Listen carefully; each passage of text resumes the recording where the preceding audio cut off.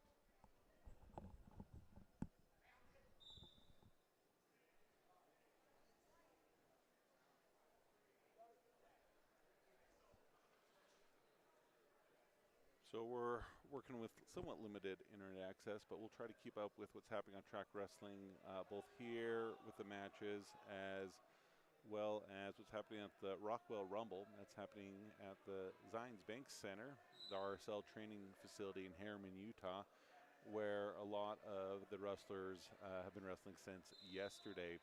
Not a great setup for broadcasting there. It's a large indoor soccer facility, great for wrestling, but maybe not great for spectators and viewing in terms of just having a seat and being able to sit there for the duration. If you've been there, you know what it's like. But you travel from mat to watch the different wrestlers, which the nice thing about it is you get to stand mat side, and so the action is up close. But we'll do our best to bring you the up-close action here at the Battle of the Mine at Tinnick High School in Eureka, Utah, where we've got about half of the Delta squad. So they're starting here at the 106 pounds, and we'll just keep it here. I'll step away and jump on whenever there's a Delta match or a match of interest.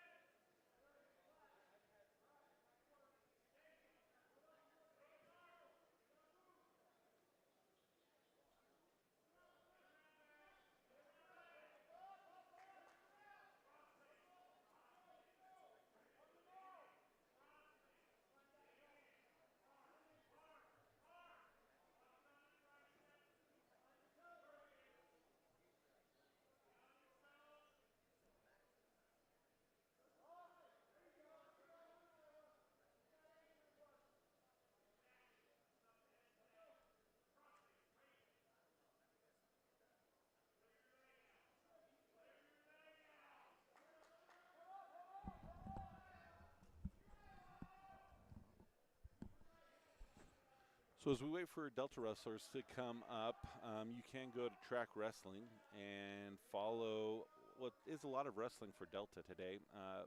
We have the high schools up at the Rockwell Rumble, and Wrestling Now up there, as we're following it on Track Wrestling, is Nash Jensen.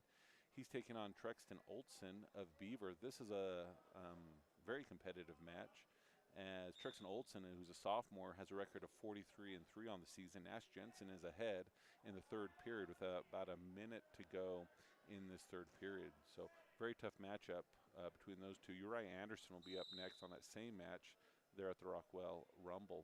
I think they have 21 mats going between all of the different boys, girls tournaments that are happening. They also have going at the Silver Valley Center in Richfield, the Beehive Brawl. That is elite tournament for the junior high and little kid wrestling for the Intermountain West. Earlier this morning, Kyler Jenkins, he wrestled, and he defeated Dodds of Penguich, who had a record of 25-5. So Jenkins, who lost one match yesterday, he's moving ahead in the consolation round. So with less than 30 seconds to go, Nash Jensen is holding on to his lead as he is at the Rockwell Rumble taking on Trexton Olson. And so we're just bringing you some of these updates as we're waiting for Delta to make their appearance here at the Battle of Mines at Tintic.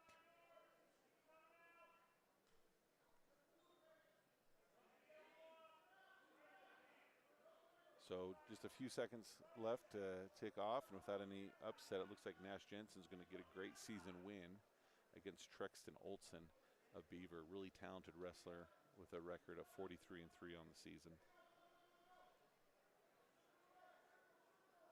And waiting for Track Wrestling to update. Time's expired, and that looks like the way it's going to end. So congratulations to Nash as he's moving ahead in the consolation round. On that same mat, next for Delta at 120 pounds is Uriah Anderson.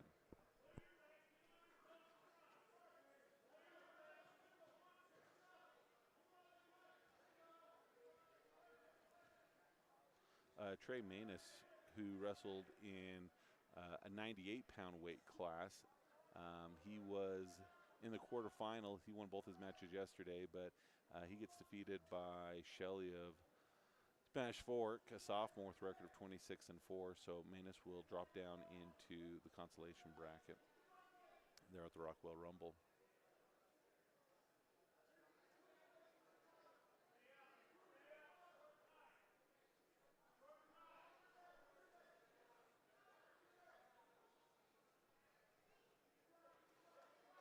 So the match that we have in front of us here at the Tintic tournament, we've got from Grantsville, looks like Killian taking on South. Can't see where he's from, but Grantsville wrestler, 106-pound wins by technical fall. The wrestler he was wrestling was against Bingham.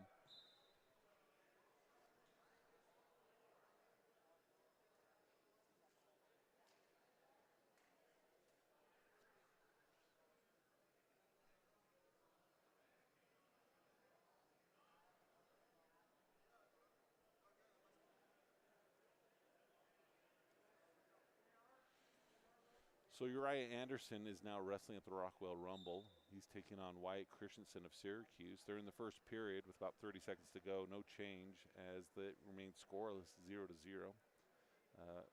Uriah is in the consolation round, having lost one of his matches yesterday, but looking to work through the back door. This is one of the premier wrestling tournaments for sure in Utah. And so they're seeing some very elite wrestlers, not just in Utah, but from the Intermountain West who have traveled to participate here at the Rockwell Rumble, being held in Harriman.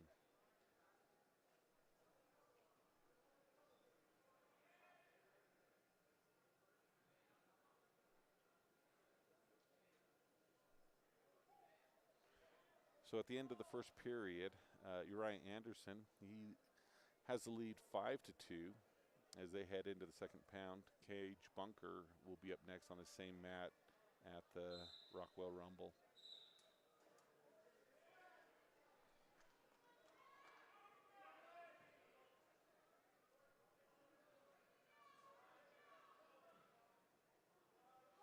Now up on this center mat at the Tinnick tournament, we've got Brody Fillmore of South Sevier taking on Hassan Al-Sadiq of Bingham. This is a 108 to 120 pound match. So they're, instead of using the traditional weights, that they've tried to fill them in, which will balance the brackets out a little bit more. So South Sevier in with a shot, trying to finish. Bingham's counter, trying to spin behind. Now looking to maybe try to cradle as they come to their feet. South Sevier counters. Still nothing as they near the edge. Okay, hips are up. That should be a 3-point takedown, and it is. Now near fall looking to come as he gets his half in. Officials counted out the near fall.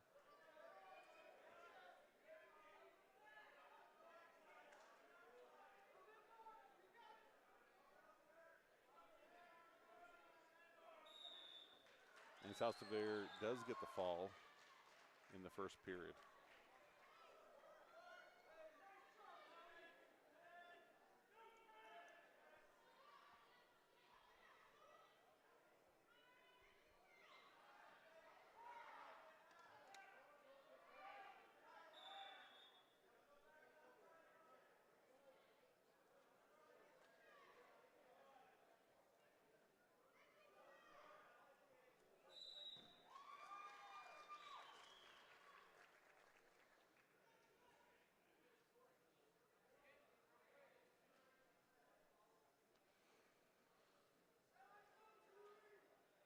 Okay, now two wrestlers from Wayne and South Sevier meet in the center mat. Tooley of South Sevier taking on, haven't had an update yet, can't quite tell. South Sevier in the black, Wayne in the black with the purple trim. South Sevier gets the takedown with a cradle. Now here comes the near fall.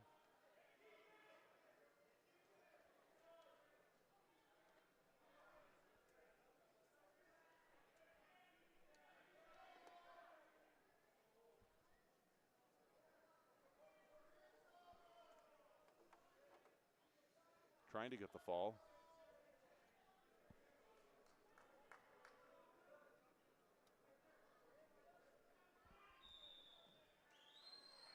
And he does.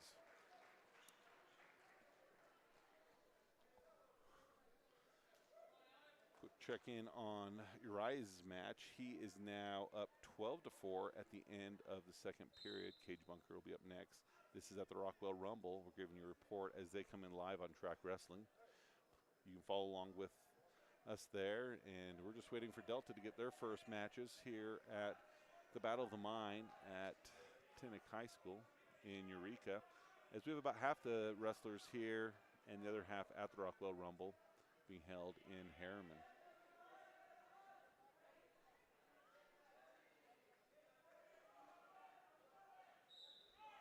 Okay, another South Sevier wrestler, Barney, taking on a wrestler from Cottonwood. Larger school, but maybe a little underdeveloped wrestling program. As South Sevier gets the takedown, has the wrist and a half, looking to turn. A check-in on Track Wrestling shows us that Uriah Anderson, with about a minute to go in the third period, he's ahead 14-4. So he has this one well in hand. Cage Bunker will be up next at the Rockwell Rumble.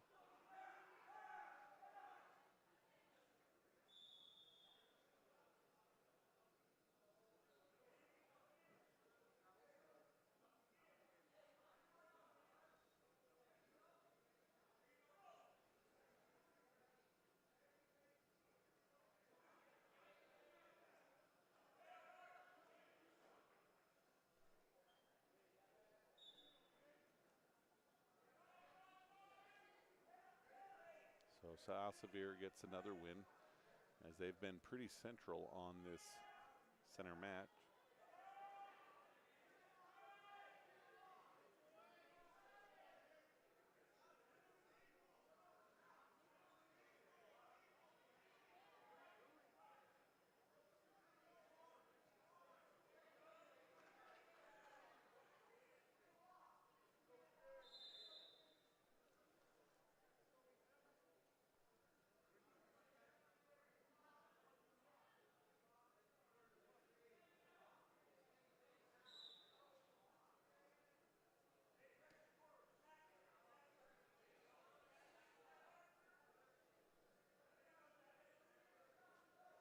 Okay, now wrestling on the center mat, we have from Wayne High School, Cliff Petrie, take on Ethan Hammer of West Wendover.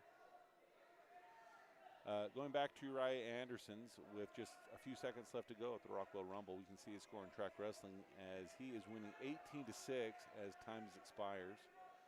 And so congratulations to him. Cage Bunker will be up next, and then Trey Manus has been assigned a match at the Rockwell Rumble. So we'll see how those two end up as they'll be getting started there. This week for wrestling at Delta will be a really busy week as Delta will host Millard on Tuesday night and then travel to North St. Pete for a duel on Thursday. And then on Friday and Saturday be at the North Sevier tournament with everyone. So lots of wrestling happening this week. And we hope that you'll find the opportunity to join us, especially for that Millard duel that will be at the Delta Palladium. JV starting at 5:30, varsity at 7, and always intense, great rivalry. And we're going to see hopefully a little more parity than what we've seen the last few years, and it looks like that should be the case as Delta's made some big strides with their lineup. So Cage Bunker on track wrestling at the Rockwell Rumble takes on Zach Anderson of Syracuse. This is the consolation round. Anderson is a senior with a record of 20-4, and Bunker of Delta has a record of 23-5.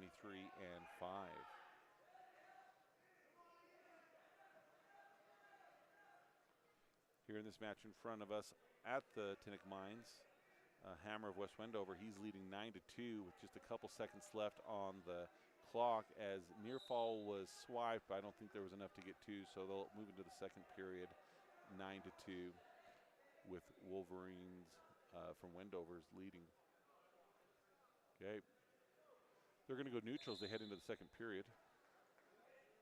Just a few seconds left to go in Bunker's match at the Rockwell Rumble, and still tied 0-0 in the first round.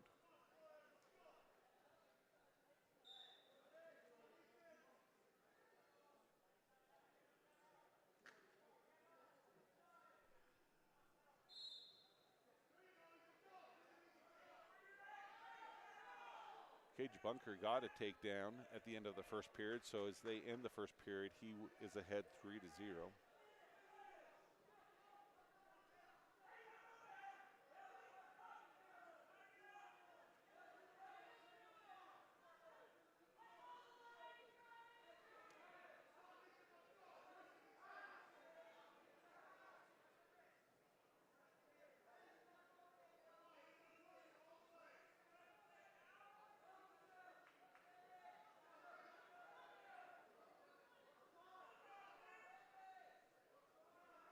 Wendover in with what he believes could be a pinning position, but Wayne Wrestler's kind of wiggling out, but Wendover's able to get back in. And he'll get the fall. As we'll have to see what happened with Cage Bunker's match as he is no longer listed. Trey Manus will be up next on one of the mats. So we'll give this a moment update and give you an update on Bunker's match and how that turned out.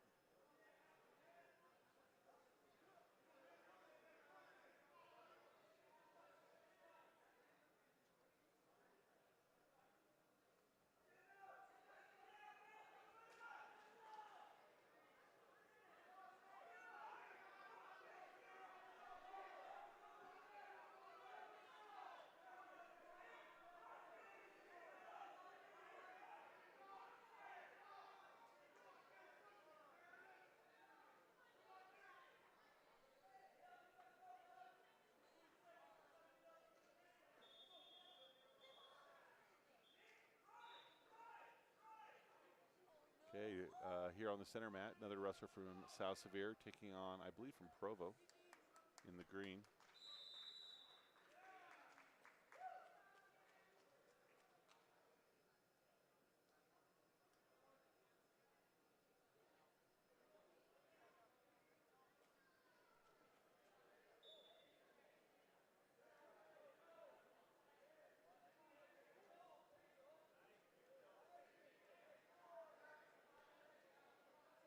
Yeah, Cage Bunker won by fall So he'll be advancing in the consolation tournament at the Rockwell Rumble. You can follow these updates yourself if you want to. Also on track wrestling, Trey Manus is on deck on mat number 1 there in the 98-pound classification that they have.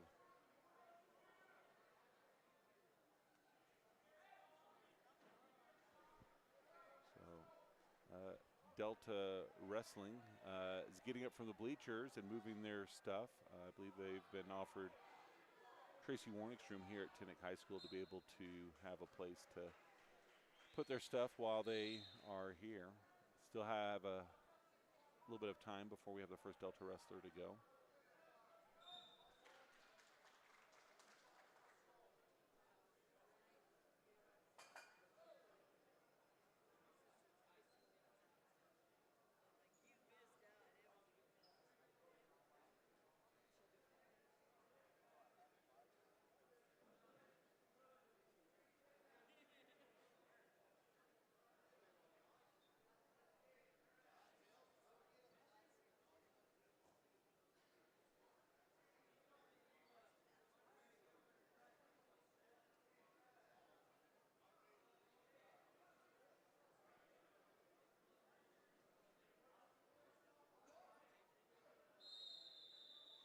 Trey Manus has started his match at the Rockwell Rumble. He's taking on Luke Mosher, a freshman of Ridgeline with a record of 21-3. Manus with a record of 18-8 on the season. For these consolation matches at the Rumble, they have 1-minute first round periods, and then the rest will be 2. Here on the center mat, we have 2 wrestlers, one from Grantsville, the other from Providence Hall. Ellers of Grantsville is taking on Wilkins of Providence Hall.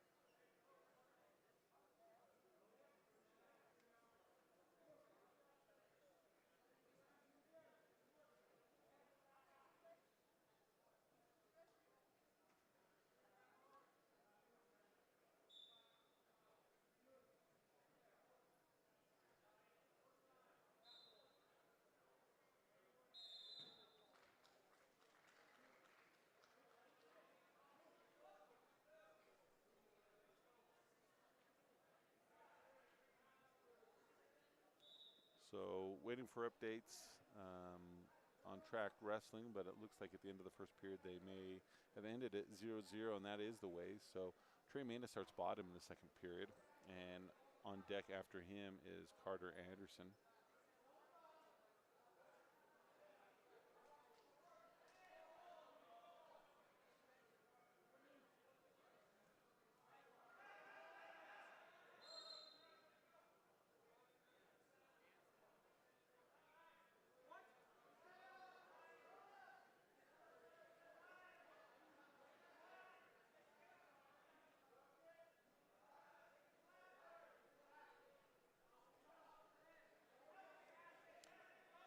Trey Manus, he's now up 4-0 with a little over a minute to go in the second period.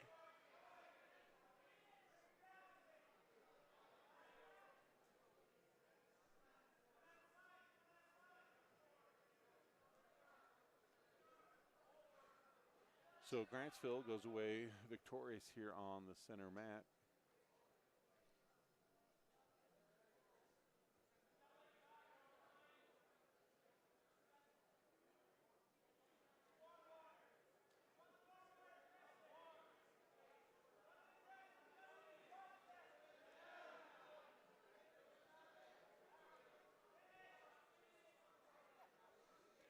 Here on the center mat, we have a wrestler from Bingham. He's in the all black, and then Wayne in the black and purple.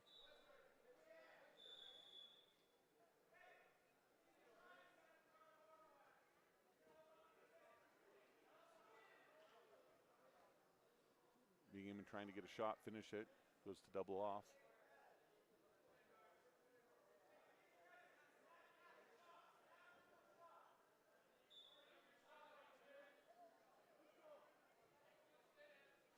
wasn't able to finish as they get back to neutral.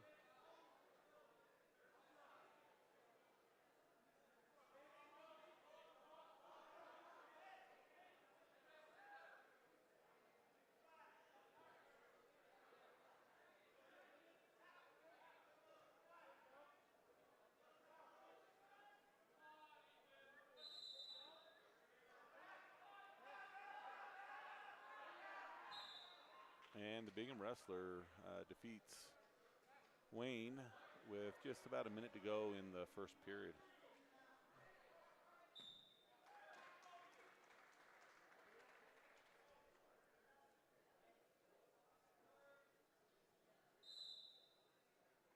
So Trey Manus's match is over. He won by fall at the end of the first period. Now up for Delta, Carter Anderson at the Rockwell Rumble, following the updates on track wrestling.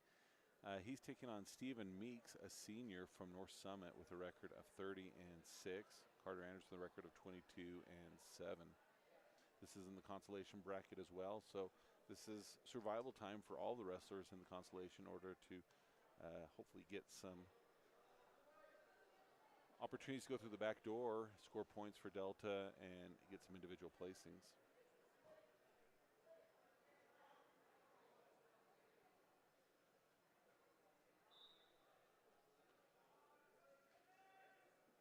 Okay. Now we have another Wayne wrestler in the yellow, unsure of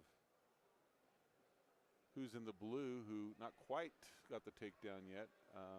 Minors, so that may be, well, that's Mike Lovell's son, Tristan Lovell of Leamington. He comes to school with his dad here at Tinnick. So connection with Levels and Schemes. So we'll definitely take a moment to follow his match.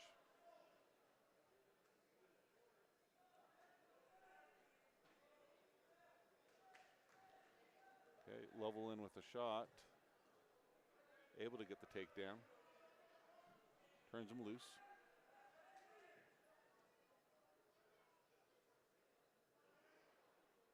About 1:07 to go in his match as he leads 3-1. Tries another shot.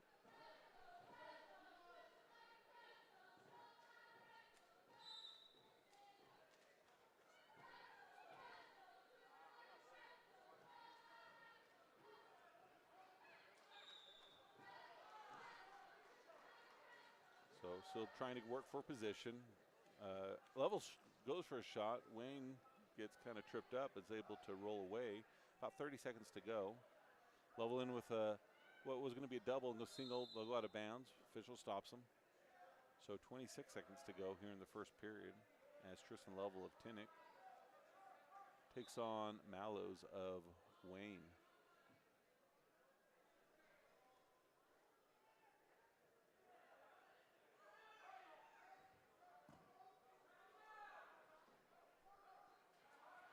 Wayne with his own shot, trying to get a cradle. No points awarded yet. Lovell's trying to fight it off. Short time, 7 seconds. So he will get the takedown. So Wayne will go ahead 4-3 at the end of the first period.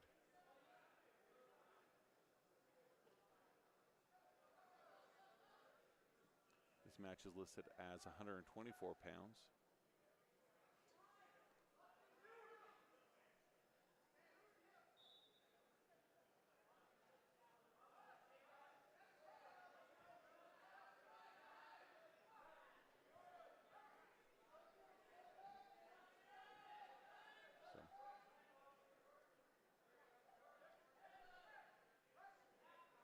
So it looks like we will be having a Delta wrestler coming up here soon as they are positioning themselves on the corner of mat number 3, which we will come to in a moment. As Tristan Lovell of Delta was on bottom. Now he's in a little bit of trouble.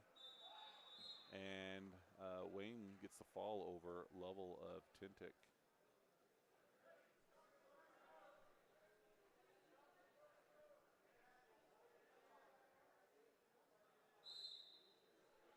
So a check-in back at the Rockwell Rumble. Track wrestling shows that Carter Anderson advances by getting a fall over Meeks of North Summit. Meeks with a good record on the years. That's a good win for Anderson. Trey Bradshaw has started wrestling. It's 0-0 as he's taking on Blake Crawley, a senior out of Canyon View, and this is also a 3A matchup that we could see both at divisionals and at state. Blake Crawley took 5th last year as a junior. Trey Bradshaw took 3rd. Crawley gets the takedown. Bradshaw's able to get an escape, and I think it was trying to see, it had 1 point, now it has it as 3s. But anyways, at the end of the first period, it shows it as 3-3.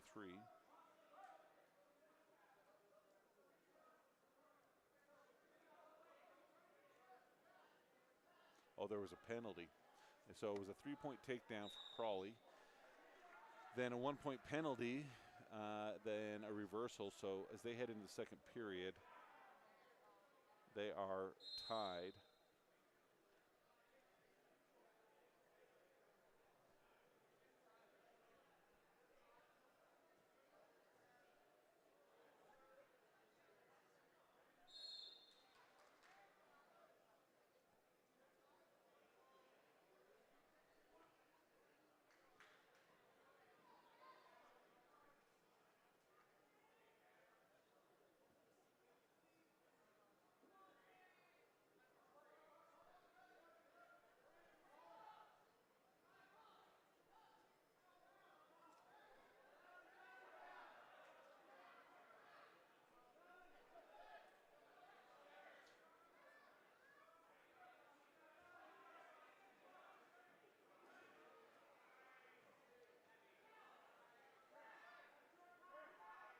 So as they start the second period at the Rockwell Rumble, Bradshaw, he takes bottom. He gets an escape, so he now leads 4-3 as they're neutral on their feet. So waiting for the first Delta match here at the Battle of the Mine here at Tinnick High School in Eureka.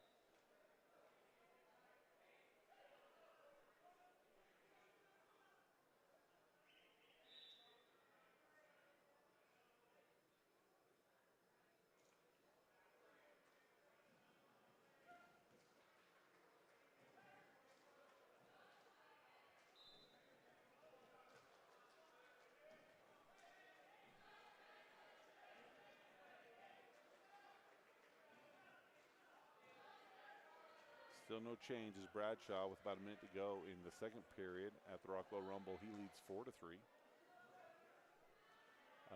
With that, he gets scores some more points, so he now leads 7-3. So in the second period, he was able to get a takedown.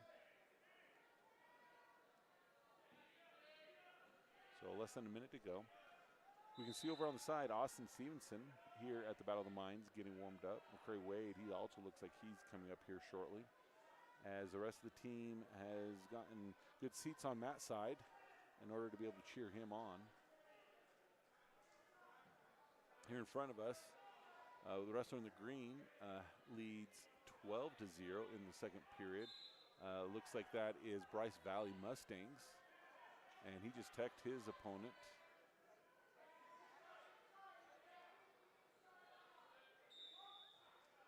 From Paiute. So we're going to move now over to mat number 3 as Austin Stevenson. He'll be our first Delta wrestler. And Trey Bradshaw, his match just ended, and he won, it appears. He was up 11-3. Yep.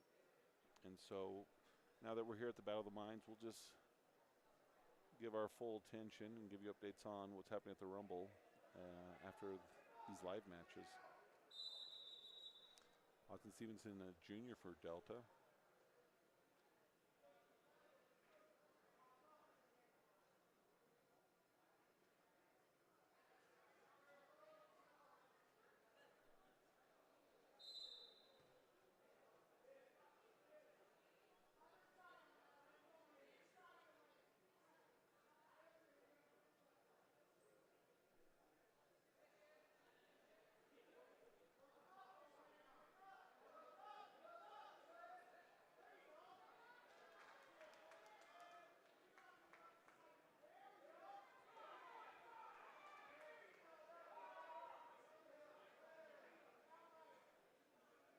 Okay, official just asking the table help to switch them as they've got Stevenson on red.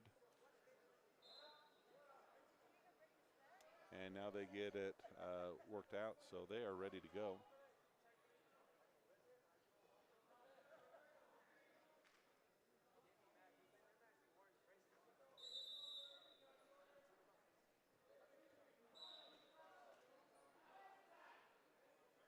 So Austin Stevenson of Delta, he's wrestling now on mat number 3 here at the Battle of the Mine, held at Tinnick High School in Eureka.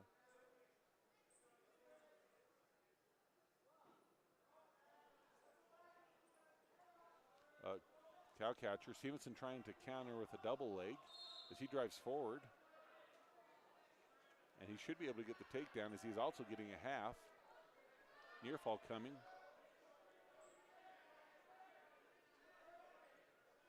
Kind of getting out of position now. So 3-point takedown, 4-point near fall, no change. Now here comes the 2-point reversal. So Stevenson leads 7-2 with 1:10 to go in the first period. The wrestler tries to cradle as Stevenson comes to his feet. Stevenson able to get escape in for a shot. Single, keeps trying to get it. He's taken from Juan Diego, Hudson Hoots. Okay, Stevenson back in with another takedown. So he extends his lead 11-2. He's got a bar, got a wrist, got some near fall, and needs to get that left shoulder down. 30 seconds to go in this first period. With this near fall, he'll be up 15-2 at the very worst, but he's trying to get the fall.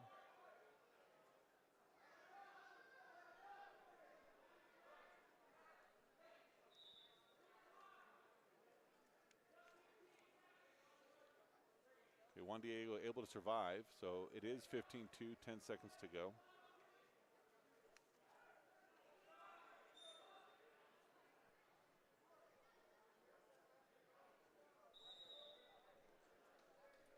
And it will end the first period 15-2, Stevenson ahead.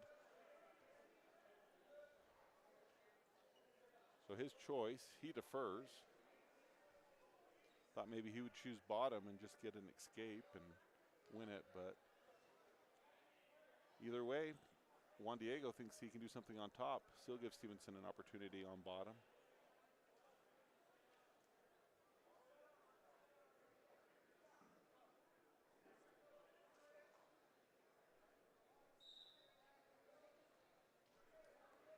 Stevenson quick to his feet, 1-point escape.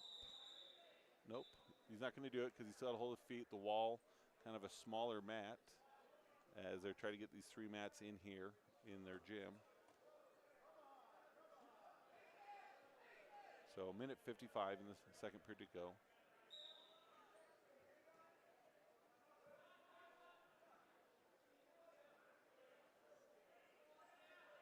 Okay, Diego in with a leg. Stevenson good, able to grab that back leg, turns. And there's the 2-point, nope, it's gotta be careful, gotta be careful. Wasn't quite able to get the reversal. Had he, that would have been enough. Juan Diego in with a cradle, trying to get that locked up. Stevenson fighting to prevent it.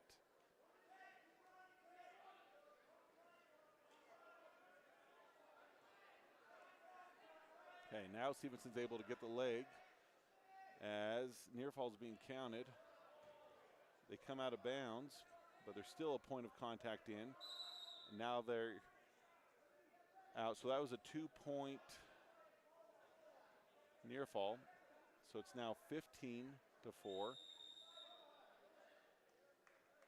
1:04 to go in the second period.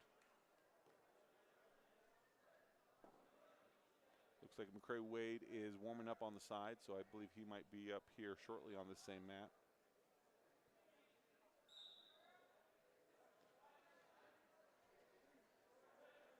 Stevenson looking to scoot, trying to get his arm inside.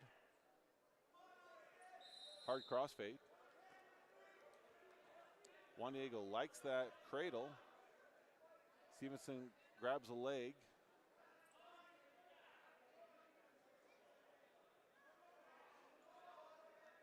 now is able to hopefully kind of stand up, not quite.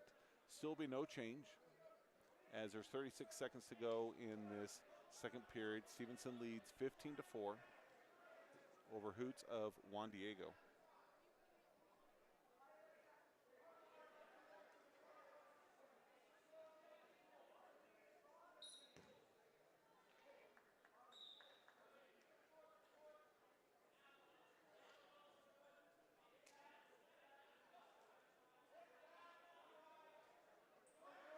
Okay, Stevenson to his feet, working hands, working hands.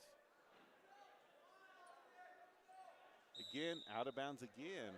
Stevenson, he can tell that he can get up. Juan Diego wrestler, is slow to get up. He's been grabbing his stomach each time he stands up. So 19 seconds to go. Stevenson's ahead 15-4 as he seems to have kind of been re-energized in that last stand-up. Okay, there goes the leg in again for Juan Diego. Stevenson able to catch the leg. There he goes. He gets the reverse. Oh, there was a swipe, so there should be a reversal if there's a swipe. So there comes the 2-point reversal. So now 17-4, time expires in the second period. So as we head into the third period, Stevenson's choice. He's going to go neutral. He's had good success with that, getting both takedowns in the first period and struggling a little bit on bottom against this cradling and leg riding wrestler from Juan Diego.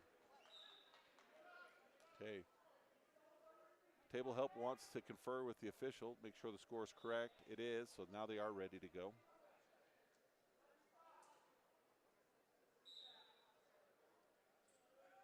Oh, headlock, desperation. Stevenson able to counter it. He should be able to get that 3-point takedown if he pulls his head out, and he does.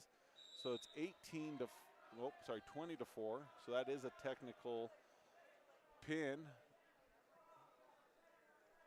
McCrae Wade on the sides, ready to come in. As it looks like we may also have Dante Rodriguez getting ready to come up on mat number 1.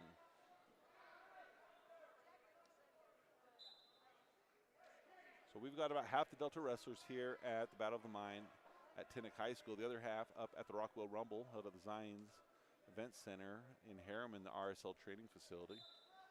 So we will, as the action ends, we'll give you updates on how that tournament's going. You can also follow it on Track Wrestling. And then all of the junior high and Little League kids are over at the Beehive Brawl held at the Sphere Valley Center in Richfield.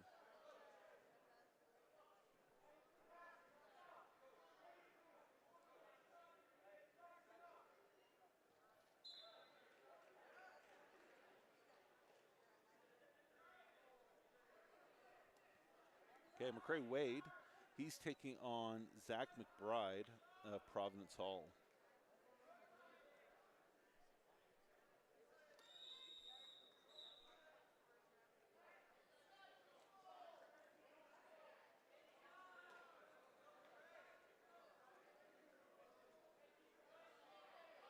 Okay, Wade in with a leg. Tries to elevate it. Providence Hall putting it back down on the mat. Wade not giving up on it. And there he goes. He maybe can get some near fall with it. So 3-point takedown. He's just going to get behind now and work from there. Wade with a big step in. Has the arm, has the half. Now looking to try and get the fall. Minute 23 to go. And he does get the fall. So McCrae Wade, the freshman for Delta High School, wins his first match here at the Battle of the Mind at Eureka High School, or Tinnock High School in Eureka.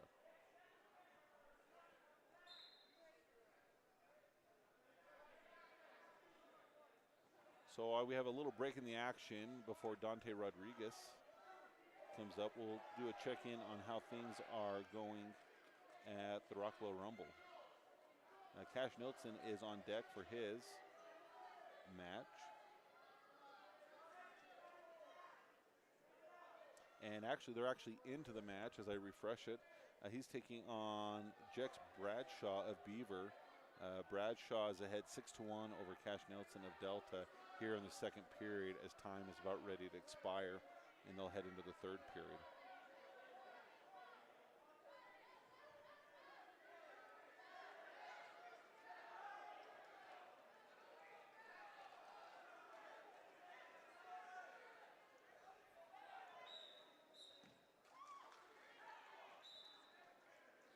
Trey Bradshaw, who he left, got the fall.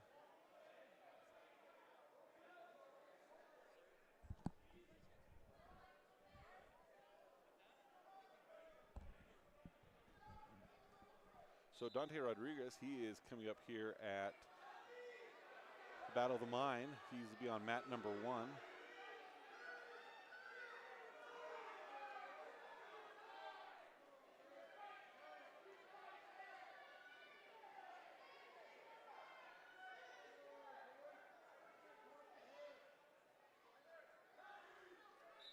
He's taking on Lance Tasingi of Whitehorse.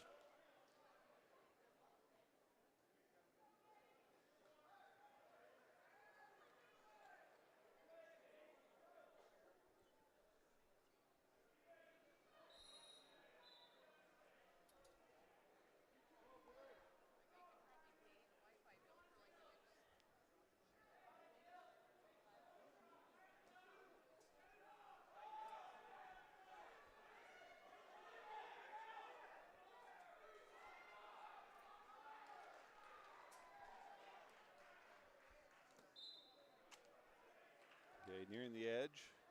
Early in the first round, Rodriguez of Delta.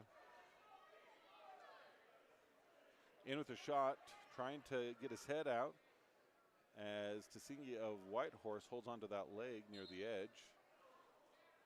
Rodriguez trying to get behind, nothing yet. Got to get that leg free. If he can get that half, get him turned. And he does get the takedown, so he'll go up 3-0. Official right there watching the leg.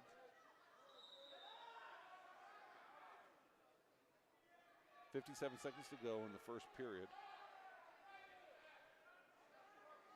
And reversal now for Tasingi of Whitehorse. Okay, they near the edge. Rodriguez came to his feet, so he'll try and do that again.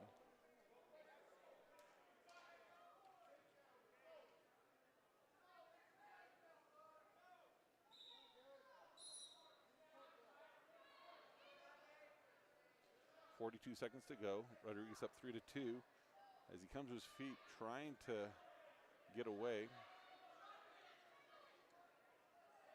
Okay, Whitehorse wrestler throws in both legs. Rodriguez fighting it off.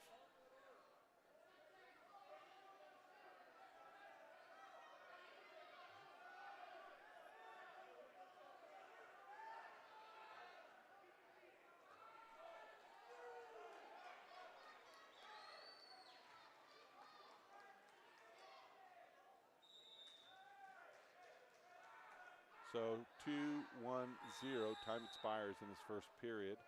Rodriguez up 3-2.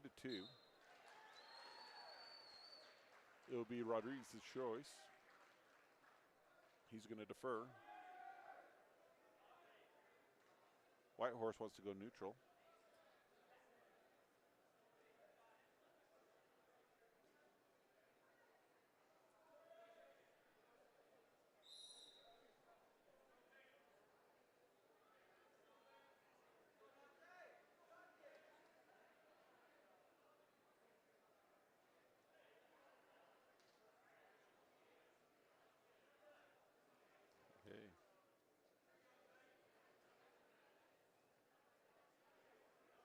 No change in the second period, minute 38 to go.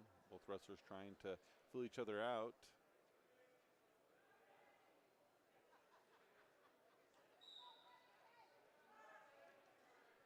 Okay, Tasingi in with a shot. Nothing yet. Rodriguez trying to counter it, has the leg, but unable to stop him as he'll score. So he now goes up 5-3 over Rodriguez. Tasingi of Whitehorse likes to throw those legs in.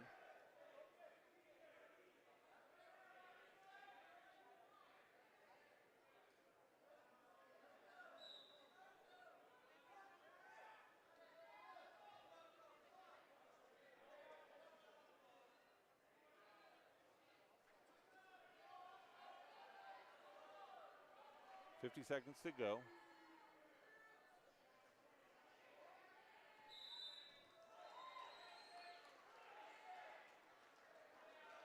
As Whitehorse has a half Nilsson trying to get him turned. Swipes are coming. Rodriguez trying to bridge out of that. Almost does, but unable to. 26 seconds. And he loses to Tsingi of Whitehorse.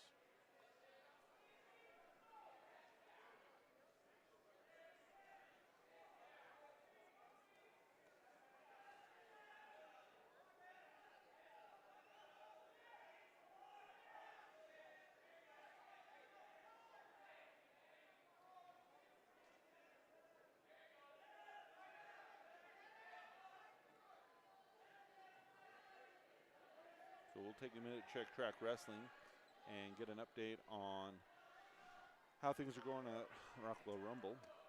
Cash Nilsson ended up losing in a major decision to Bradshaw of Beaver. Bradshaw wrestler has a record of 41-4 on the season.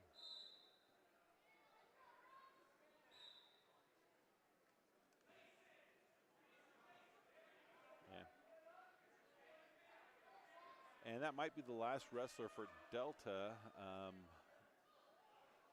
here, as we tend to have more of the lighter weights at the Rumble and more of the upper weights here at the Battle of the Mines.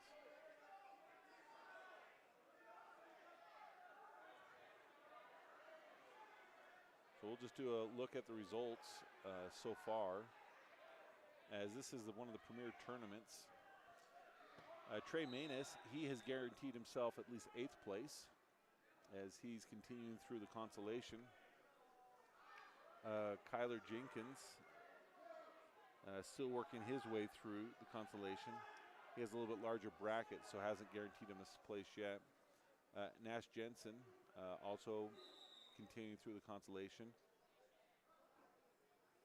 Manny Lopez, his tournament's over. Uriah Anderson is moving his way through the consolation, having won today. Cage Bunker, same with him. He's moving his way through. Ian Bryan is out of the tournament along with Harvey Walgren. Carter Anderson had a win today, so he's continuing in the consolation along with Trey Bradshaw. Cash and Carson Nilsson, they are out of the tournament as well. So still quite a few of the wrestlers in the tournament here at the Rockwell Rumble that's being held at the RSL training facility in Harriman. But we're here live at the Battle of the Mines waiting for the next wrestler for Delta, but hasn't been assigned a mat yet.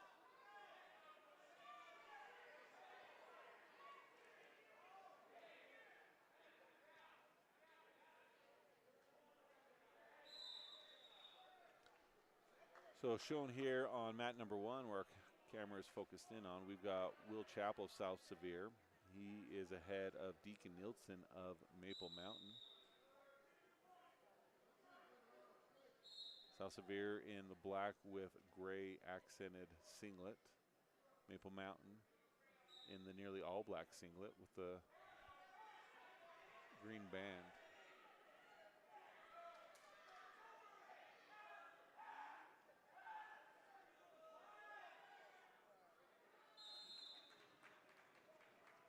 No team scores are being displayed.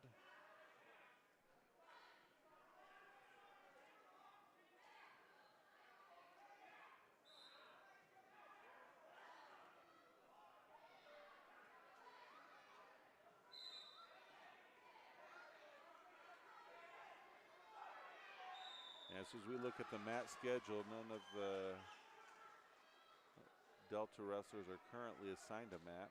So we'll have a few minutes until then, so we'll just step away and let you watch. This is mat number 1. If you follow on Track Wrestling, you can kind of see who's wrestling, and then we'll be back when Delta wrestles.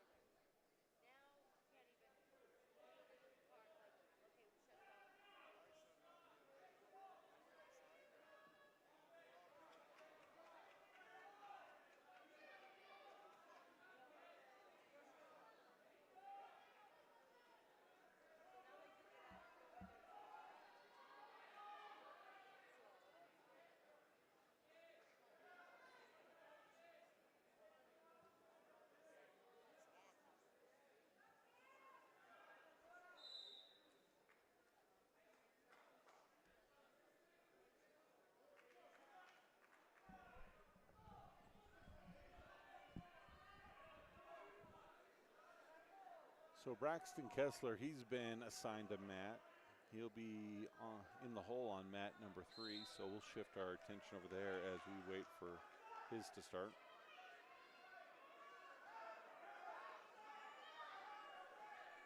Currently wrestling now on mat number 3 is Tiancum Carter of South Sevier and Aiden Ayers of Bingham. Carter of South Sevier leads 6-1 as he's on top in the red.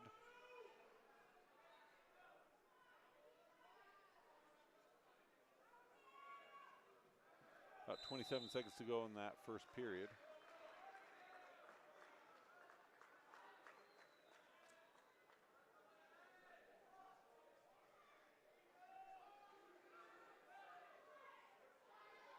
So they're nearing that wall, and the official's going to stop them as they were right there at the edge. So 10 seconds to go. Tiancum Carter of South Sevier leads over the wrestler from Bingham.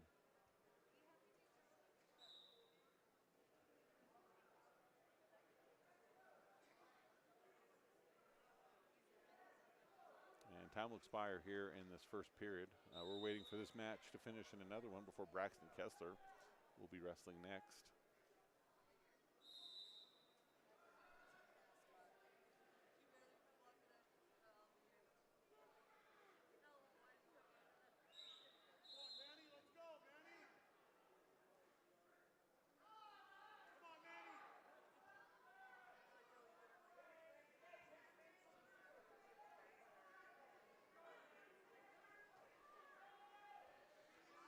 Near fall for the South Sevier wrestler.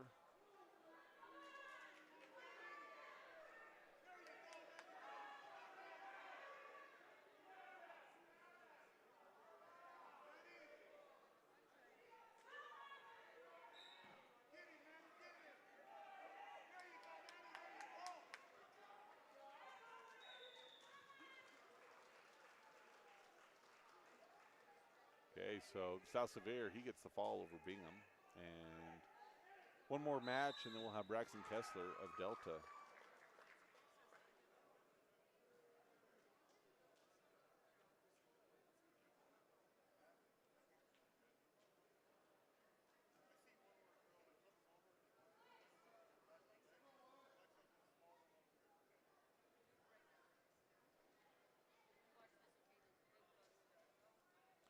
Now on mat number 3, Lester Jessup of Water Canyon. That's there at the Southern Utah.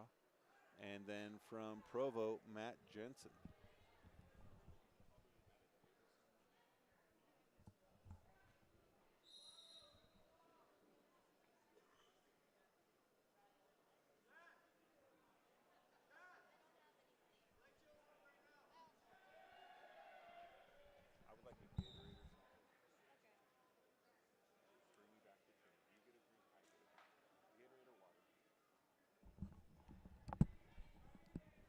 So Water Canyon in the blue and Provo in the black with the green trim.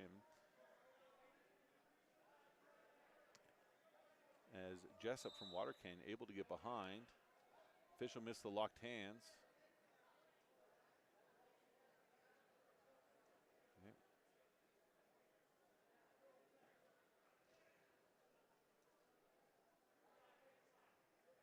So as soon as this match is done, Braxton Kessler of Delta, he's next. As ironically, the Jessup does the Provo move, or at least he was trying to on the Provo wrestler. Trying to walk him over. Provo wrestler kind of balling up, not really doing a whole lot. Jessup able to roll him through, but just rolls back out the other side.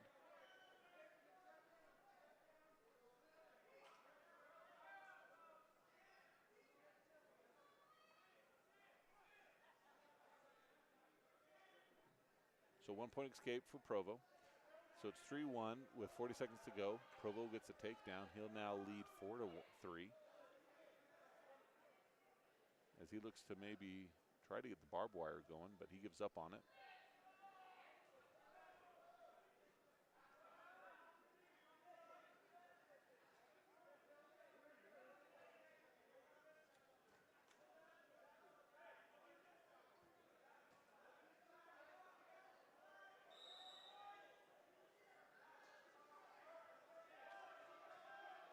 Okay, trying to turn him, 6 seconds. Here comes some near fall. Nope.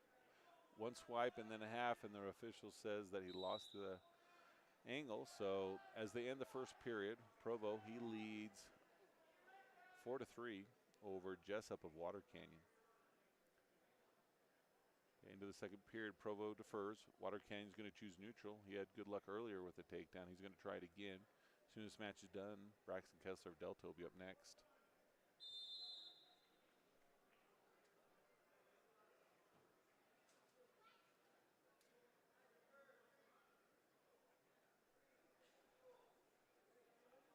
Okay, looking for blood. See a little bit on the mat. They get cleaned up.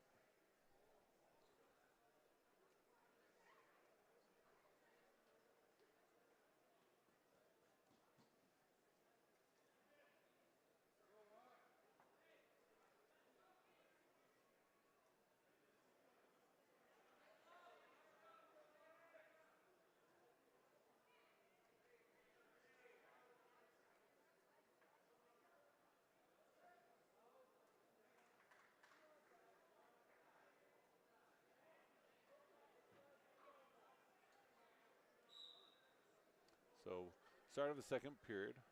Provo in the black and green leads 4-3 over Jessup of Water Canyon.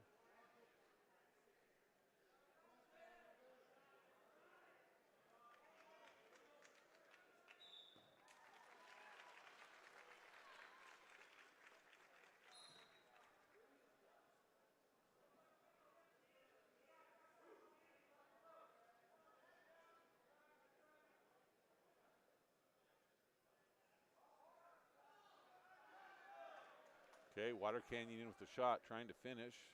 If he can crawl his hands up to the hip, he'll have it.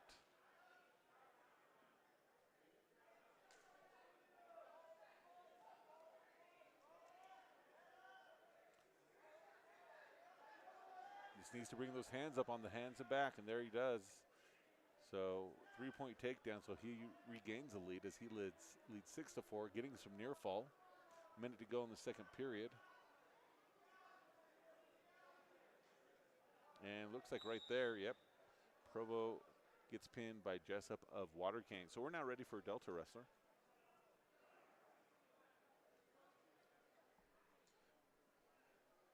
So Braxton Kessler, the senior for Delta.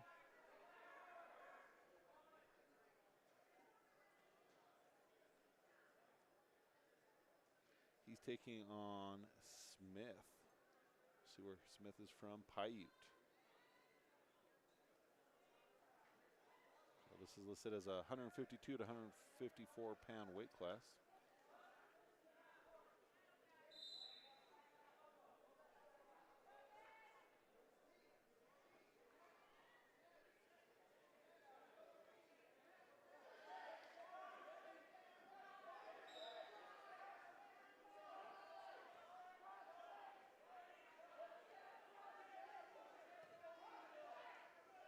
Okay, Kessler with a shot, trying to finish.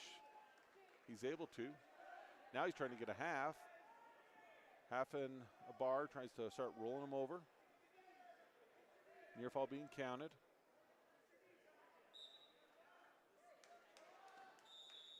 And in 16 seconds, Braxton Kessler of Delta gets the fall over Smith of Paiute.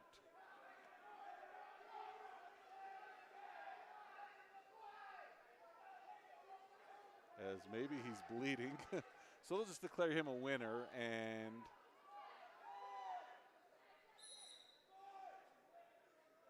not the customary handshake as blood on that one.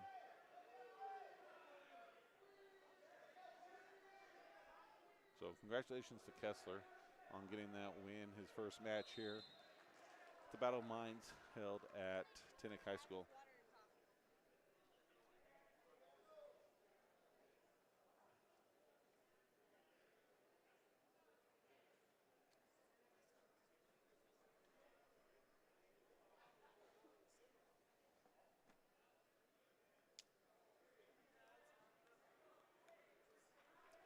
So mat number 3, we have a wrestler from Paiute and a wrestler from Bingham.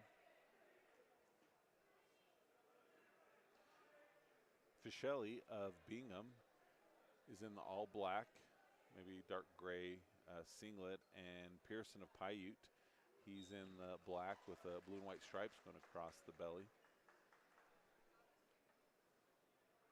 See Dominic Vias getting warmed up over on mat number 1.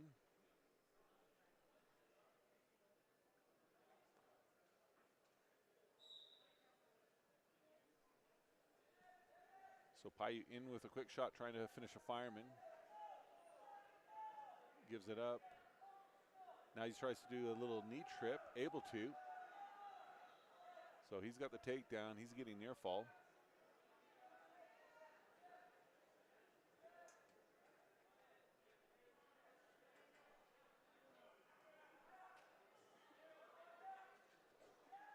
So 4 points near fall added as he now switches it up, goes to a half. Only 3 points near fall was awarded. It looked like he was there a little bit longer. So he's getting new near fall. And he'll get the fall. Minute 16 to go in the first period.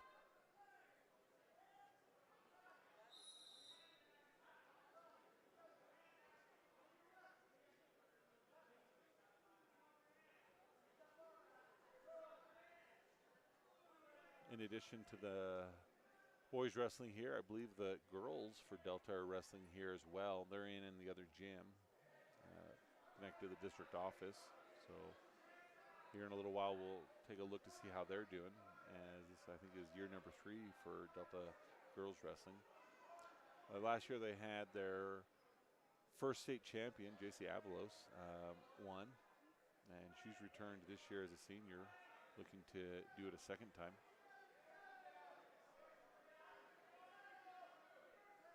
Okay, now wrestling on mat number 3 as we wait for more Delta from Bingham, Delaney. He's in the dark gray as he gets the takedown over Cottonwood's Phineas McMillan. Looks to get a half thrown in. They come to their feet.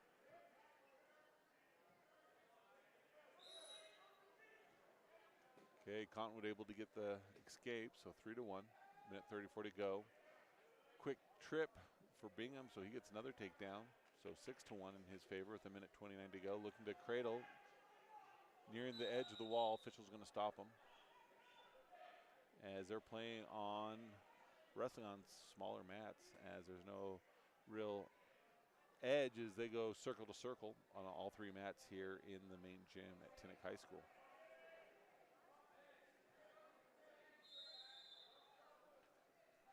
We are trying to get to 500 subscribers, and so if you are watching, make sure you hit the subscribe button, and if you could, share this with a few people, asking them to subscribe.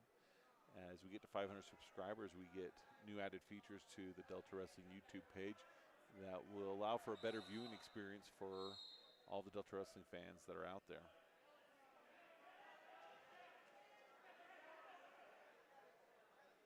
Okay, 1 minute mark in the first period.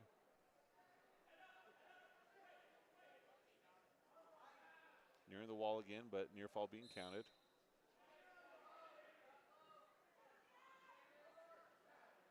And it looks like the fall may be coming too, if he can just get that head elevated and stay away from the edge.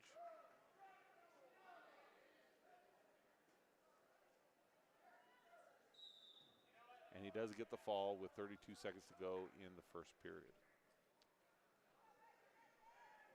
Still waiting for the next Delta match, as it looks like it will probably be on mat number 1 with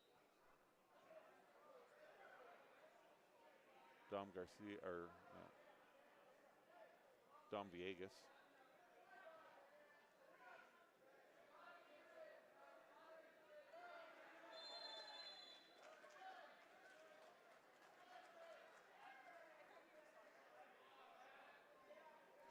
Yeah, he's in the hole on mat number 1.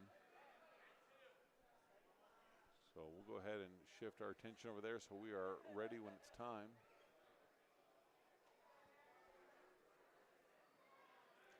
Now wrestling on that mat number 1 from Provo, James Knutson. He trails 3-4 to Max Horton of Bingham. Bingham on top right now. Minute 13 to go in the second period.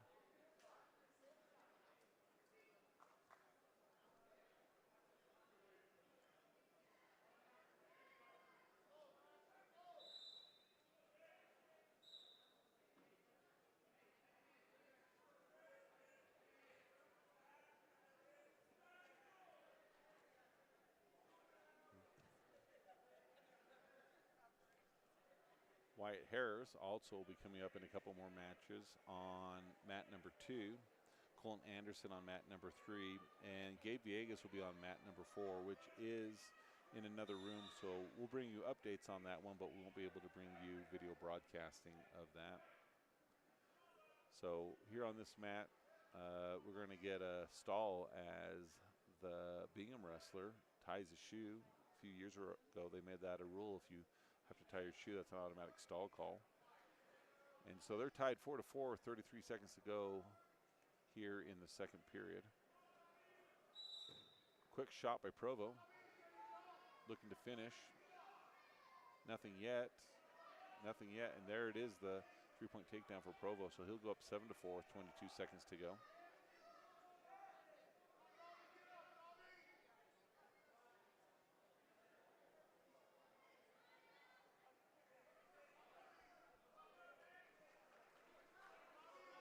So 7 seconds to go here in the second period.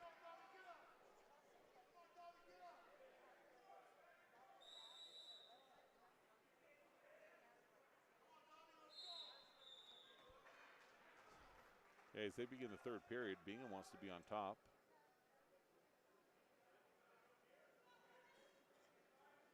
And then changes it to neutral.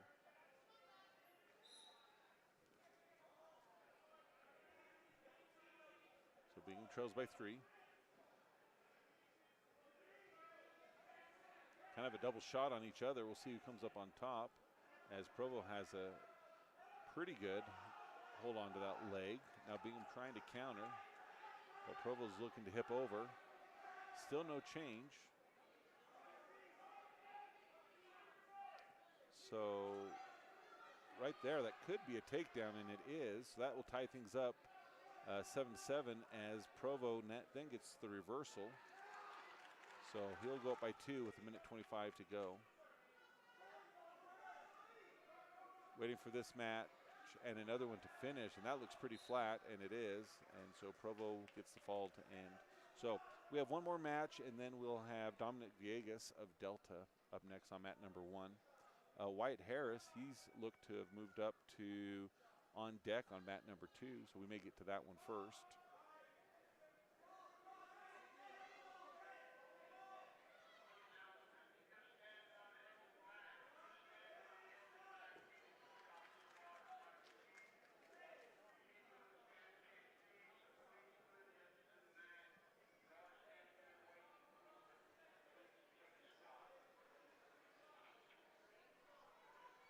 Okay, now wrestling on mat number 1.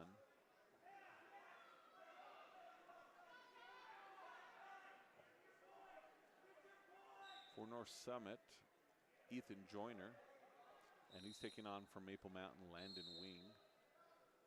Wing of Maple Mountain has the white topped singlet as he gets the takedown.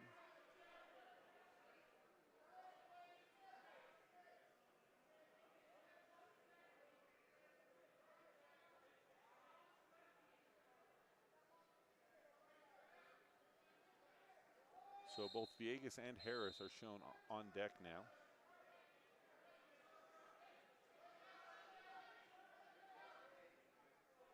Wing's got him turned, trying to get some near fall. Counts are coming. Tries to angle him back.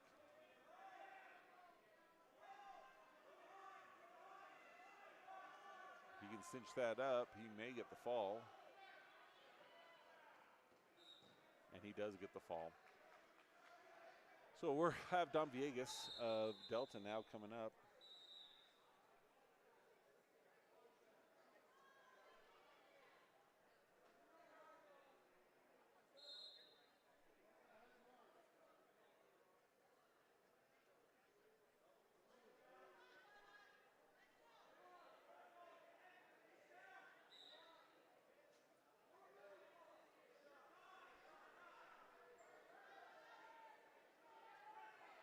Okay, Viegas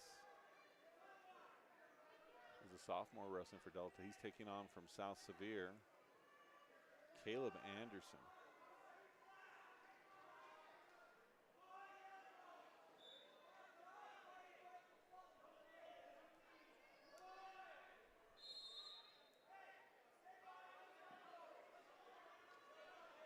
Vias needed to climb up to get the takedown. Is able to. So he's going to cut him.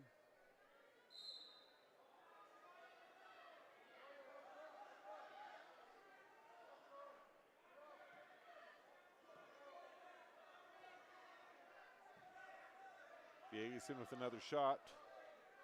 Looks to climb up. He's able to. He now leads 6-1 with 1:26 to go in the first period. Cuts him for a second time, trying to get his third takedown.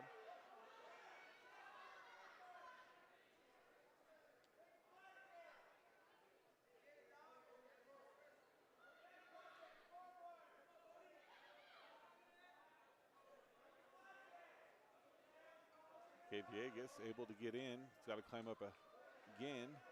Has the leg. And gets his third takedown. So he now leads 9-2 with 54 seconds to go in this first period against the South Sevier wrestler.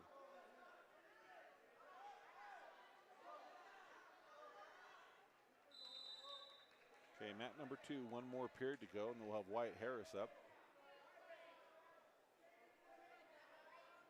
Okay, Vias looking to get near fall and may get the fall as well.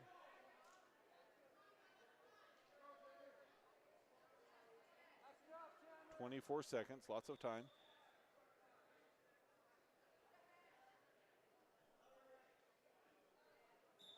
And he does, he gets the fall.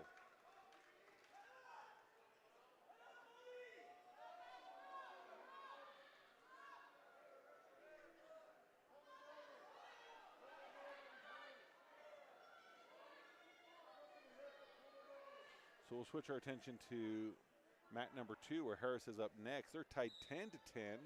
However, North Summit is on their back, and what was a hard-fighting match between North Summit and Juan Diego. Juan Diego gets the fall with 1:36 to go in the third period.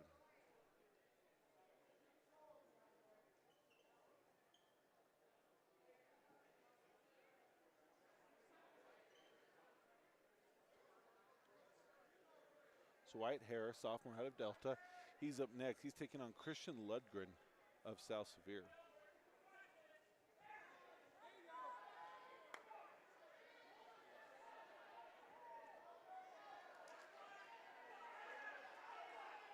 Harrison, the white singlet.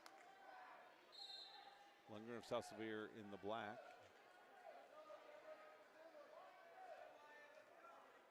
Harris trying to get a shot off. Trying to prevent South Sevier from getting behind. And with that, South Sevier is able to. 3-point takedown. Harris trying to get a reversal, but he does get an escape.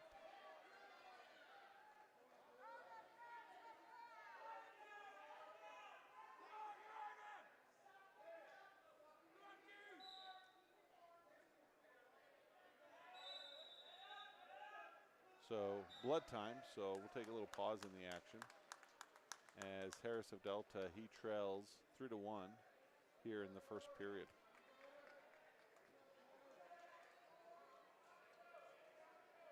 Colton Anderson, he is on deck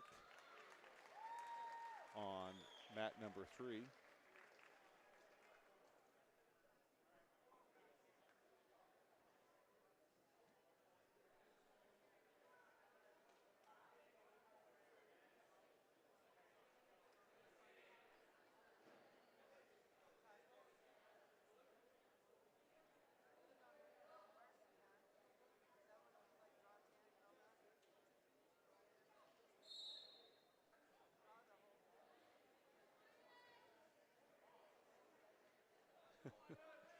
So Colton Anderson, he's getting ready to go now on mat number 3. As he's up, we'll get another camera on him. So we'll try to do some quick adjusting so that we can get both of these matches for you.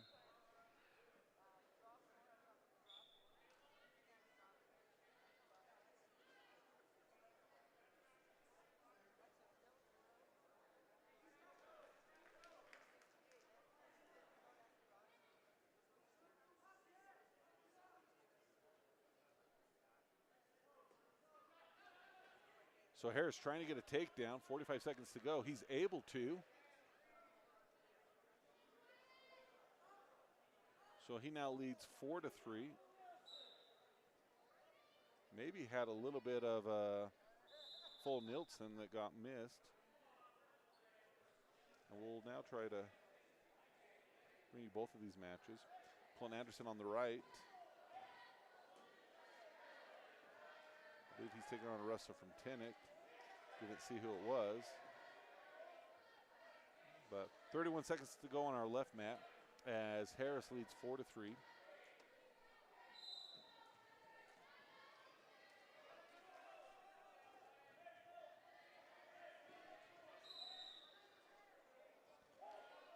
Anderson goes out of bounds. Minute 24 to go. Both are 0-0 on the right.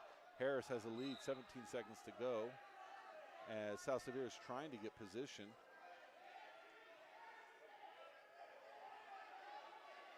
Now he has it. Now he has him in a cradle. No near fall counted. And time will expire. So 2-point reversal and 3-point near fall. So they did count it. He just didn't show it.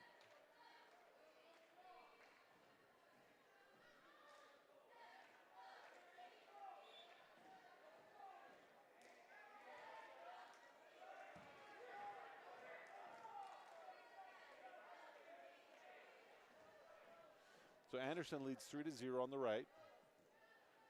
36 seconds to go. Harris is going to choose down. He trails by 4, scores 8-4 against Lundgren of South Sevier. Okay, official's going to stop him on the right, too close to the wall, 24 seconds to go. Harris is able to get free, so he now trails by 3. In with a shot. This will tie it up if he can finish it. And he does. So 8-8, a minute 42 to go in the second period.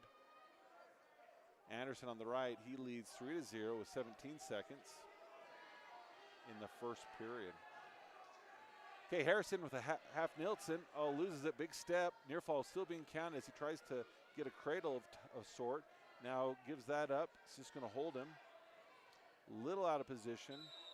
Now switches, trying to get Grandma, maybe. Minute 10 to go. Oh, right there, gets flat.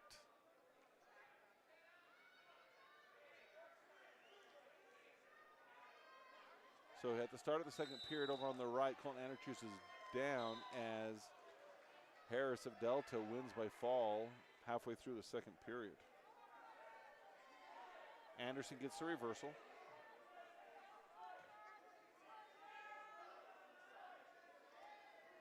Okay, and he'll give up the 1-point escape. He leads 5-1 with about a minute 40 to go in the second period. In with a shot near the edge, not able to quite keep him in and drag his feet. Hustles back to the center of the mat. Quick shot, double leg. 3-point takedown. He now goes 8-1.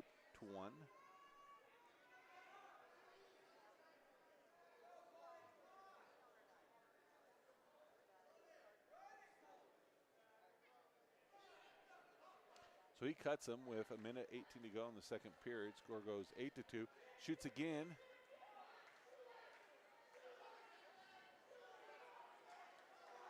Okay, Anderson gets another takedown. He was up 11-2, minute 6 to go. As he kind of gives his head a little bit of a shake.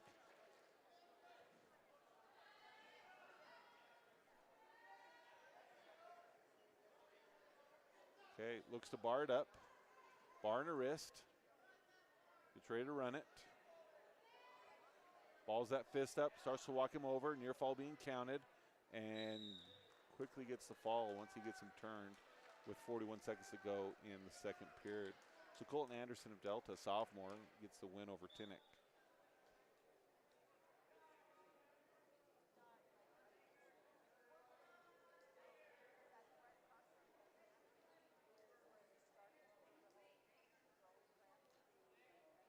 Zager Thatcher, he has just been starting on mat number 1, so we'll swing the camera over to him as Gabe Viegas is still waiting to go in the other room on mat number 4. But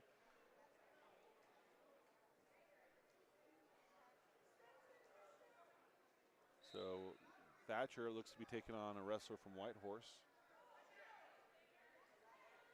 He's taking on Dante Silalis. So a minute 15 to go in the first period. No score.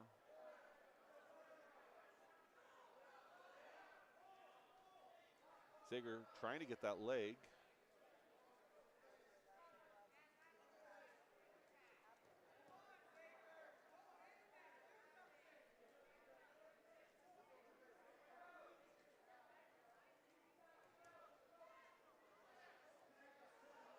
.47 seconds to go.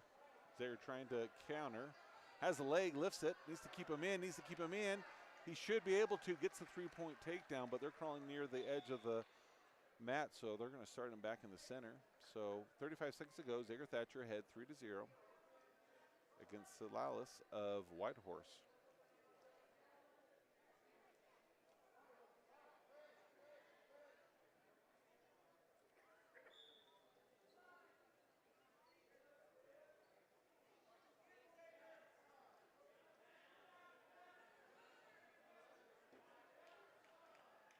Thatcher trying to get that arm. Now looking to get a power half. Has a half, gets him turned, near fall, and gets the fall. So 13 seconds to go in the first period.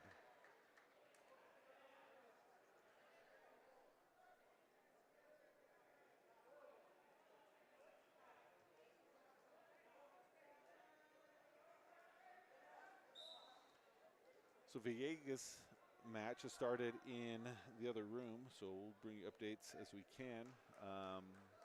But it looks like Bobby Harrison's going to be up next, and he is, so we'll stay here as he's taking on Corbin Atherley of Tinnick.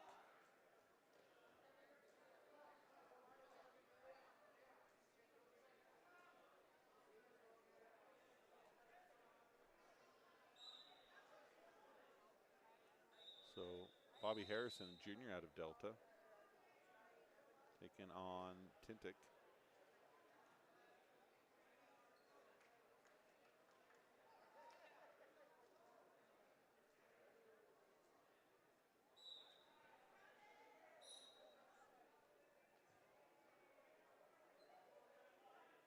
Villegas in the other room, he's up 5-0 with about a minute to go in the first period.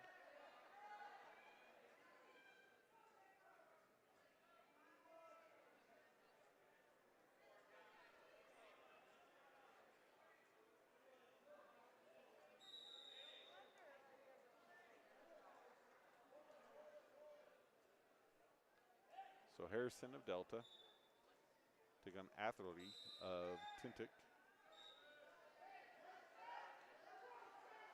Harrison with a shot, trying to finish. Tintic looking to counter. Harrison trying to bring that leg up as he tries to spin around. Unable to do so. Tintic's able to catch him. He's got the takedown. He's getting near fall. Harrison trying to bridge out, but not enough yet. With a minute 33 left in the first period. Harrison slow to get up.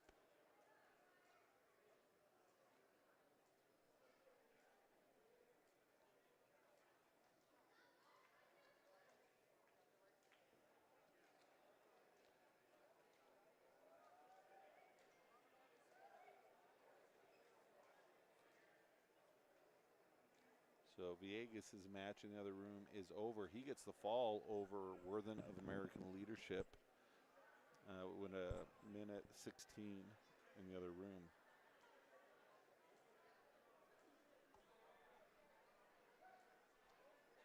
So I think we have maybe two more Delta wrestlers this round. We'll have Cole Bailey and, well, maybe three. Cole Bailey, Alan Mendes, and Anthony Suarez before we head into round number 2. Delta having a really good first round, winning nearly all of their matches.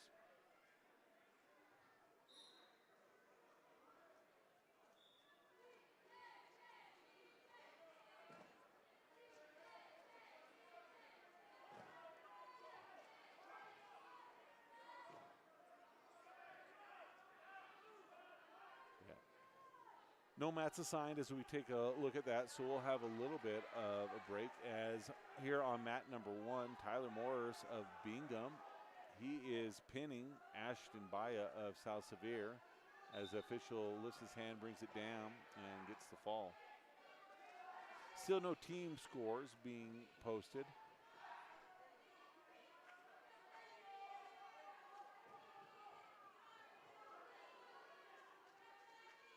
They're starting the second round at the Rockwell Rumble, as we'll see Trey Manus, he is on deck, as well as Kyler Jenkins. So as we have a little bit of lull in the action, we'll keep the camera here on mat number 1 and keep you up to date with what's happening there and also what's happening at the Rockwell Rumble.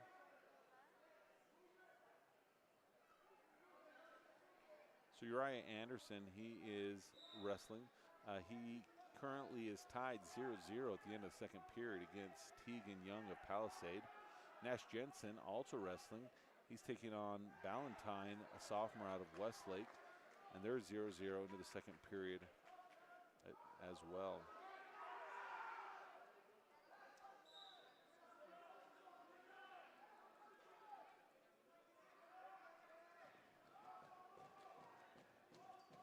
Uriah Anderson now behind 4-0 at the end of the second period. Cage Bunker on deck on that same map.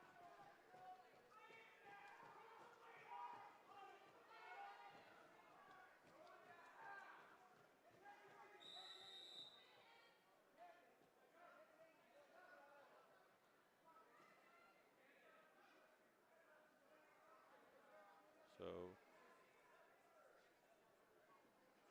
into the third period, Uriah Anderson, he is behind, trailing by 4 as he's in the top position. He needs to get some near fall in order to make something happen.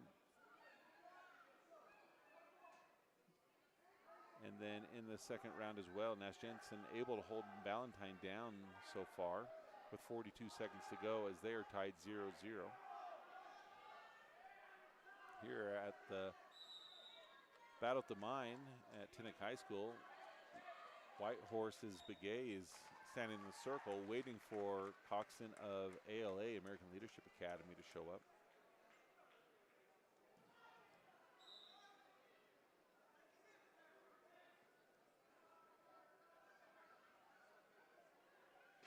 So Uriah Anderson, he trails 5-0 as Young of Palisades gets an escape. 53 seconds to go in that match. And Nash Jensen, he is going to probably end the second period tied 0-0 as he was on top and was able to hold Ballantyne the entire duration of that period.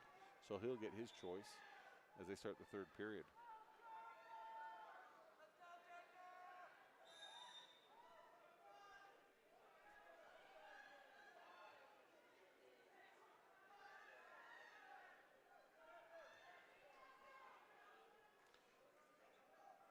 Young of Palisade goes up 8-0 against Uriah Anderson of Delta.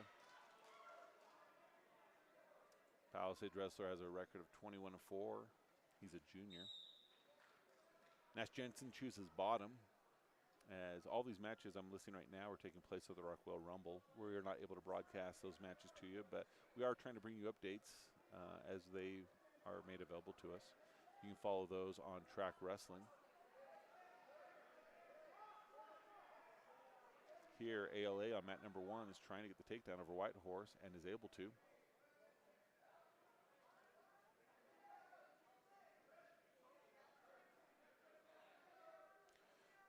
So Uriah Anderson falls to the Palisades wrestler.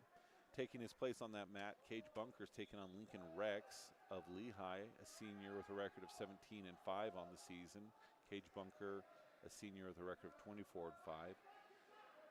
As we look at this third period match with Nash Jensen, he's on bottom, but it is still scoreless.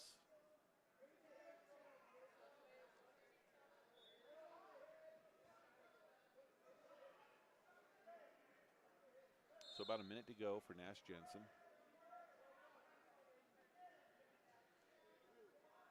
Carter Anderson will be up after Cage Bunker, who nearing the end of his first period is also 0-0.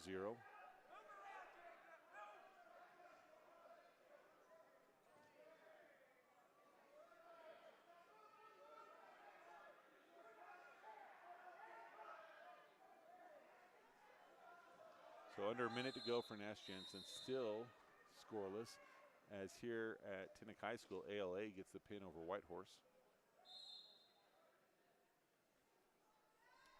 At the end of the first period, Bunker's match is now 3-0 as Rex of Lehigh is able to get the takedown.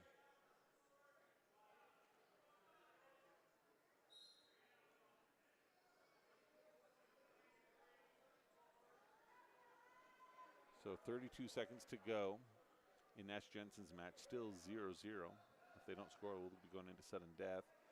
At the beginning of the second period for Cage Bunker, he chooses bottom as he trails by 3. And here on mat number 1 at Tintic, we have from Juan Diego, Caden Carrion taking on Christopher Fields of Grantsville.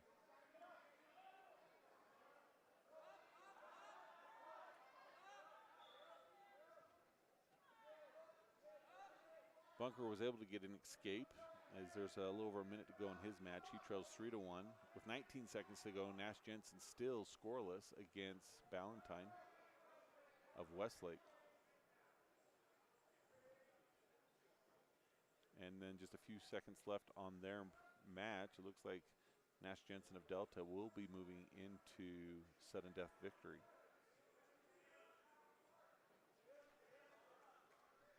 Oh, he gets an escape at the very end. And so with just a few seconds left, he gets a reversal, so no overtime for him, and he'll win that match, continuing his tournament at the Rockwell Rumble, one of the premier tournaments in Utah, bringing teams in from all over the Intermountain West. Cage Bunker, he's able to take the lead, as after getting an escape, he gets in a takedown, so he's up 4-3 here in the second period. With about 40 seconds to go.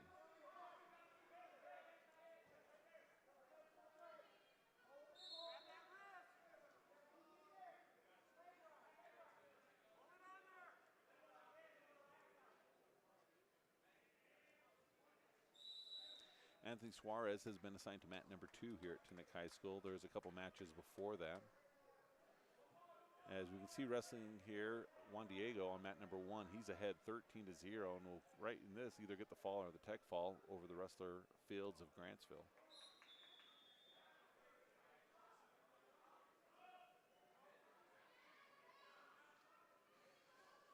So at the end of the second period, Cage Bunker is ahead 4-3. It will be Rex of Lehigh's choice entering into the third period. Trey Bradshaw has been assigned a mat, so both Carter Anderson and Trey Bradshaw on deck for their respective matches.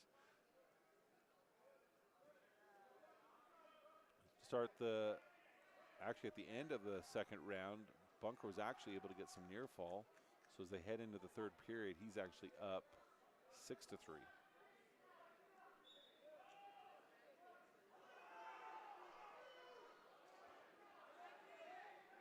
So they're going to be neutral. Lehigh wants to go neutral. Here on mat number 1, we can see the South Sevier wrestler. He got the 3-point takedown, now trying to get the fall as he had him in a pinning combination, but loses his position, but nothing's been scored yet between them. And so now 2-point reversal for the Bingham wrestler as South Sevier comes to his feet.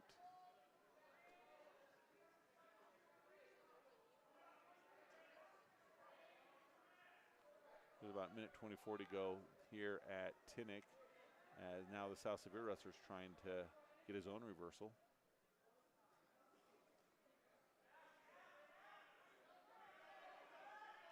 Back to the Rockwell Rumble.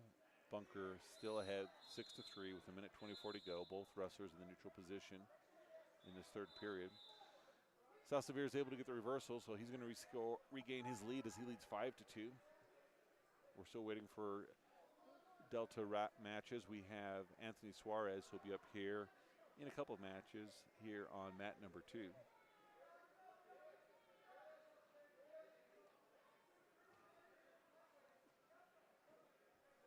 Back to the Rockwell tournament. Cage Bunker ahead 6-3 with 53 seconds to go. As South Sevier has a headlock, trying to get the Bingham wrestler turned over.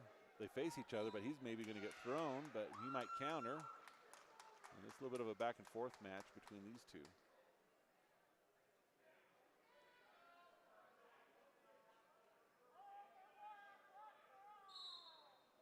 Okay, Bunker here in the third period. He gets, they just gave a 4 points. So they must have had a little bit of a scoring error. So not sure if that is a 2-point takedown and 2-point near fall or whatever it might be. He's ahead 10-3.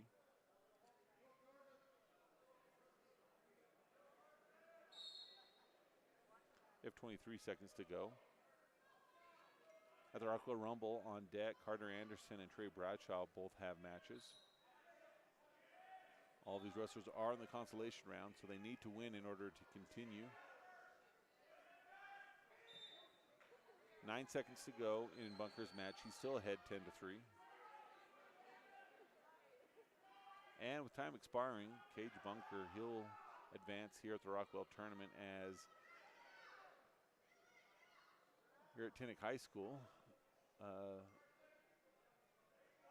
South Severe wrestler wins. Now that Bunker's match is over, Carter Anderson, he'll be up next.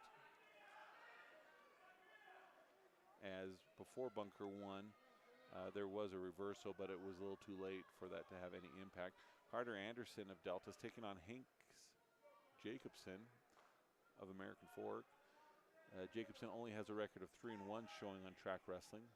Carter Anderson has a record of 23-7.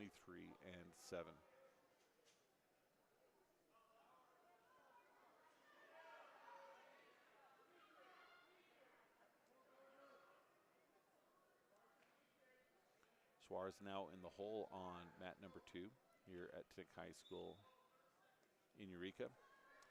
With the camera pointed at mat number 1, we have Ben Peck of North Summit taking on Nicholas Braga of Providence Hall.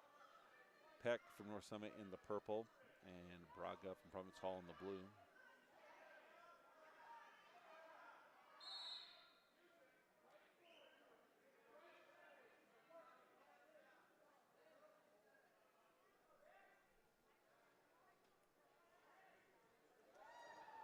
Big takedown for North Summit as he just pushes him off the mat after he gets the takedown.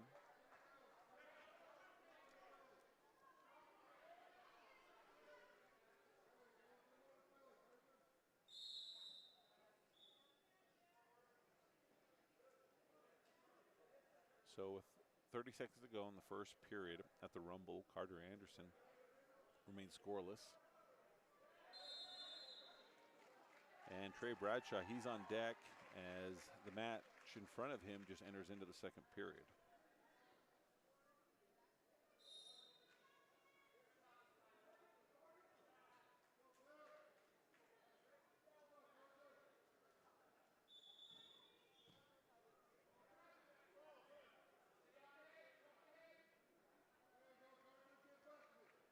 So at the end of the first period, it looks like it remains scoreless for Carter Anderson.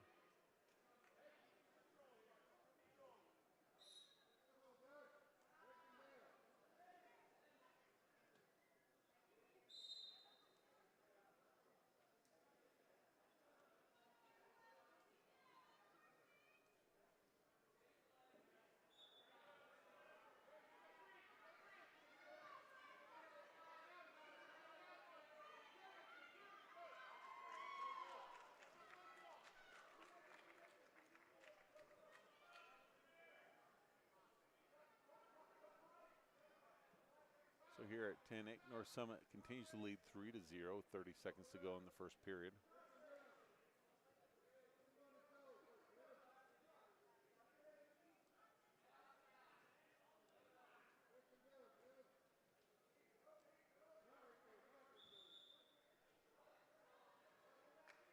.16 seconds to go here. North Summit still ahead 3-0.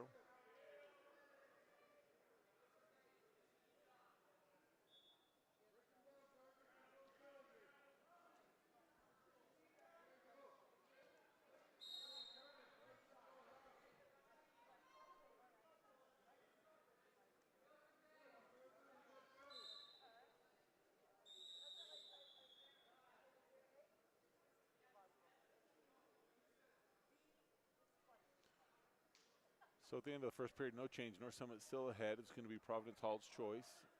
He defers.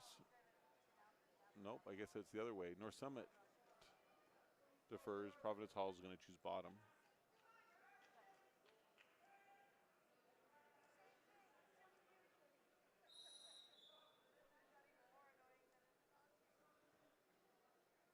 Alan Mendez has also been assigned a match here at the Battle of the Mine at Tinnick High School.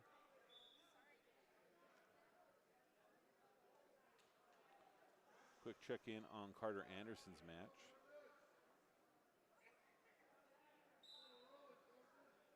Still showing the end of the first period, no change on it. Still 0-0 as they've not started the second period on track wrestling.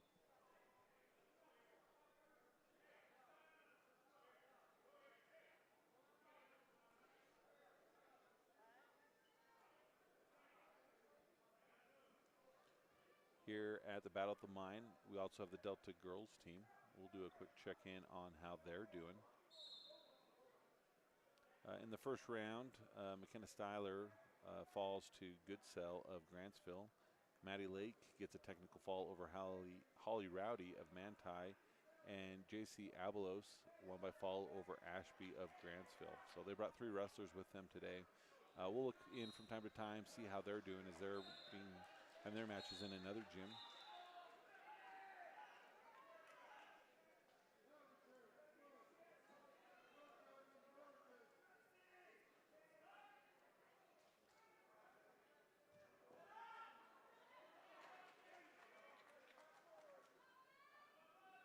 Yeah, still no change.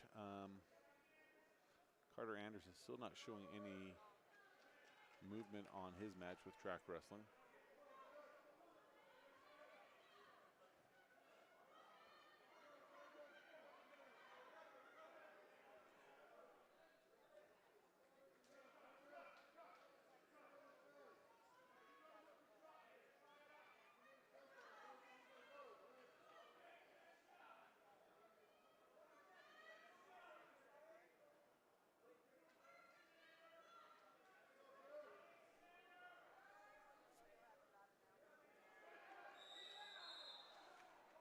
So now Carter Anderson's match came up as over. So we'll see if we can figure out what the score was and what happened.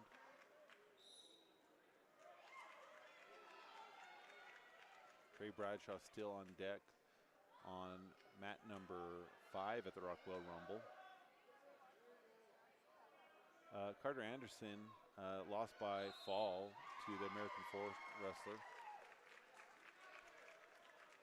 So still waiting for Trey Bradshaw to come up as we bring our attention back here to the Battle of the Mines on mat number 1. We're just watching that one as North Summit, who had been winning and then started to trail, just regained it with his reversal. He leads 5-4 with 1:47 to go in this third period.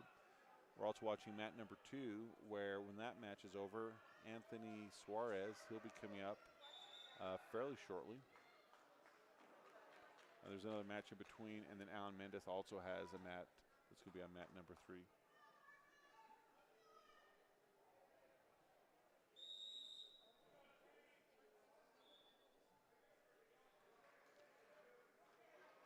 Okay. Providence Hall wrestler, he gets the escape. He's trailing by 3 with 1:25 to go. North Summit looks to be the more physical wrestler, but seems to be kind of gassing out a little bit here in the third period. He gets called for a stall warning.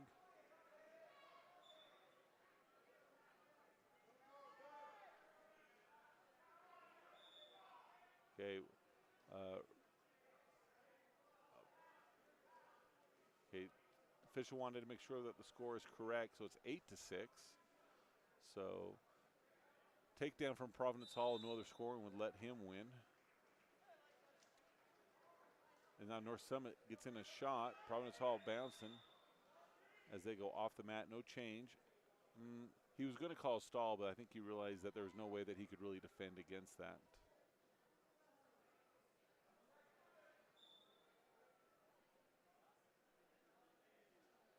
Okay, so we have 3 Delta matches that are all going to be coming up shortly as Suarez, Bailey, and Mendez all have mats. Mendez is in the other room, so we won't be able to bring you his coverage. but we'll let you know how he does, but we won't be able to show you the video. 48 seconds to go here on this mat number 1. Providence Hall backing up. He's trailing near the edge.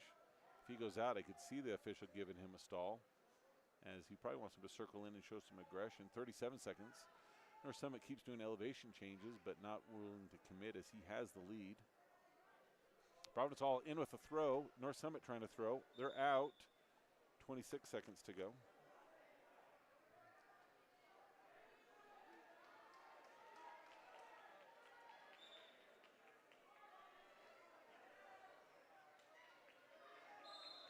Okay, Providence trying to get the headlock in. 15 seconds. He's trailing by 2. He looks at the clock, steps back, tries to go in. 8, 5. Sorry, 8, 7, 6 seconds. He wanted hopefully I think a stall on that one, but he's got to make something happen as he shoots in, but a little too late. North Summit's going to get around and add to his. And so we now have on mat number 2, Anthony Suarez, who will be coming up.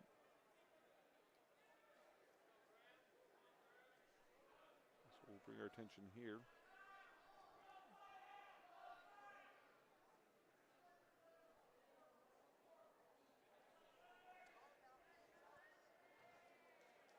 And here very shortly we'll also have Cole Bailey of Delta coming up on mat number 3.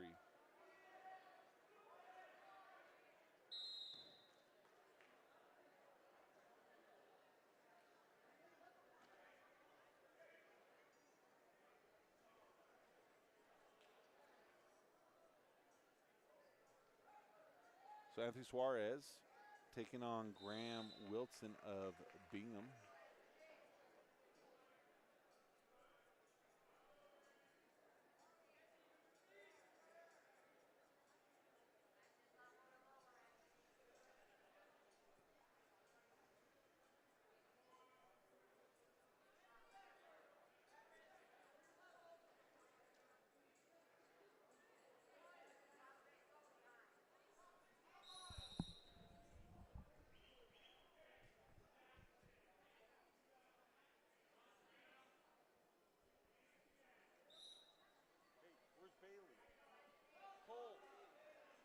Cole should be up.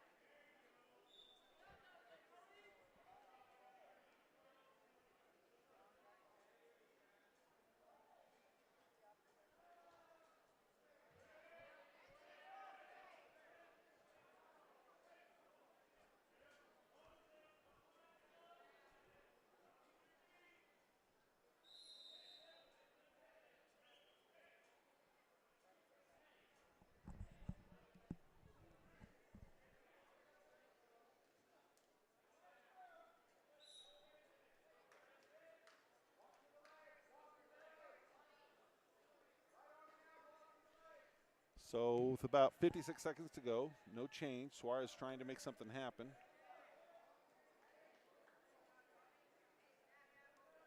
As Bailey will be starting here momentarily.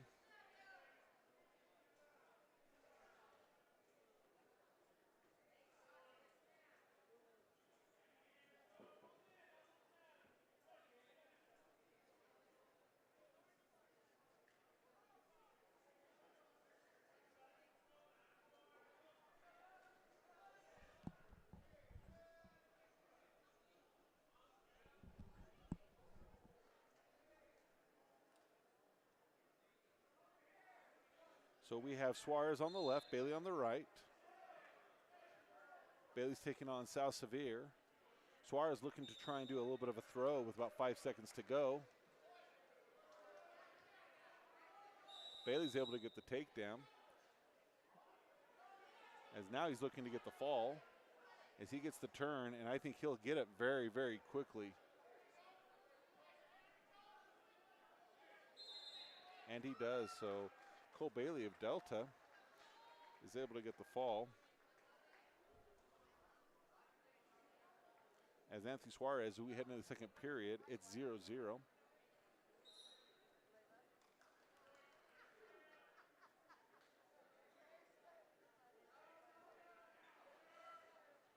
So Suarez is taking on Wilson of Bingham. Working hands, trying to get an escape. Able to, so he'll take the lead 1-0, minute 45 to go here in the second period.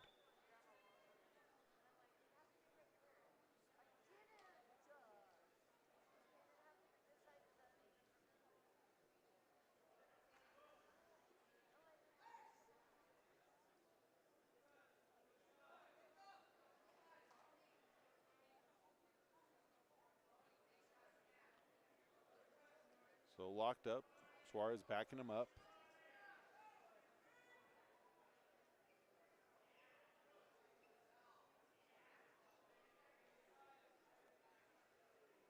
Oh, looks like they're trying to maybe get into a throwing situation. Suarez tries to get a leg, tries to drive forward. He's able to, gets him to land on his back. Near fall being counted. Keep that toe in. Keep that toe in.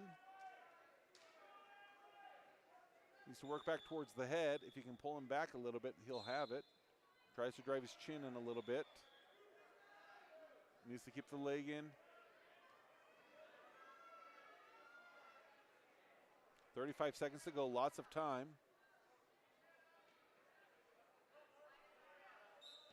And he gets the fall. So 27 seconds to go in the second period. Anthony Suarez of Delta. So that concludes Delta's wrestling in this gym as we start seeing 106 pounders starting on mat number 3. We'll do a check-in to see how Alan Mendes did in the other room.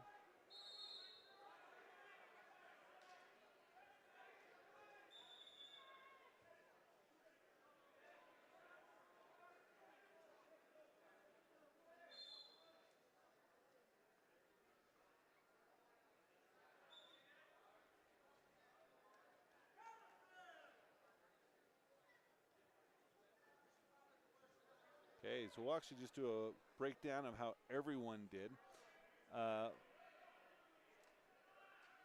So the following individuals won their first match and are advancing in the championship.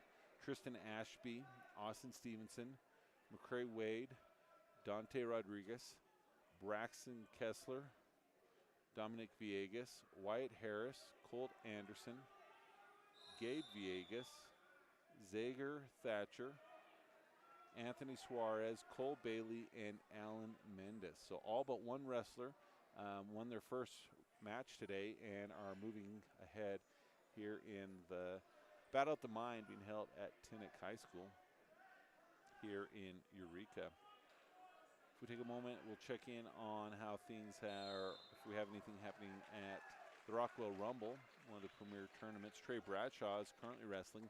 He's ahead 6-0 against Wesley Fox out of Capital. Fox, a sophomore with a record of 20-6. Bradshaw, a record of 20-9.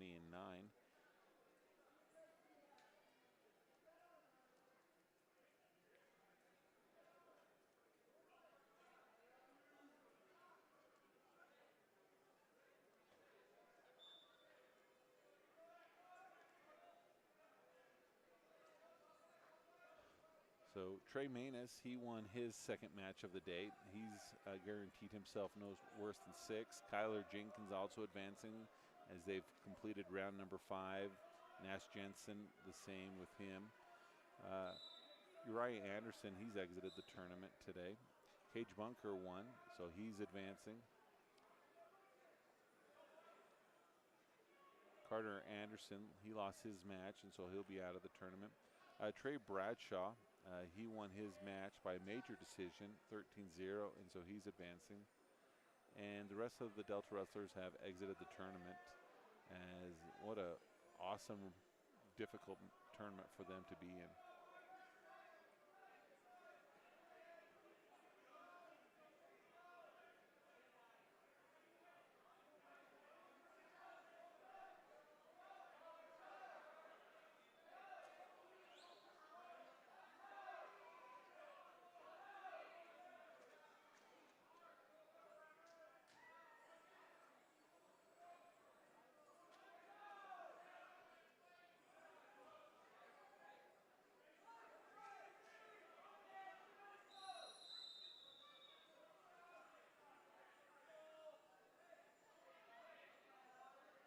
So this looks for Delta to be the blood round.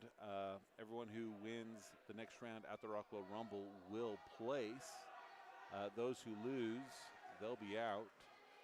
And so these next matches are really important as they move forward in order to get into a placing position. So that round will be starting here fairly shortly as we are into the second round here at the Battle of the Mind tournament, where about half of the Delta wrestlers are here, the other half are at the Rockwell Rumble.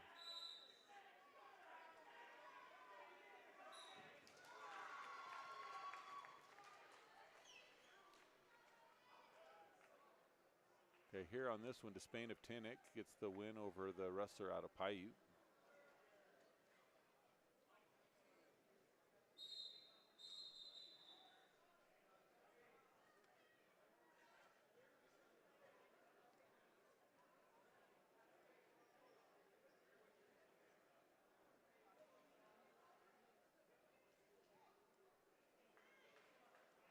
So again, Delta doesn't have very many little wrestlers here, so we'll just step away. You can follow the action on Track Wrestling, and as we get more Delta matches lined up, we will bring them to you live.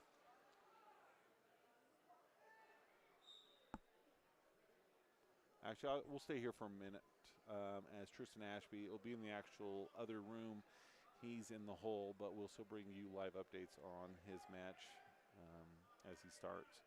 Wrestling now here on mat number 2, where our camera's focused. We have American Leadership Academy's Lake Morgan. He's in the blue singlet with the takedown. He's taking on Hassan Al-Sadiq out of Bingham, who's losing and now is in a situation of maybe getting a fall against him as near fall has been counted.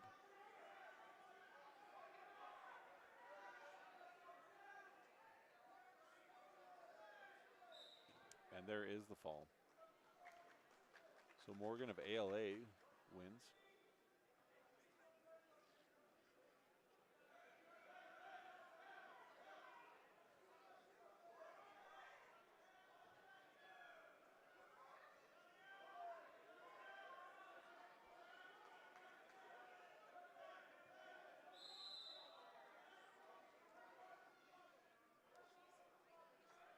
Now up on mat number 2 from Bingham, Dylan Doan. And he awaits his competitor from Providence Hall, Owen Toy. This is round number 2 at the Battle of the Minds.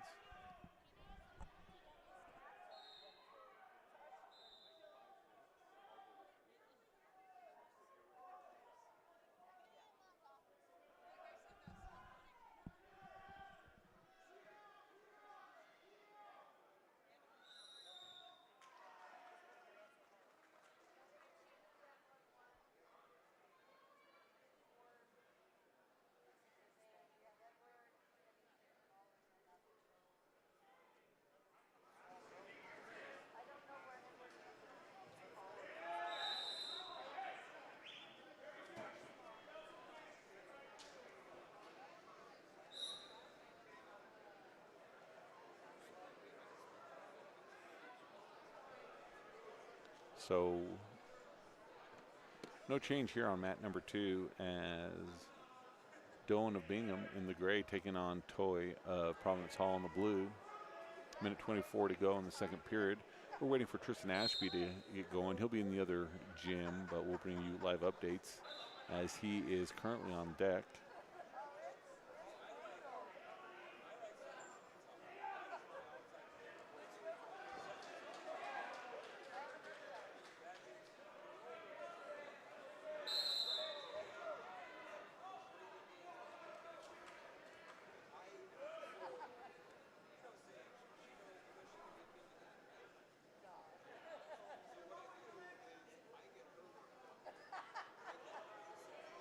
So 45 seconds to go here on mat number 2.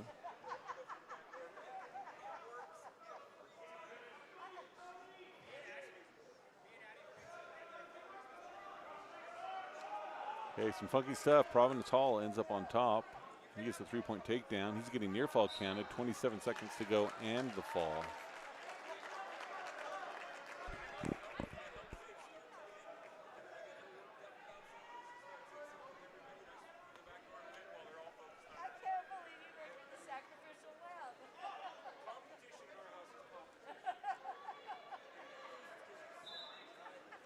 Now up on mat number 2 from American Leadership Academy, Camden Anderson taking on from Bingham Hudson Osborne.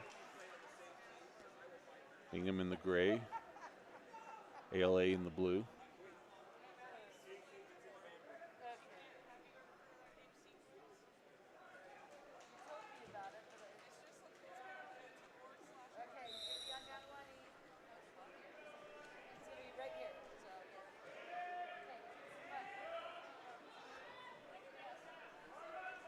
So Bingham quick to get the takedown, 3-0, as it's just 10 seconds into the first period. Working to get something else, good forward pressure, keeping that head down, rolling the wrists.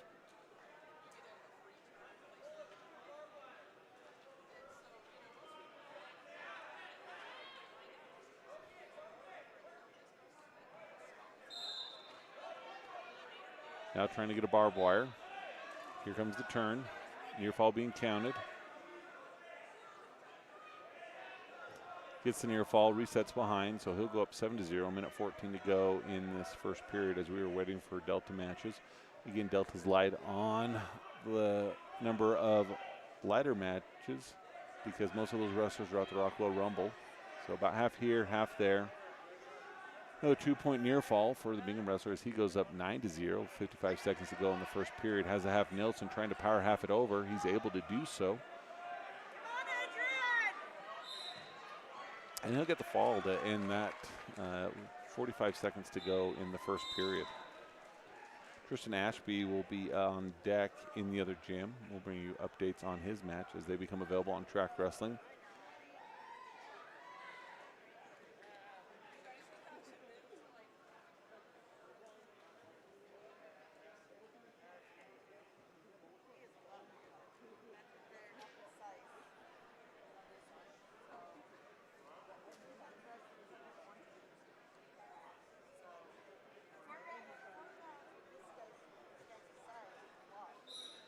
So Juan Diego now taking on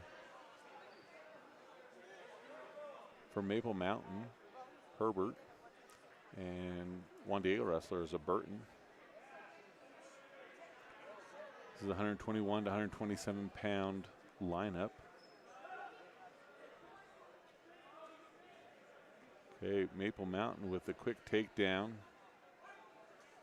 one reversal, or sorry, one escape.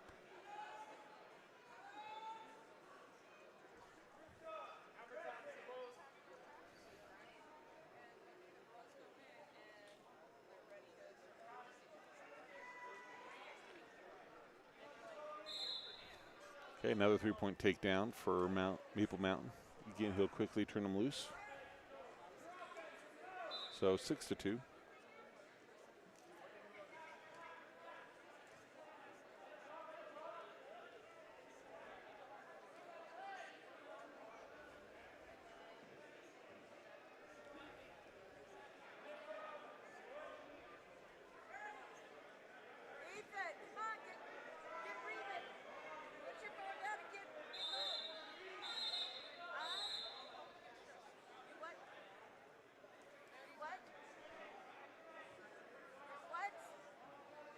Tristan Ashby is starting his match in the other room. He's taking on Alejandro Valdez of Gunnison Valley. Okay, right here, Maple Mountain. He's ahead 9-2 as he's looking to get the fall as he had a double armbar and he gets it. So 13 seconds to go in the first period as they're trying to untangle themselves.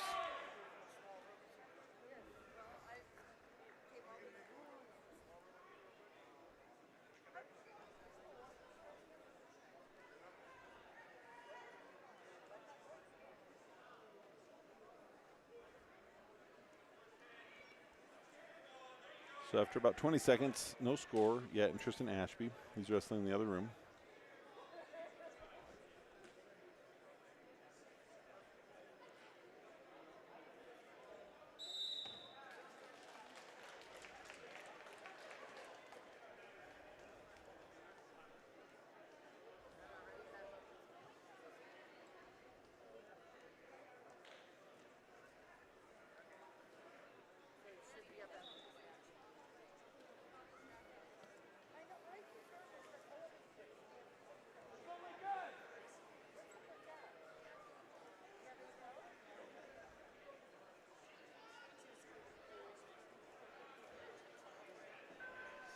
Tristan Ashby with a minute 13 to go in the first period. He's up 6-1 as he gets a takedown, lets the other wrestler go and gets another takedown. Now wrestling here at the Battle of the Mines from South Severe, Scott Haslam taking on Bingham's Ethan Ribeiro.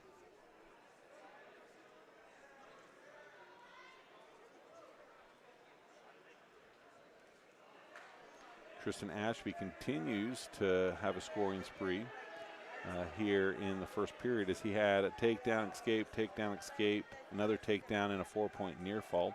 So he's up 13-2 with less than 30 seconds to go.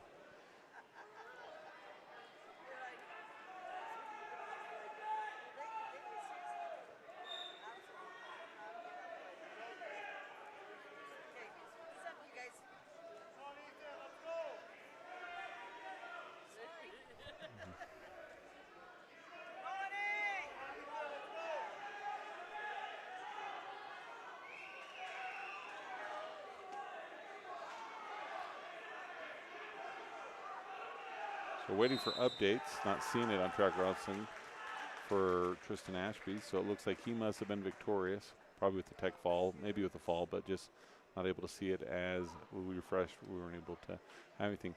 Here at the Battle of the Mines, South Severe is trailing 3-0 as he's now trying to counter with reversal as he has a leg.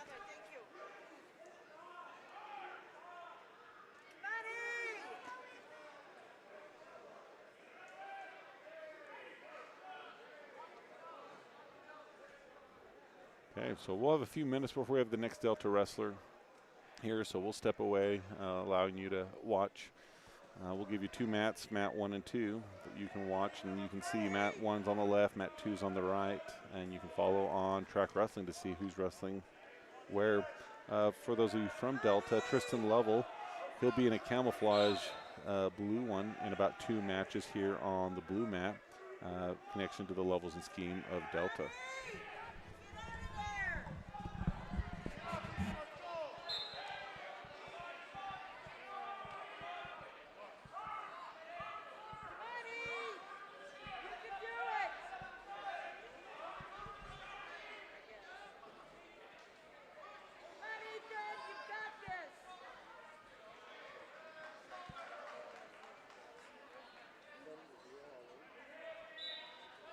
Come on, Ethan, let's go. Get up, Ethan, come on.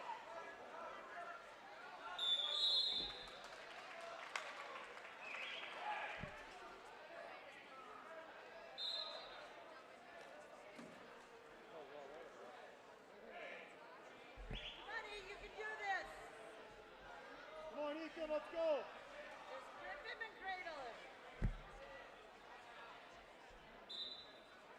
There you go. Come on, Ethan. Come on, Ethan, fight back. Let's go.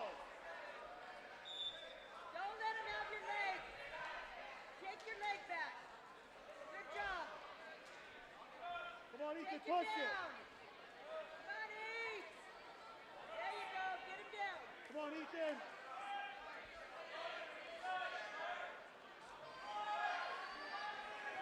Come on, Ethan, let's go.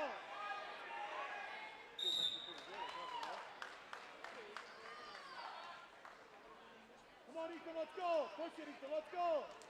Get him, Ethan, get him. Get him, Ethan, get him. Buddy. Come on, Ethan, push him down. Get up. Come on, Ethan, go. Push him, Ethan, push him. Down his hip. Come on, Ethan, get on him.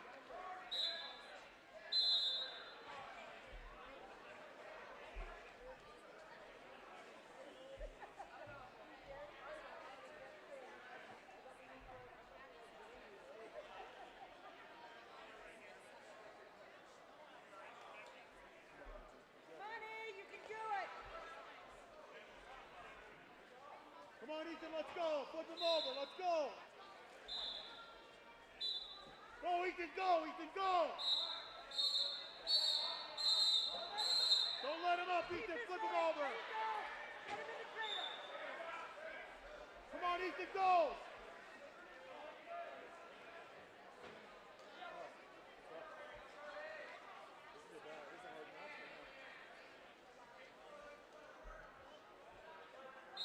Come on,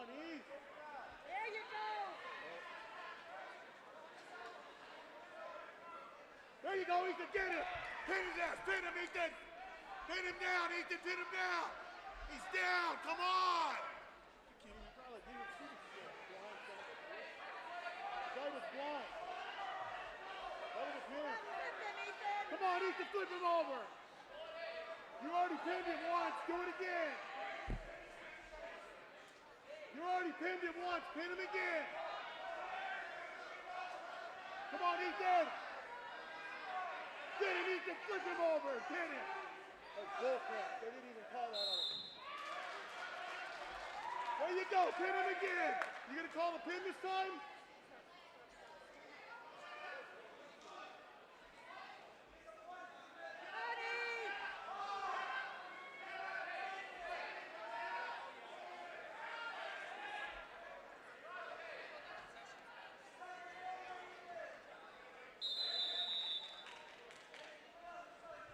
Look at that.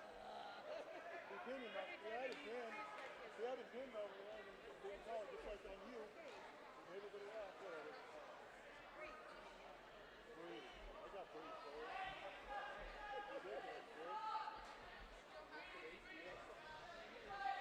Yeah, you got this, Ethan. No.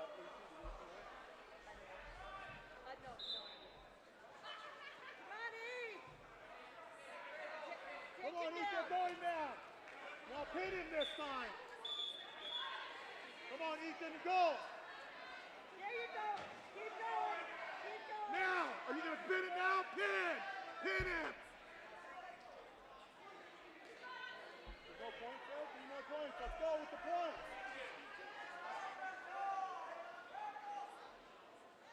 Come on, E. You can do it. You want that pin. Right back, Ethan. Don't give up. It's not over, Ethan. Come on. Get up, Ethan.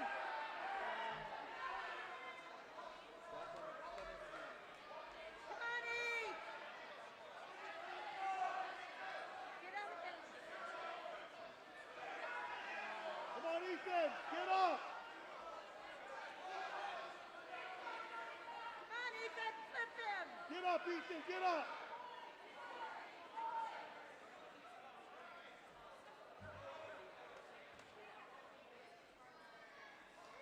Come on, E. Keep walking, E. Get up, Ethan. Get up. Get him, Ethan. Get him. Get him, Ethan. There you go. Get him, Ethan. Carry him up.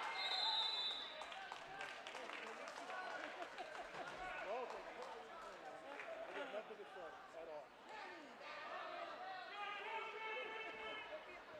Well, no, I'm not going to do it. It's just like what they did with the one arm. You had one arm. You know you won.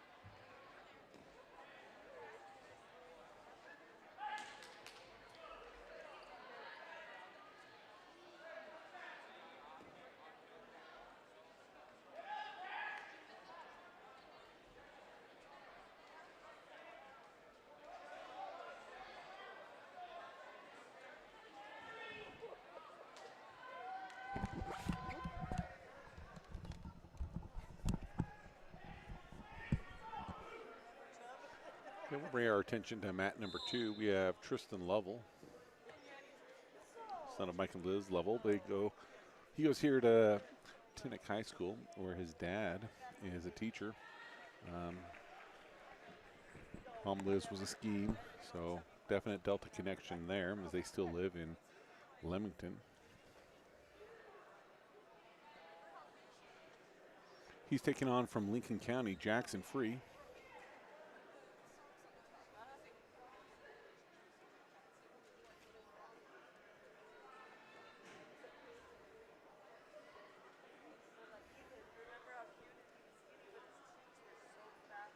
McCrae Wade, he will be in the hole on this mat. Maybe one after that, actually. So.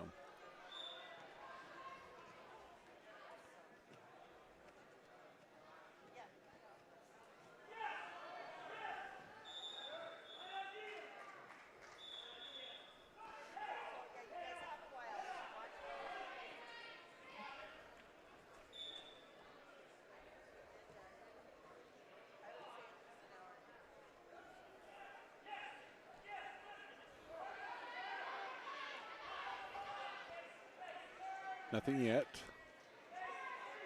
But as they come down, Lincoln County wrestler, he gets the takedown, so he'll lead 3-0 with a minute 32 to go here in the first period.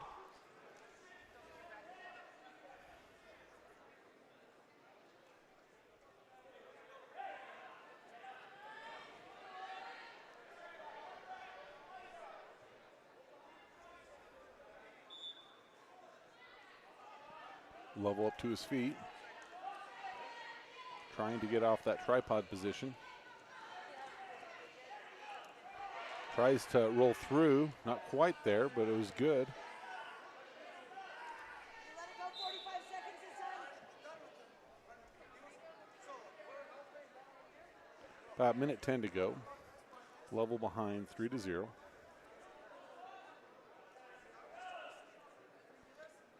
So Austin Stevenson, he's been assigned a mat. He'll be in the other room on mat number 4, so we'll bring you him updates.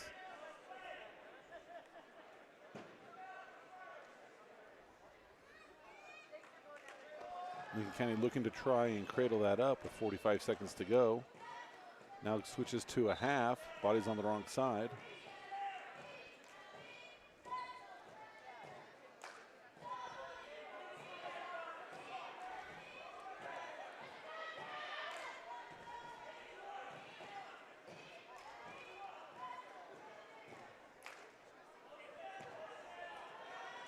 .20 seconds to go.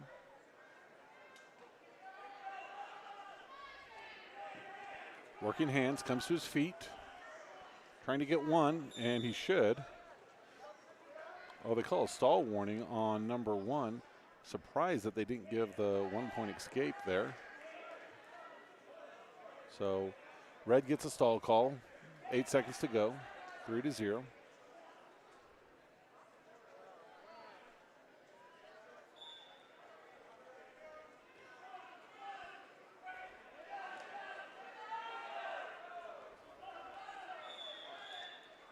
Okay, so time expires at the end of the first period. Lovell trails by 3. He defers. Lincoln County, his choice, he wants to go neutral. Got to take down the first period, wants to try it again.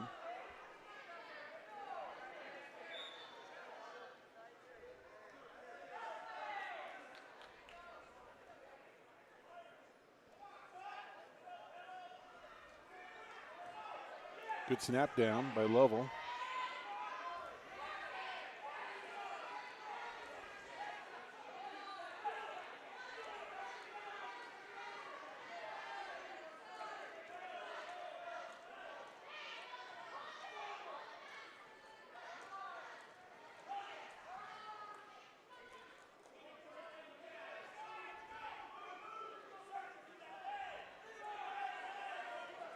About 51 seconds to go as Lincoln County gets another takedown. He'll extend his lead 6-0.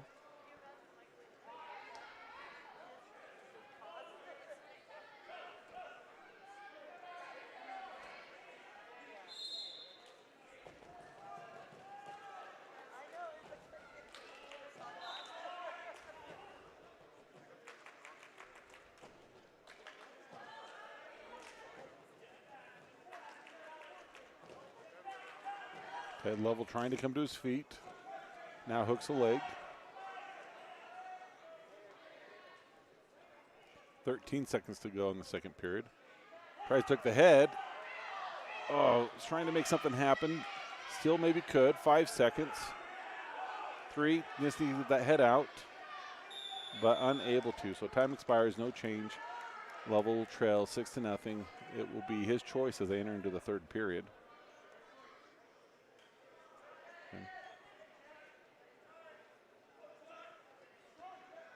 Okay, he's going to try bottom.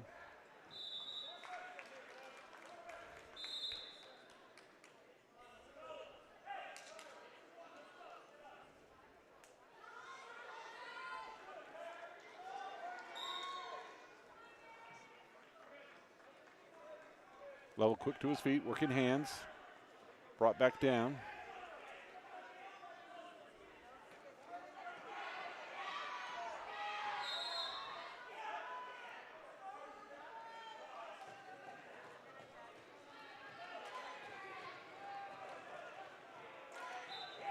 Okay, has the leg. He's going to try and face him.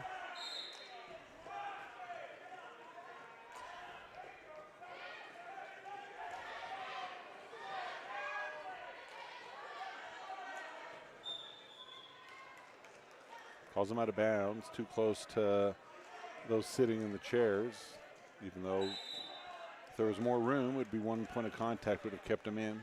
So 51 seconds to go. Lovell trails by 6.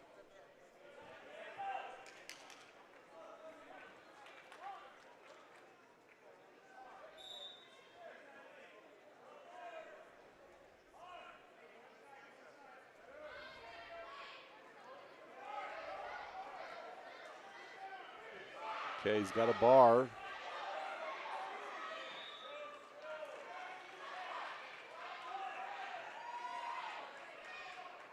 .30 seconds to go. Lovell trying to fight it off.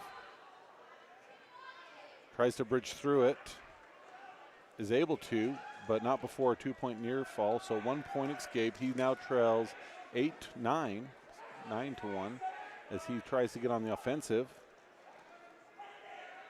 So he may get the takedown right here if he can keep him in, but won't be enough.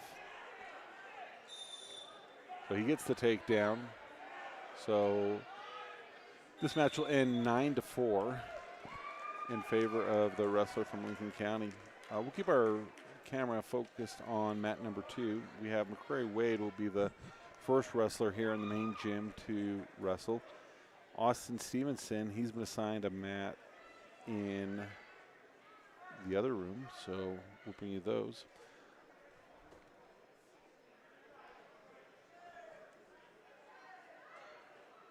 As we look to this next week for Delta Wrestling, Delta will host Millard at the Palladium on Tuesday evening. That will be JV at 5:30 and varsity at 7. We look to see a little bit more parity in that duel than we've seen the last few years, as Delta's made some big strides. Also on Thursday evening, Delta will be traveling to North St. Pete to be taking on the Hawks.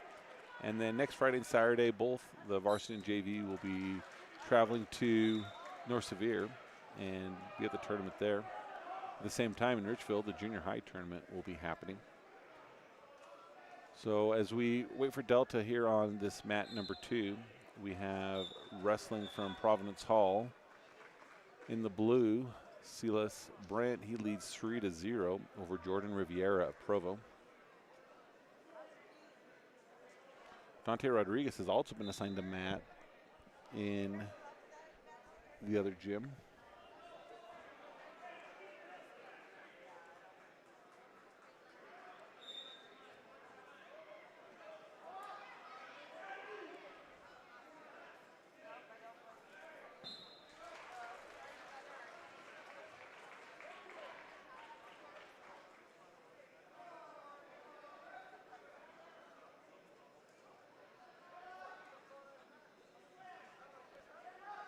Okay, Cage Bunker and Trey Bradshaw are both on deck at the Rumble.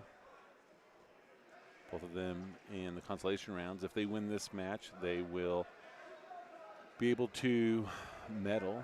If not, they'll exit the tournament.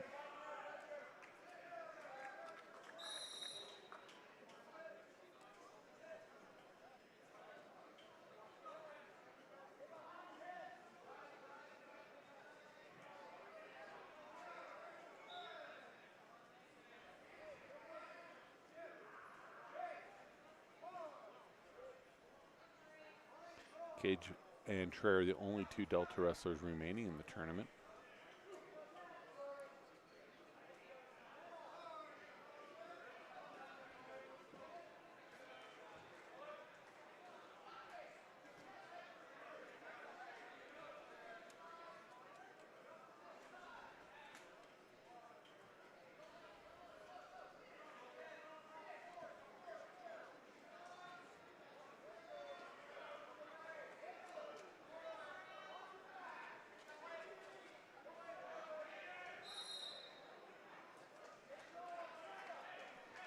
So Cage Bunker's match has started. He's taking on Brigham Cookson of Mountain View. He's a junior with a record of 25-8. Cage Bunker has a record of 25-5 on track wrestling and is a senior. Here at the Battle of the Mine, Providence Hall gets a tech fall over Provo. That puts us one match closer to our first match of Delta in this round, which will be McCrae Wade. I guess the second. Tristan wrestled in the other room and got the fall.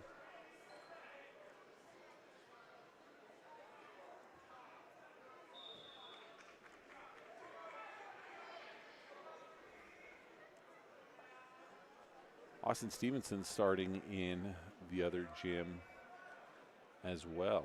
So he's taking on Gage Rasmussen of Maple Mountain.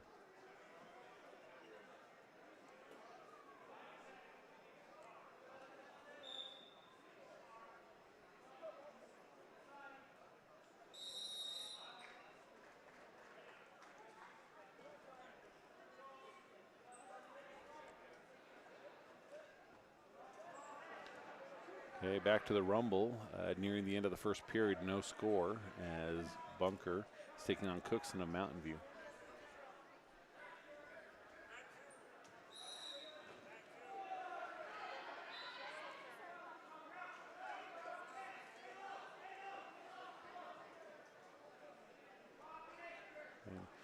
McCrae Wade, he is on deck here on mat number 2 as soon as Provo's Alex Diaz and Juan Diego's Hudson Hoots complete.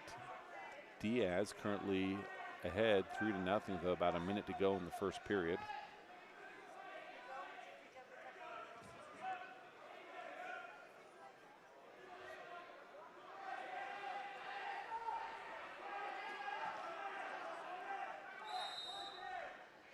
About halfway through the first period, Austin Stevenson still scoreless 0-0.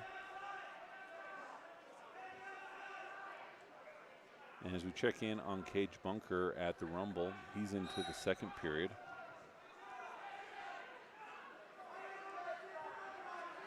And still scoreless as he's on top with about a minute 10 to go in the second period.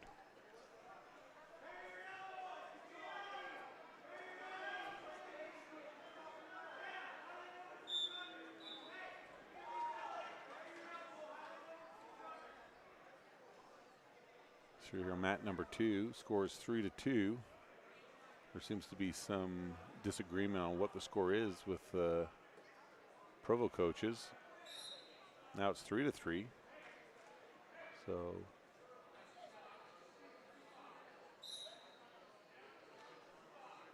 14 seconds to go in the first period here. As soon as this match is done, we'll have McCrae Wade as Delta starts to filter in and take positions on the mat. Austin Stevenson's match is over as he was able to get the takedown straight into a near fall and gets a pin 1 minute 36 seconds into that first period. So good job, Austin Stevenson. He's having a good season. He's 2-0 today. As we check in on Cage Bunker, nearing the end of the second period.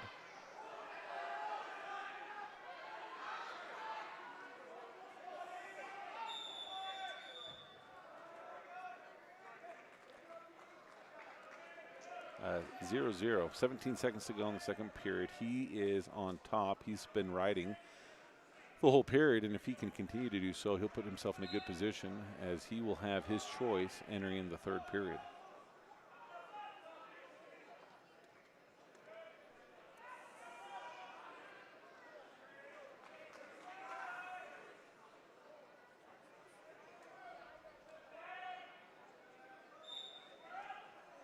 So nearing the end of that period, they show an escape, and then they just added some points without indicating what it is. So Bunker now trails 6-0 as he chooses neutral to start the third period. Actually, they changed that. He chooses bottom to enter into the third period. So a little work for him to go. Trey Bradshaw's match has started. He's 0-0 in the first period.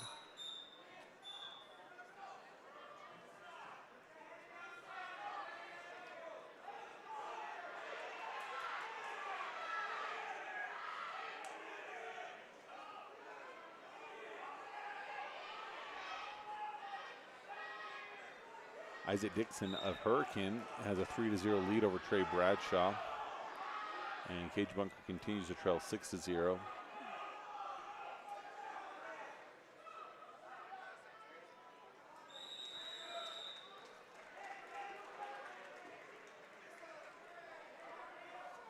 So here on mat number 2, Provo, they get a reversal, so they're going to go up 5-2 in the second round. McCrae Wade is up next. So with a minute to go in Bunker's match, he continues to trail 6-0. Trey Bradshaw at the end of the first period, he trails 6-1 as he was able to get an escape near the end.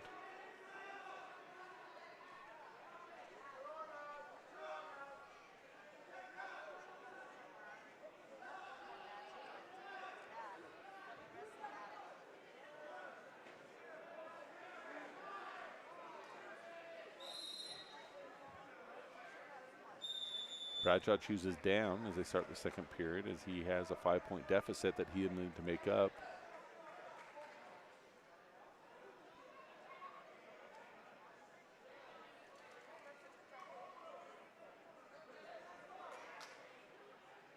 .23 seconds to go in Bunker's match. And then in Bradshaw's, before Bradshaw was able to get the escape, the dresser was able to get a takedown, so Bradshaw's behind 9-2 with midway point of the second period.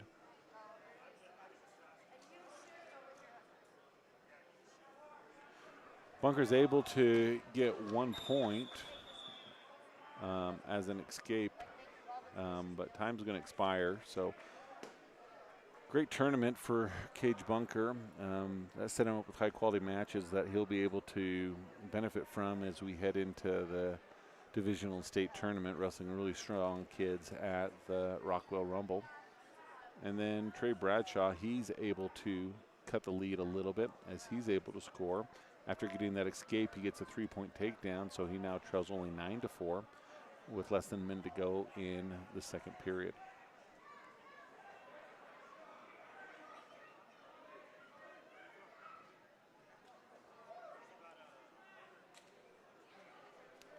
.30 seconds to go in the second period. Score unchanged, 9-5 in favor of Dickinson of Hurricane.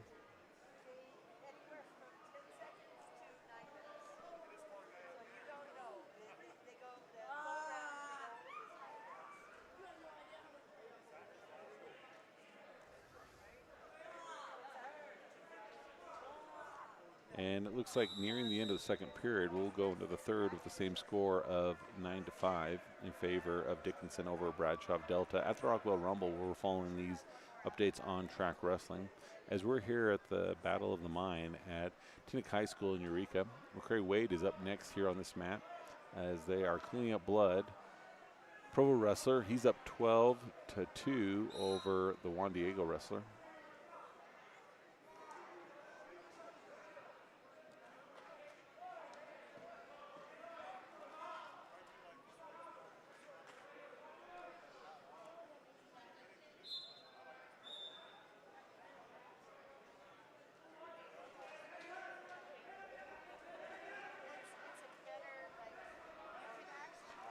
So Bradshaw, he's up as Dickinson chose bottom.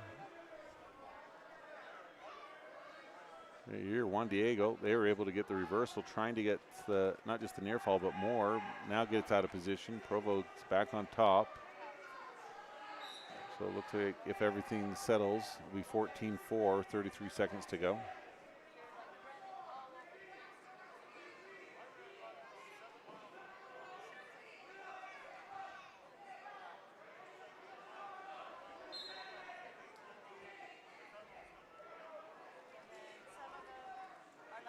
less than a little over a minute to go in Bradshaw. He still trails by 4. He's on top.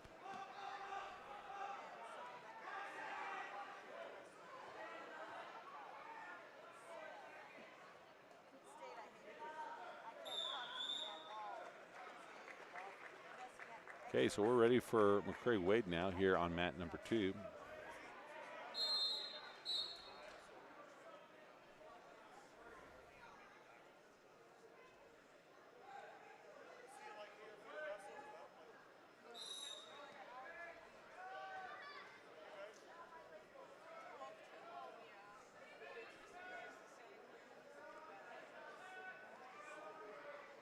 So McCrae Wade, the freshman from Delta.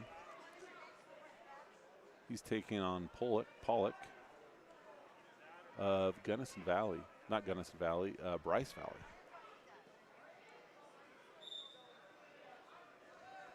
This is a 135 to 141 pound weight class. Bradshaw's able to score a little bit. The score is now 11 to 8.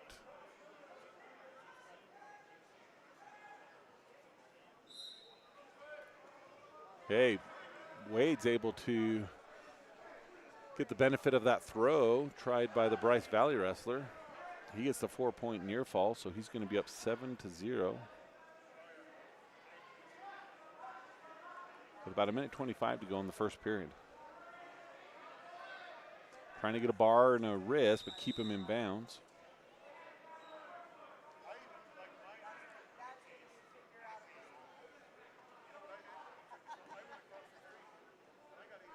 More near fall being added. Okay, McCrae Wade of Delta, he'll get the fall.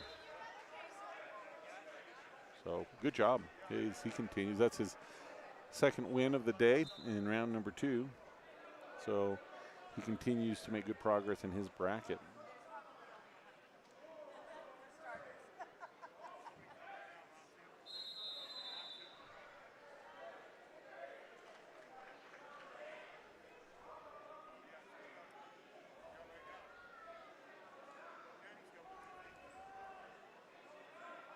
Okay, Bradshaw able to tie it up with less than 23 seconds to go in the third period at the Rockwell Rumble. He was at a severe point disadvantage, and he has fought his way back.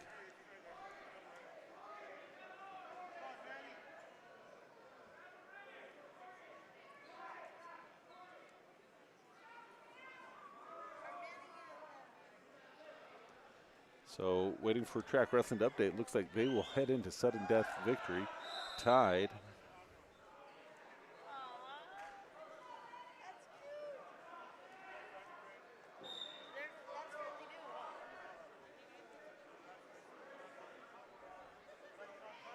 Yep, and they are into overtime.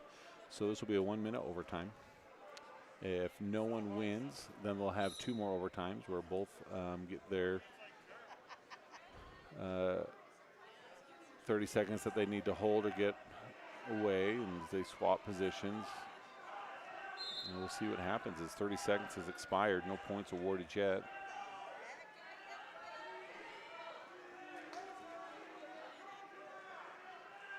So this is an update for Trey Bradshaw wrestling at the Rockwell Rumble.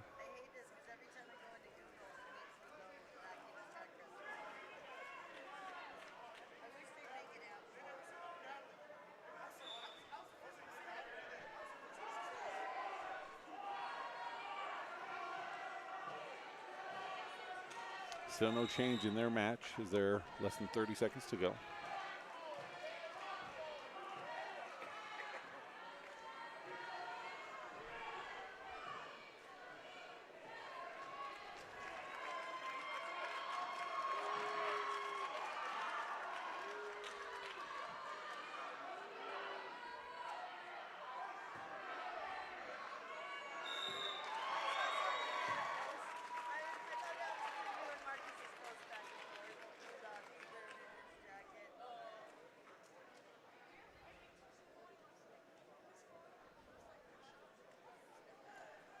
So that match is over. We'll try and see what the results are and bring those as soon as we can find them on here.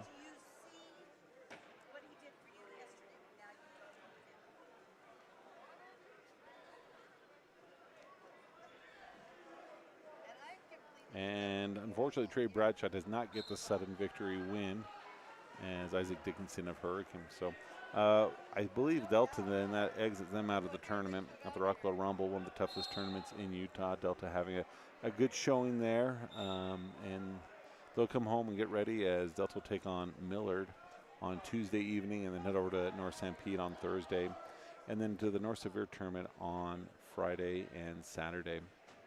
So lots of wrestling coming up next week. It's been a minute since we've had a duel, since before the Christmas break.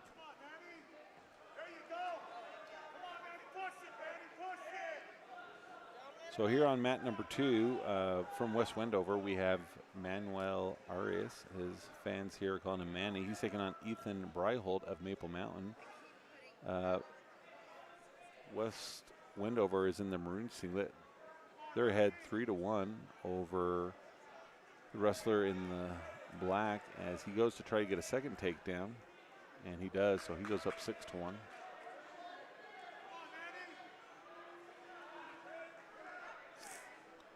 They're starting to put some points on the team scores. Currently Delta is in third place with 29.5, Maple Mountain with 31.5, and South Severe with 36.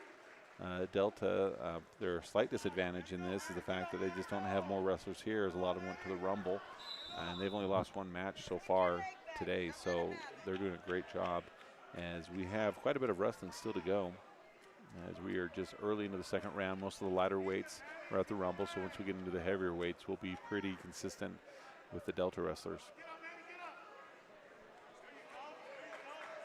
Okay, here on mat number 2, score is now 7-5 in favor of the West Wendover wrestler.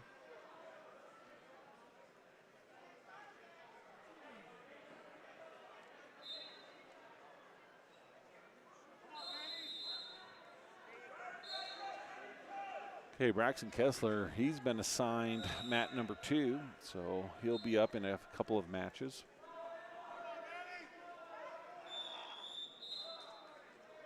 So at the end of the first period, West Wendover leads 7-5 over Maple Mountain. West Wendover will choose bottom.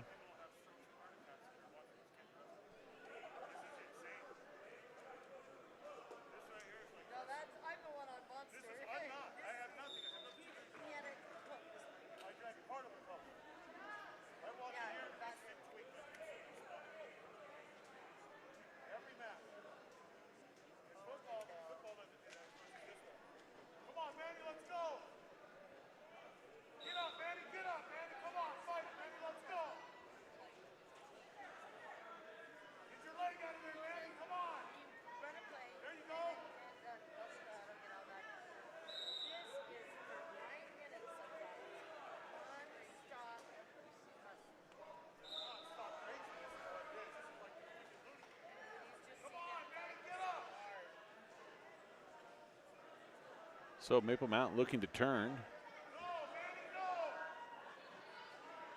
Near fall being counted. 2 counts. That will tie things up. Or does he give 3? He gives 3. So that actually will give Maple Mountain the lead as 8-7 as he has a loose bar trying to walk it forward.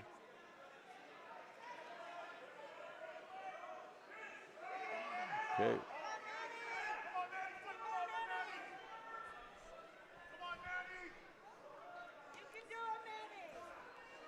Okay, in with legs and in with a half. Short time, 8 seconds. Trying to get the fall. Looks like it might have been there, but he's able to get out of it. So more near fall will be added to Maple Mountain. They'll go up 12-7 as we're waiting for Braxton Kessler. He'll be coming up in a couple of matches here on mat number 2. So Maple Mountain's choice, they're going to choose bottom. They lead 12-7. You're good.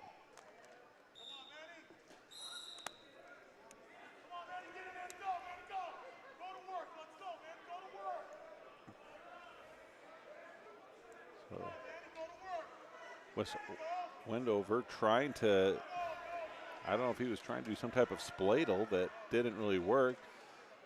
And Maple Mountain able to catch him in the process and get the fall. early in the third period.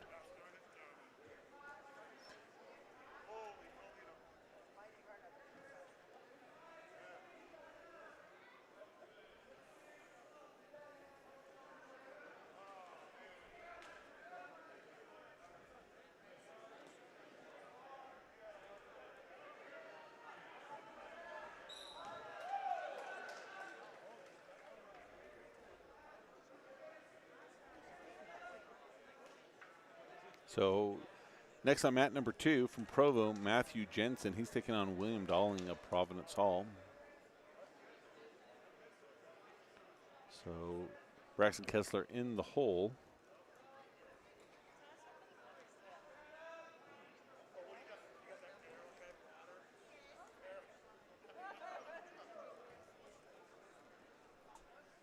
Take the moment to check in on how the Delta girls wrestling are doing. They're over in the other gym. Looking at that, McKenna Styler not able to win either of her first 2 matches. Maddie Lake has won both of her first 2, and she's guaranteed herself no worse than 8th. And JC Abalos wins by fall over both of her matches, wrestling just for a little over 2 minutes total today in those 2 matches.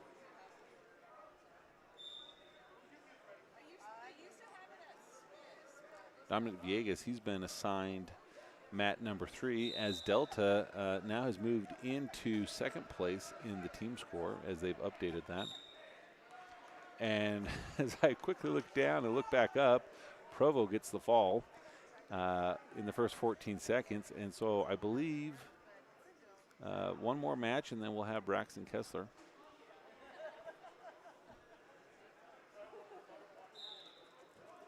So now Provo's James Knutson's taking on Alexio Luna of West Wendover.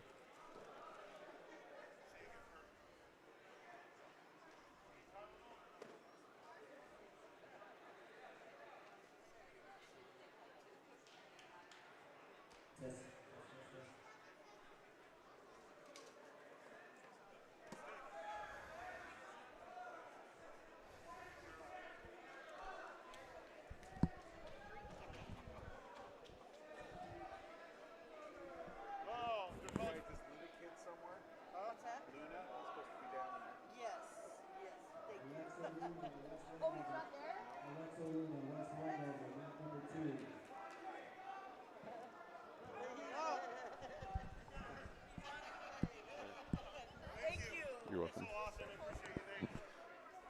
Okay, so the West Wendover wrestler was just sitting up here with his team, unaware that he is now up on mat number 2, but he's making his way down, and he'll be taking on Knutson of Provo.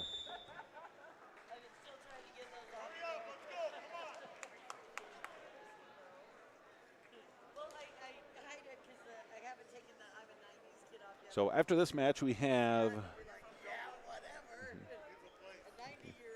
Braxton Kessler. He'll be up next, and then on mat number 3 in the hole, we have Dominic Vias.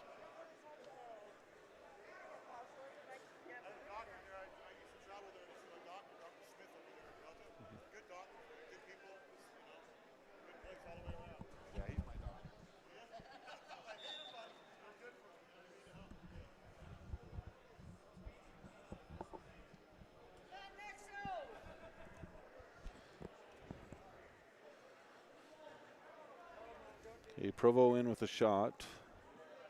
Wendover holding on to that leg. Official watching the knee, but Provo able to get behind, get the 3-point takedown. Minute 38 to go in the first period.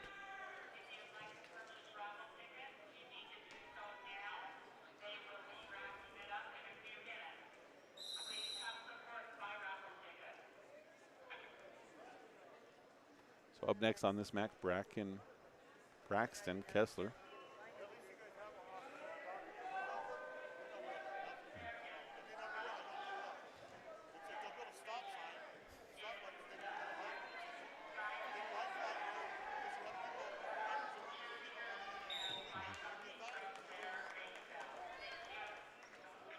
Okay, and just like that, that match is over as Provo gets the fall, and we'll now get Braxton Kessler of Delta.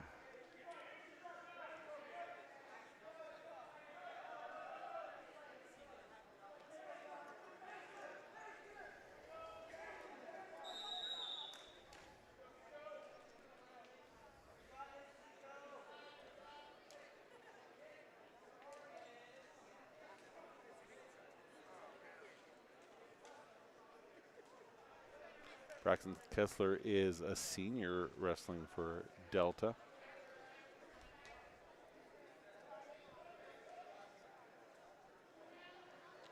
His opponent is Nico Vargas of Juan Diego Catholic High School.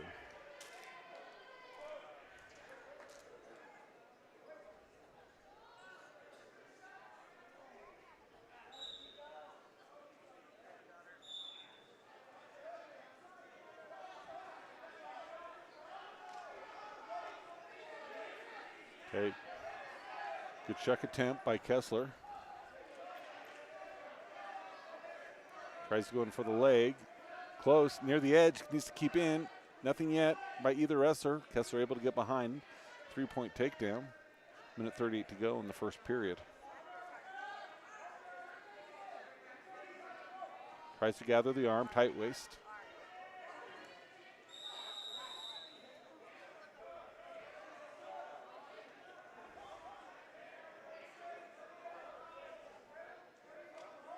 Official tells the Delta wrestlers to back up a little bit. Kessler trying to get him broke down. He comes to his feet, able to bring him back. Right there, he should be getting some near fall. Official good to get the count in. Okay, now he's getting into where he can elevate the head. And he gets the fall with 55 seconds to go in the first period. So good win from Braxton Kessler.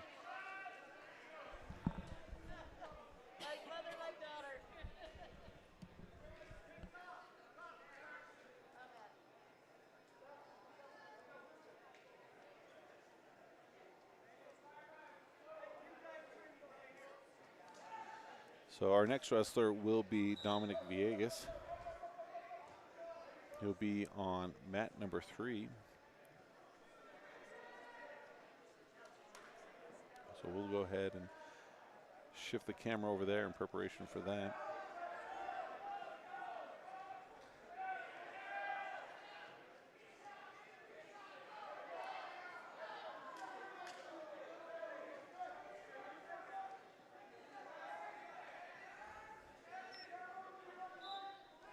Yeah, so about 3 more matches to go before Villegas is able to be up. But Delta starts to make their way over. This match here features right now, as we're waiting for, Cottonwood's Jackson Danner. He leads 3-2 over Max Horton of Bingham with about 9 seconds to go in the second period. Official calls him out of bounds. They'll go back to neutral.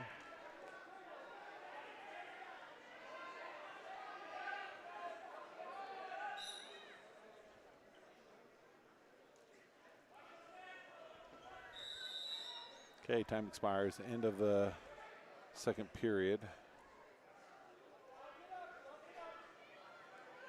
Okay, Danner of Cottonwood's choice. He's going to choose bottom. And he's the one who currently leads 3-2.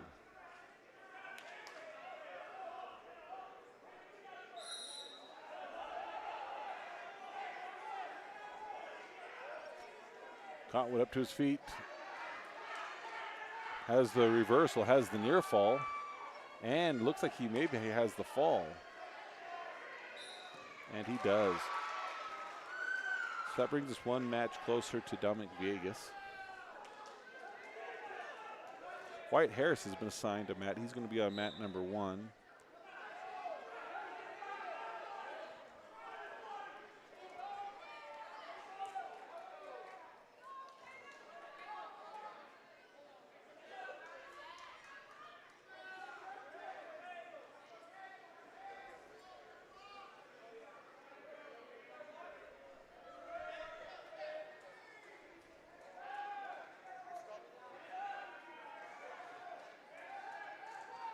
Okay, now wrestling on mat number 3 from North Summit, Wyatt Kelly. He's taking on Monument Valley's Jace Tisosi.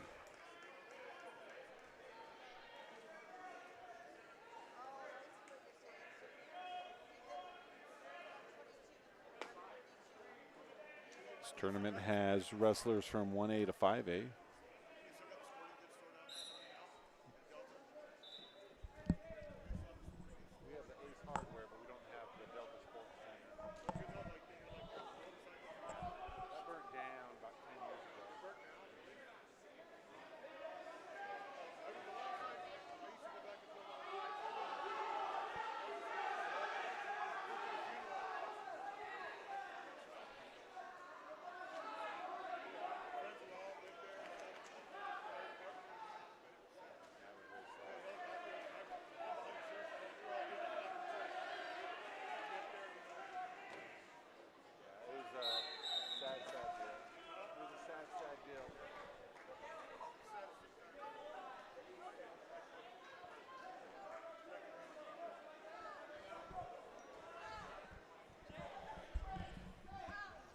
So North Summit's White Kelly, he gets a 3-point takedown.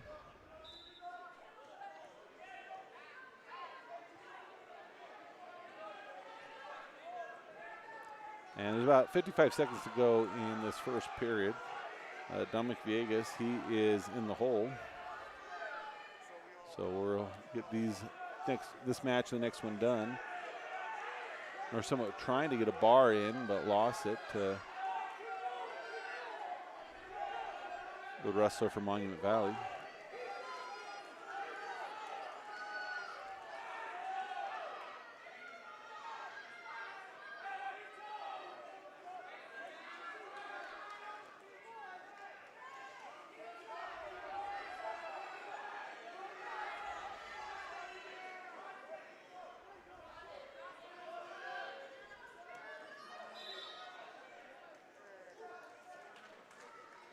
So about 7 seconds to go here on mat number 3. North Summit leads 3-0.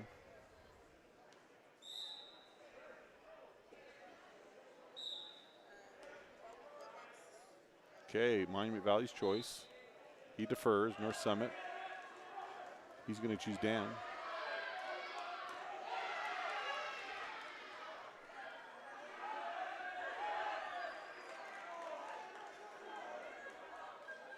Okay, officials looking to see that hand's not been pushed on the belly button, so he's going to get a caution as it's more draped over the belly near the leg. Locking hands, 1-point violation in favor of North Summit. North Summit's able to come to his feet. He'll get a 1-point escape. He'll extend his lead 5-0 with about 1:30 to go in the second period. Okay, ankle pick. So he now leads 7. Still think they're missing one of the points on the scoreboard, and the official does go over there to tell them, so it should be 8-0. Still short a point as it only shows 7.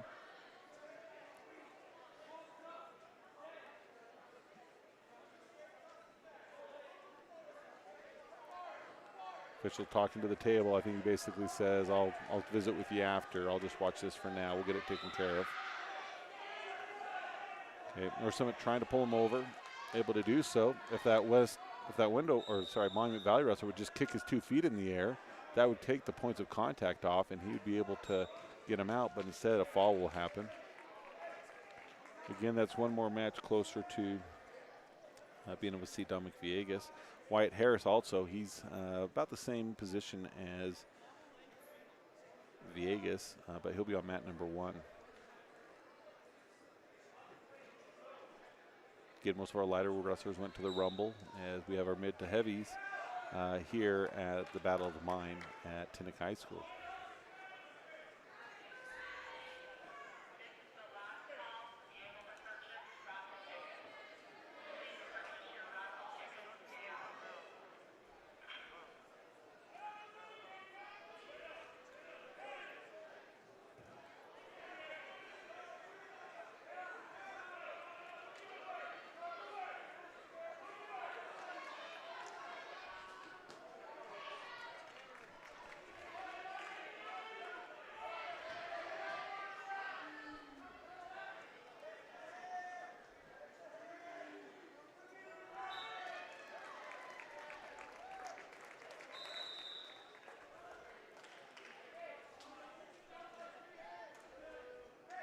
Okay, now wrestling on mat number 3 for Maple Mountain, Landon Wing. He's taking on Paiute's Trevor Pearson. And then after this one, we should have Vias of Delta up next.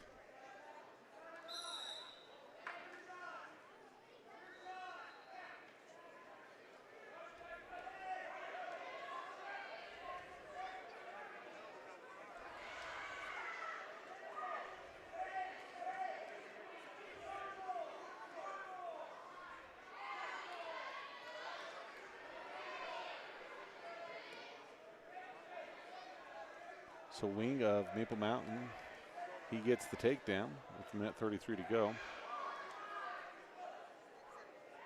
Paiute trying to work that leg up as Maple Mountain's trying to turn him.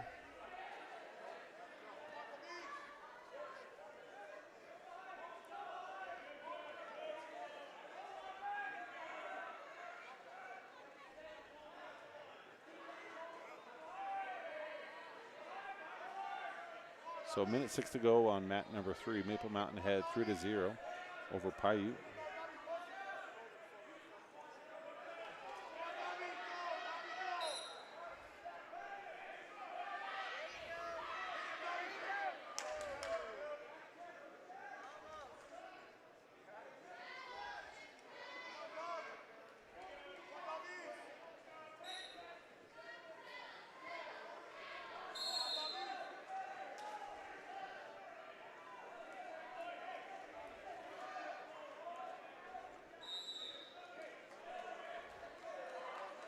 Okay, 41 seconds to go here in this first period. Maple Mountain still ahead. They've been out of position for a while, but Maple Mountain really not able to really work too much. And Paiute just holding onto those legs so that Maple Mountain can't get them turned.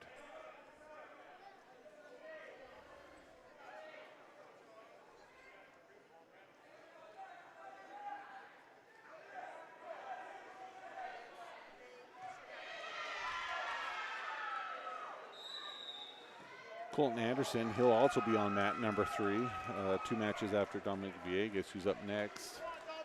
Okay, we got a reversal here with Paiute with just a couple of seconds left before the period ended. So it's going to be 3-2, but see if there was any near fall given. Looks like the official indicated, and there it goes. So it's 5-2 in favor of Maple Mountain. It's going to be Maple Mountain's choice. They look to the coach. He defers Paiute. He's going to choose bottom.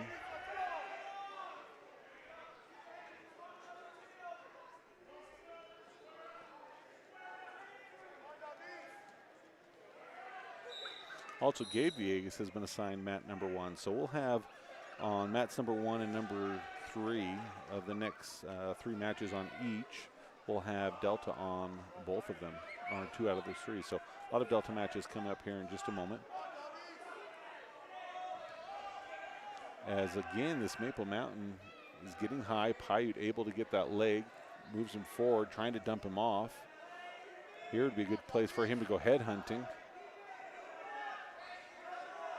Official looks, not seeing anything.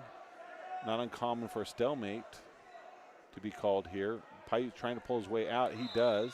So he now narrows it from 5-2 to 5-4 as he works to try and get a cradle.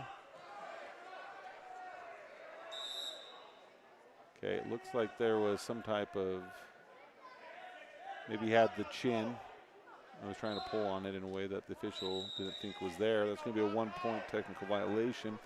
That will give Maple Mountain a 6-4 lead with 41 seconds to go in the second period.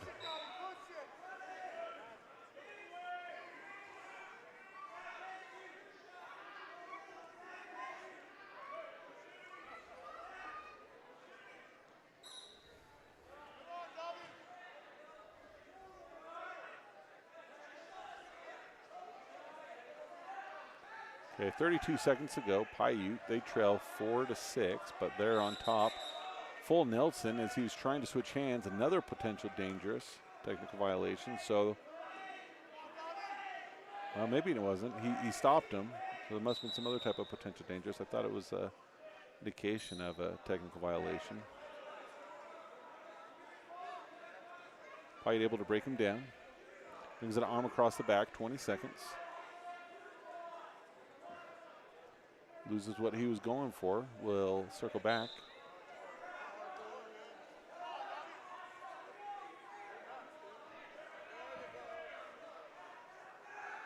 Okay, half for Paiute, short time. But he's not going to be able to get him turned before the second period expires as he's behind by 2. And it's going to be Maple Mountain's choice. He's been on top and lost it. He's been on bottom and not been able to get away, so he chooses a neutral. Okay, Paiute with kind of a half-hearted shot.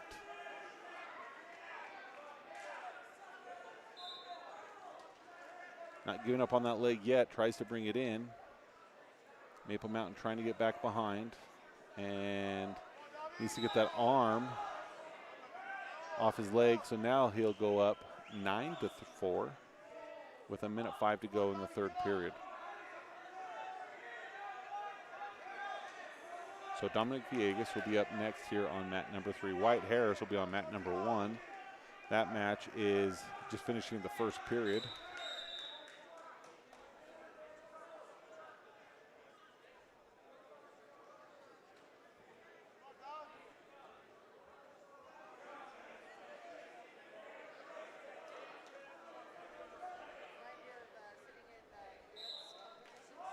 Okay, 30 seconds to go in this third period, featuring Maple Mount and Paiute. Maple Mount leads 9-4. Looking to get a turn. Near fall being counted.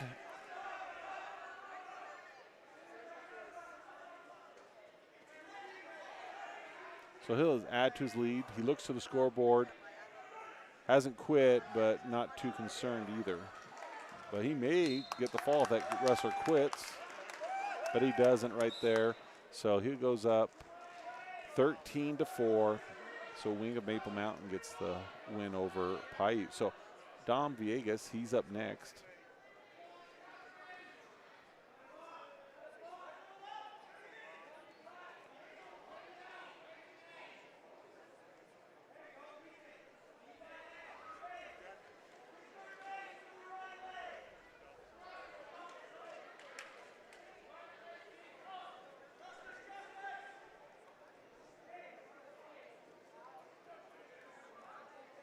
Dom Villegas is taking on Caden Delaney of Bingham. This is Dom's second match of the day. He won his first one, along with most of Delta wrestlers.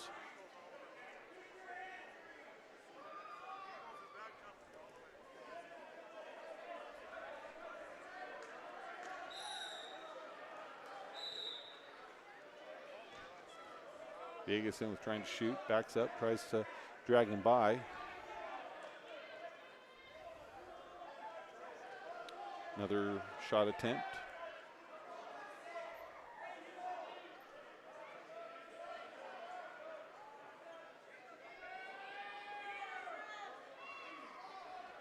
Another shot.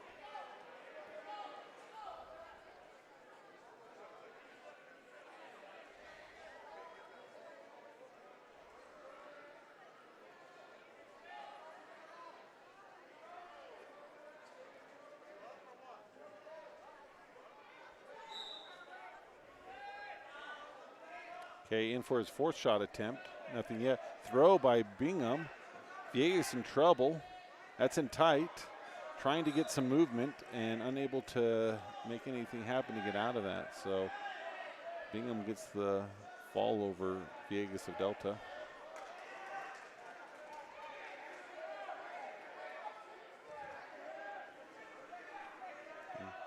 We'll switch over to mat number 1 where Wyatt Harris of Delta will be up next.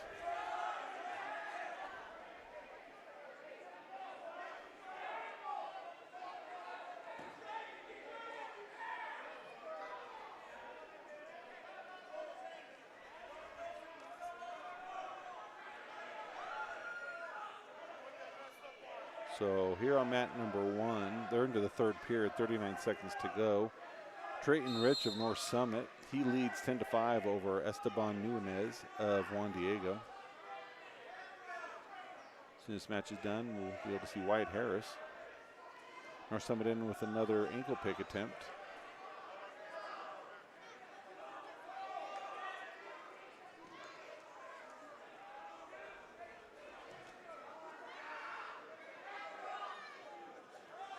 Juan Diego with somewhat of a double leg attempt, but looks like North Summit's going to try and get behind, but time's going to expire before anything changes, so Wyatt Harris will now be up.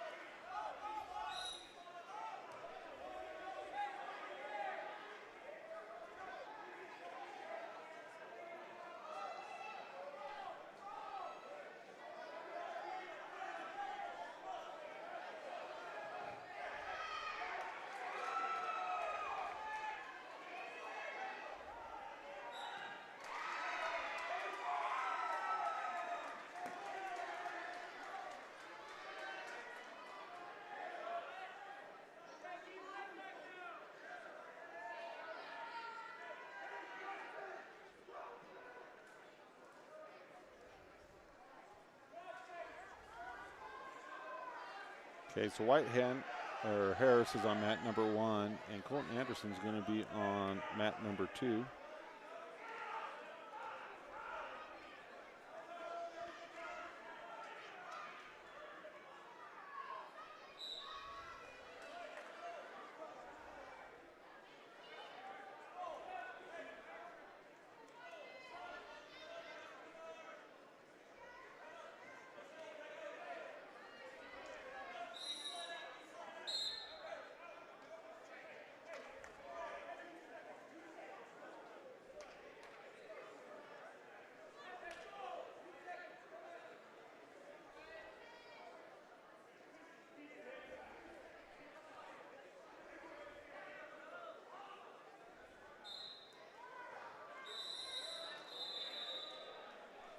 Okay, out of bounds on the right. Over on the left-hand side, the wrestler against Harris gets the takedown. He leads 3-0 with 1:14 to go.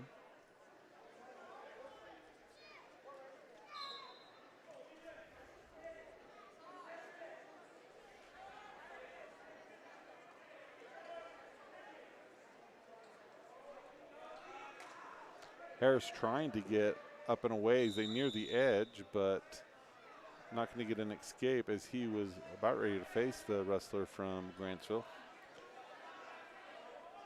Okay. Anderson gets taken down over on the right mat.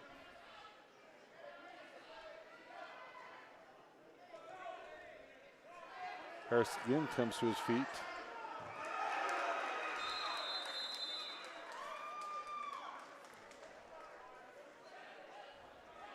Okay, 2-point reversal for Anderson on the right. He trails 3-2. Harris on the left, he gets an escape. He trails 3-1. 27 seconds to go on the left, 37 seconds to go on the right. Okay, Harris with a takedown with a head lock. Careful not to get rolled through. He does get rolled through, but not before he gets some near fall. So 3 near fall, 2-point reversal. And over on the other side, Anderson gets a takedown.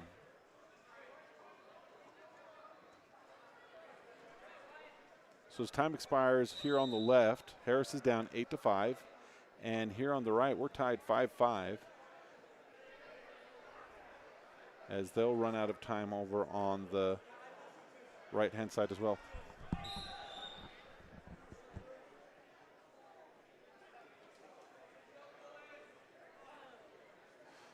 Okay, Grantsville chooses bottom on the left against Harris. Third to be neutral over on the right with Anderson.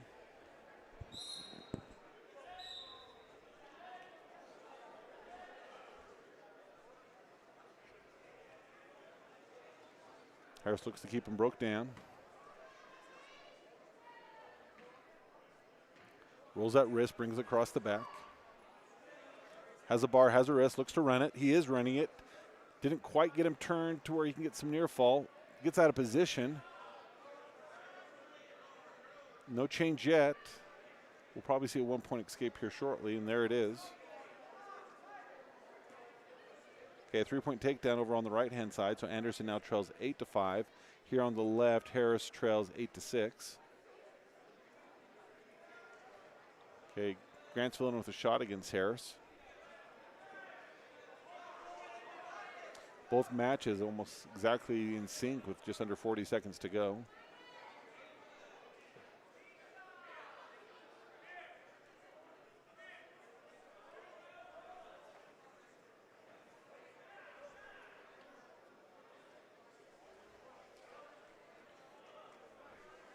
.20 seconds to go on both mats. Harris with the takedown. So he now gets the lead for the first time in the match. He leads. Oh no, he's green. I apologize. So he was ahead. So he's ahead 11-6. He wasn't trailing. Now he's going to try and get some near fall before time expires, but I don't think he'll have enough in order to do it. Time expires over on the right-hand mat as well. And here Anderson does trail by 3 as he is on top. Harris elects to choose neutral at the beginning of the period. So a minute 30 in these matches are what the periods have been running. So a 2-point reversal against Anderson. He now trails 10-5. Harris, he leads 11-6 over on the left. Again, these two mats are nearly in sync with their time, within a second of one another. Both in the third period.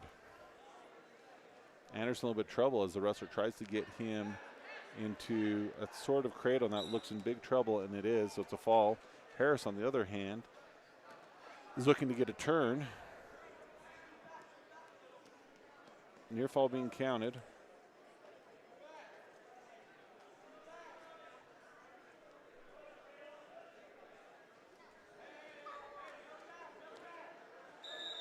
And he gets the fall.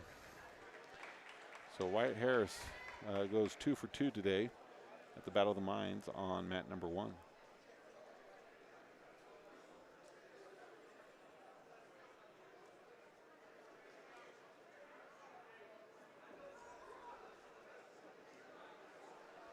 So Gabe Villegas, he'll be in the hole on mat number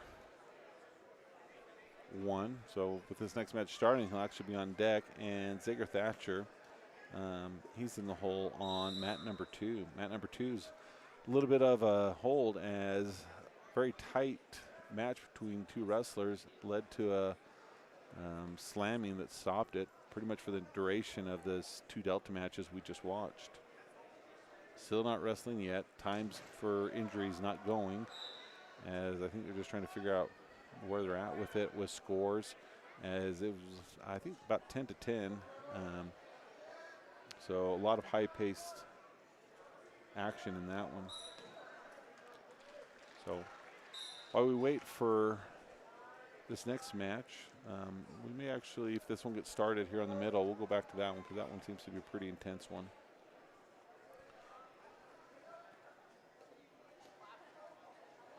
Now wrestling on mat number 1 is North Summit's Jamin Bailey against Ethan Bless of ALA, American Leadership Academy.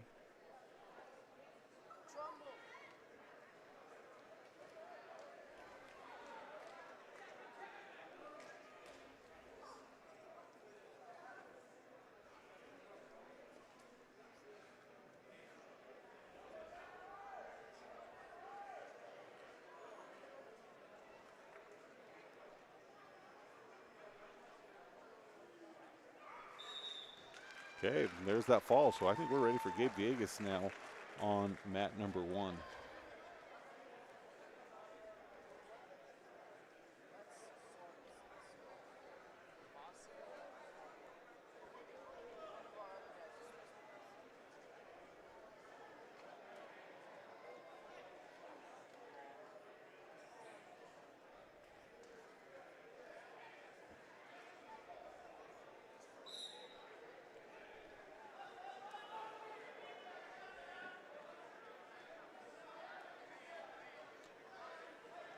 Instead of being 10-10 on mat number 2, they get the score adjusted.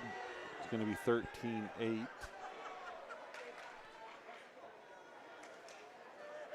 So Gabe Villegas now up on mat number 1. He's taking on Logan Smith of Bingham. Villegas, a senior.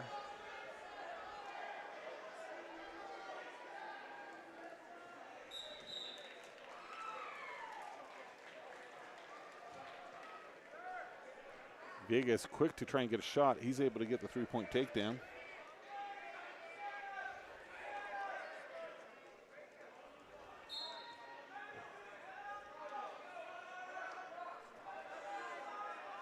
Trying to get a crossface in, needs to get that leg back.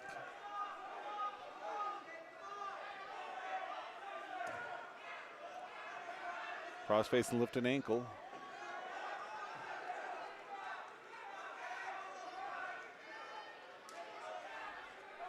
Still no change. Minute 21 to go. So he's able to maintain his control. Gets the wrestler from being flattened out. Throws in a half.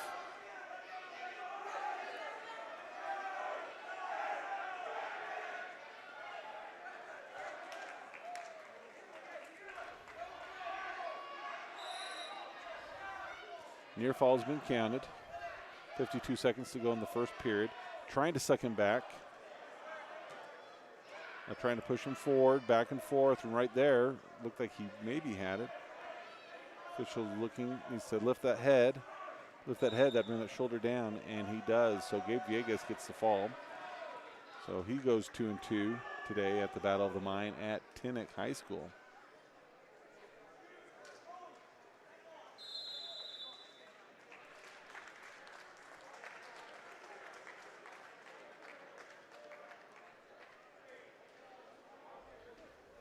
So Zager Thatcher, he's in the hole on mat number 2, so he'll be our next wrestler.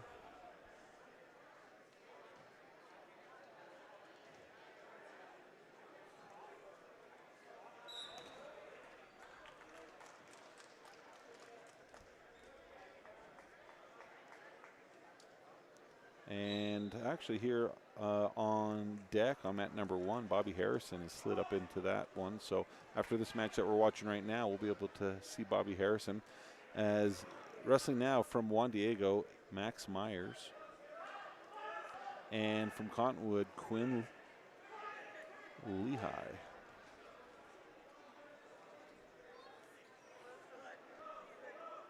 So Cottonwood had the 3-point takedown, let it escape. Juan Diego gets a 1-point escape. Cottonwood quick with another takedown.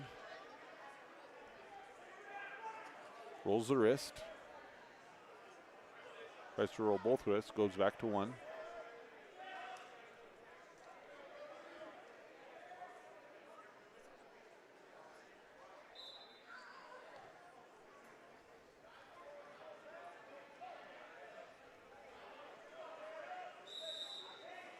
One minute to go in the first period.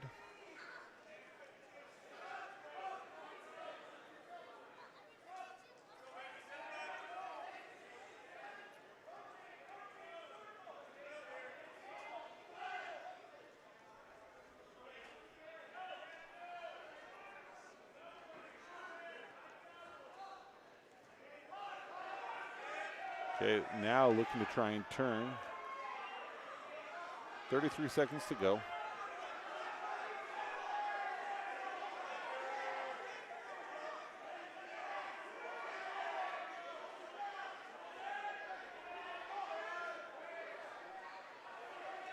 Okay, Cottonwood trying to get a pin.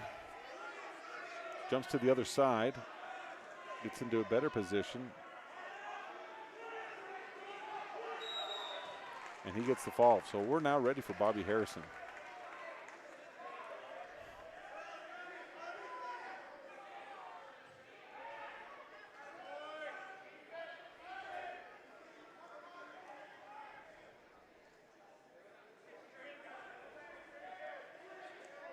Still in the hole on mat number 2, Zager Thatcher.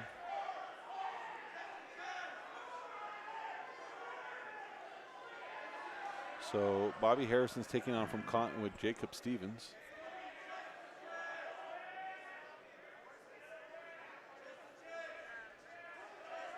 Bobby looking for some redemption as he was unable to win his first match, but kind of got caught, but I think this time he's geared up, ready to go.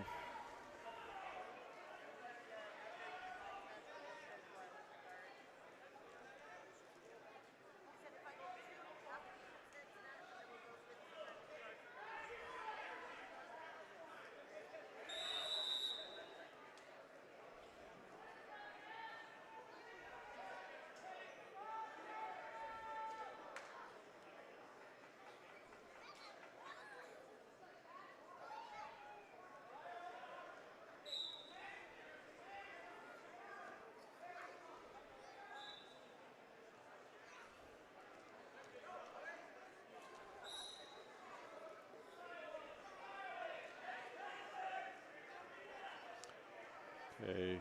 Cottonwood's able to get the 3-point takedown. Harrison works the hands.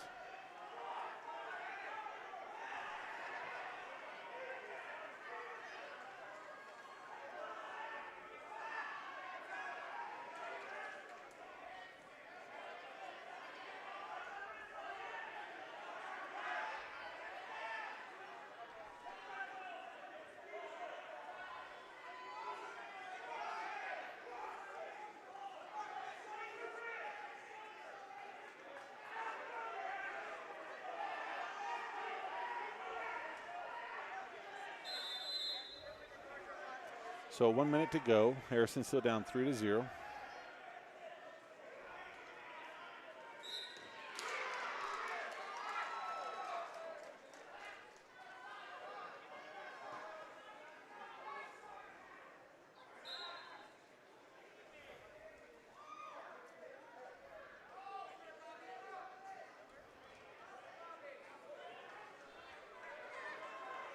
Okay, Harrison able to get a 1-point escape. 35 seconds to go in the first period.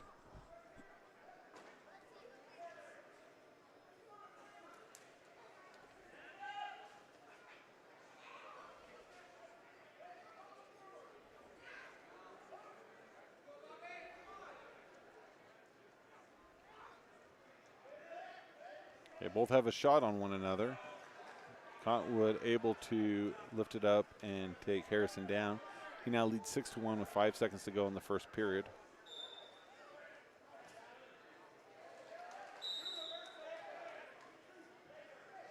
So we'll head into the second period. Harrison trailing by 5. Cottonwood's choice. He defers. Delta. He's going to choose top.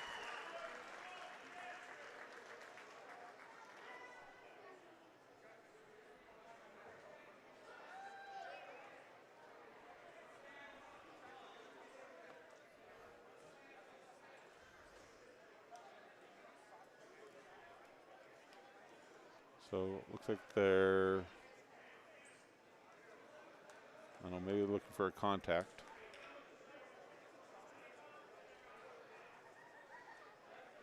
So Harrison's going to choose top, entering the second period, 6-1.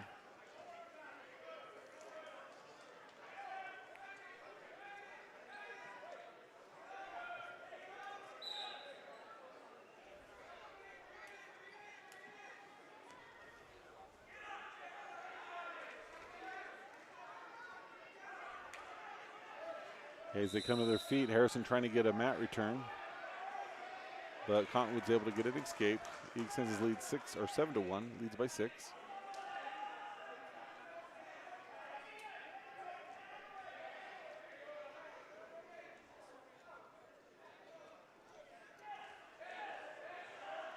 Cottonwood with a shot. He's able to get the takedown. He goes up 10-1.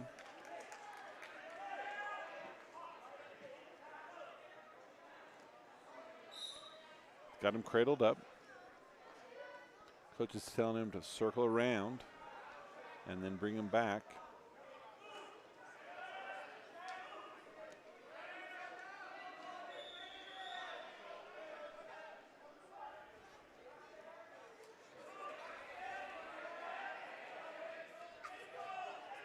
Okay, Thatcher trying to grab a leg, gives up on it, goes back to trying to get arm control.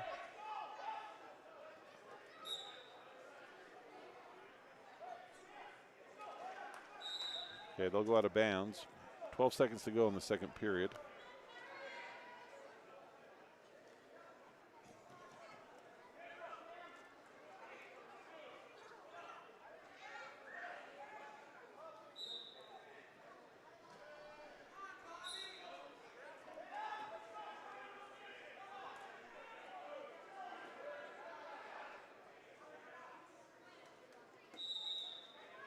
So time expires at the end of the second period. Score is 10-1, Cottonwood's choice. Squinting with one eye because he can't see out of the other. Lost his contact. And it looks like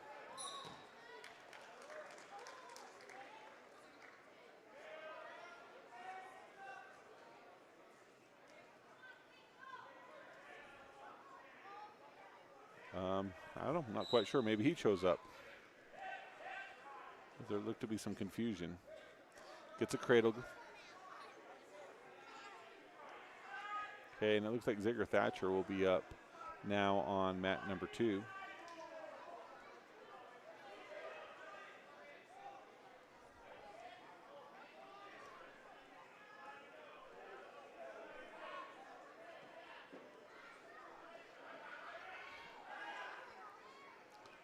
So 1 minute to go. Bobby Harris on the left. He trails 14-1 as he's in a cradle. And here on mat number 2, Zager Thatcher. He's coming up. And he's taking on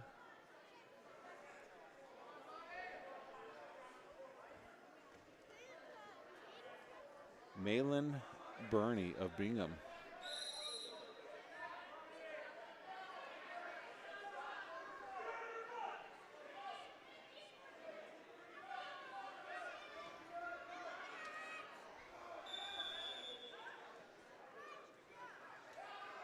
Okay, Harrison with the reversal. He now trails 14-3, only 15 seconds to go.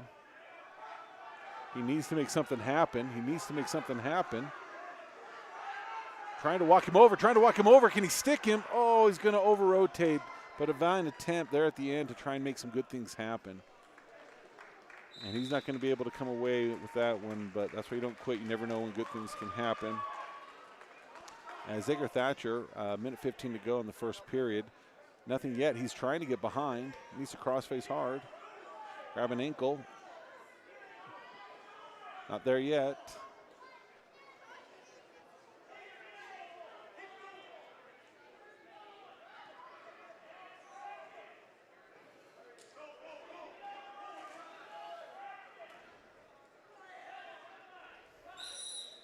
Stalemate called by the official.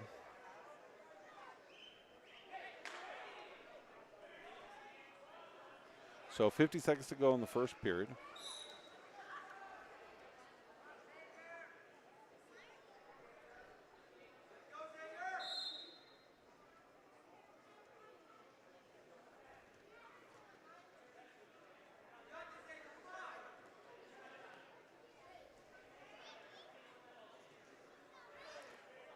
Okay, Bingham kind of in a shot. Thatcher trying to stuff him a little bit. They're trying to stand behind. If you could just turn him right there, he could have maybe gotten right to his back. Needs to get that leg free, almost into a cradle, but he has a three-point takedown. He should. Hasn't give it. That one still has the arm, so the official's not doing it. There comes the three-point takedown. 6 seconds, 5 seconds. Trying to hold on. 2-point reversal with time expiring. So Zager Thatcher up 3-2 as we head into the second period.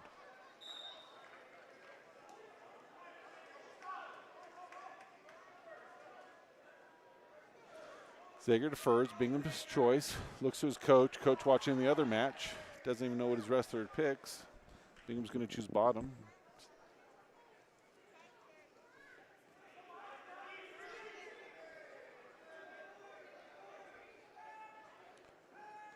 Okay, Thatcher covers.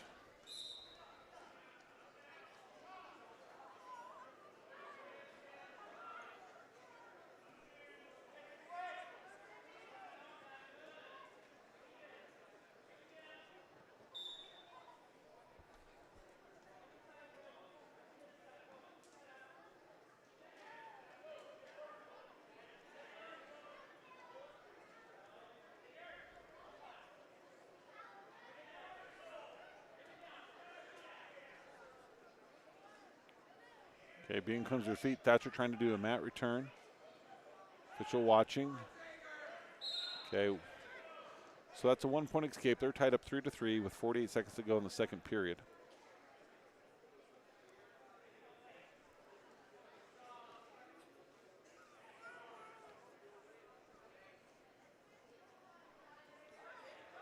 Okay, Thatcher was trying to get a shot.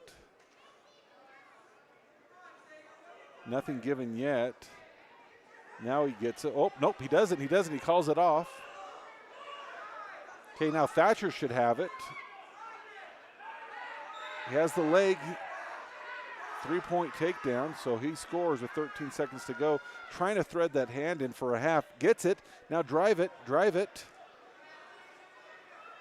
5 seconds. 1, 2. So he gets 2 swipes, but I don't think the official thought it was before time was out. So Zager Thatcher will enter into the third period ahead 6-3. Should be his choice. He's going to choose neutral. He's able to get, I think, a takedown earlier. Okay, shot by Bingham. Thatcher being heavy. Oh, hooks him, gets the three-point takedown, getting the near fall.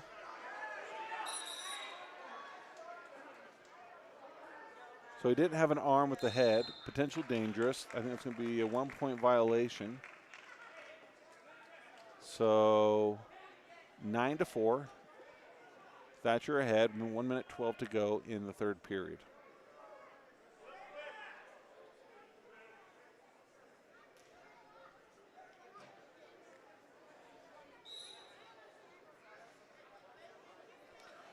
Okay, Thatcher's got it cradled up, looks to bring it back. Near foul's been counted. He's going to reset, bring him back again. Okay, cradle's broken, add 3 to it. So he's up 12-4 as Bingham's holding hard onto that hand. Thatcher's trying to get back behind, gets the arm, puts it right into a bar.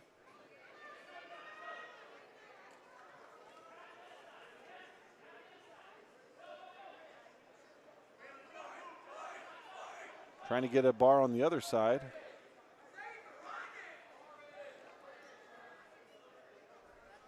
Okay, tries to get barred on the right. Right now, Bingham just content to keep his head on the mat and finally starts to build a base. 17 seconds. Okay, Thatcher needs to be a little careful here. Okay, here comes the near fall.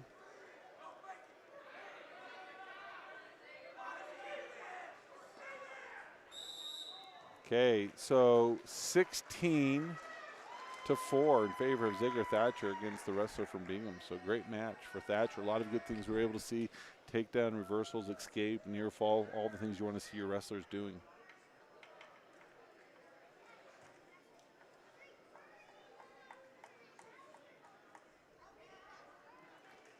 So no other Delta wrestlers have a mat assigned to them.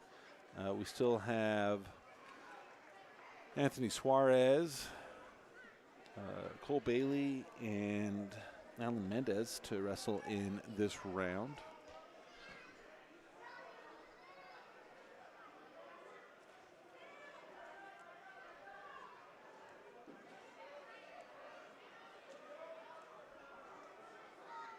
Yep, no one's assigned at this point.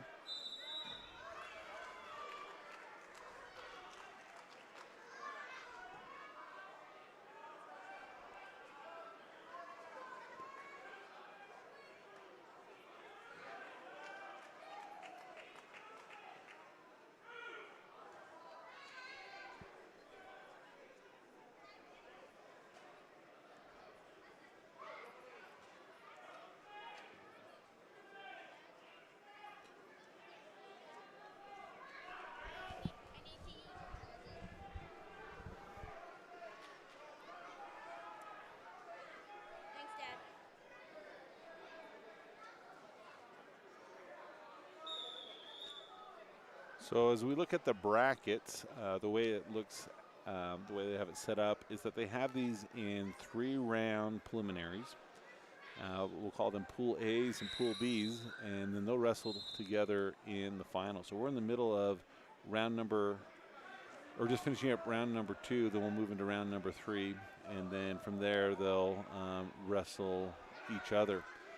So if a person was successful in their original, so A1 would take on B2, winner will go for first and second, loser would go for third and fourth. So a total of 5 matches is what should be expected for most of these wrestlers here.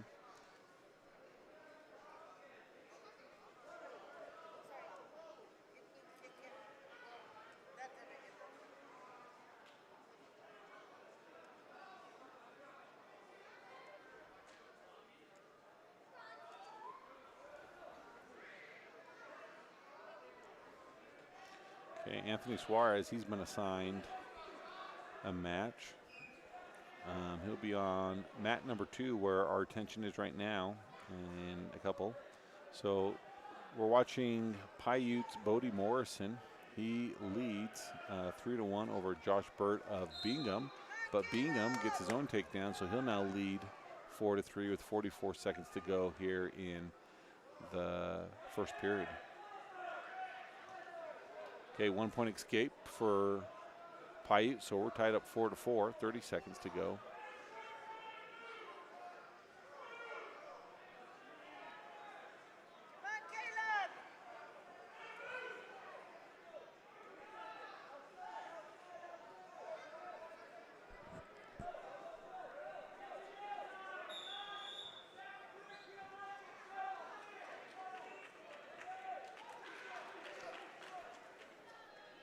So 5 seconds to go in the first period. They're tied 4-4 between Paiute and Bingham. That's the way it's going to end as they head into the second period.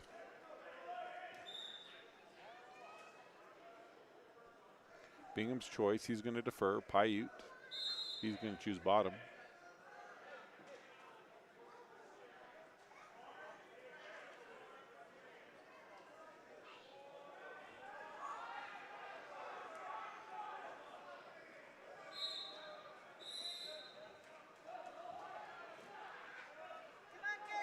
Paiute comes to his feet.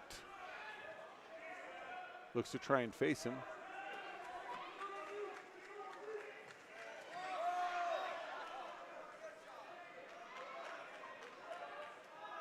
So 1 point escape in favor of Paiute. So he now leads 5-4, minute 8 to go in the second period.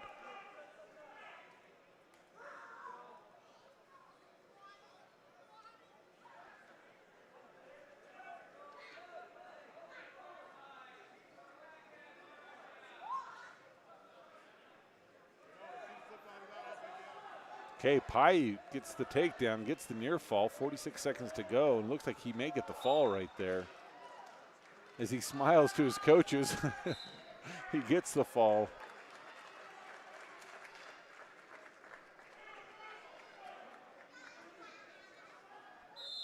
So that brings us one match closer to Anthony Suarez.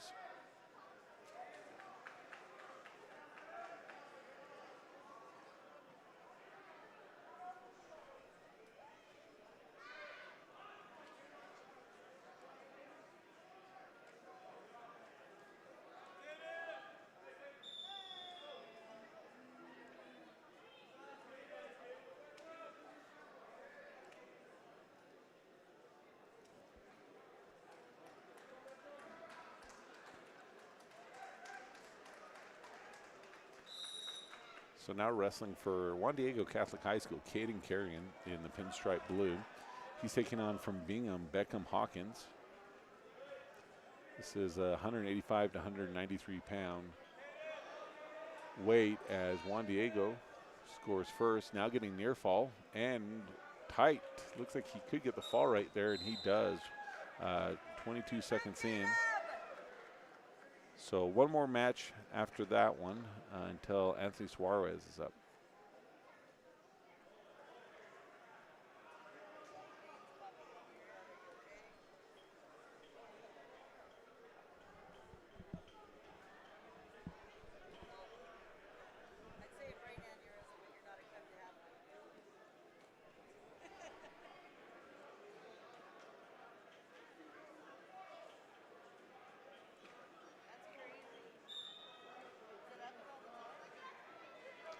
Okay, now wrestling, weight class 193 to 215 from South Sevier, Thomas Unsicker taking on Alexis Bravo of Rain. South Sevier quick to get the takedown and thought maybe he'd get a fall right there too, but he'll also get 2 point near fall, so he leads 5-0 before he turns loose the wrestler from Wayne. Okay, in with another deep shot, double leg, this time trying to get him straight to his back again. Near fall being counted, looking to the official, watching the count. Okay, he's going to turn him loose. So he leads 12-1, a minute 27 seconds left in this first period.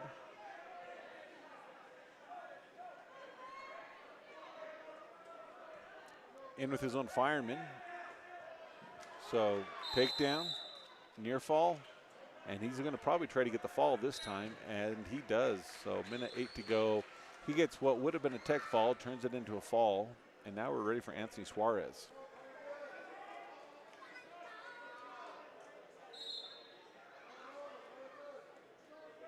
Suarez is the senior for Delta. First year wrestling. He's done a good job creating some depth.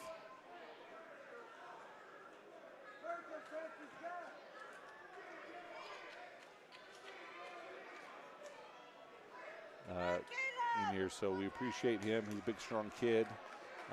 Every time we see him wrestle, we see some improvement in what he's been able to learn and be able to do. He's taking on from Maple Mountain, Anthony Soto. This is listed as a 203 to 216 pound match.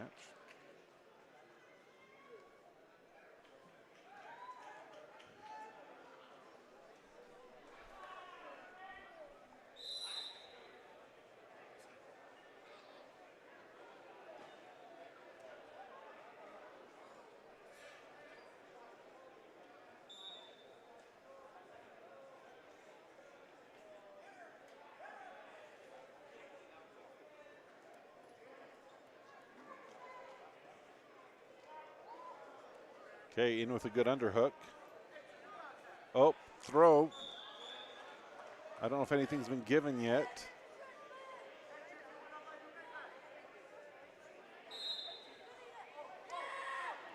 Okay, they're going to stop it. Fortunate for Suarez. I don't think any points were awarded. They weren't, so still 0-0.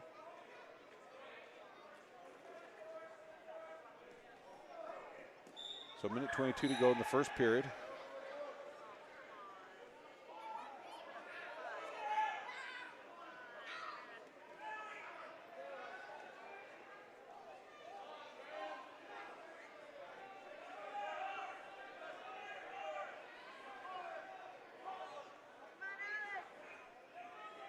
Okay, 1 minute to go in the first period, 0-0.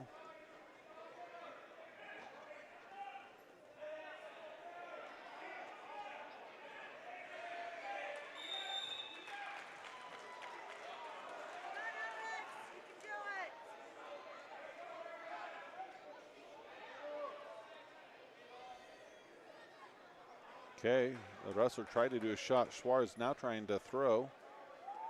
Both back out of it. 33 seconds to go.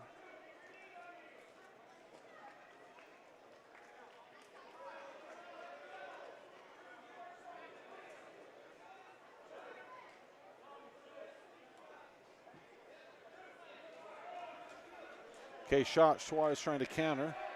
Okay, in trouble. It's going to be a throwing. We'll see who lands on top.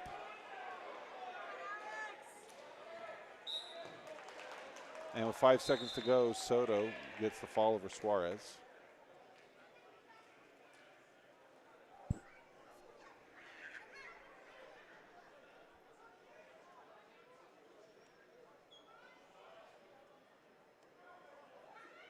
Okay, Alan Mendes has been assigned mat number 1, so he'll be up in a couple of matches.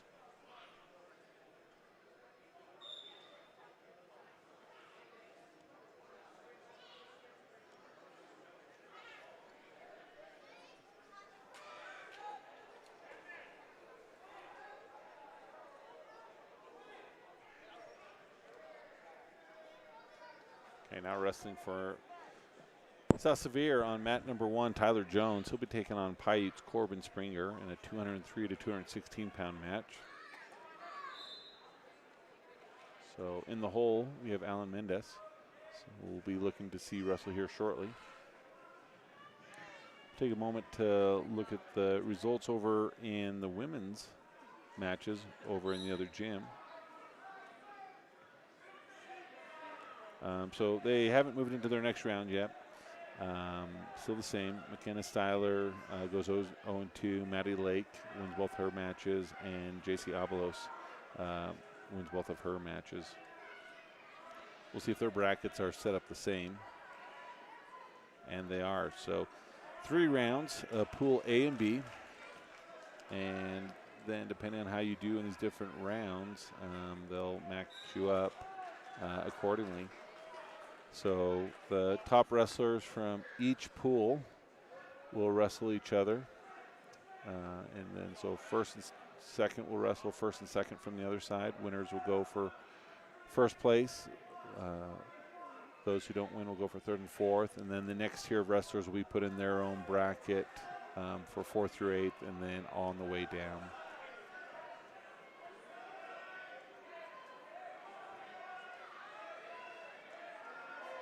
So 2 more for Delta this round, Alan Mendez and Cole Bailey.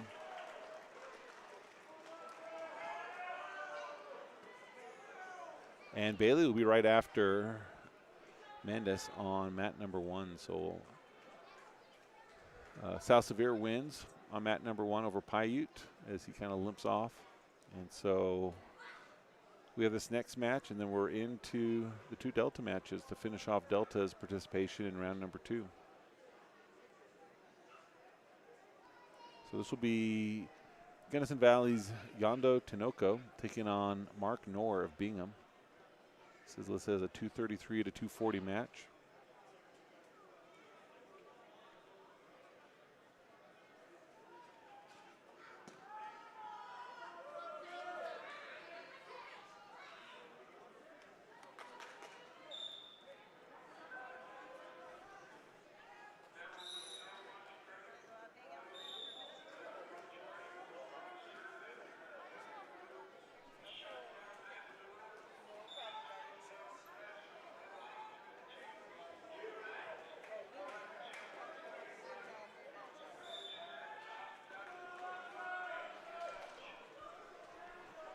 Okay, lost an official for mat number 1. That's what we're waiting on.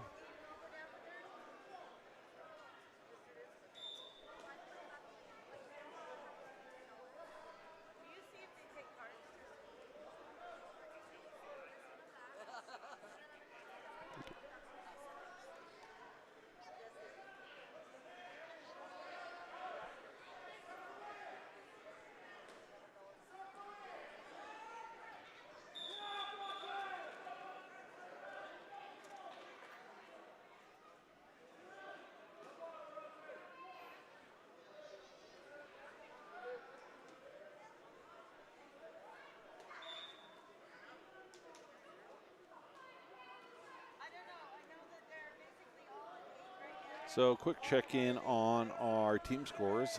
South Severe is first place with 47, Maple Mountain 42.5, and Delta's third with 38.5. Again, Delta's doing a great job winning most of their matches. Just a little light on the number of wrestlers that they have. That's preventing some scoring opportunities as the other half went to the Rockwell Rumble.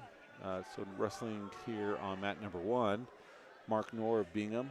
He's in the gray, and Gunnison Valley's Yadel Tinoco is in the blue. After this one, we have 2 Delta matches back-to-back, as Alan Mendez will be first, and then Cole Bailey. And that will conclude Delta's wrestling here in round number 2, and they're rolling right into round number 3, so there's not going to be a lunch break. I think they're a little behind.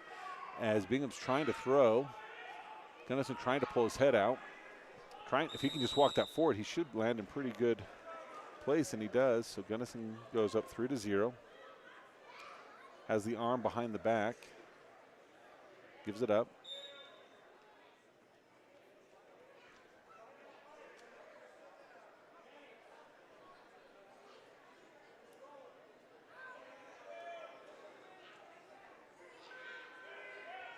Gunnison Valley trying to walk him back.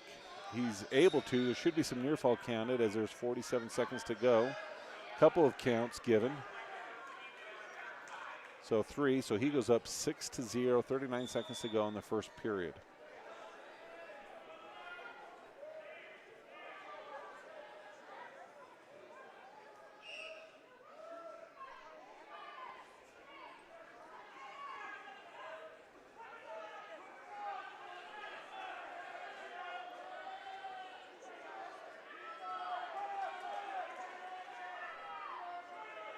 Okay, power half being attempted with 10 seconds to go.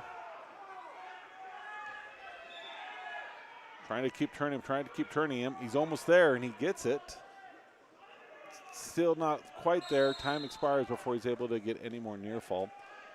So Tanico of Gunnison Valley, he goes up 6-0, looks to his coaches. He's going to defer Bingham, his choice. He wants neutral.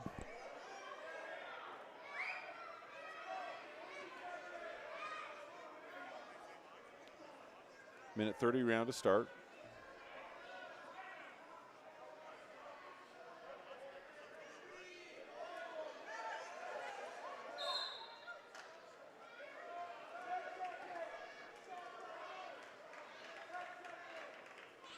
Gunnison Valley in with a deep underhook.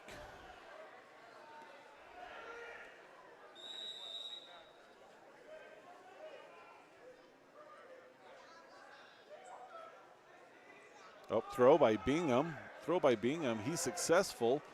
Well, not yet.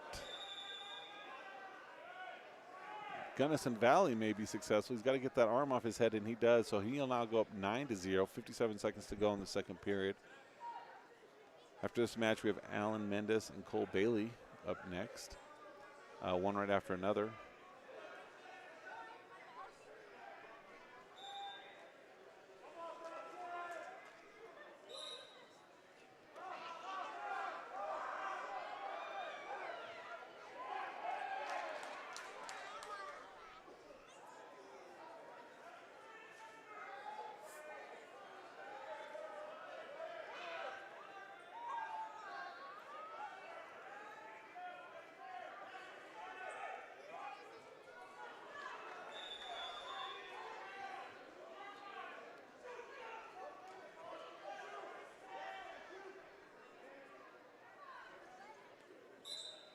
So 5 seconds to go in the second period. Scores 9-1, Gunnison Valley in the blue. Okay, heading into the third period. Should be Gunnison Valley's choice. Looks to the coaches, trying to decide what they want to do. He's going to choose bottom after the coaches suggested neutral.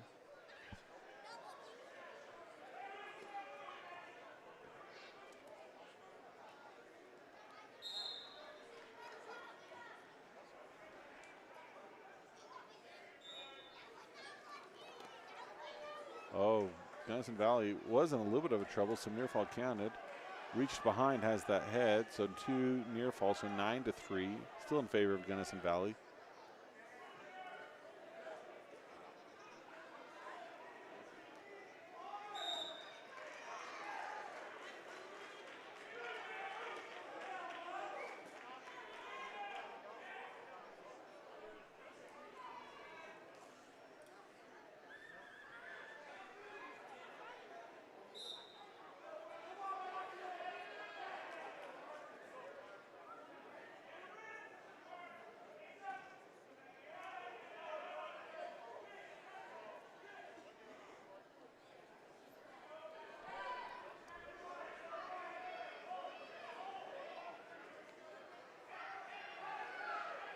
.28 seconds to go. Bingham on top, but they trail 9-3. Gunnison Valley in the lead.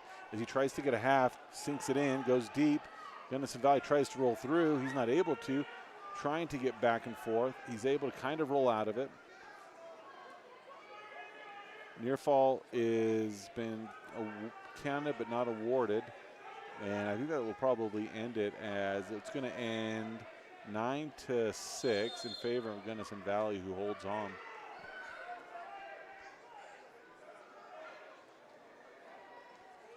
So we'll now have Alan Mendez taking on Thomas Jackson of Cottonwood.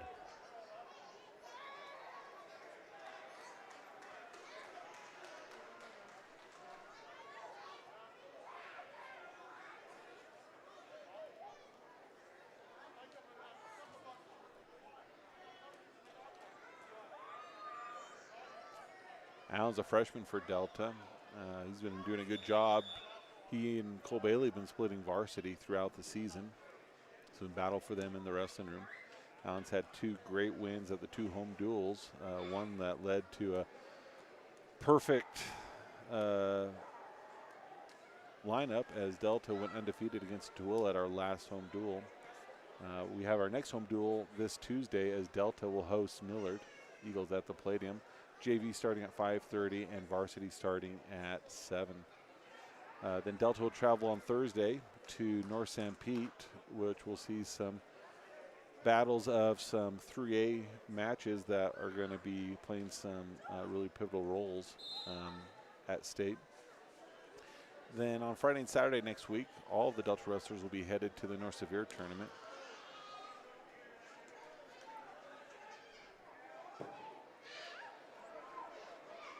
So this one's listed as a weight of 248 to 292.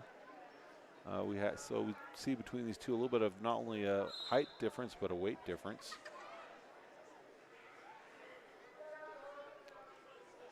Okay. Mendes goes for the throw, and he gets it. Oh, he had it, but he gets rolled through. He's able to recover.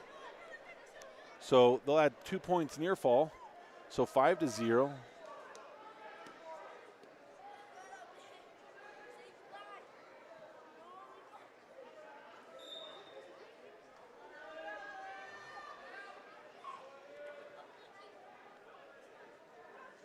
Minute 22 to go in the first period. Mendes survives a throw, which he almost landed on top and was able to get.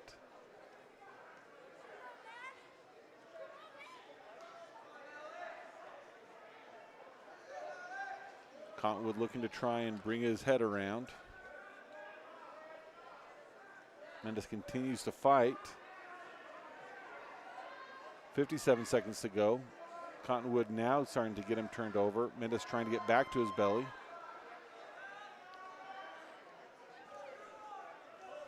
Nope, he's not going to award the near fall yet, as the move hasn't substantially changed on that hold. Okay, near fall being counted again. Mendes continues to fight. 35 seconds to go, long time. And there comes the fall. So, been fun to see that one go into a second round, as I think Mendes has a few things that, surprise some wrestlers with his moves. So we're going to stay here with Cole Bailey. He's coming up next. He'll be our last wrestler in this round number 2. Then we'll move into the third round. Not very many lightweight wrestlers, as most of them went to the Rumble. We do have Tristan Aspey, who we'll see.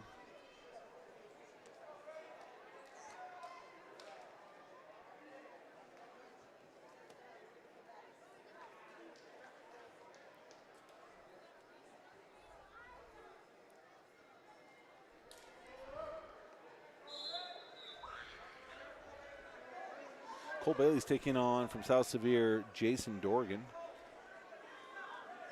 Dorgan looks like he's trying to do some type of throw. Bailey's trying to counter, has an underhook.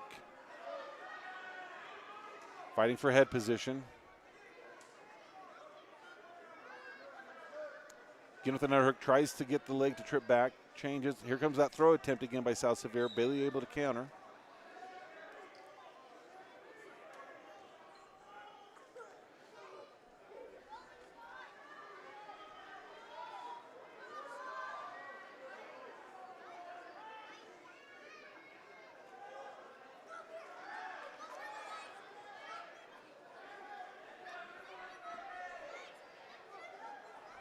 Oh, here comes a throw attempt by South Sevier. Bailey trying to get his hips under. He's able to. So 2-point near fall added. So 5-0, 56 seconds to go in this first period. Bailey trying to build a base. Comes to a tripod, up. Turns to face, gets a 1-point escape.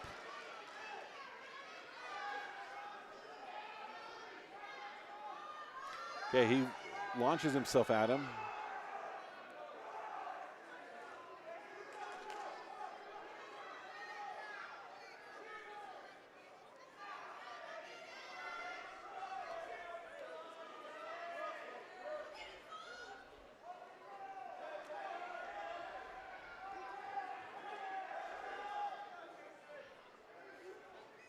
.15 seconds to go. Bailey trails 5-1 here in the first period.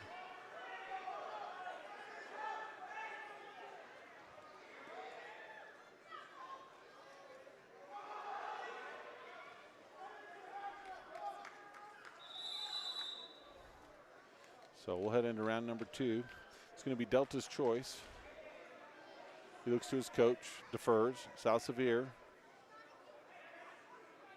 And he wants up.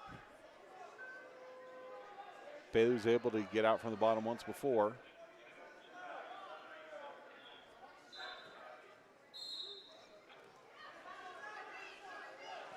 Bailey quickly to his feet, gets a 1-point escape. He narrows the lead 5-2.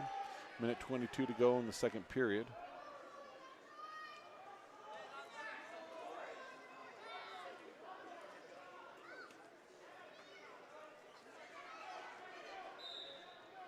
They got the score wrong.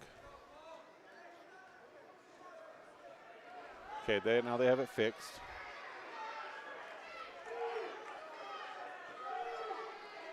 We've got 106 matches happening to our right, so they're rotating right into round number 3.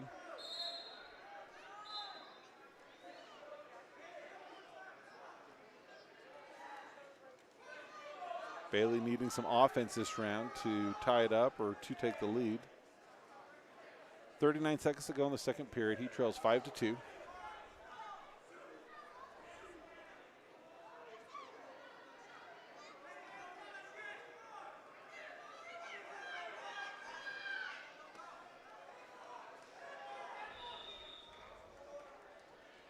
Okay, Bailey right there. There's his opportunity. Oh, lucky that that kid did not hit his head on the wall.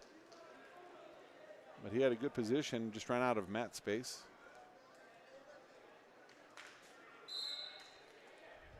.14 seconds. South Severe looking to try and throw again.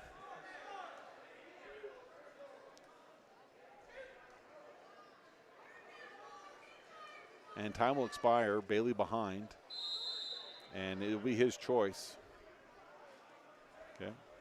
While we know he can get out, they think that maybe where this other wrestler didn't want to be bottom, that if they can get him broke down, Bailey will have a real opportunity to get him turned and to score.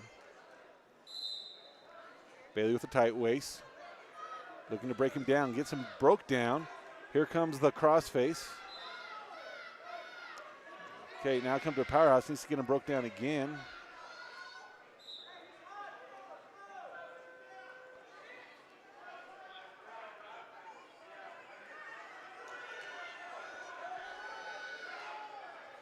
Okay, there's the half. Get the half in. Get the half in. Run it, run it, run it. South Severe is able to counter. 1 minute to go in the third period. Bailey trails 5-2. He needs to get a turn. Goes back to the power half. There should be a stall called. There is no attempt by South Severe.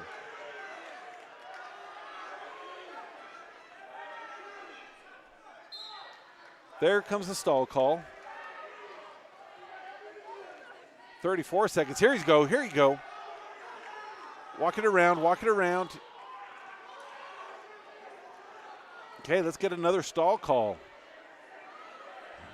22 seconds to go. Bailey's got to get him turned. Even with stall calls, that won't be enough to do it, as it looks like the South Severe wrestler is going to try and do a fat man roll. Bailey can counter it. He's got to get it. He's got to run it. He's got to run it. 5 seconds. He's got to get it now. 1, 2, 3. Does he get it? Does he get the 3 near fall? If he gets the 3 near fall, he gets the 4 near fall.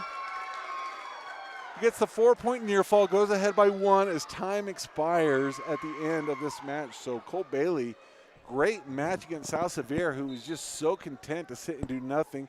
When he attempted to do the fat man roll to him, Bailey was able to stop it, get that half in, and then finally get him turned for just enough, not just the tie, but to win the match. So great job by Cole Bailey. That's the last Delta wrestler here in round number 2 at the Battle of the Mine at Tinnick High School. We'll look to see if we have anyone else coming up here, as we'll be moving into the lightweights, and Tristan Ashby should be the next one that we see from Delta up. This will be round number 3 before they move into the placings.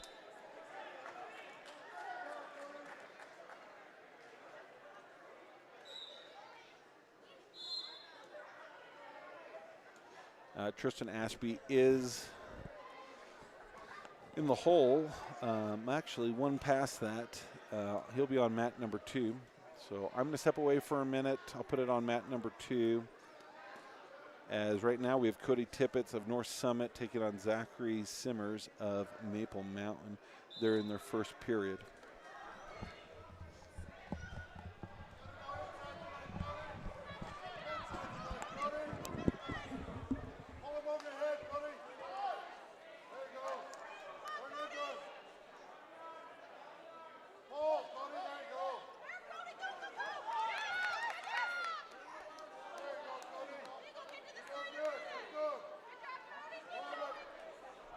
Keep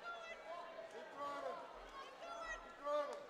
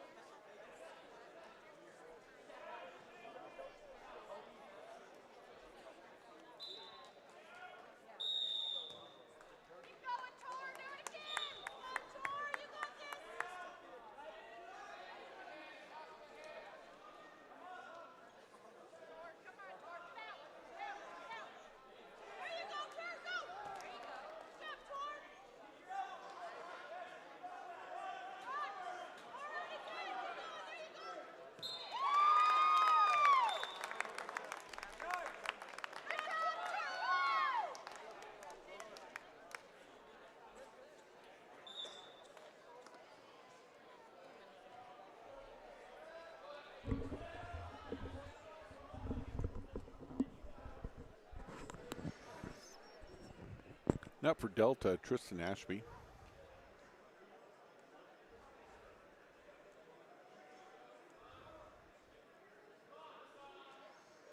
He'll be taking on from Providence Hall, Owen Toy.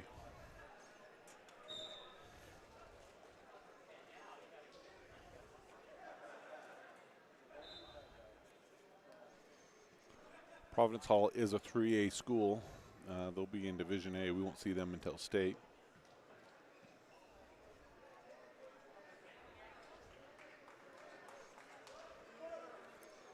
Ashby in with a shot as they go out of bounds.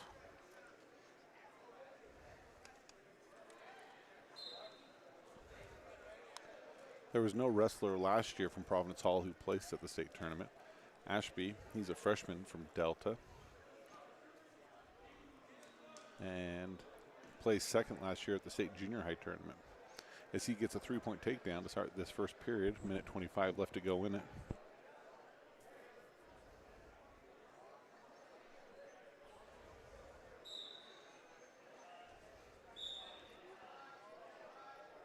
Ashby trying to get a power half in as Providence Hall is trying to keep that leg. Ashby cranking on that.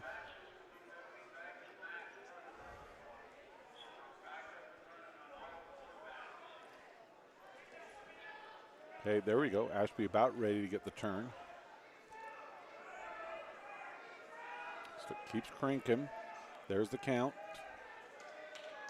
46 seconds to go. Careful. Oh, out of position. He's in some trouble now. Needs to hook that leg, try and roll him through.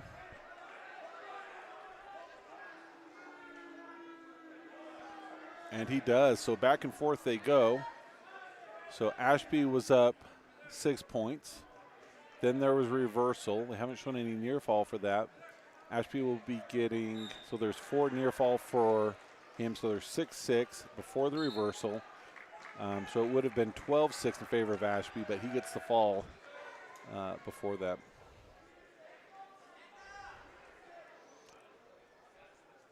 So very much a matchup we could see at the state tournament between these two.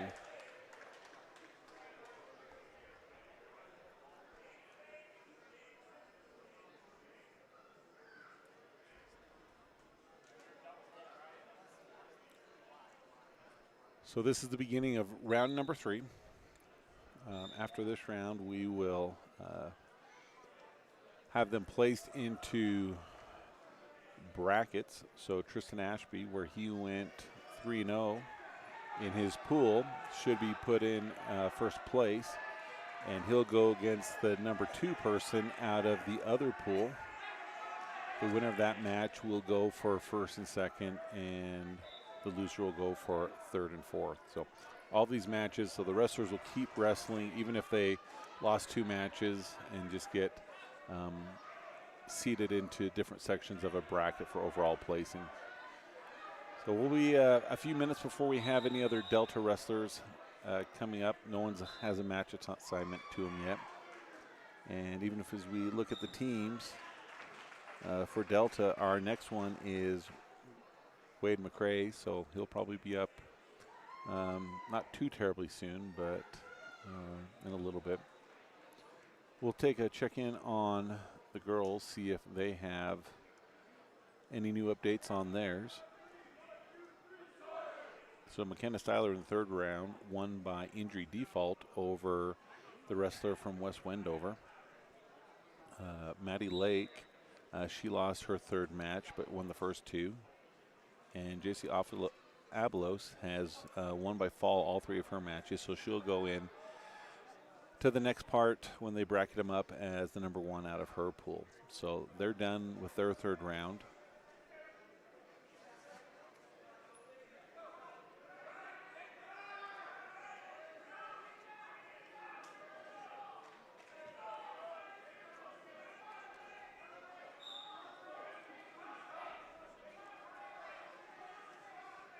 And so she'll be taking on Nikki Smith from Grantsville when they get going. So JC, if she wins that, she'll be going for first and second. If not, she's guaranteed herself no worse than 4th place here at the Battle at the Mine.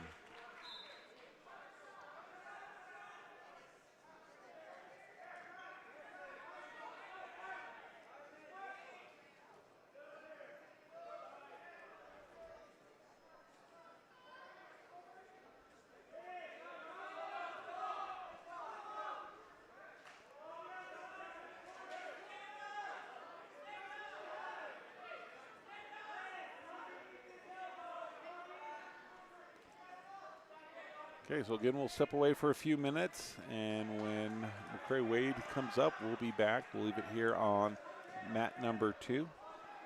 And you can follow with Who's Wrestling on Track Wrestling as we go forward.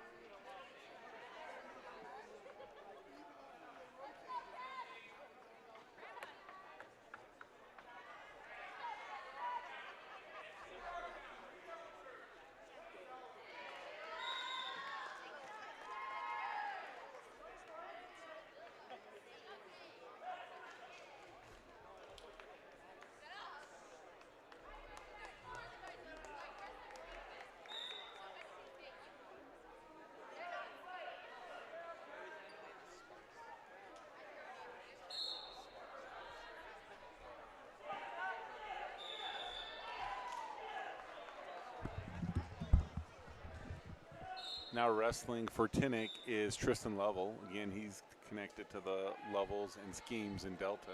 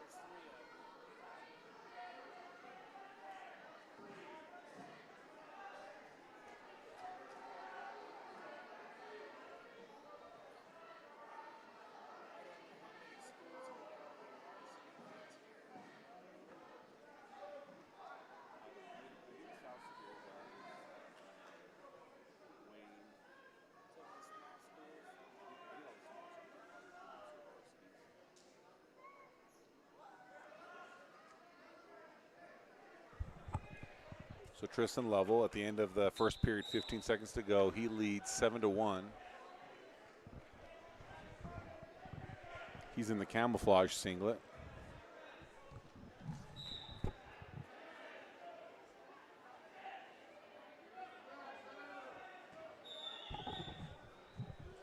Austin Stevenson, he's on deck on mat number 3. We'll be jumping over there.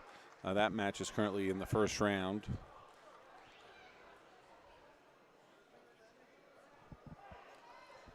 Here on mat number 1, Tristan Lovell, he's ahead 7-1 as they enter the second period. He's up.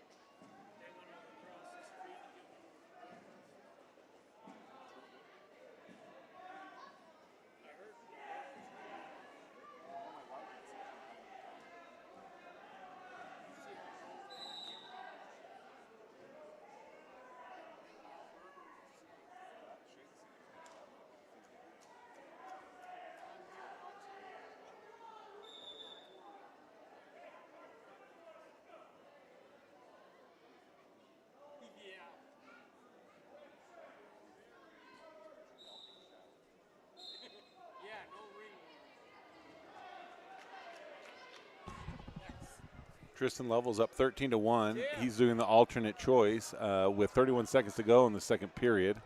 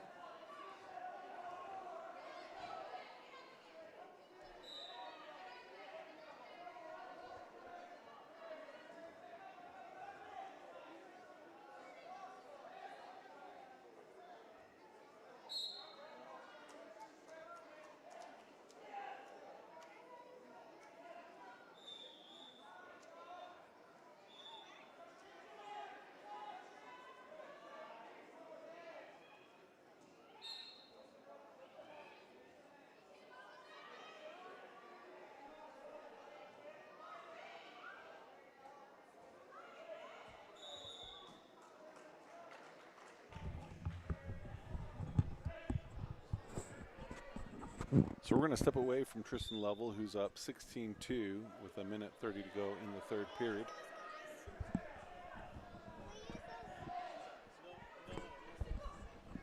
We're going to move over to mat number 3 where Austin Stevenson is getting ready to wrestle.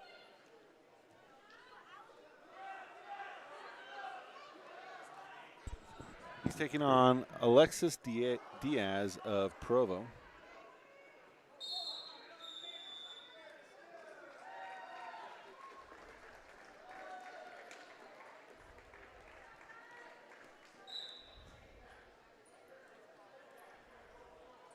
Stevenson's gone 2-2 on the day as we're entering round number 3.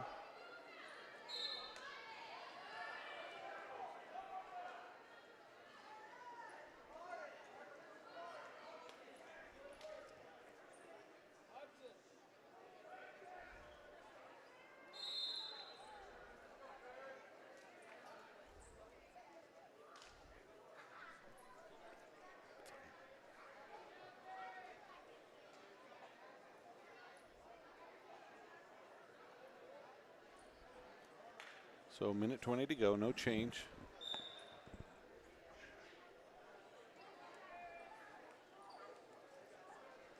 Stevenson with a shot, trying to finish, not able to.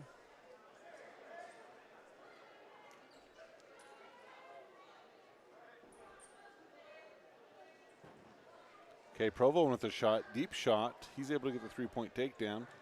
Stevenson trying to belly out, and he's able to. Builds a base.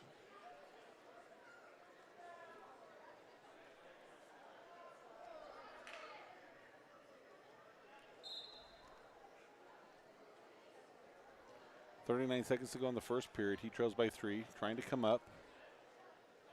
Comes up to his feet, works the hands. Mat return.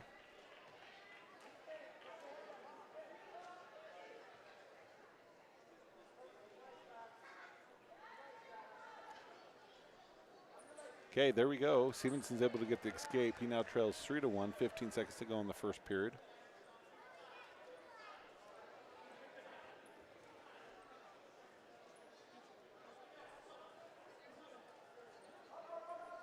Good shot. Oh, but not able to finish it into anything, but that was a great shot at the end of the period. He's down by 2. It's going to be Provo's choice. He looks to his coaches. He defers deltas. And Austin Stevenson, he's going to choose bottom.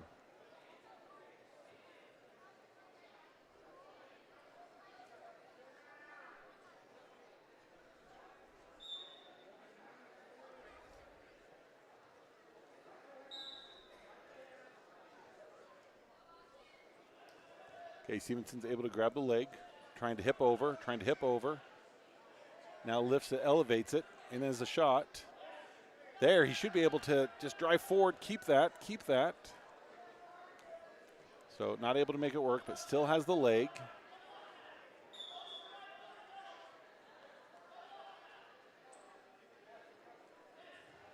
There he hits it, trying to get it into reversal, not there yet.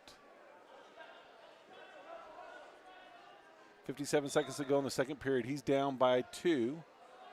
Reversal right there, there you go. Drives it forward. That should be the reversal.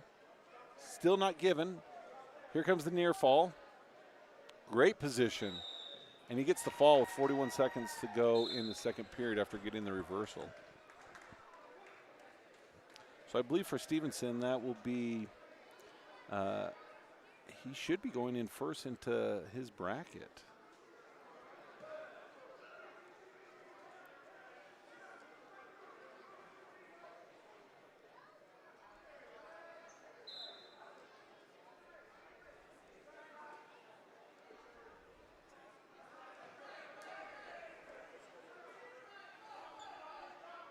So we'll wait and look at those a little bit later, see if we have any other wrestlers coming up here. Now that we're getting through some of the lighter weights, we'll get a little bit more consistent with these mid to upper wrestlers for Delta. As the rest traveled to the Rockwell Rumble, and that tournament is finished up in Harriman. Yeah, McCrae Wade, he is actually on deck, but that's on mat number 4, and that's the other room. So we'll bring you updates on what's happening with that. When that one gets started. I believe the camera here on mat number 3 is we have Gunnison Valley's Eric Muladoando. He's trailing by 4 points to Mario Perez of Juan Diego Catholic High School.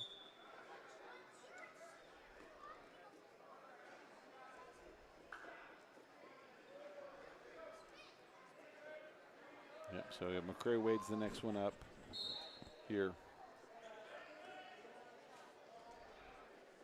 So Juan Diego, he's up 15-4.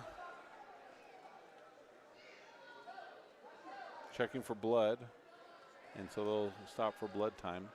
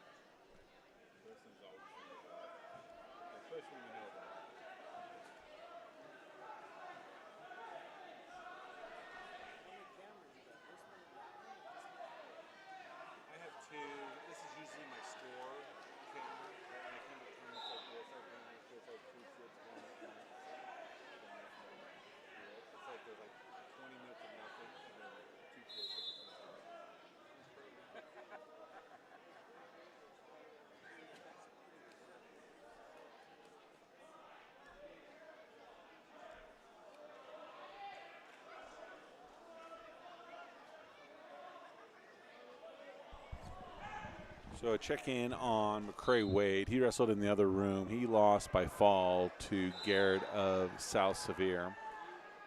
So as we look now to see if we have any other matches coming up here. None are currently listed, so we'll just keep leaving it here on mat number 3, and we'll jump back on as more action is going to happen for Delta here at the Battle for the Mine, at Tinnick High School.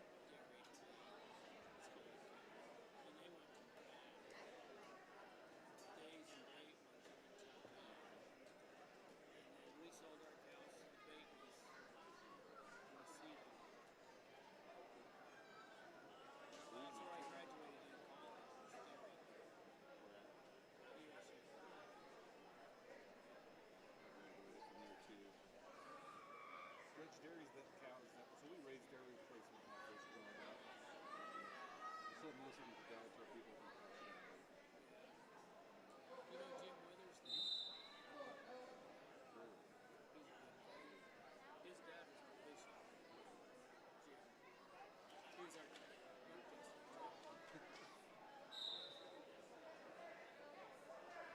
some great people. I used to, then I went in chemical sales. So when I started working with selling to the distributors and stuff,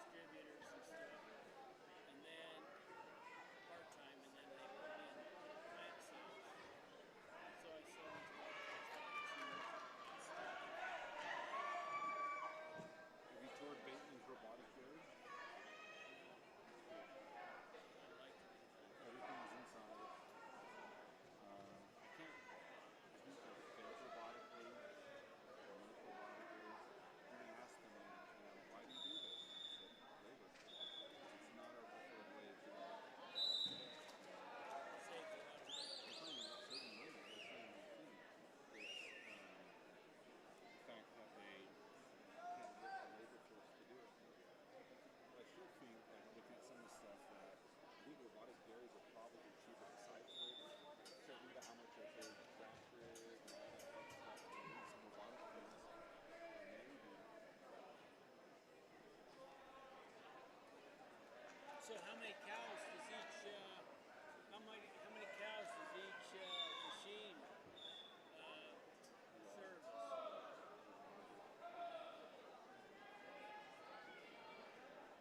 They figure they get an equivalent Okay, of just a second. We're missing a wrestler. Let me go see if he's in the room. Travis. Travis. Travis. Travis.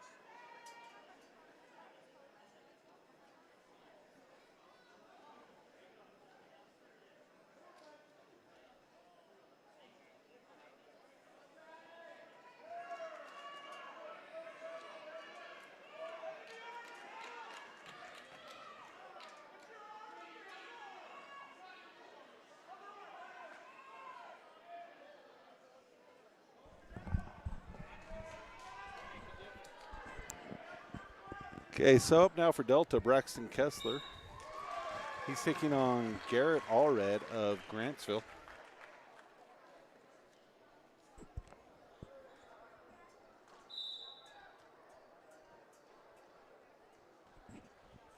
Kessler with a quick takedown. Needs to finish it. There it is. Gets to the half. Tries to get the half. Kind of getting out of position.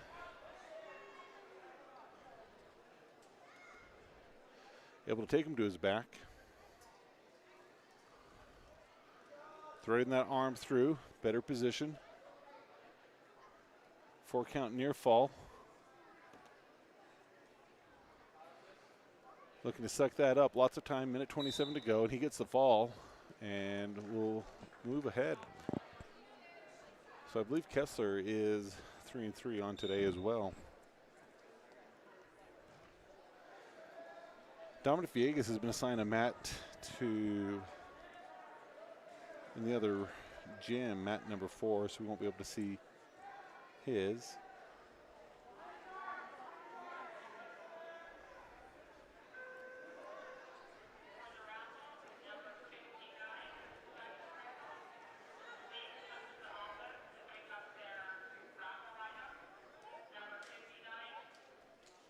So again, all these are the third round. The first place individual from these 3 rounds will take on the second place in the other pool. Winner will go for first and second. Loser will go for third and fourth. Then the third and fourth wrestlers from each pool wrestle each other. They'll go for fifth and sixth and seventh and eighth. And then the wrestlers below that will wrestle after that. So Villegas will be in a little bit, and then we'll start getting into quite a few more of the wrestlers. Again, Delta's not here at their full force, but they're still in third place with 63.5 points. Maple Mountain 104.5, and South Sevier with 114. Here on mat number 1, we're watching for Maple Mountain Landon Wing. He's taking on Bingham's Daniel Ficelli.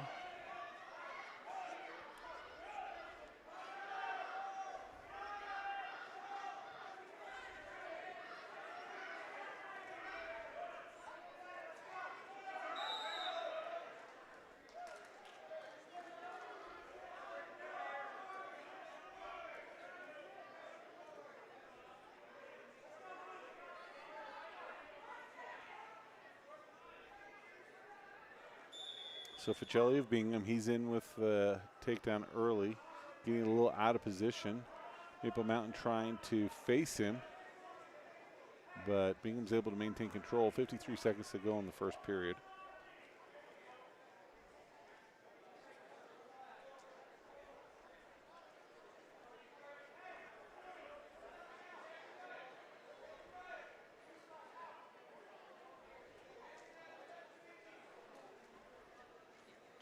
Seconds to go as Bingham tries to bring that arm behind, potentially dangerous as that fist was going up a little high to the liking of the official, so he'll reset him.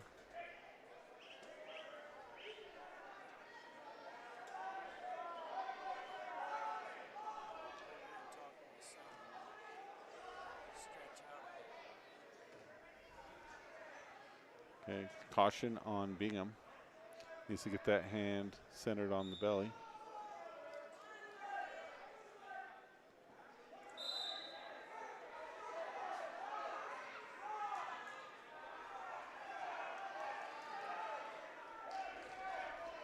Maple Mountain to his feet, works the hands, gets away, 3-1.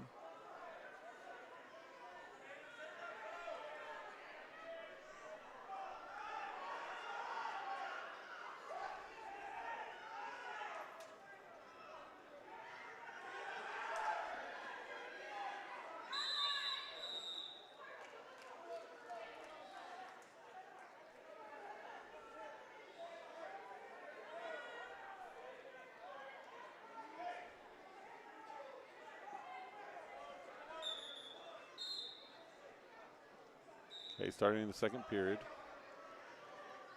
Maple Mountain trails by 2 to Bingham.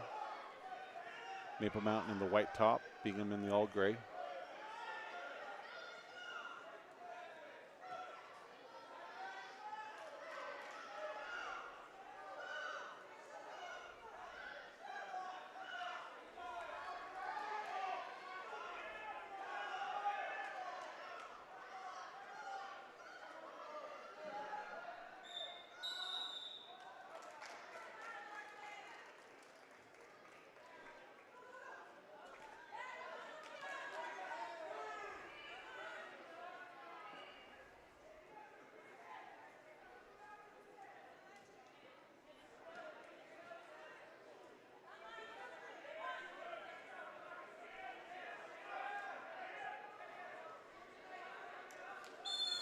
Okay, out of bounds, but luckily they don't land on the basketball court.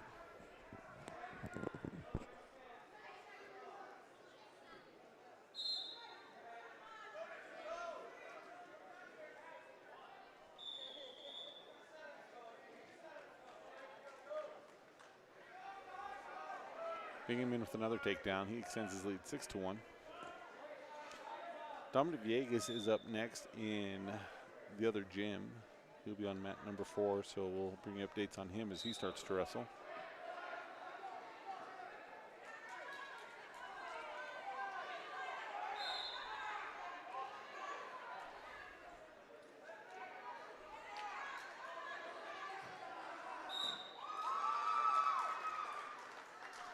So beginning the third period, Maple Mountain's going to choose bottom. They're trailing 6-1 to Bingham. I should have brought you one up too, something to eat too. Okay. Sure. Okay, Maple Mountain rolls out, trying to get that escape. Not there yet. There he gets it. So he now trails by 4 as they go into the coaches.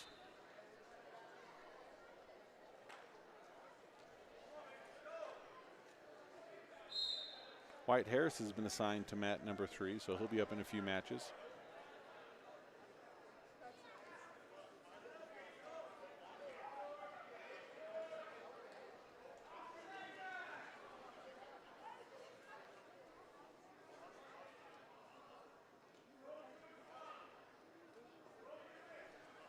Maple Mountain trying to get a shot, but got to get his hand freed before he can be able to do that.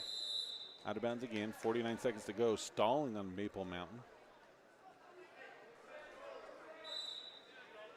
Again, Maple Mountain's in the white, Bingham in the gray. Is now Maple Mountain looking to get a little heavy on the head. And they're out of bounds again.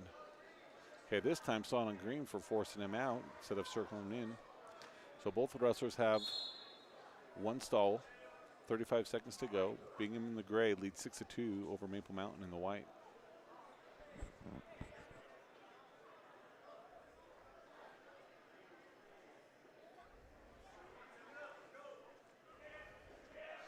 So Vegas' match has started, just barely, so no change yet.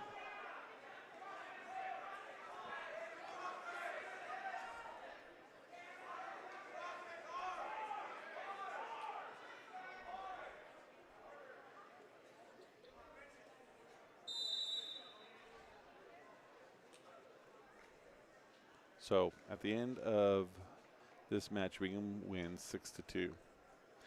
Vegas in the other gym, he leads 3-1 as he got a takedown, but then Phineas McMillan of Cottonwood gets a 1-point escape with about 1:27 to go in the first period.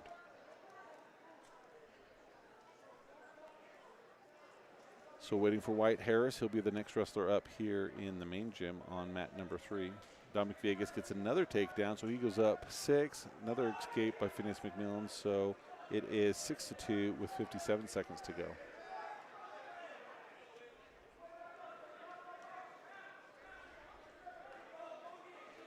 Another takedown by Villegas, so with about 45 seconds to go, he leads 9-2 against the Cottonwood wrestler over in the other gym.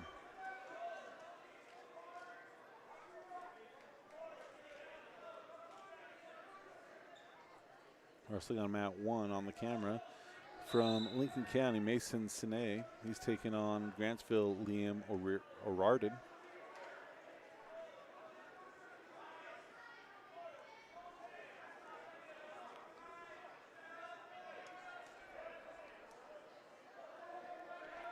And Vegas' match just listed as over, so we'll see what the final thing was. So he won by fall with 22 seconds left to go in the first period, so good job for Gabe Villegas.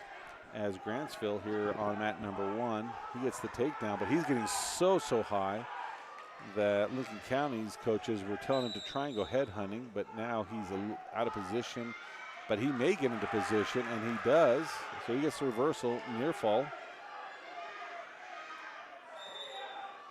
So it was 7-0 in favor of Grantsville. It's now going to probably be 6-7 if this doesn't end in a fall. Minute to go. Grantsville trying to bridge, trying to find some space, trying to do something to get out. And maybe the thing that's kind of helping him is just the fact that the wrestler from Lincoln County has his fists in the shoulder, and that prevents him from fully getting flapped. 40 seconds to go.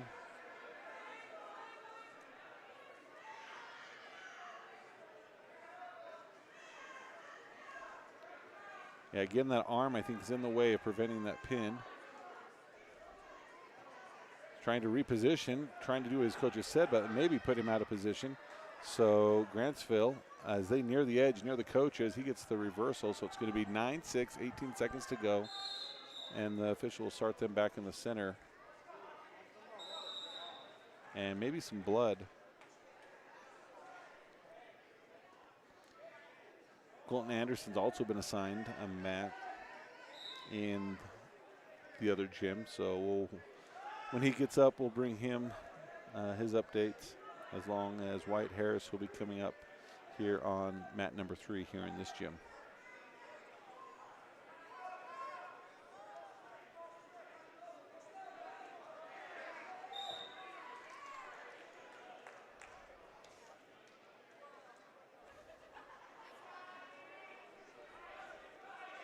So mat number 1 continuing trying to take care of Blood.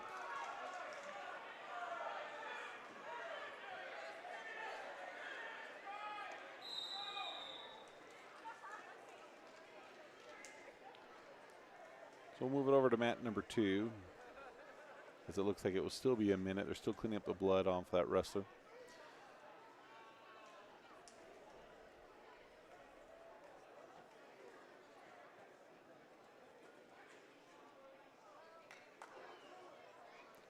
So on mat number 2, getting ready to start from Water Canyon and from North Summit.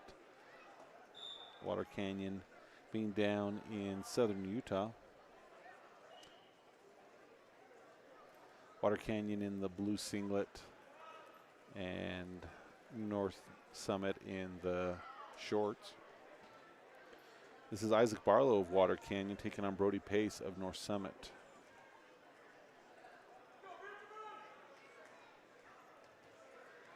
Barlow with the takedown. Oh, no points awarded yet, but there they come.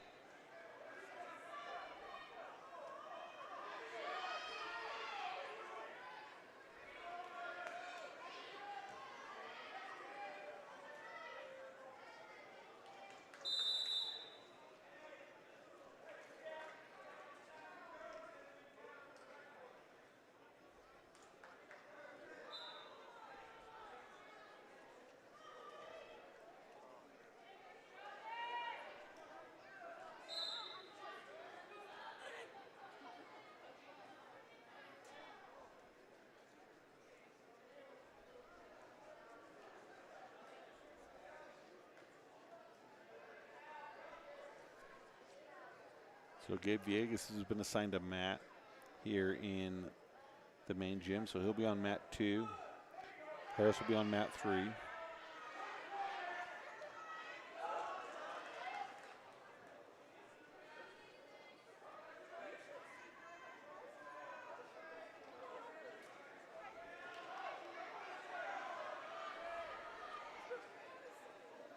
.15 seconds to go in this second period is Barlow of Water Canyon. He's ahead over North Summit's Brody Pace.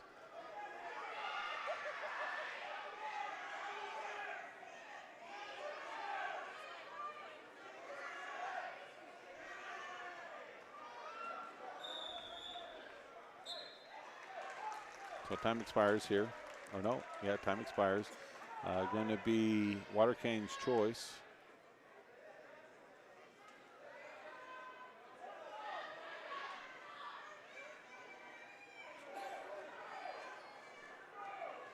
And they're going to be neutral.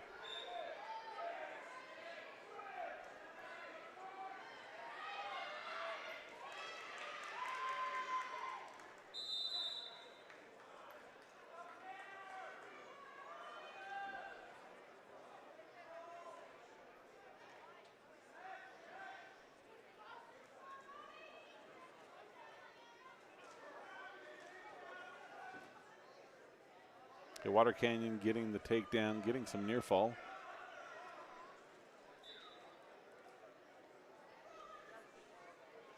And looking to get the fall.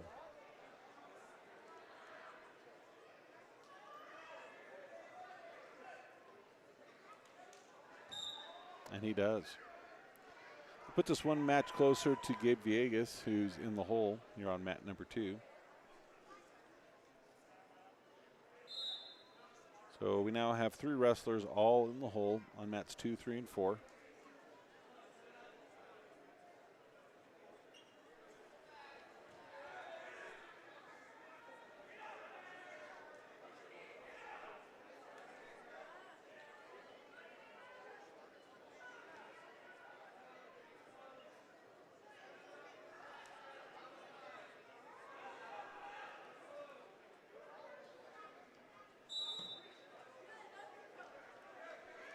Okay, White Harris now on deck on mat number 3. So as soon as mat number 3 finishes, that will be done. So we'll just go ahead and put our camera there so we are ready for it. We do have Gabe Viegas, who will be up eventually on mat number 2. On mat number 3, wrestling from Provo, James Knutson. He has the lead of 3-0 over Jackson Danner of Cottonwood. 51 seconds to go in the first period.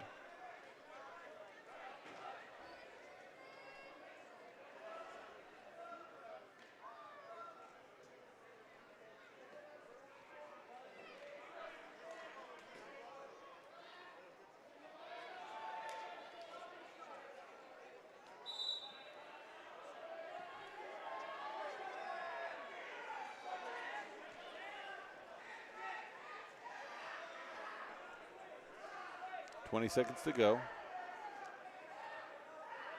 Provo trying to get some near fall. Does. Gets 2.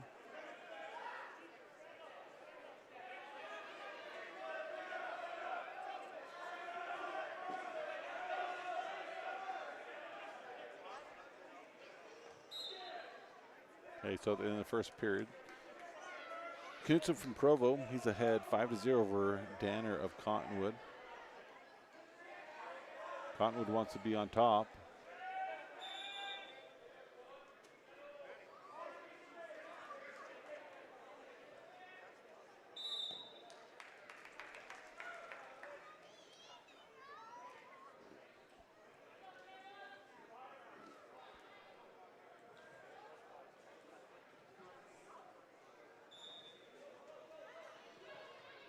So they're dealing with blood. We'll give them a moment to do that.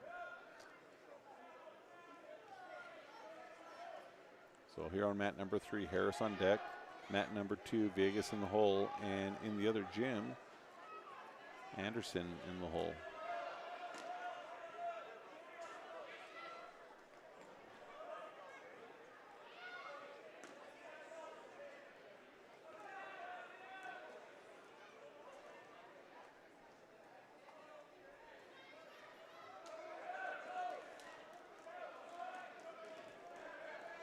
Okay, still Cottonwood's choice here on this mat. He wants to choose up, as it looks like they find a little more blood. So still not quite ready to go. Zager Thatcher has been assigned to mat number 1. So we have wrestlers assigned to all 4 mats. Viegas and Harris are all on deck on their respective matches. And Anderson in the hole over in the other gym.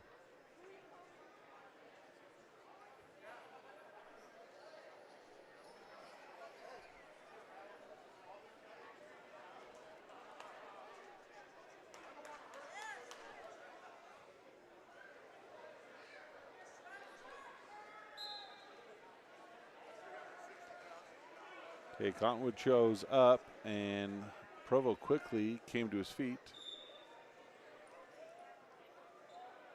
There's the 1-point escape, so he now goes up 6-0.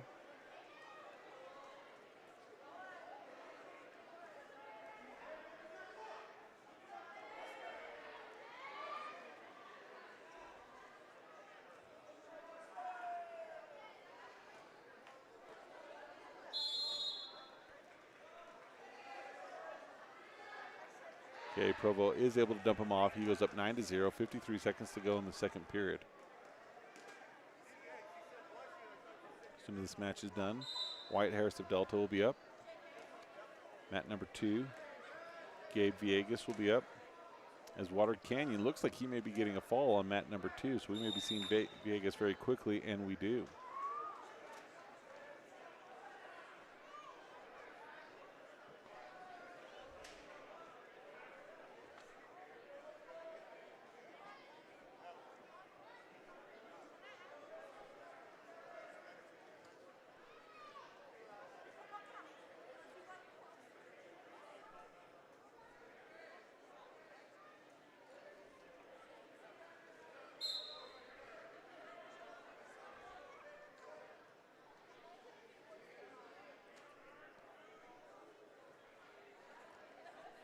So we're on mat number 2, ready for Gabe Viegas.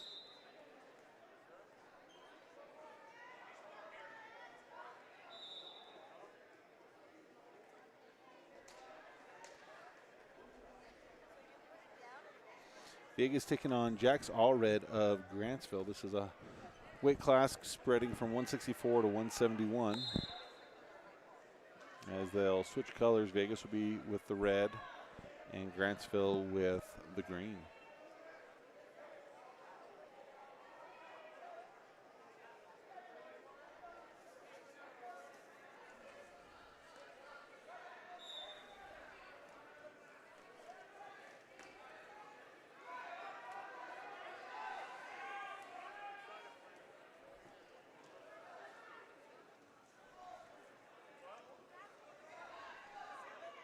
Okay, Grantsville with the takedown.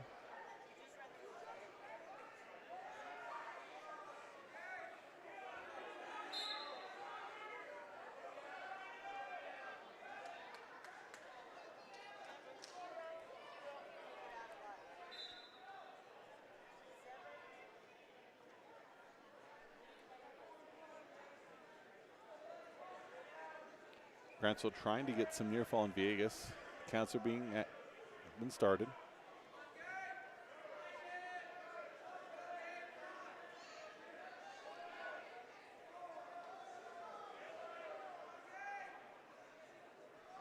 So he'll clear that hold, score 4 points. So he's up 7-0. More near fall being counted, less than a minute to go.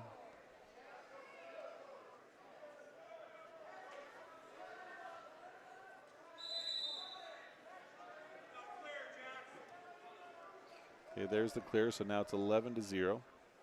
41 seconds to go. And with these 4 counts, that should be it if he clears it. Now he's trying to get the fall.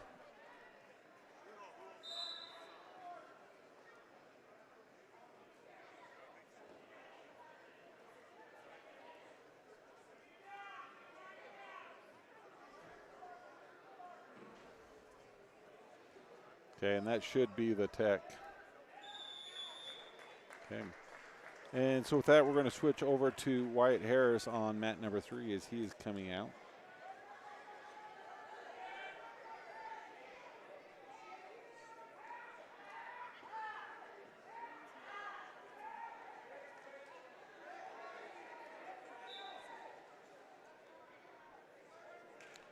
So Wyatt Harris is taking on Chandler Woods of Cottonwood.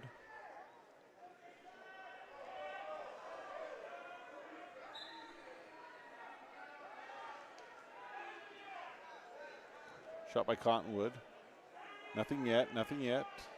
Now he gets the 3-point takedown. Harris fighting hands, looking to get one. Mat return. Harris bounces back up. There. Had a leg, but wasn't able to. Now there's a cradle on him. Harris able to break it. Comes to his feet. Able to face him, so now 3-1 in favor of Cottonwood. Harris with a shot. Looks to finish it, dumps him off to the side. He does so. Has a wrist. Has a half. Tries to run it, starts to lose it. Looks to start trying to break him down as Cottonwood tripods up. Goes to a power half, gives it up.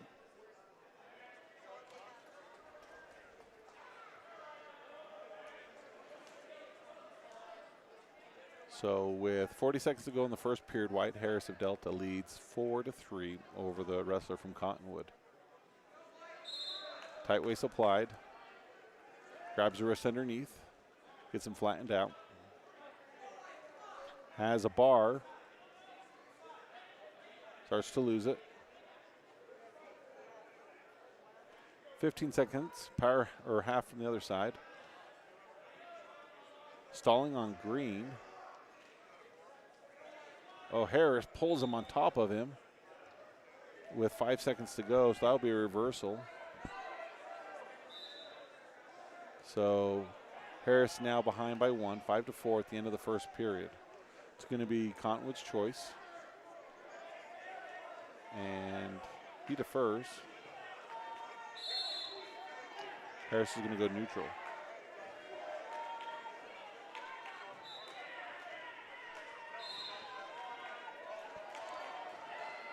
Shot by Cottonwood. Harris trying to counter.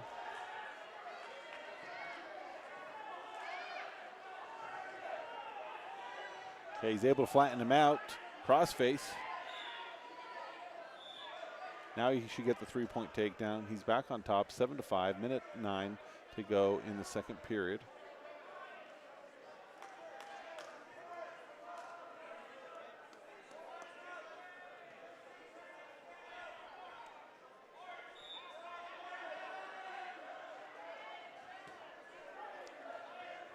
Gets too high, a little bit of trouble. Rolls through, still a little high. Needs to get bellied out. Reversal, near fall coming.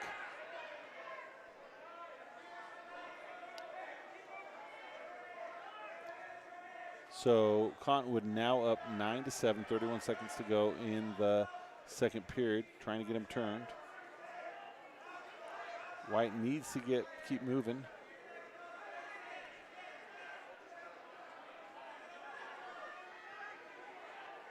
.15 seconds, short time. Harris able to survive. Oh, and he should be able to get a reversal. He does get a reversal. So it's going to be 13-9 as the Cottonwood wrestler looks to be gassed.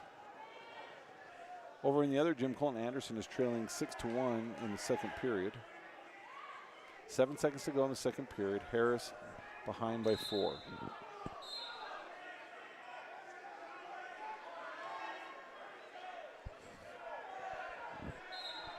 So we have mat number 1, Zager Thatcher. He's in the hole. Mat number 2, Bobby Harrison is on deck. Wrestling here on mat number 3, Wyatt Harris trails by 4. And over in the other gym, Colton Anderson, he is trailing by 5. As both wrestlers are slow to get up at the beginning of this third period. Okay, so they'll be starting neutral for the third time. Each time they've been in this position as they start the period. Okay. They go into the wall. Harris being the aggressor and trying to get the takedown.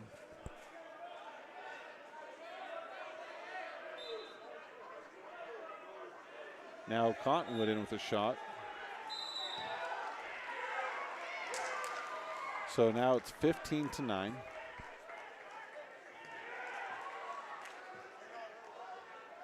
(16-9).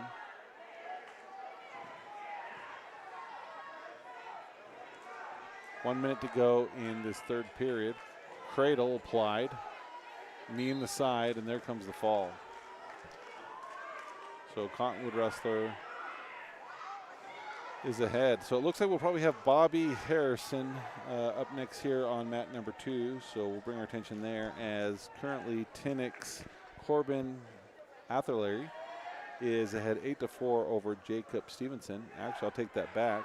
It's 12-4 for Atherley as he's getting some more near fall. So he's going to be up at least 16-4, trying to get the fall.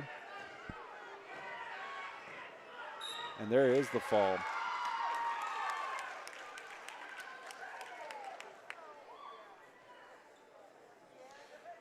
Over in the other gym, Colton Anderson at or halfway through the third period, he trails 6-2.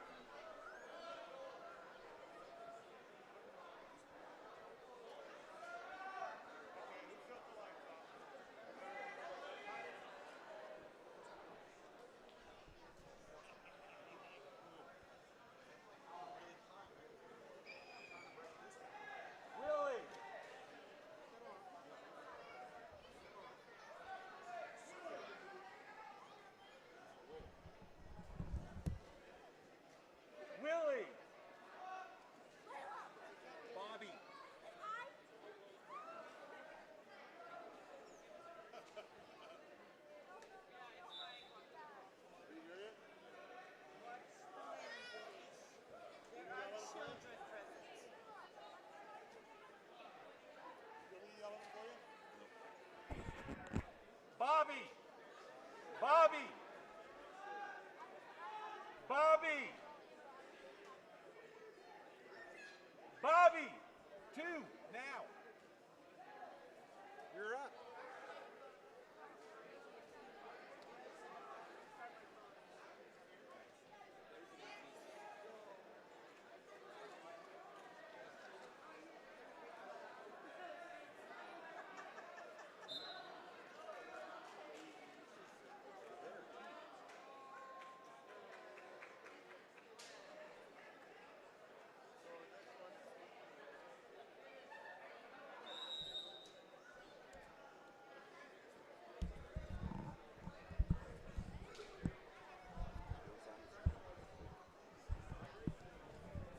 So they moved Bobby, apparently. He was supposed to be on mat number 2. The other wrestler was there. One of the coaches went over and talked and moved him to mat number 1.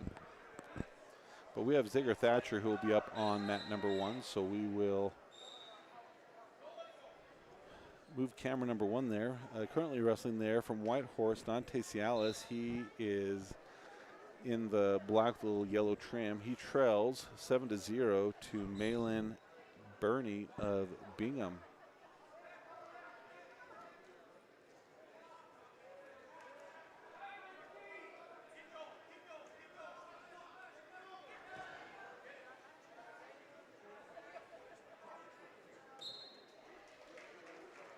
So there about 1:08 left in the second period as Bingham wrestler, he goes up 10-0, nearing the edge, trying to get some near fall going.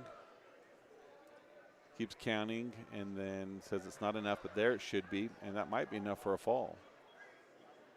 He's close.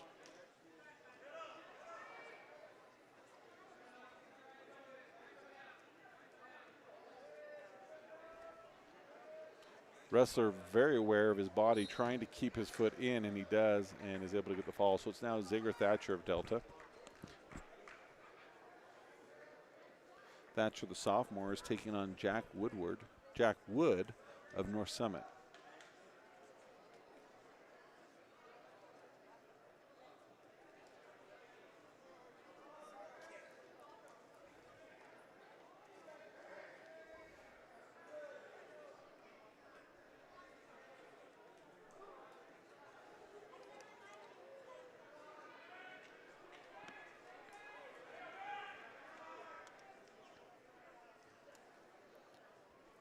Looking at the results, they have Bobby Harrison as a forfeit, so maybe something happened that last match that he decided to forfeit. We don't have any updates on there. But Zigger Thatcher starting now against North Summit.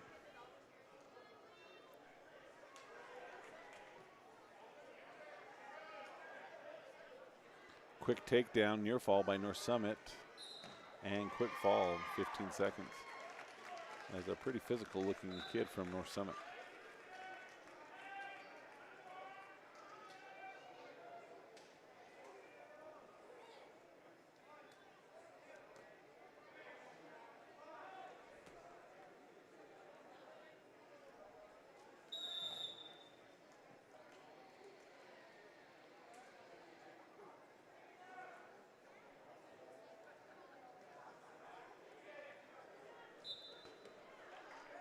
So no other Delta wrestlers currently assigned, but we still have Alan Mendes, Cole Bailey, and Anthony Suarez to wrestle.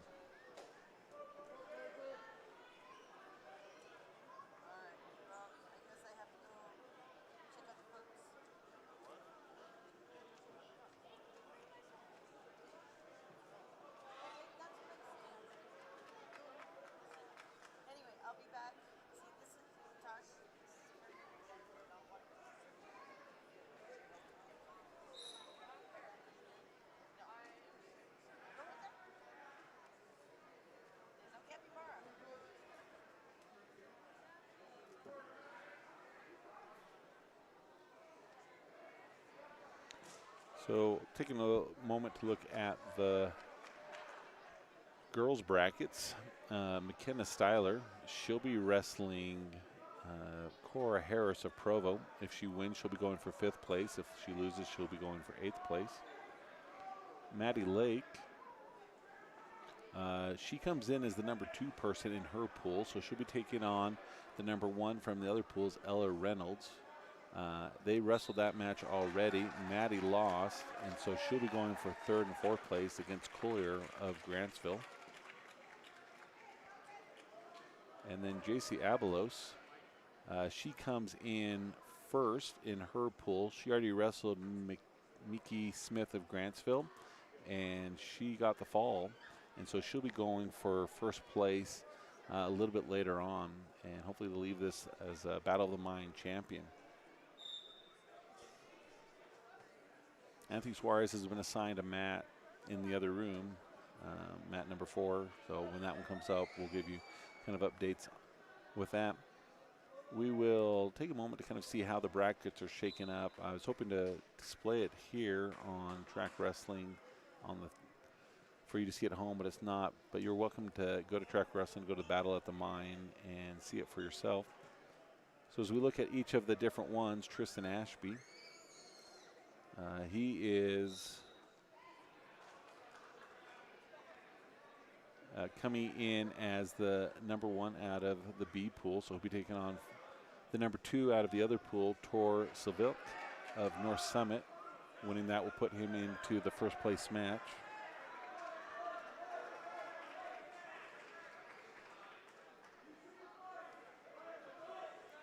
Austin Stevenson.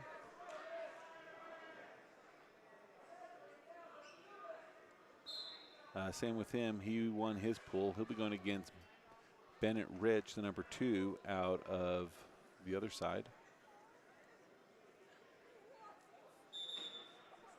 McCrae Wade comes in as the number 2 out of his pool. He'll be going against the other side's number 1, Mario Perez of Juan Diego. Dante Rodriguez comes out as the number 2 in his pool, taking on the number 1, Grady Heaps of South Sevier.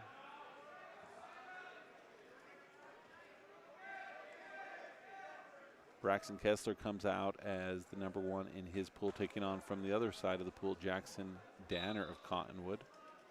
Again, with all these wrestlers, if they're number 1 or number 2 out of their pool, they're going to be wrestling this next match, this next round for decide who goes for 1st and 2nd and who goes for 3rd and 4th. Dominic Vias, he comes out as the number 2 in his pool, wrestling in the next round Isaiah Barlow out of Water Canyon.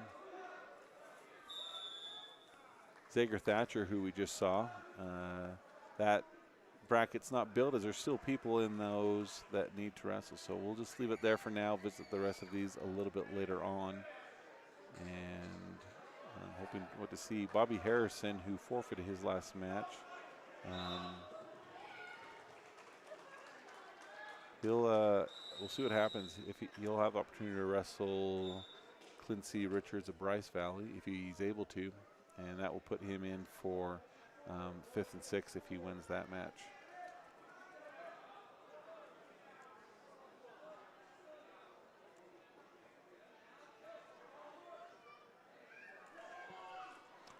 So with the camera currently fixed on mat number 1, this is showing Josh Bird of Bingham ahead of Nilton Delmy of Cottonwood as they are starting the 2nd period.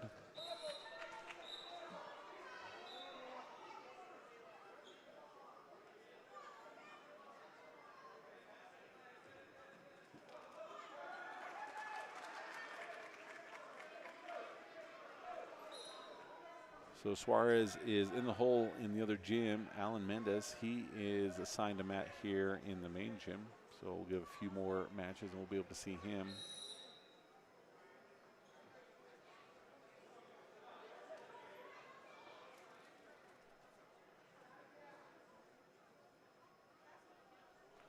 I'm going to shift the camera here to mat number 2. It looks to be a pretty physical match between Logan Judd of North Summit and Bodie Morrison of Paiute. 12 seconds to go in the 2nd period. Judd in the purple of North Summit, he's ahead.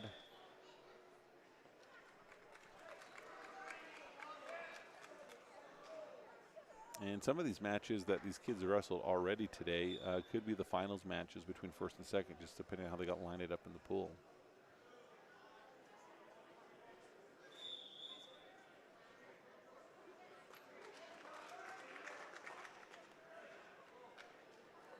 So Morrison of Paiute, he chooses bottom as he trails by 1. Minute 30 for these matches here in this round.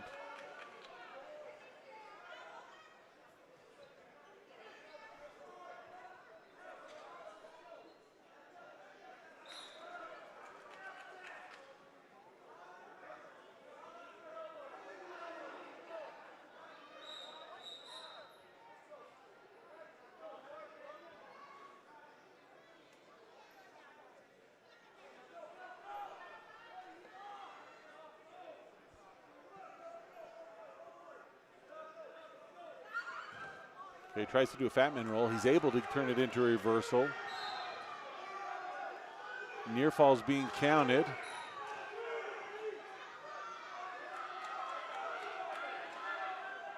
Trying to get underneath that arm. So he was trailing by 1. He now leads 6-1, even though the near fall hasn't been awarded. He's trying to get the fall. 32 seconds to go. Or Summit trying to figure out what to do. Just can't get that right arm free. Goes to the one side, tries the other, tries to get that arm through. Tries to roll the other way, not able to. 14 seconds.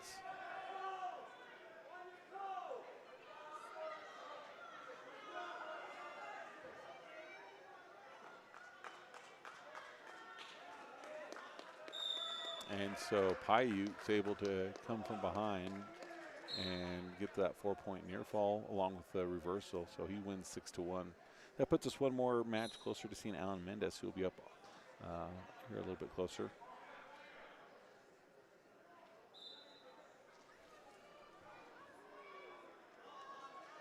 Anthony Suarez is starting in the other gym. He's taking on Alex Trujillo of West Wendover.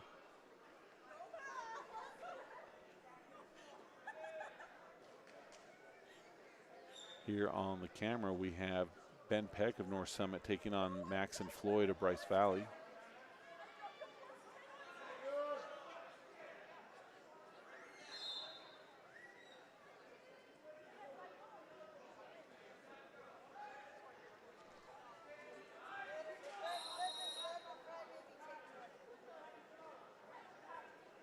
So Juan Diego in the stripes. He gets the takedown. He looks to the coaches, cut him.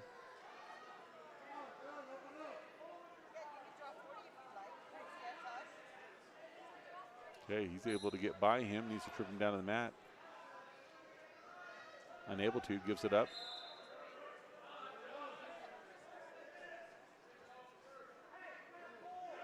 That shrug's been working good for him.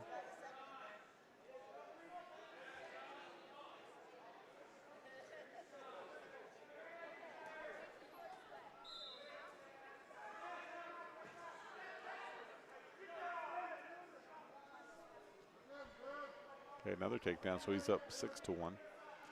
No change in Suarez as they're still 0-0 wrestling in the other gym.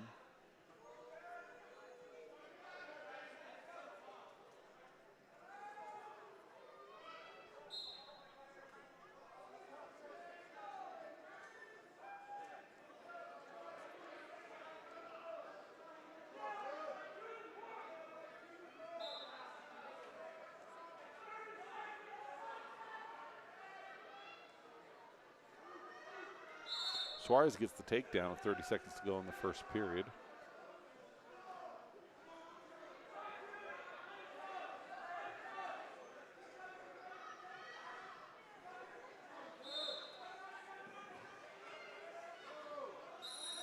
Here, Juan Diego's getting the near fall.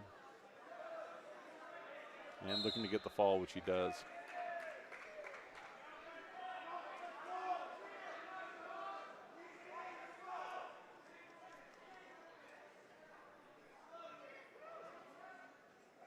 So Suarez ends up winning that match by fall. It took 1:30 over West Wendover. So we still have Cole Bailey and Alan Mendez. Alan, he is coming up. He'll be on mat number 3. And Cole Bailey's been assigned a mat in the other gym for mat number 4.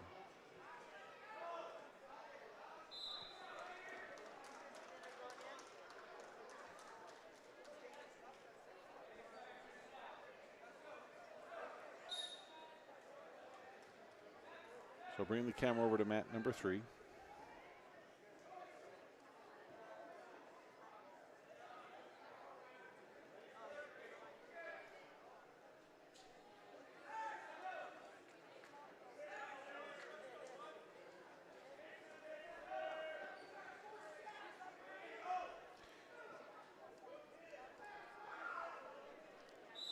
So this will have Providence Hall taking on West Wendover.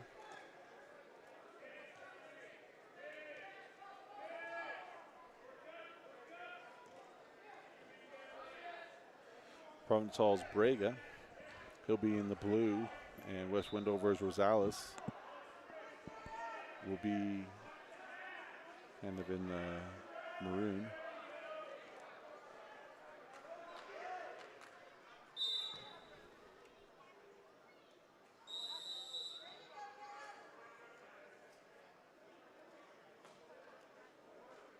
So Alan Mendez is in the hole on this mat.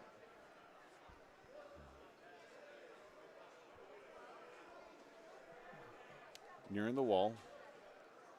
Official tells them to center in.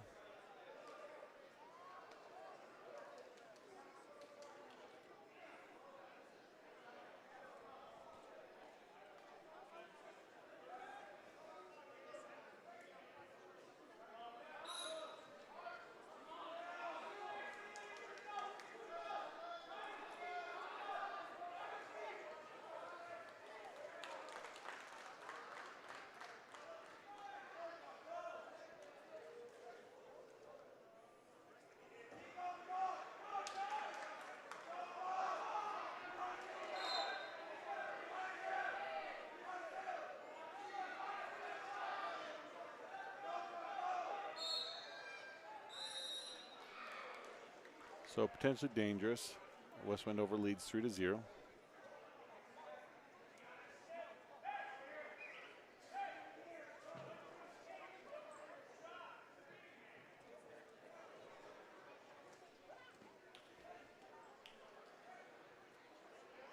.38 seconds to go in this first period. In the hole, Alan Mendez will be here shortly.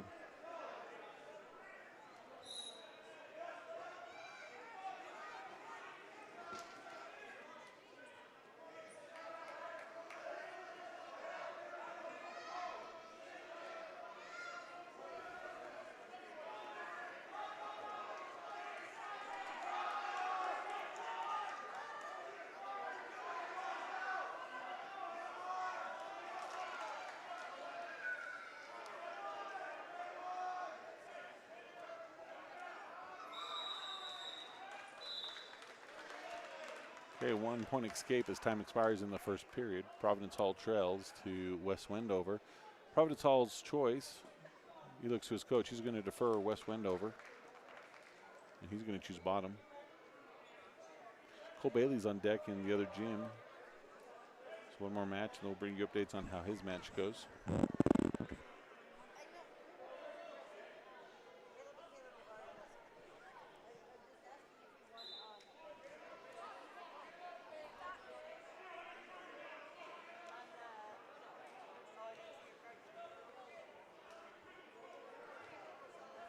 Okay, West Wendover looked like he tried to do some type of an arm roll, but doesn't. Providence Hall went for a cradle, gave it up, breaks him down. Now trying to bar it. He needs to get that arm in a little bit better, or the official may stop it.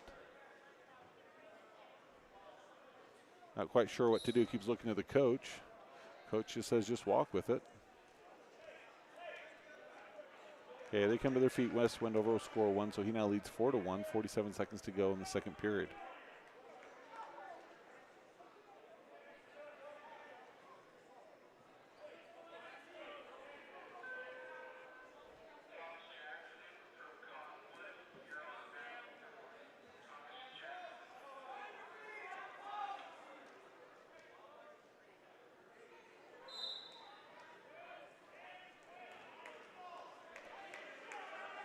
Okay, Wendover's able to get the takedown, so he's up 7-1.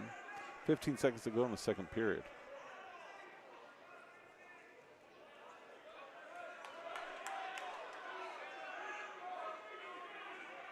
Looking to half. Up. Full Nilsson, technical violation. As both wrestlers stop moving, unsure of what's happened. So 1 point violation will go in favor of Providence Hall. He still trails 7-2. 1 second to go in the second period.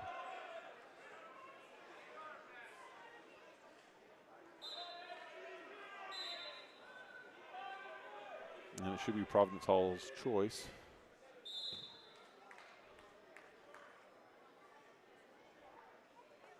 He's going to choose bottom.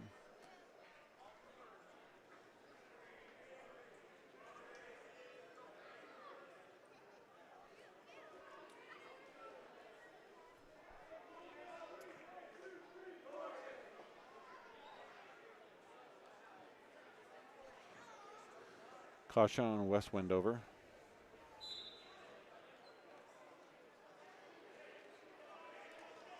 Providence Hall spinning, trying to get away. Rolls. Was able to get separation, but not able to do anything. Rolls again. There he gets the separation. Not sure what the official is looking for. There should be some counts. He hasn't indicated reversal or escape, and still hasn't. But now they're out of bounds.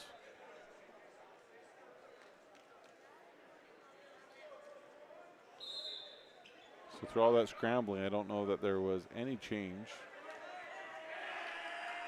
So West Wendover with a minute to go leads 7-2.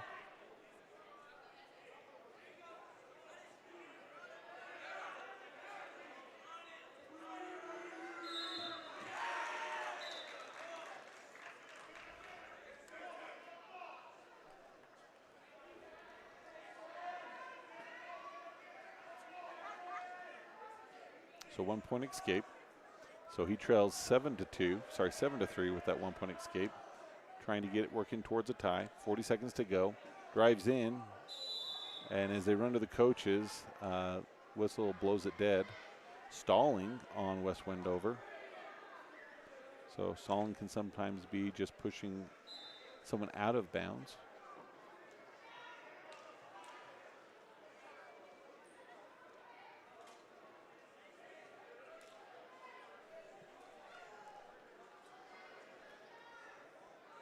So Providence Hall not very aggressive, though he's the one behind.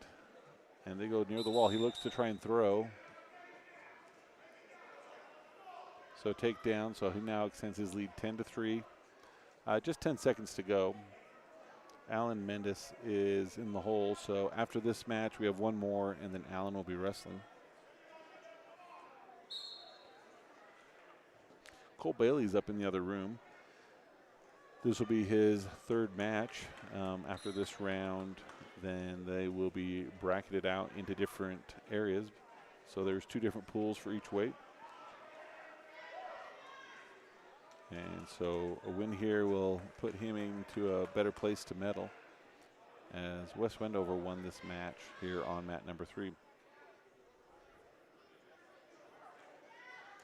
Now up on mat number 3, where our camera is showing, we've got Mark Knorr of Bingham. He's taking on McKay Pearson of Bryce Valley.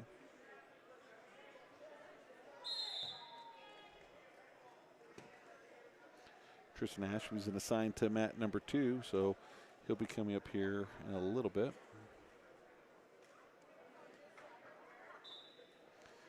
About 1 minute into the first period, no change in Cole Bailey's match happening in the other gym.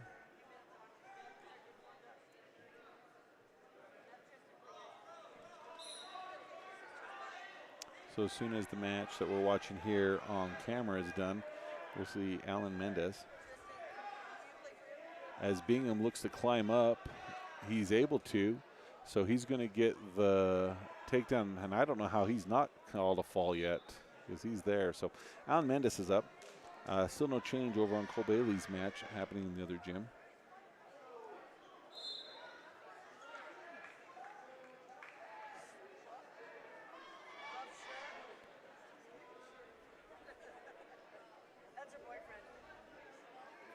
So Mendes of Delta is taking on Elijah Danzy of Provo.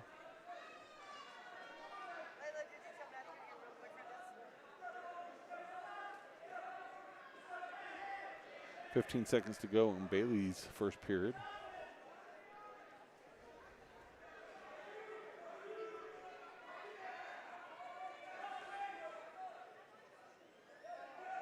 So a little blood cleanup before they'll start here.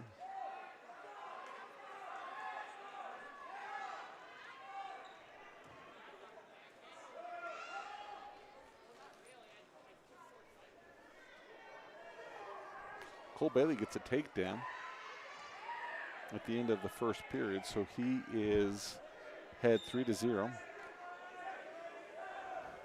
Okay, looks like Provo's already trying to throw. Allen's able to stop it. Another throw attempt.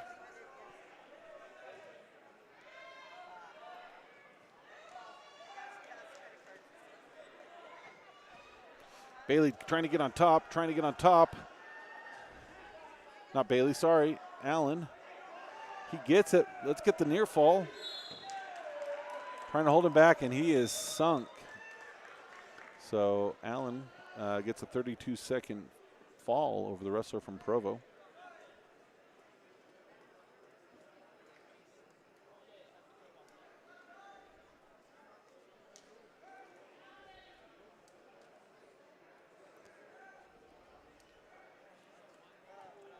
So check in on Cole Bailey in the other room. He's still ahead 3-0 with them just about ready to start the second period. I think they must have had some blood time as they had a different clock up on the track wrestling. So they still haven't started.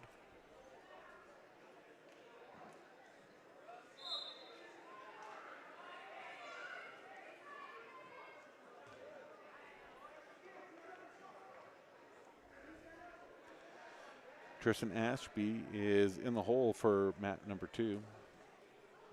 So we'll center our camera there.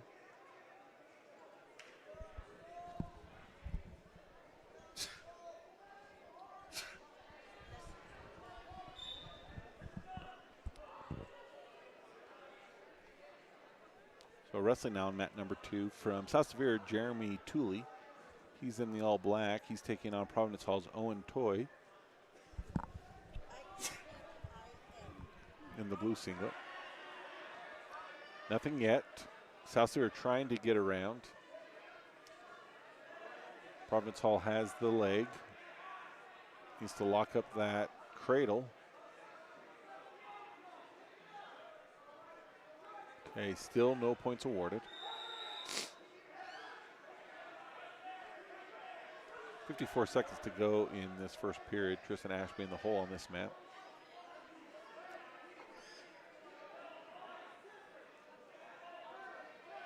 And it appears for Bailey in the other room that it is blood time.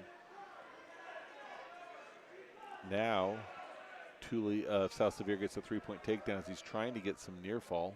30 seconds to go on mat number 2.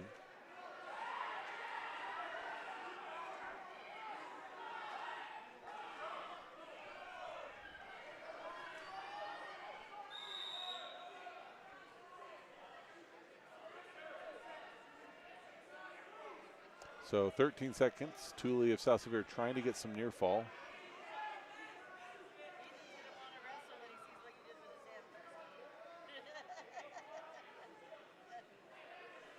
And so time will expired here in this first period. Tooley of South Severe is ahead 3-0. It's going to be Providence Hall's choice. He defers. And South Severe is going to choose bottom. Cole Bailey, they've started back over there. He is now ahead 7-0 as he was able to get an escape and takedown to begin the second period.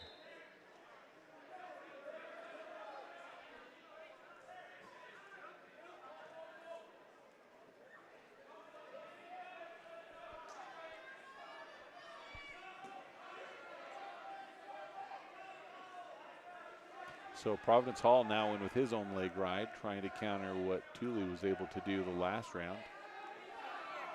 As Providence Hall trails 5-0.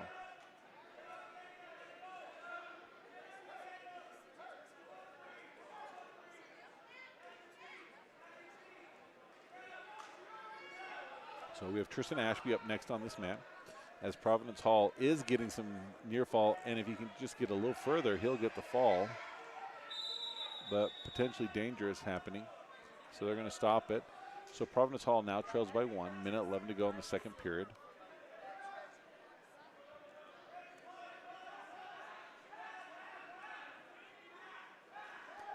So about a minute 20 to go in Cole Bailey's match in round number 3, where he's ahead 7-0.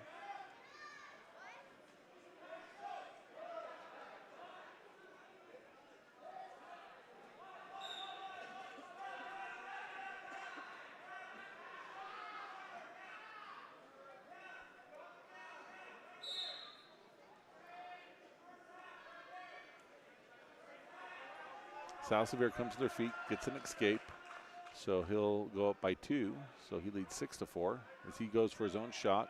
Sucks up the single leg. Providence Hall trying to counter. South Severe gets that hand on the hip. That's enough to get the 3-point takedown as he goes up now 9-4.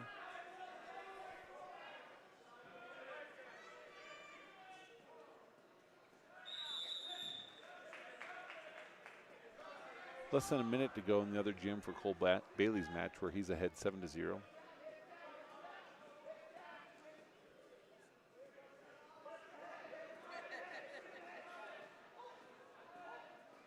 South Severe really cranking on that head, getting near fall. Bailey, he's actually goes up 11-0 as he was able to get an escape and takedown.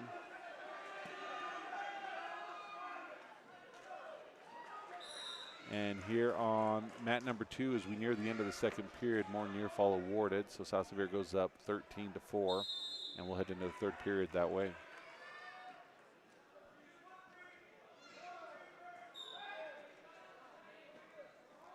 So less than a minute to go for Cole Bailey in the other gym. He leads 11-0. And here on mat number 2, we're waiting for Tristan Ashby, who'll be up next.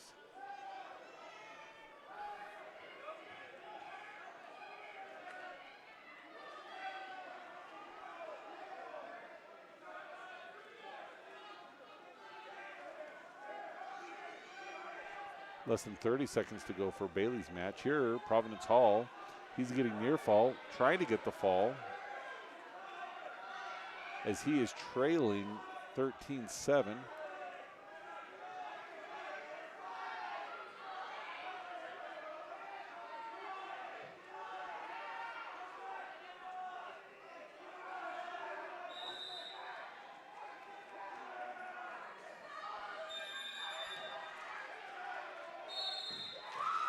And Providence Hall comes from behind, able to get the fall. Without that, he would have been down by 2. There was a minute 10 left.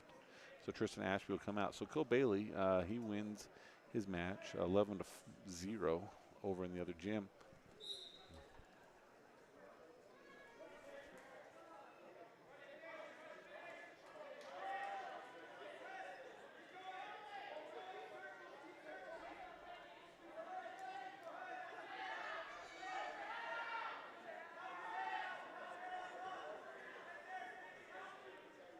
So Tristan Ashby, he'll be taking on from North Summit Tor Silovic.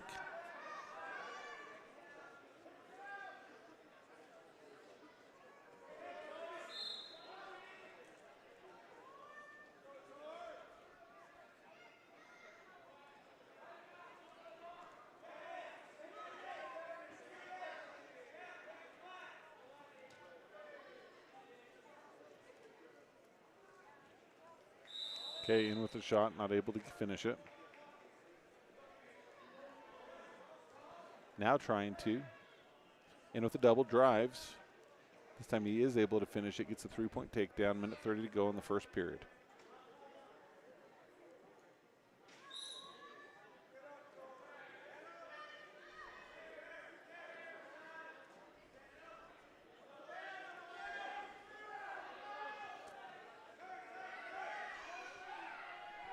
Has a bar, has a half, trying to turn him. And he gets the fall. So congratulations to Tristan Ashby.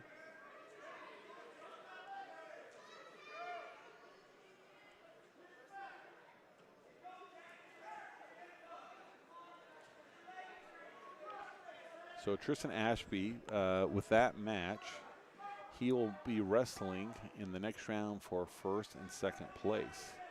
He'll be taking on either Jeremy Tooley of South. No, I guess that was the match that we just watched right before that. So Providence Hall, who just beat the South Severe kid, will be taking on Tristan Ashby for the first place match. As soon as we get down with this round, we'll be starting that. So no worse than second for Tristan Ashby.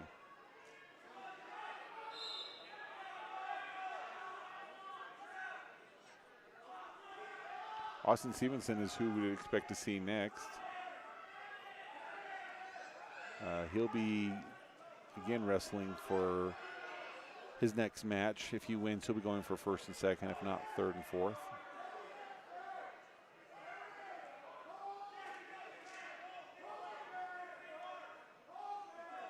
Wrestling here on this center mat, mat number 2 from South Severe, Dayton Barney taking on Hudson Osborne of Bingham.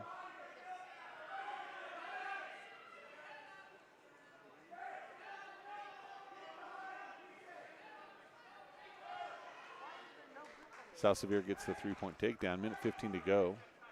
And no other Delta wrestlers currently have a mat assigned to them. So we'll just say here, watching these matches, a lot of them are the ones that are, we'd call them semifinals.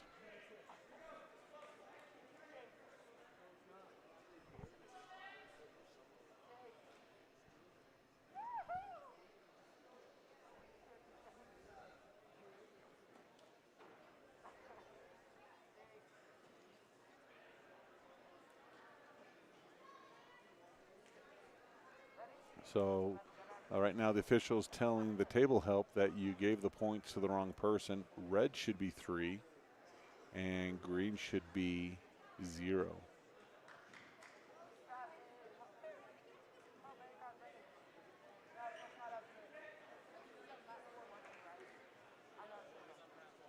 Okay, there they've got the change made. Well, I guess not. They just changed who was wearing what.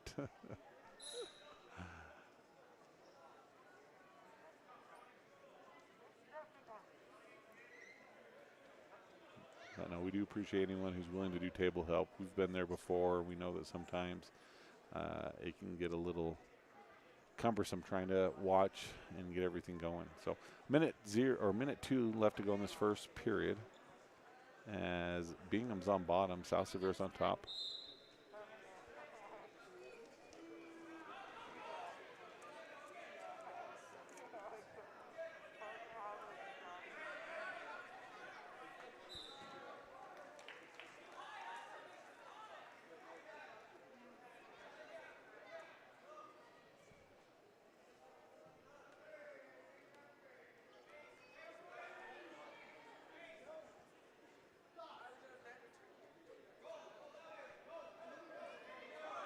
Okay, Bingham is able to get the reversal. 25 seconds to go.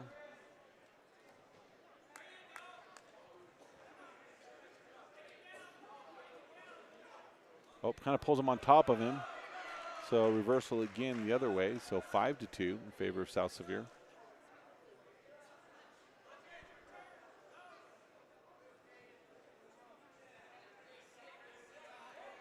And time will expire in this first period. South Severe had 5-2 over Bingham. Red's choice, he defers. Bingham's going to choose bottom or neutral. Looking to his coach, he wants to choose bottom. He was able to get a reversal before.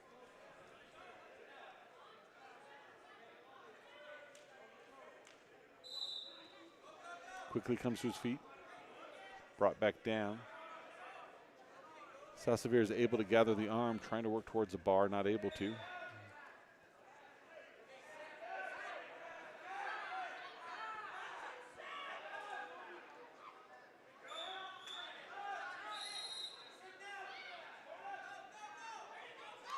Looking to try and turn in, not able to.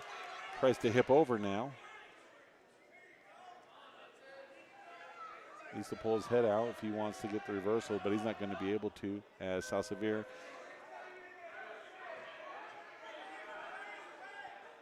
is able to try and get a half. He does get the half. South Severe's team saying squeeze, squeeze. Bingham's trying to bridge out of it. Oh, and he's able to. He's going to get a reversal, maybe some of his own near fall as he starts to squeeze.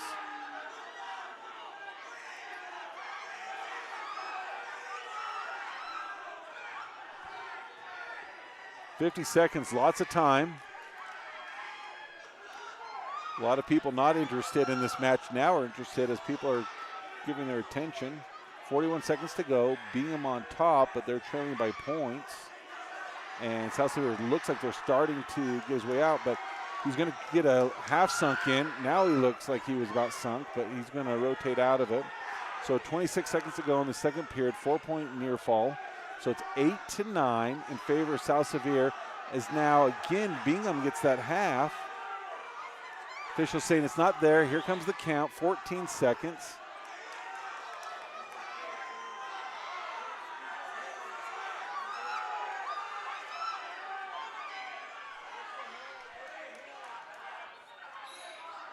And time expires in what's turning out to be a very exciting match. 4 near fall added to Bingham. He leads 12-9. It's going to be the second period. South Severe's choice. He's going to choose neutral. He was able to get a takedown in the first round and will try to do that again. Doing so would tie it up. He does a quick shot from Bingham. Needs to finish, tries to double off.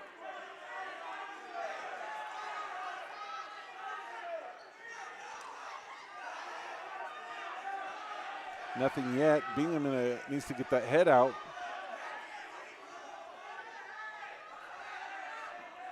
We'll see how patient the official is before he does a stalemate. So a minute 30 gone, but no. Bingham's able to get the takedown, so he now goes up 15-9. Minute 24 to go in this third period.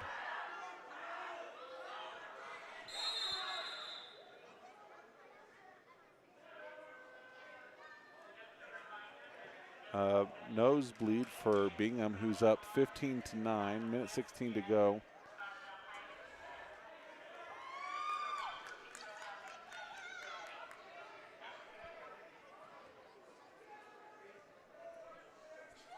Still no Delta wrestlers have been assigned a mat.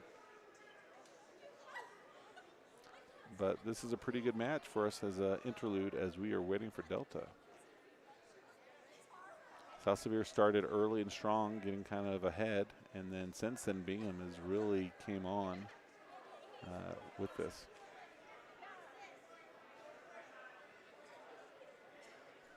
I was actually talking to this Bingham's kid's grandfather a little while ago. This is only his third year wrestling. He's a sophomore. Minute 14 to go as they came to their feet. Bingham was able to bring him back down. Now it's some trouble as Bingham's able to throw the legs in to kind of save himself. Now he gets the half on. Gonna look to turn him. Rolls the wrist, has the half. 48 seconds to go. Gets that half in again, trying to. His nose plug comes out. We'll see if that leads to any stoppage, if the official sees any blood coming.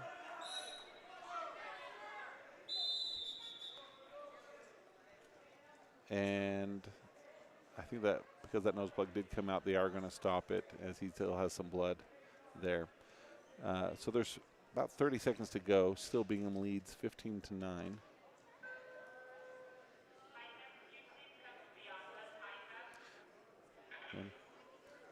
Delta, if we take a look at the team scores, still in third place, but they've narrowed the gap. It'll be 142.5 for them. South Severe has dropped from first place to second at 157, and Maple Mountain is now in first place with 161.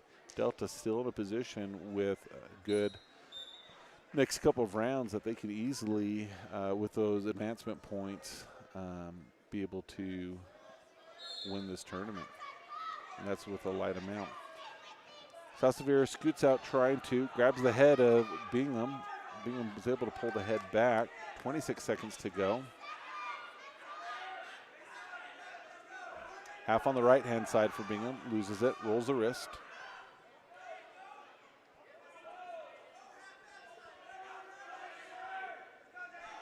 Ten seconds.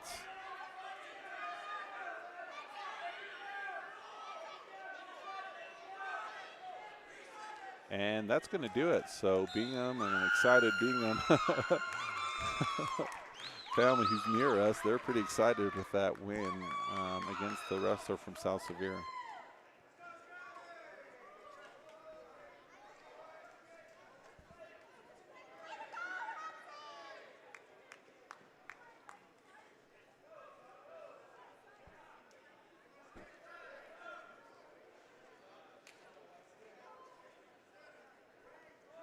So we're still on mat number 2. No Delta matches have been assigned.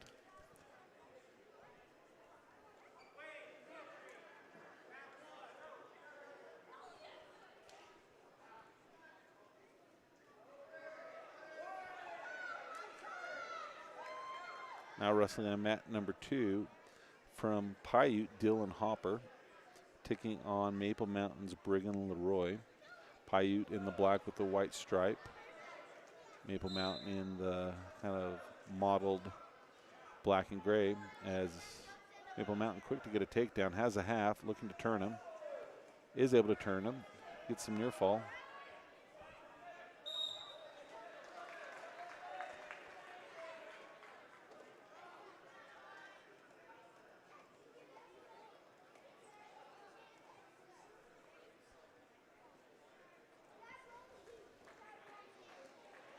So 6-0 in favor of Maple Mountain, who's getting more near fall. And gets the fall. We do have not Delta, but Tinnick's Tristan Lovell been assigned to mat number 2, the mat that we're on, so he'll be coming up in a bit. Again, with the Delta connection between the levels and the schemes.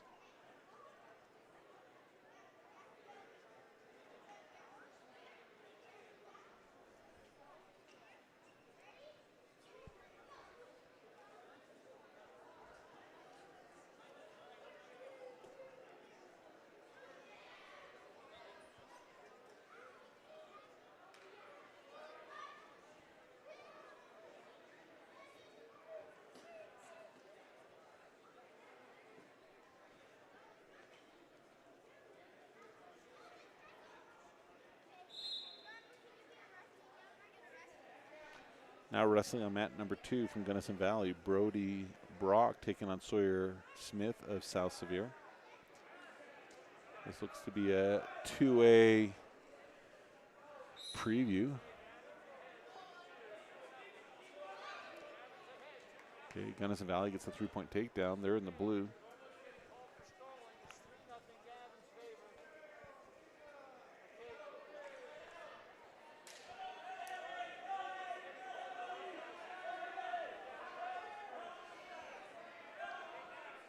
Gunnison kind of getting out of position, but maybe regains it a little bit.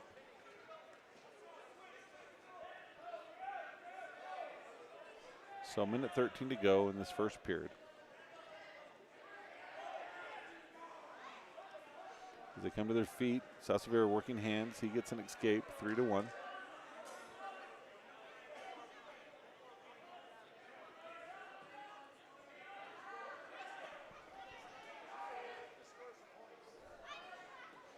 Okay, another quick shot by Gunnison Valley. However, that should be, that is a takedown for South Sevier. So he'll take the lead 4-3, 38 seconds to go. Trying to get a cradle going, but a little bit out of position for what he has. Okay, works into a better position.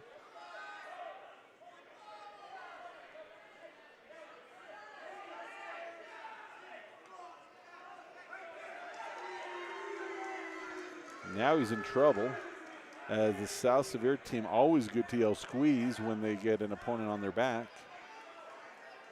7 seconds. 4. Official can see air, and time expires as he was about to get pinned. So South Severe will go up 8-3 as they enter into the, or 7-3 as they enter into the second round. After South Severe defers, Gunnison Valley chooses down.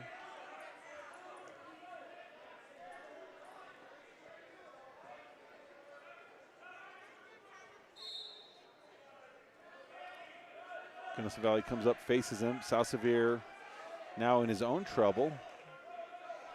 So 2-point reversal. No near fall yet.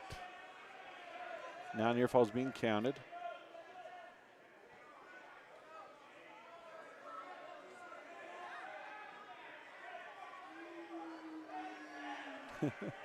And Gunnison Valley, some of their faithful now are saying squeeze in response to South Severe's. Minute 30 to go.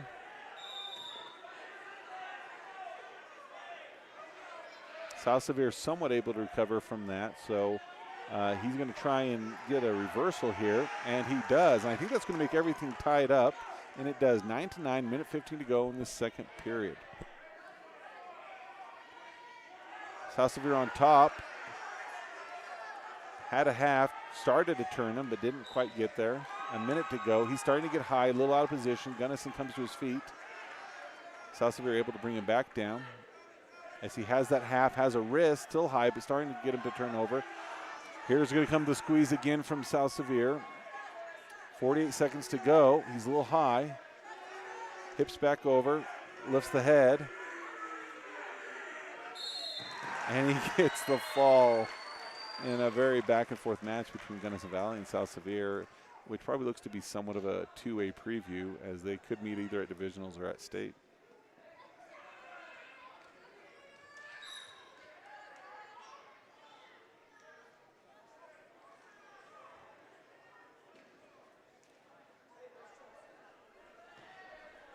Now up on mat number 2 from Provo, Quinton Furin taking on Jax Bruining of Providence Hall. After this one, Tristan Lovell of Tinnick will be up next.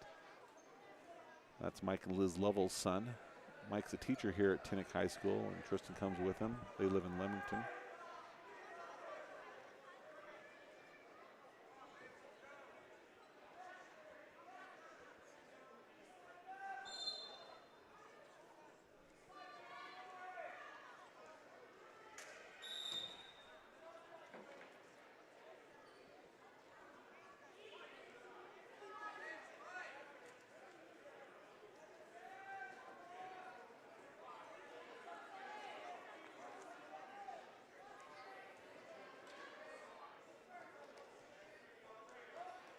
So Providence Hall,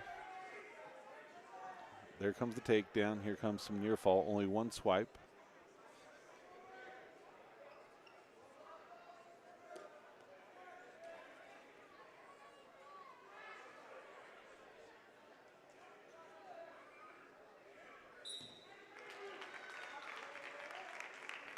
Okay, he's got that up pretty tight now. And there's the fall.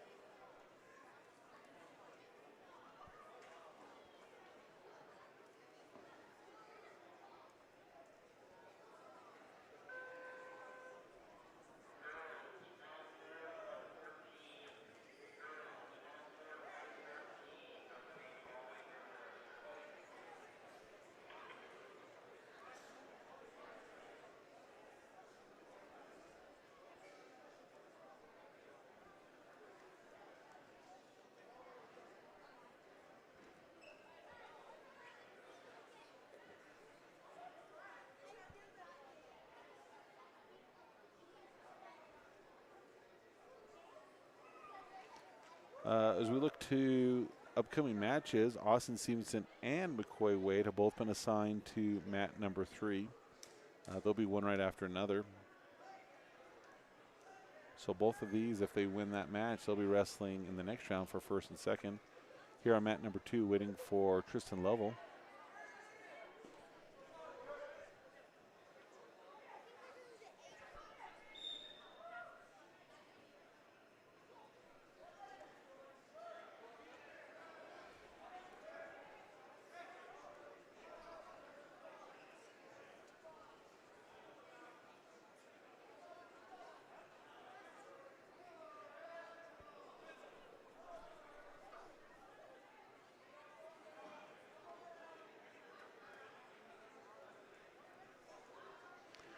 So this 124 to 139 pound match features Tristan Lovell of Tinnick taking on Amajid Eladi of Cottonwood. Lovell in the camo and blue.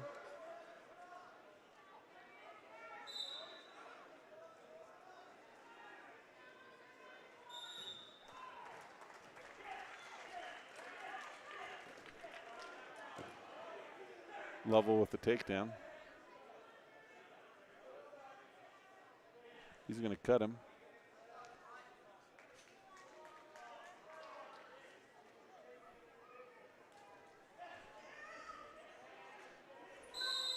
Okay, they'll go out of bounds.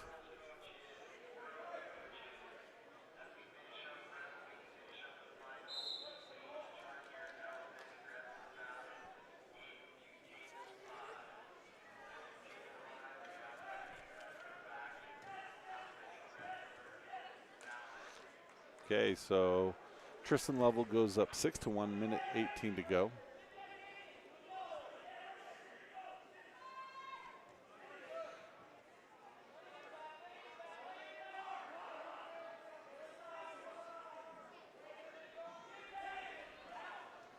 So all these matches we would call consolation, or sorry, not consolation. These would be the semifinals. We'll keep you up to date with happening with Tristan Lovell, but Austin Stevenson's match is starting. He's taking on Bennett Rich of Providence Hall. This also is a 3A matchup.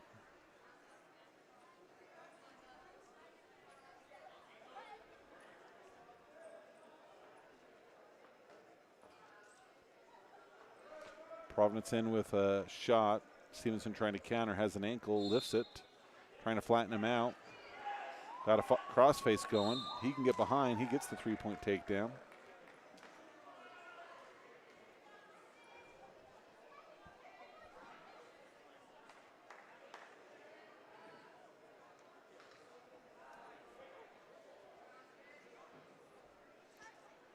Tristan Lovell did win by fall over here on mat number 2. Austin Stevenson with a half, trying to keep a wrist, now goes to a tight waist, and he'll reset. Providence Hall comes to his feet. Stevenson trying to bring him down. Oh, kind of lands and hits the wall. I don't know if he'll give a reversal, but he'll probably give a one-point escape, and that's exactly what he does.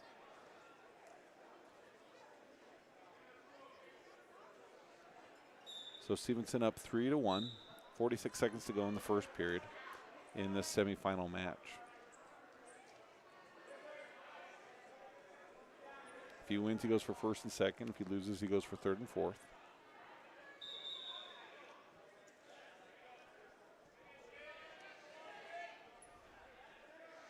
Official tells him to center in as he's trying to keep him away from the wall. Providence Hall gets a deep shot in, and he's able to get a three-point takedown, trying to get some near fall. Stevenson looking to belly out on that.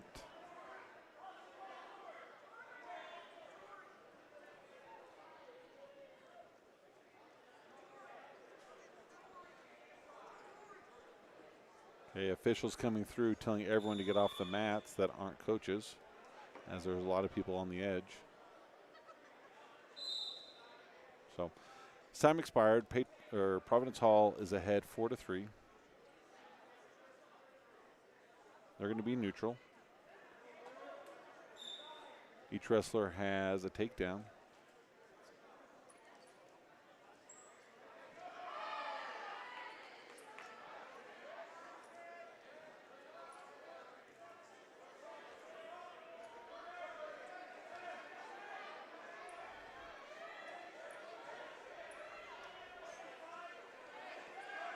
Okay, Stevenson with the takedown, so he'll go up 6-4.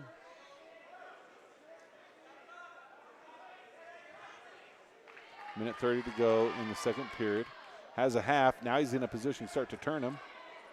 There's some swipes coming. So he'll reset, go a little bit deeper.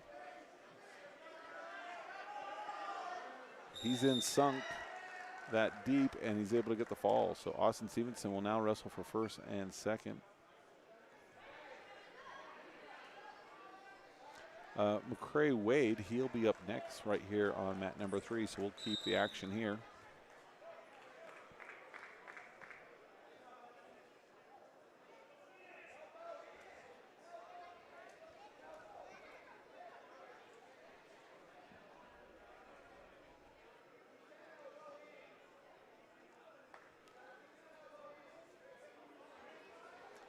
Dante Rodriguez has been assigned a mat here. He'll be on mat number 2 in a couple of matches.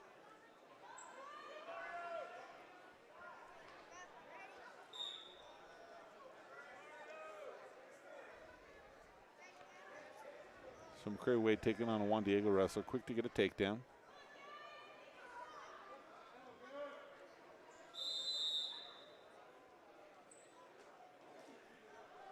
He's taking on Mario Perez of Juan Diego Catholic High School. Juan Diego is in our division. And so, again, this is a matchup that we could see at divisional tournaments. That's going to be January 31st and February 1st at Nephi. So I haven't heard if it's going to be at the high school or the Hive, but either way, they're on the campus of Juab High School as near fall is being counted. So Juan Diego is going to go up 7-0 with 1:10 to go in the first period.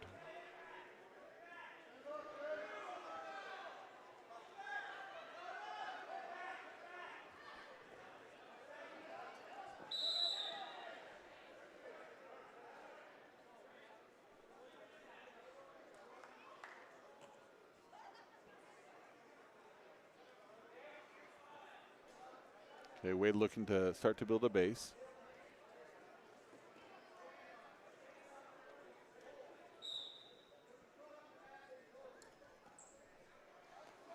Okay, more near fall being counted in favor of Juan Diego.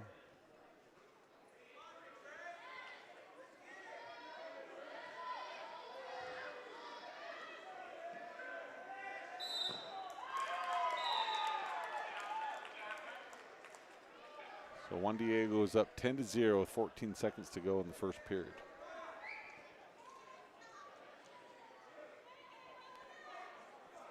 Near fall being counted.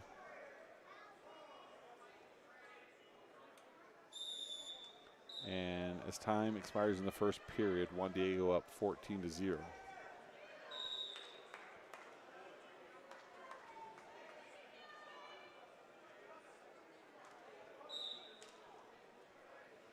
He defers.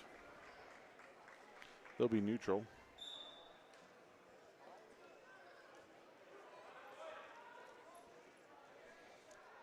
Okay, takedown. That will end it as a technical fall in favor of Juan Diego. Okay, Dante Rodriguez is going to be up on deck on mat number 2. Currently wrestling there is Jonathan Platt of Bryce Valley in the all green and Alexis Diaz of Provo. They're 0-0 as they've just started this first period.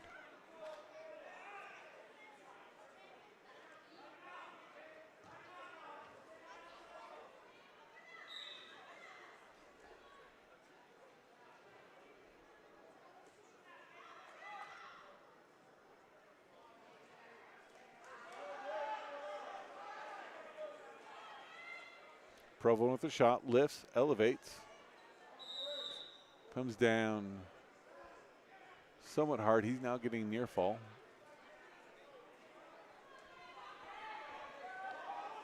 Bryce Valley trying to get out of that.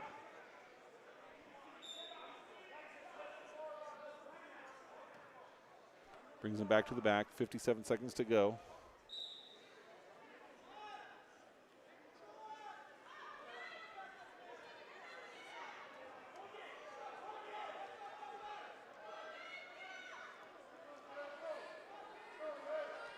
Bryce Valley, though,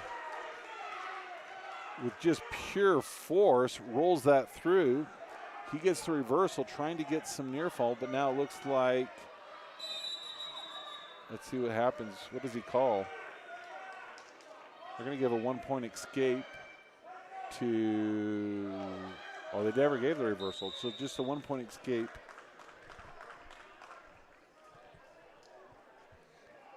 For for Bryce Valley. 28 seconds to go in this first period. Dante Rodriguez up next after this match. So understandably, the coach of Bryce Valley, he feels like there probably should have been some type of reversal, which he did swipe, and so usually if they swipe, that will be a reversal. But then he's just saying that they just rolled through and nothing was in there. So now the Provo coach just comes over just to make sure that they understand what's happening.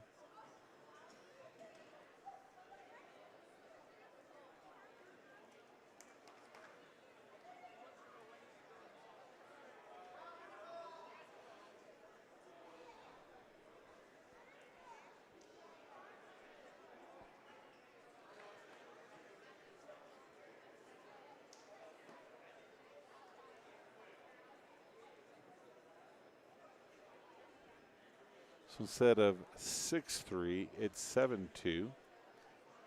So that wasn't the Bryce Valley coach that went up there. That was the Provo coach. Now it's 7-1. So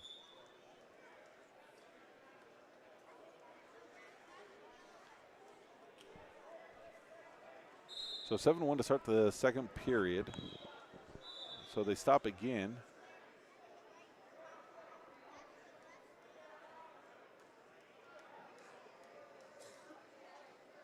Okay. Still the first period. 25 seconds to go. Provo ahead 7-1 as they're in the neutral position. Dante Rodriguez will be up next. Provo with a great takedown, able to get some near fall. And he's squeezing hard, trying to do that. And again, man, I don't know how that Bryce Valley kid does that. When he's on his back, he just finds a way to muscle through. And time will expire before any other points are scored. Scores 10-1 as now they head into the second period. Bryce Valley's choice, he's in the green camo, Provo in the black, and Provo takes down.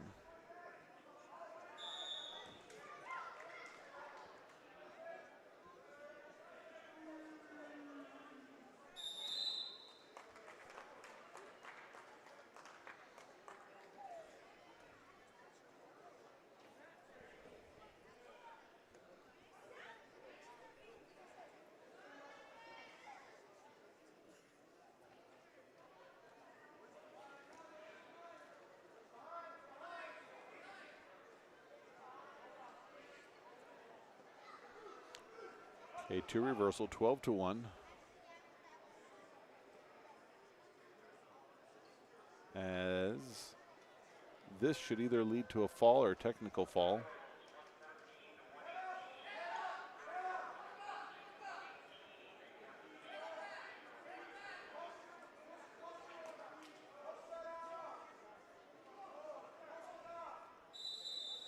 And the official will stop it because it is technical fall with those 4 points added.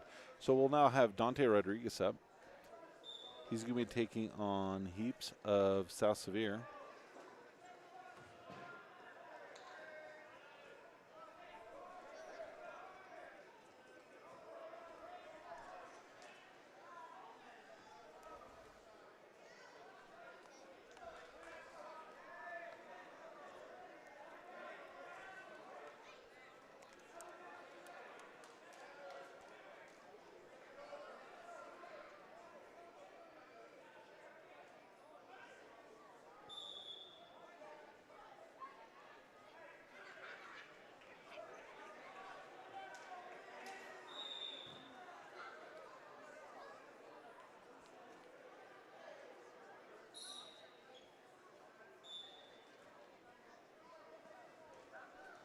Okay, Rodriguez trying to make something happen. He does. Almost got caught in a headlock, but he'll get the 3-point takedown to start this first period.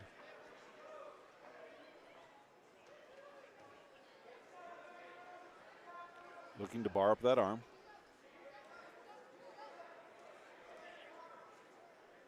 Stacks him. Works him over.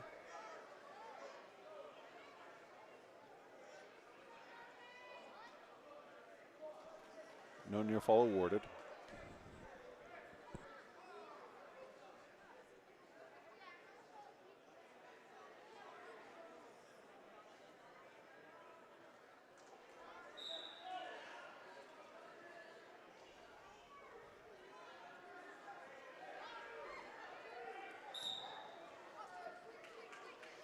Goes back to the tight waist, looking to break him down. Salsavier tries to roll through that. Rodriguez able to stop him. Now trying to get a half in. Has a bar, has a wrist. Jumps to the outside. 47 seconds to go. Oh, too much. So no change yet. Still no change yet. The official did show 2 and then waved it off. So still.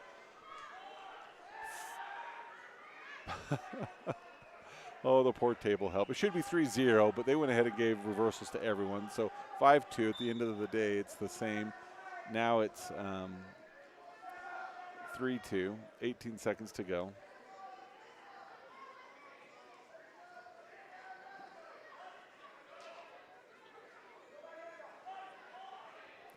Okay, Rodriguez with 5 seconds trying to get some near fall. Trying to drive it over. Here it should come. 1, 2, and how much near fall will he give? 2 near fall. Okay, scoring table does have everything figured out now. Delta 5-0 as we're getting ready to start the second period. Delta's choice, he's going to look to the coaches and defer. South Sevier, he wants to go neutral.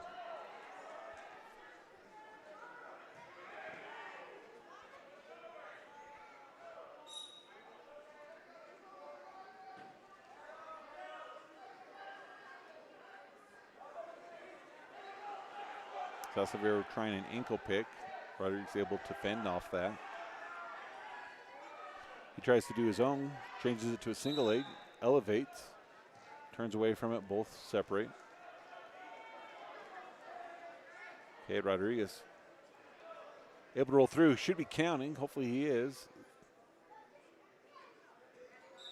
And he gets the fall, so good job Dante Rodriguez. He'll be wrestling for first and second in the next round.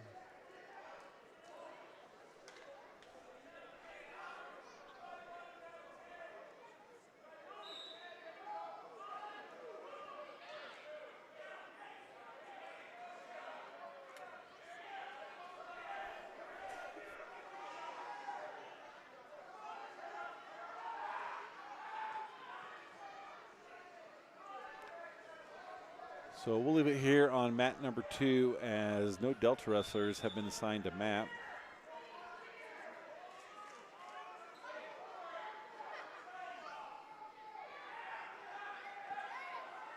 But with that being said, now that Rodriguez's match is over, the next one in the queue is Braxton Kessler. So he'll be up in 3 matches. So as we stay here on mat number 2, we have American Leadership Academy's Carson Hernandez taking on Bridger Bradshaw of South Sevier. ALA has the white top and South Sevier in the all black.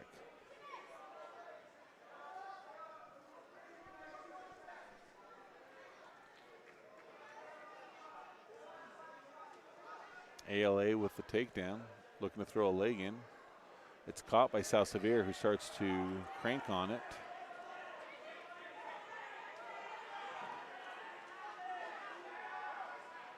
Looking probably for what will be a stalemate here fairly shortly. But nope, ALA is able to get the leg back. Has a bar as they come to their feet, rolls back. Has a bar, trying to get the wrist, starts to walk it over. Near fall being counted.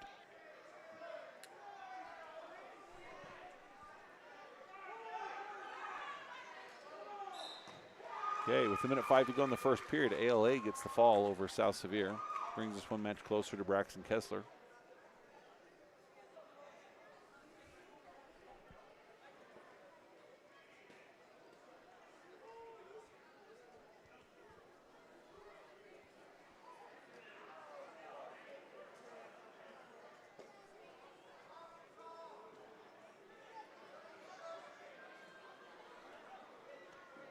Next on mat number 2, Brian Gutierrez of Juan Diego Catholic High School is taking on Coy Whitney of Lincoln County.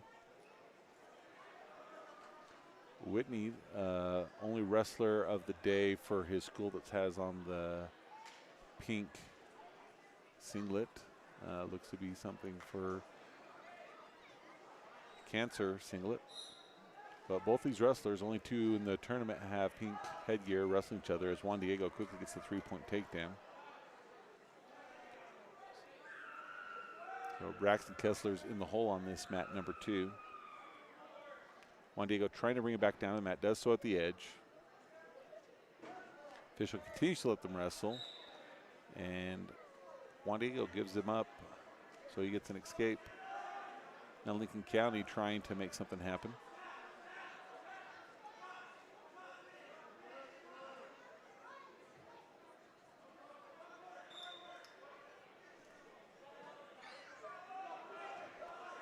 Lincoln County in with a deep shot. He's in the all pink singlet. Nothing yet, but that should be it there. And it is a 3-point takedown. I don't know what you'd call that. That's almost like a Granby takedown. And he looks like he's close to getting a fall, which that usually never results in a fall. And Lincoln County fairly content to just stay there.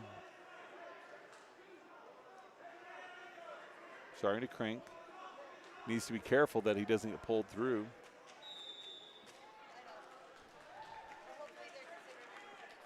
.35 seconds to go.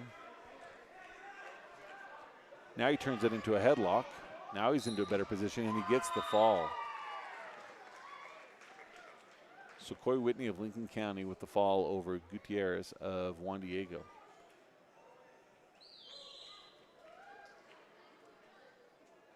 Our next match will be Tasosi of Monument Valley over Dowling of Providence Hall. And then after that will be Braxton Kessler of Delta.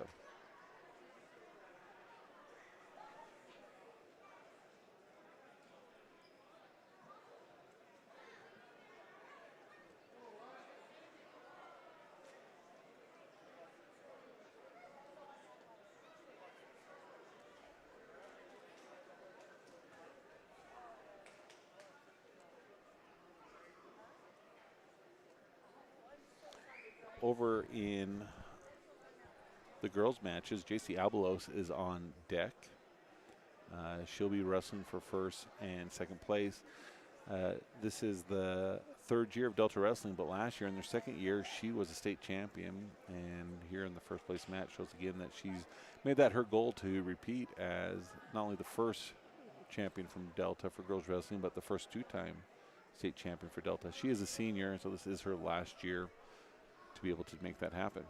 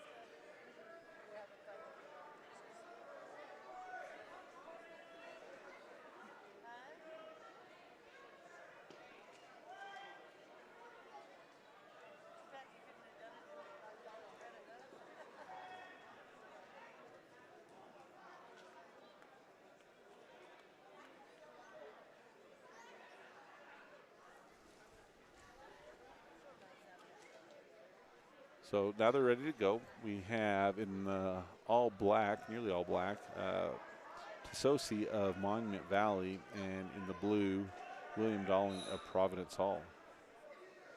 Right after this, we'll have Braxton Kessler as Monument Valley quickly gets a takedown, getting some near fall.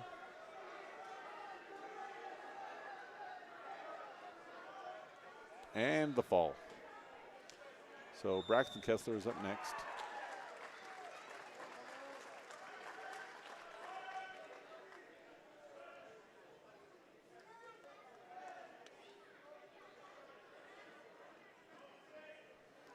So Kessler is taking on Danner of Cottonwood. And over in the girls' gym, JC Abelos, she's starting her match, so we'll try to bring you updates on how she does in between the scoring here on mat number 2, featuring Braxton Kessler.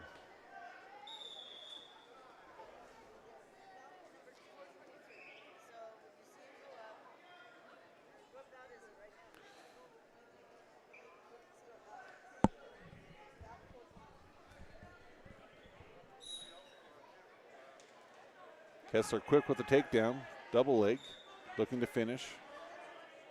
Steps around, gets it. So 3-point takedown, minute 45 to go in the first period.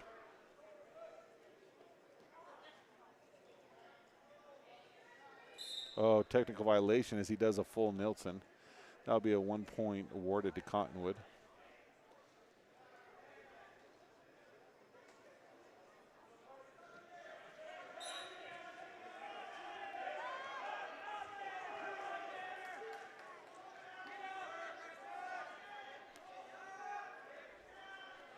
Kessler has a tight waist, tries to roll up a wrist, traps it with his leg.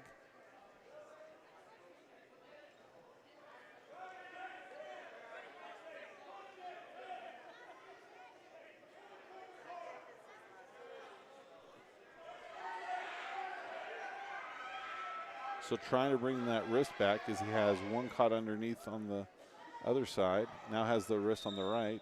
Now he goes to a half, looking to drive it.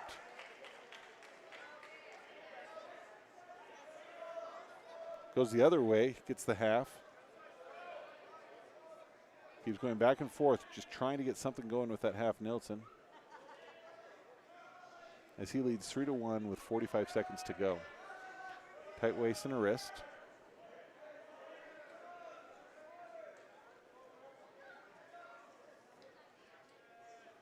He's doing a good job of keeping forward pressure against the Cottonwood wrestler.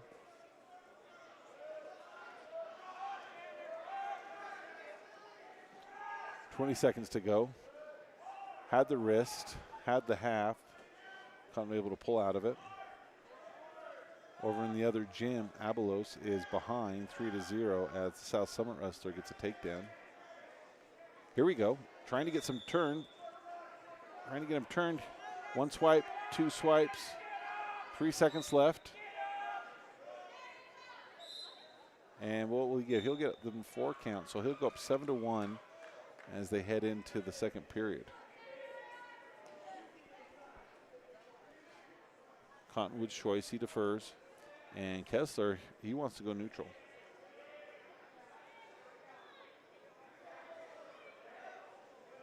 Kessler wants to go neutral. Cottonwood not expecting that, or maybe he thought he wanted up. Kessler got that blast double takedown to start the first period. Cottonwood with an underhook.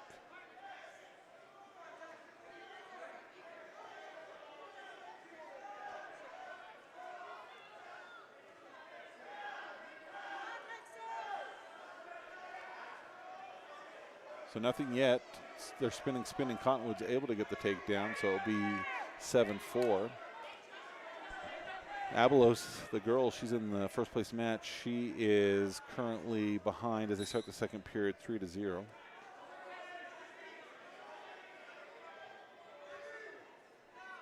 So Kessler's bottom. Minute 23 to go in the second period.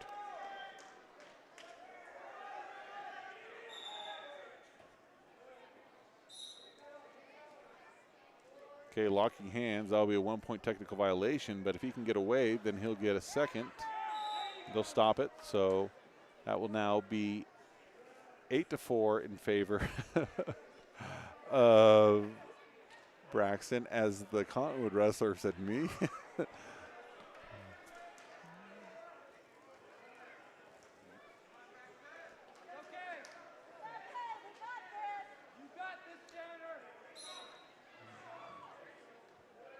Okay, Kessler tripoding up, trying to come to his feet. Cottonwood is able to bring him back down to the mat. About 1:05 to go. Kessler up by 4.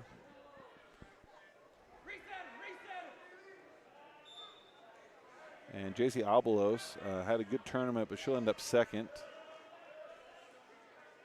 As Kessler looking to get a reversal. He should have it. Where's the ref?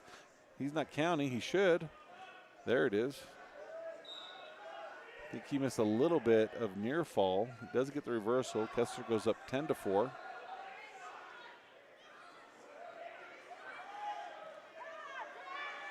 Trying to get that near fall still. Works him over. Near fall being counted. 24 seconds to go.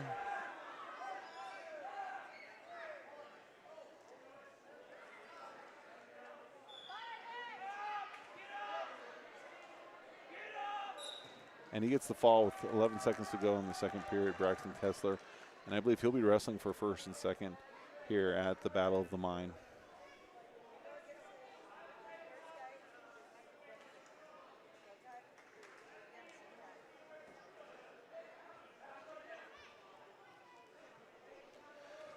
Over in the other room, we have Dominic Vias and White Harris, who will both be wrestling. So we won't be able to bring you those matches with video, but we will show you or share those with you as we see the scores come up on Track Wrestling. So we'll call this round the semifinal round. And then after this, we'll be moving into the final placings. So winners of this round that have won all of their matches, they'll be going for first and second. Those who won all their matches and lost will be going for third and fourth. And then on down the line.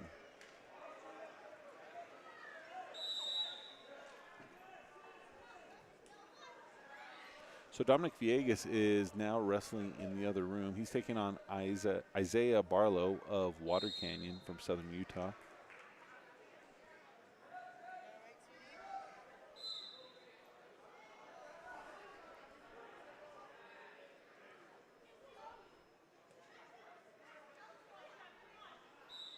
So as we kind of wait, we'll look at what those brackets are showing and who Delta has wrestled and will be wrestling in these medal rounds.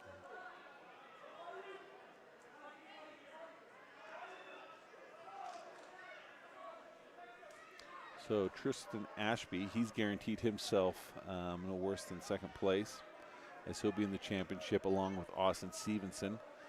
McCrae Wade will be wrestling in the next round for third and fourth. Dante Rodriguez and Braxton Kessler will be wrestling for second. And then the rest of these matches will be determining where they go. So the winners of this round will be wrestling for first and second and third and fourth. That includes Dominic Vias, Wyatt Harris, Gabe Villegas, Zager Thatcher, Anthony Suarez, Cole Bailey, and Alan Mendez. And then those who are trying to get back to fifth place are Bobby Harrison and Colton Anderson. So a lot of wrestling left to go. We're about halfway through this fourth round, and then we have all of the fifth round where I think we'll see quite a few of the Delta wrestlers wrestling for first and second.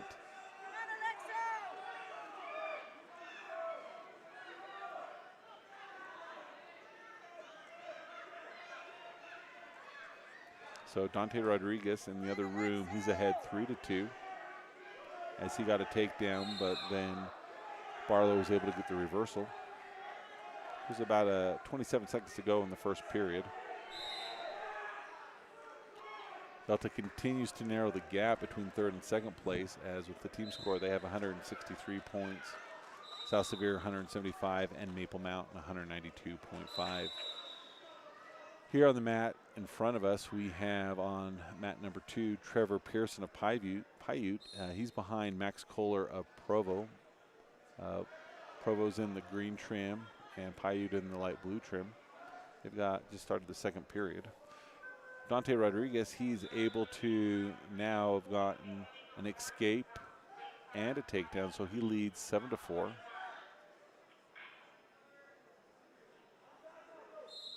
As time expires in the first period. Right after him, Wyatt Harris will be in the other gym as well.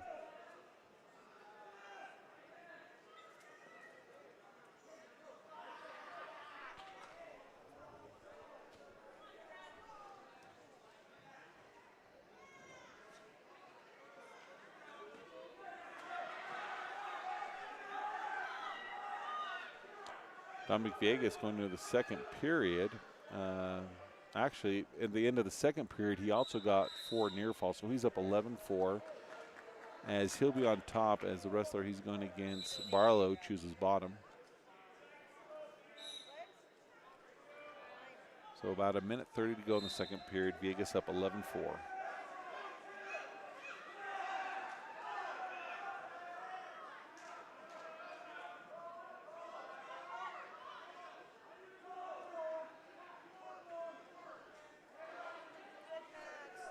Barlow gets an escape, so it's now 11-5. as they're wrestling in the other gym.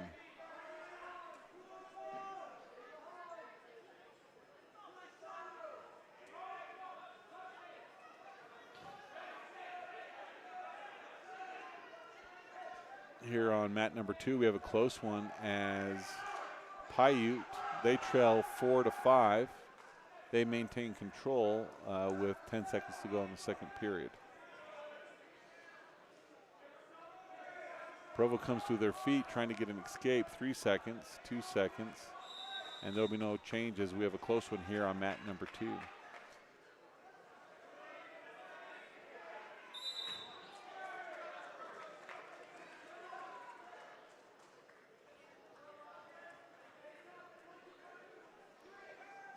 So Rodriguez's match is over. Didn't see how it ended.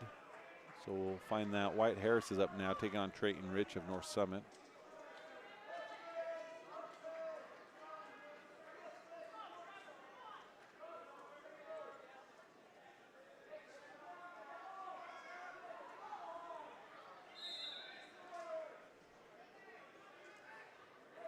Viegas won by fall over Barlow of Water Canyon, so he should be wrestling for first and second.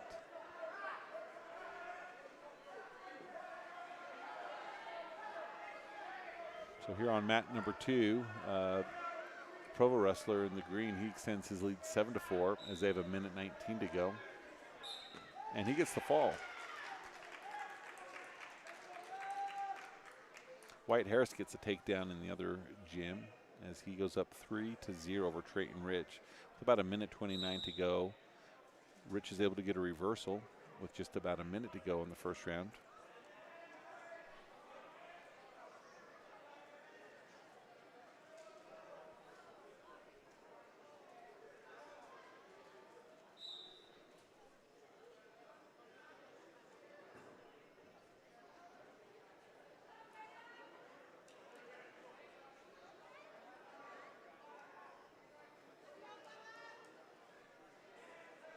So 43 seconds to go in Harris's match. No change. He still had 3-2 with Rich in control on top.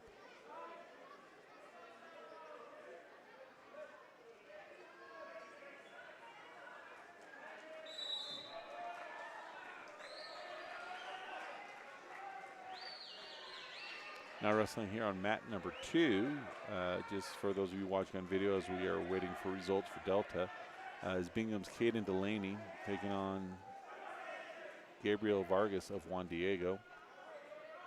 Bingham in the black and gray has the takedown, looking to get near fall over the pinstriped Juan Diego, and he looks like he'll have it right there. And he does.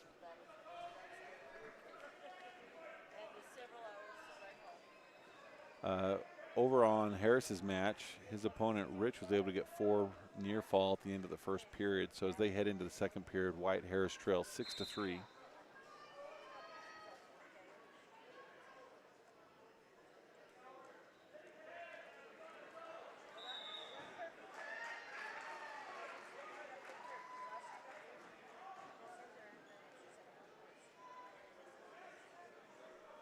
So Harris is on top.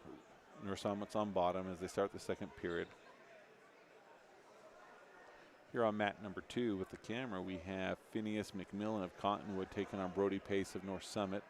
North Summit in the shorts and Cottonwood in the black with the yellow trim.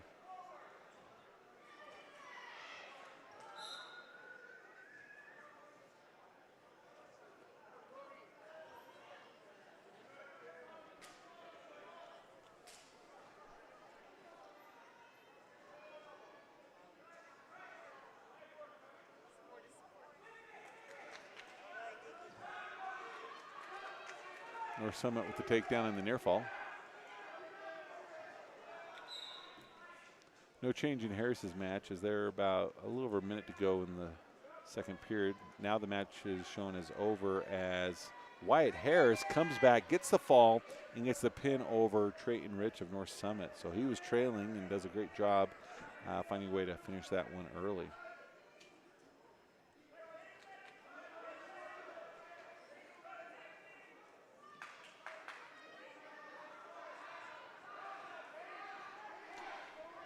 So as we have 4 mats, 3 in here and 1 in the other gym, we have 3 Delta wrestlers who have mat assignments. Gabe Viegas will be up on mat number 1. He's currently in the hole. Xavier Thatcher has just been assigned to mat number 2. And then over in the other gym, Colton Anderson's assigned to mat number 4. Delta has cut the lead of South Severe a little bit. They only trail by 4.5 points now.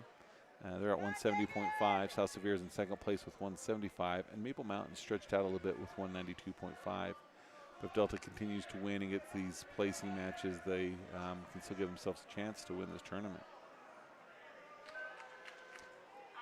So here on mat number 2, North Summit, they've got 3-point takedown. They've been getting some near fall, and they'll get the fall. So we now have Gabe Viegas and Xavier Thatcher both in the holes on mats 1 and 2 respectively. And Colton Anderson's moved into the hole in the other gym.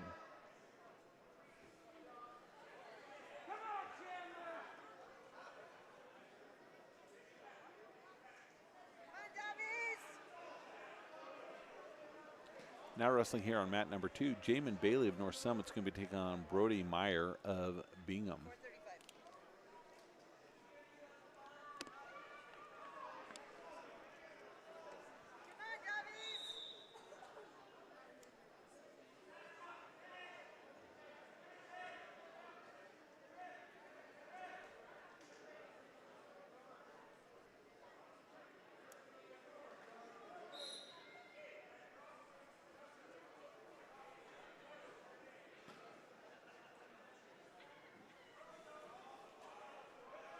Both these wrestlers here on mat number 2 look fairly physical, so it looks to be a good match between these two.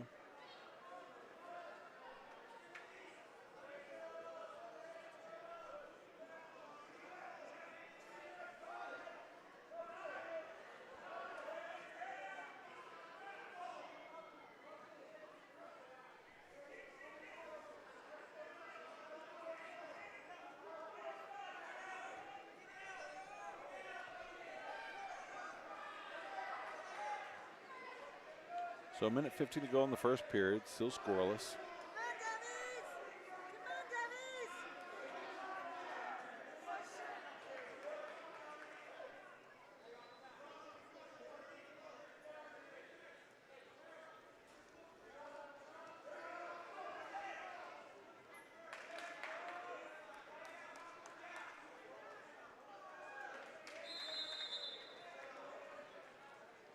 Okay, with about 45 seconds to go, still scoreless between North Summit and Bingham. North Summit in the blue top.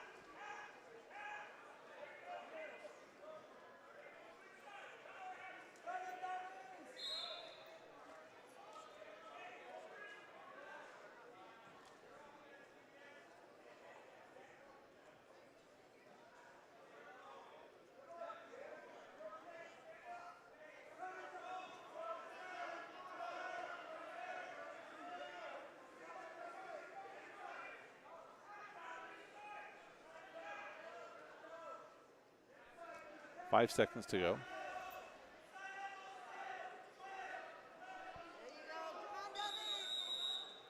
So we'll end this first period still scoreless between North Summit and Bingham.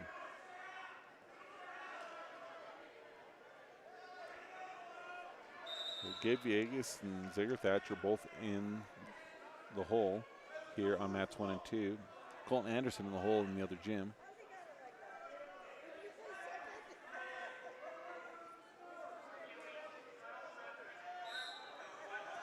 North Summit quick to switch out. Looks like he'll get an escape, and he does. Has his underhook in, trying to make something happen with it. Bingham's able to pull away.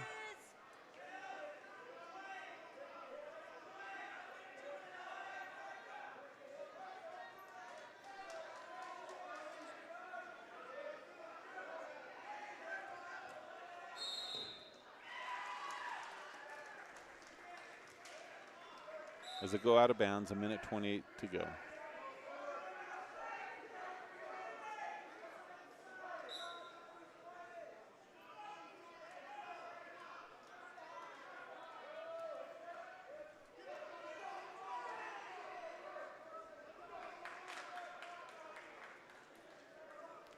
Both wrestlers trying to set something up, but neither one actually making a shot as they fight for head control and hand control. Just over 1 minute to go. North Summit in the purple. They lead 1-0 here in the second period.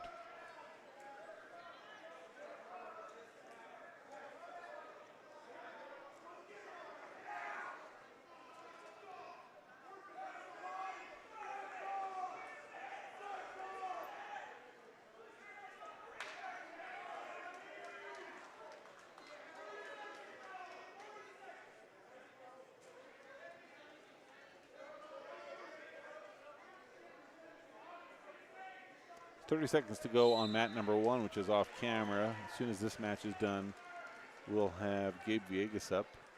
22 seconds to go here on mat number 2 as they near the edge. Neither one has really done much of a shot, either in the first round or the second round, but North Summit leads 1-0 with 10 seconds to go.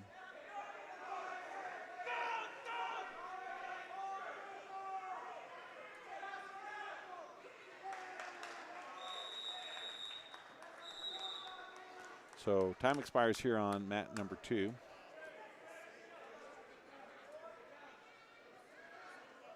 In the second period, North Summit still up 1-0 as Bingham now gets to the choice and chooses bottom.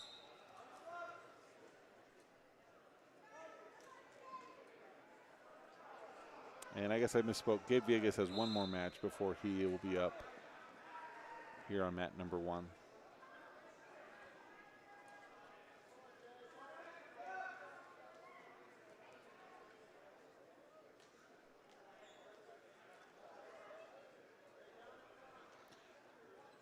Minute 30 to go in this third period. North Summit still up 1-0.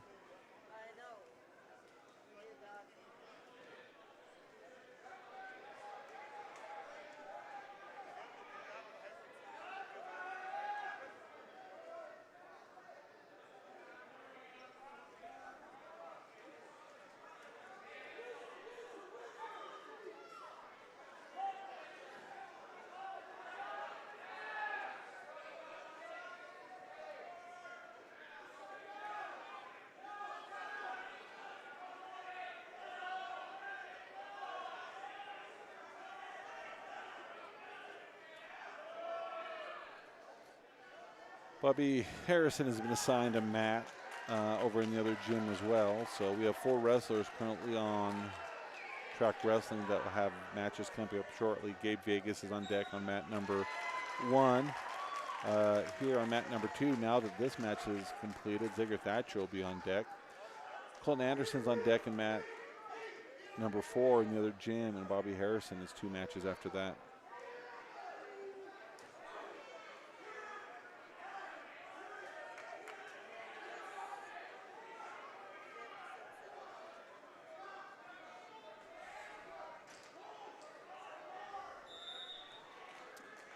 So mat number 1 just finished with their match, and so Gabe Viegas will be up. He's taking on Jacob Heyer of Maple Mountain.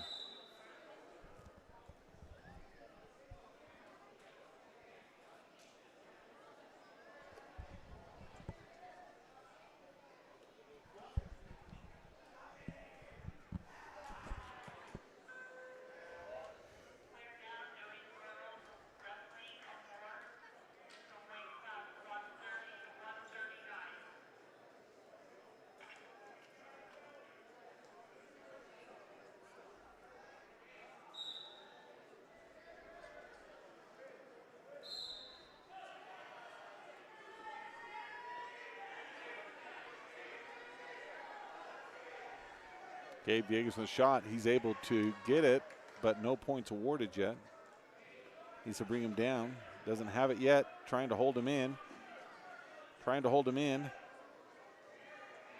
Being stubborn about it.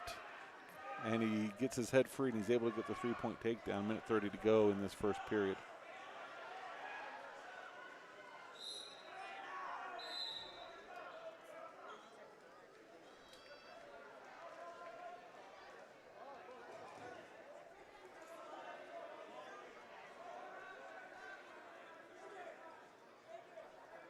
Viegas able to get him broke down, trying to get that arm brought behind, switches to the other out one.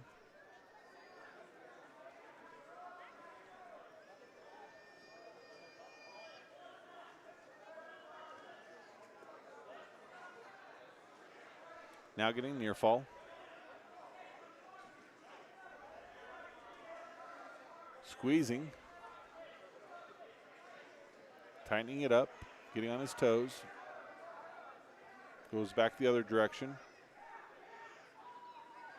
37 seconds to go in the first period. And he'll get the fall. So good win for Gabe Viegas. Colton Anderson is wrestling in the other gym. He's ahead 6-1 with 33 seconds to go in the first period. Zager Thatcher is on deck on mat number 2, so that's where we'll bring our camera. As currently in the blue, ALA, Kel Worthen is winning 3-0 over Monument Valley's Kai Amy.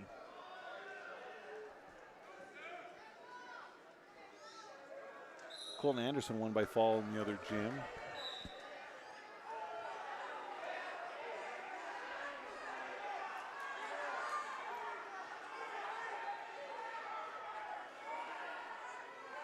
So LA leads 4-0 with some near fall counted, with more being counted. 40 seconds to go in the first period.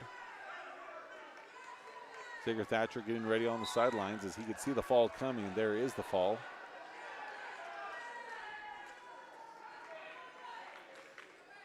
So Zager Thatcher is now up against Quinn Lehigh of Cottonwood.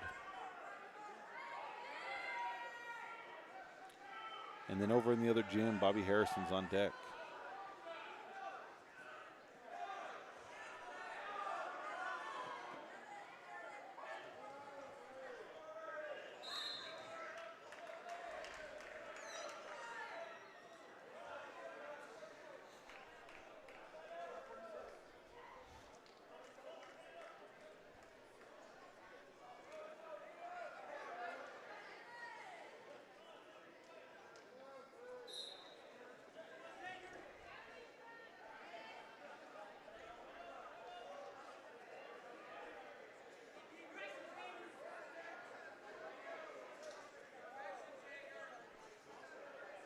Okay, both wrestlers tied up. Neither one of them's gone for a serious shot yet as they keep fighting for hand and head position. Thatcher stalks in.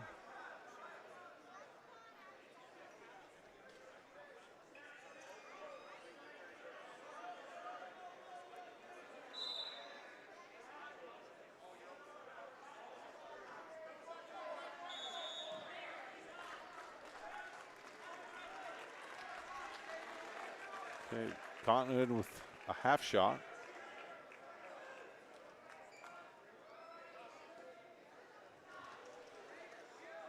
Just over a minute to go. They're scoreless here in the first period. Thatcher trying to go in. Dragged by Cottonwood. Trying to finish as they near the edge. Thatcher able to counter. Oh, thought maybe he was going to have his own shot. Nothing awarded yet, but it's going to be there shortly, and there it is. So Thatcher on bottom, 3-0, 48 seconds to go in the first period.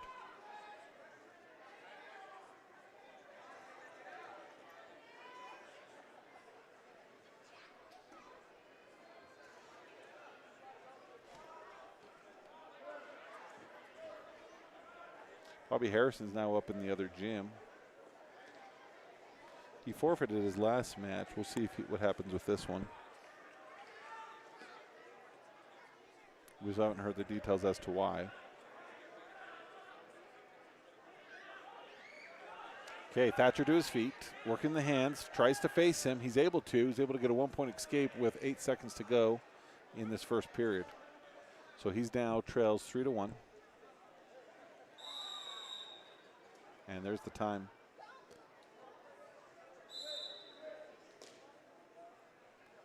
Gauntlet's choice. He looks to his coach. Doesn't know what to do. He defers. Thatcher looks. And he's going to choose bottom. He was able to get out before. He can do it again.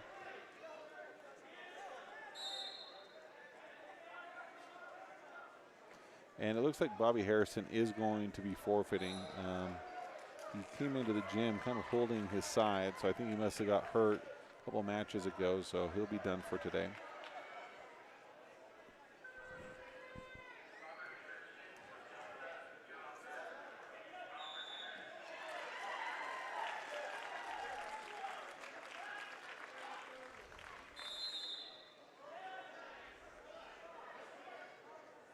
Okay, Zager's able to come to his feet.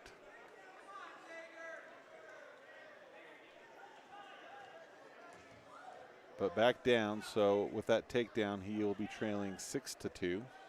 Minute 22 to go in the second period.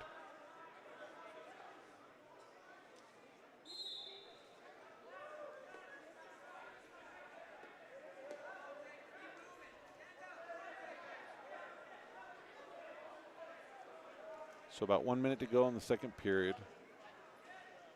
Thatcher trails 6-2.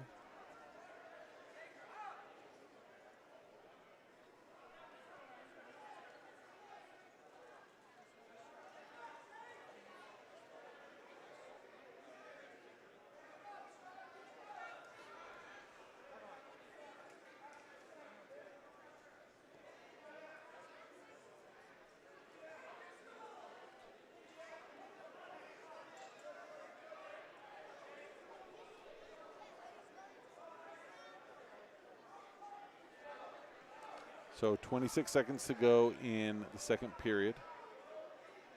Thatcher down 6-2.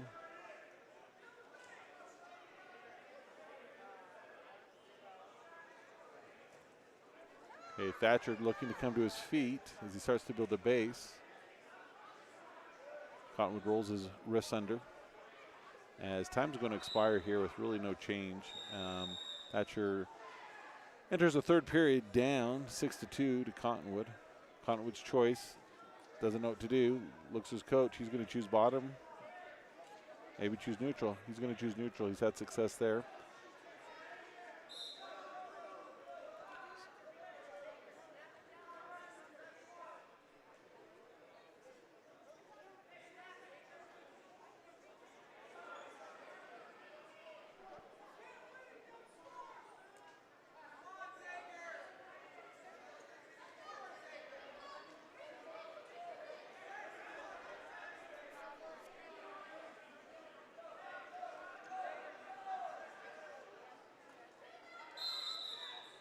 Minute 30 to go. No change in this third period.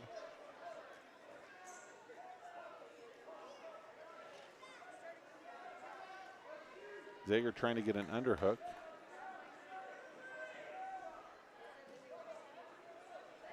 Cottonwood goes from a rush into a single leg. He's going to get the takedown. He goes up 9-2, minute 8 to go in the third period.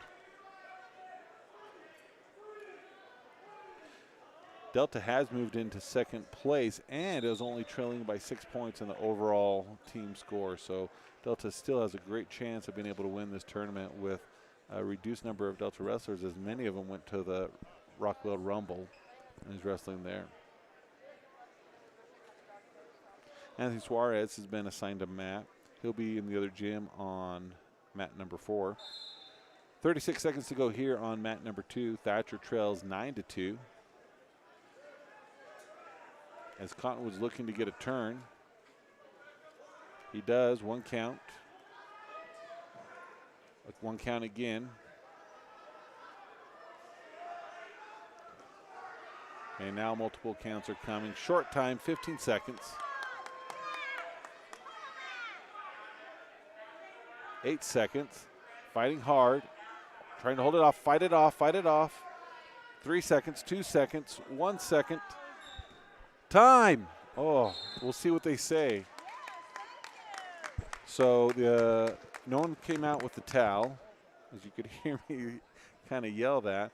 And so then the question becomes, when was the timeout? We'll see what the official does. It doesn't change the outcome in terms of who wins, but it does change the team scores. Cottonwood's not really in the mix of things, so it's not a big impact either way.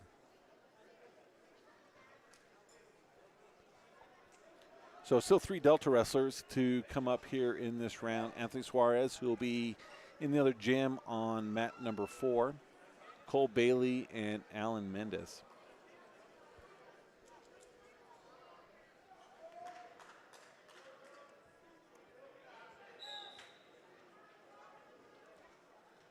We'll see if any of them have been assigned match yet. And the other two have not. So we'll revisit our brackets and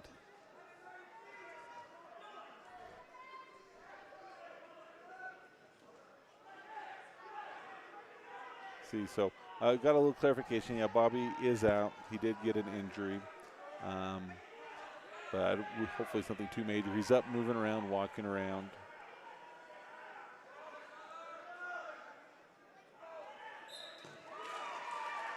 Quick pin for the Tinnick wrestler.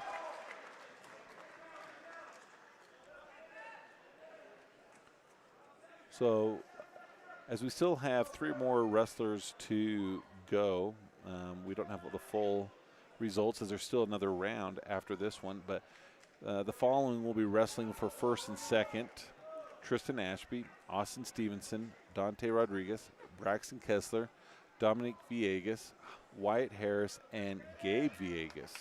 So great job for them. And then Zager Thatcher will be wrestling for third and fourth. Colton Anderson will be wrestling for fifth and sixth. And then Anthony Suarez, Cole Bailey, and Alan Mendes will end up no worse than fourth. If they win their next match, they'll be going for first and second.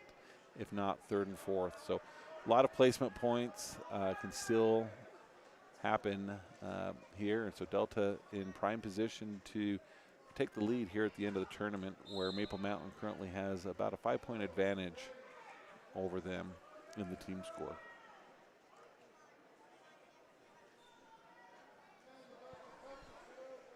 Wrestling now on mat 2 from Gunnison Valley, Vargas taking on Sandoval of Bingham.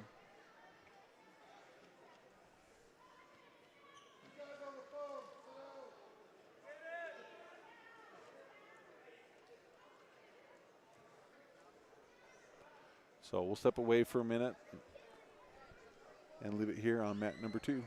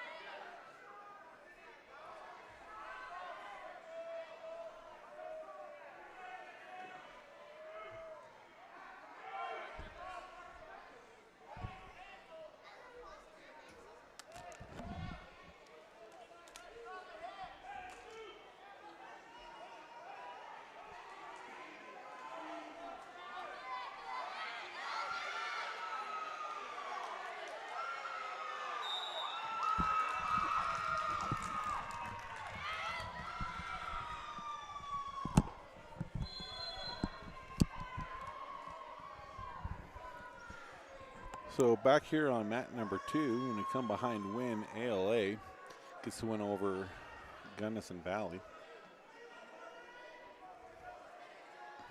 So we look at who's on the mats coming up. Cole Bailey will be on deck on this mat.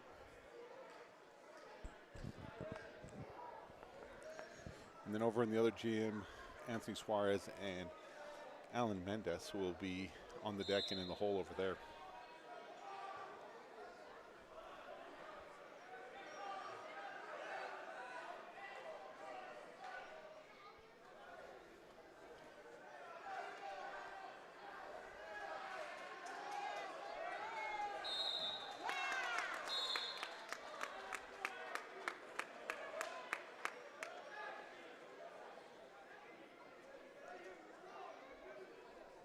Okay, on mat number 2 from South Sevier in the black and gray is Ashkey Gamble.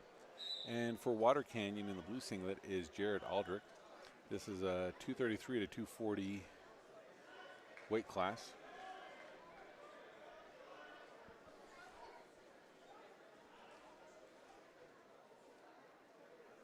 Anthony Suarez is up in the other gym.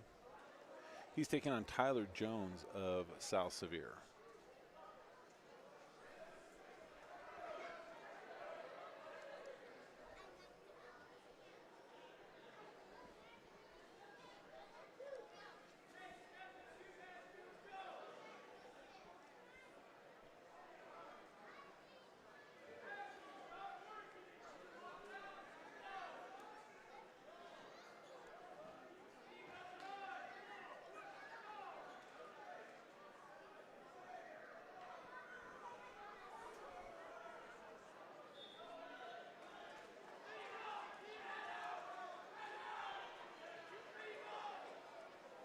Suarez gets a takedown with 1:23 to go in his first period. Here on mat number 2 where we're watching, we see Gamble of South Sevier on top as he has the 3-point takedown, now getting near fall.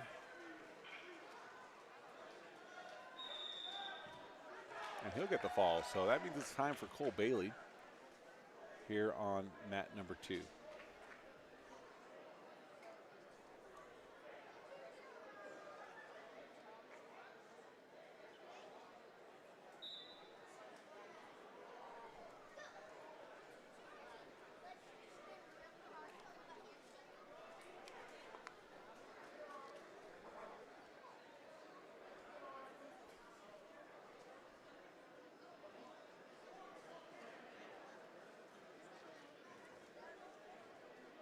So with about 20 seconds to go in the first period, Suarez still up 3-0. And now we have Cole Bailey taking on a wrestler from Cottonwood, Thomas Jackson. Cottonwood wrestler wrestled Alan Mendez in the last round and beat him.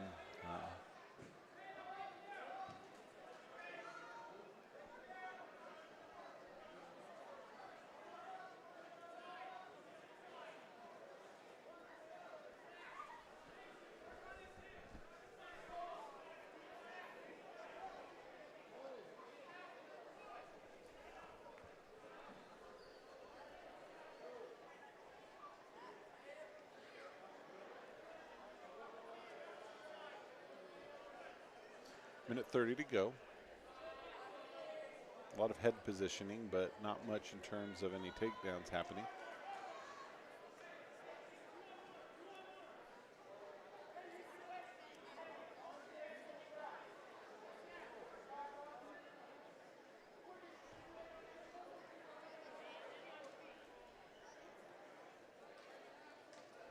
Cottonwood in with a reach.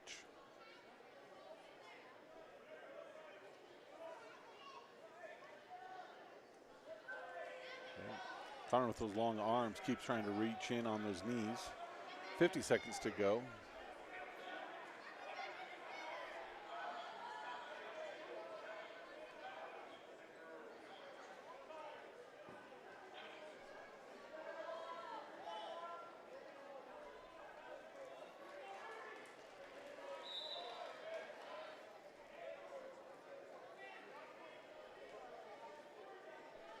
Bailey in with an underhook. 20 seconds to go. Still scoreless in the first period.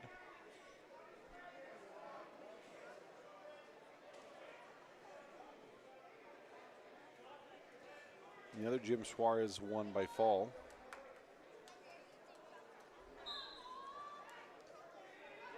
And Alan Mendez, his match quickly over as he lost by fall.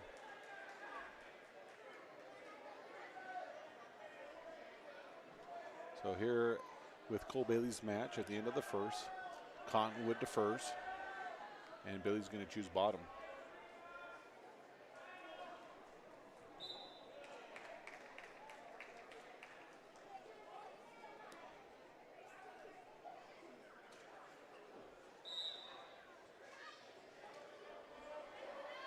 Bailey comes quickly to his feet, fighting hands.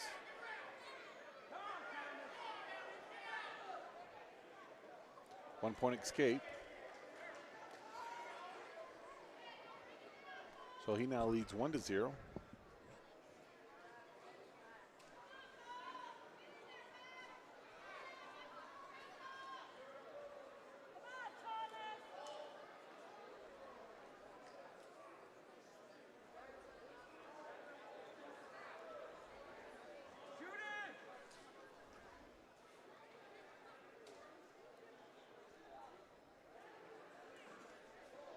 So this is the last match of round number 4. After this, we will move into the 5th round. This will be the medal round. And mats 1 and 3 are both done. And I think they're waiting for all the matches to finish. And then they'll move into these different brackets.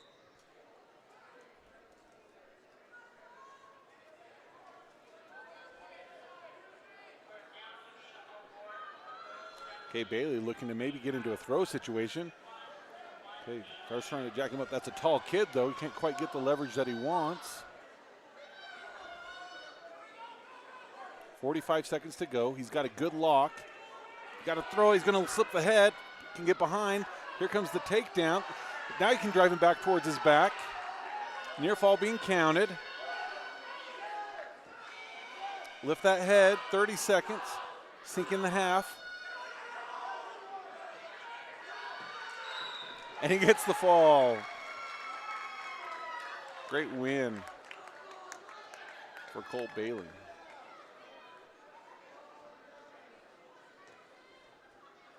As Tristan Ashby does a front flip to celebrate.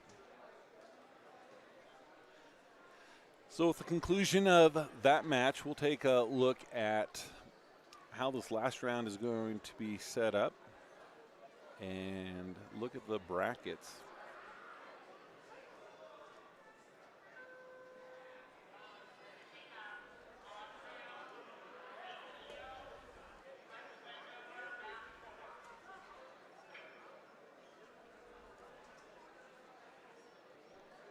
So, the following wrestlers will be wrestling for first and second place. Tristan Ashby, Austin Stevenson, Dante Rodriguez, Braxton Kessler, Dominic Vias, Wyatt Harris, Gabe Villegas, Anthony Suarez, and Cole Bailey. The next wrestlers will be wrestling for third and fourth. Alan Mendez, Zager Thatcher, and McCrae Wade. And then Colton Anderson will be wrestling for fifth place. And Bobby Harrison, he's injured, forfeited his last 2 matches, and so he will not be wrestling. So other than Bobby Harrison, who's injured, we'll have all of our wrestlers medal with first through sixth place that are here at the tournament, with most of them fourth or higher. All but 2 of the wrestlers who came will be fourth or higher here at the tournament. So they've just rolled right into the rounds. We'll see if we can figure out if they're doing it by just whoever's next, or if they've divided them up by matches.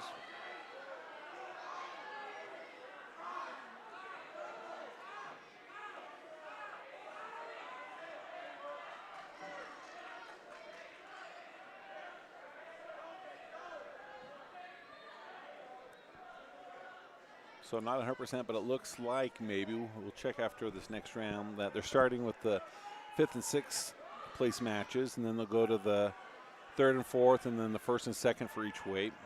And then the 7th and 8th place matches, they're wrestling over in the other gym, which that would be great because that would keep all the matches here in the gym that we can bring them to you. Our first one that we'd expect to see would be Tristan Ashby.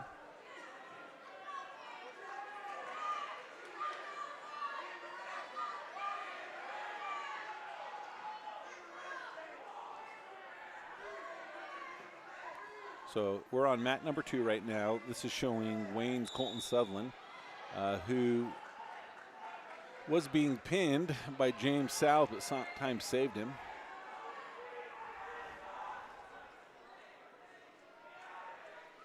As the score is 6-3 in favor of the Bingham wrestler.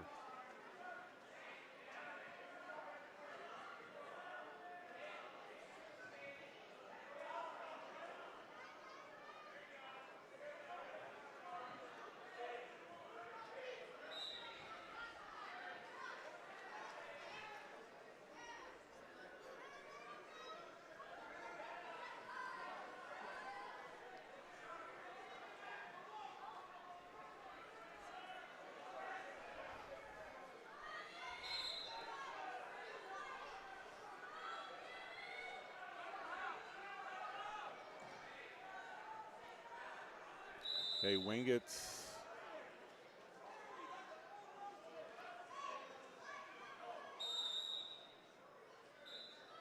potentially dangerous. Lots of points being scored. They're going to stop the match here with 57 seconds to go in the 2nd period. It's going to be a 1-point technical violation. So they're tied up 7-7. Bingham's on bottom, Wayne's on top.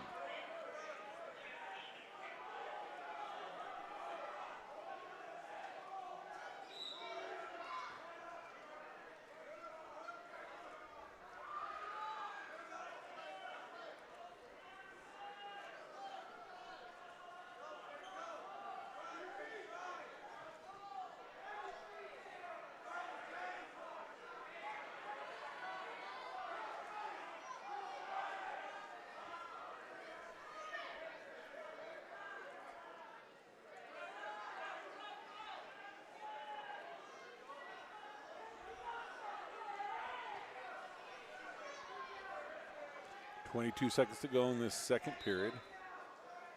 Bingham trying to get an escape or a reversal. 13 seconds. And Bingham's able to get the reversal, so he now leads 9-7. Trying to get some near fall. 5 seconds. Near fall being counted.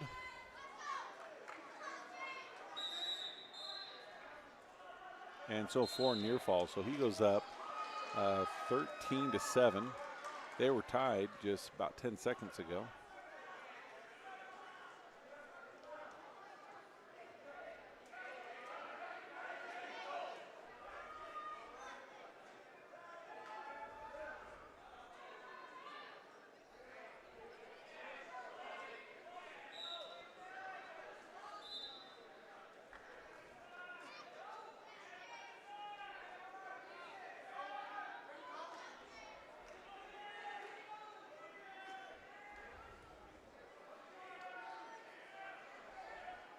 So now as we look at kind of the lineup, everything that's coming up on track wrestling are 5th and 7th place matches. So that may be how they go about it. If that's the case, it's going to be a long, long time before Delta has a match. The good news is when they start having matches, they'll be pretty solid, as most of Delta's are 1st and 2nd and a few 3rd and 4ths.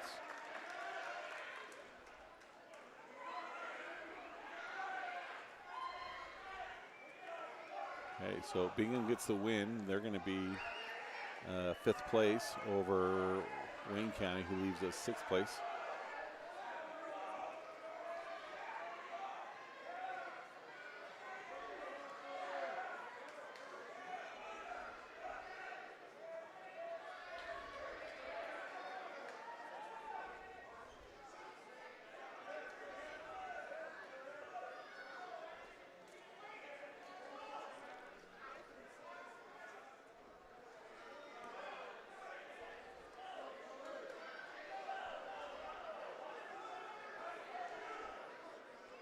Now wrestling in a 5th place match.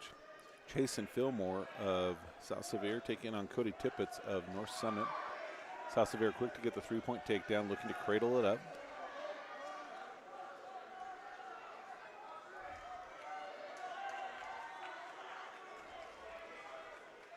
Two-point reversal for North Summit.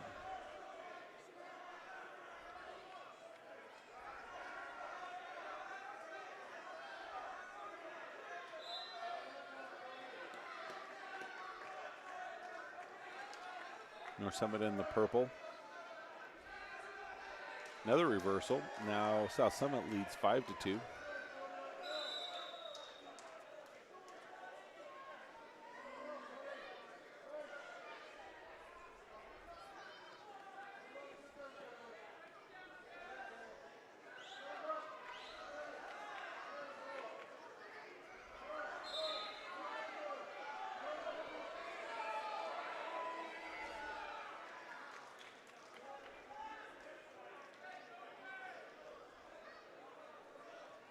So South Sevier now leads 9-2 in the first period, 45 seconds to go.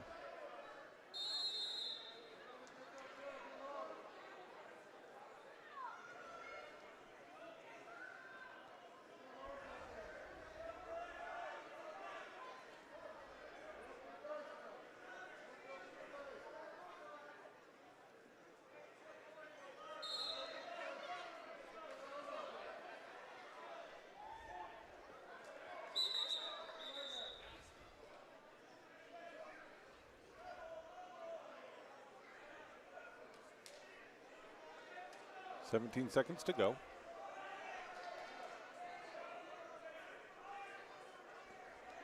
In this first period, we're going to bring it over to mat number 1, where Tristan Lovell of Leamington, who wrestles for Tinnick, is coming up.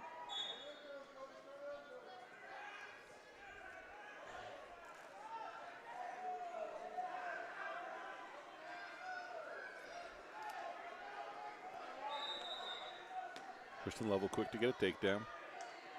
This is a 5th place match.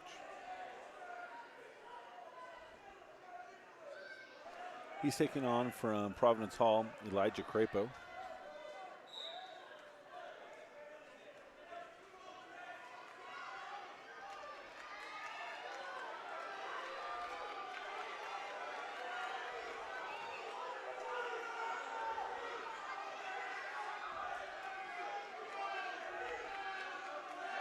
I'm just going to zoom out right here for a second. This was the match that we were on before. North Summit was losing. They now have gotten the other kid into a pinning combination.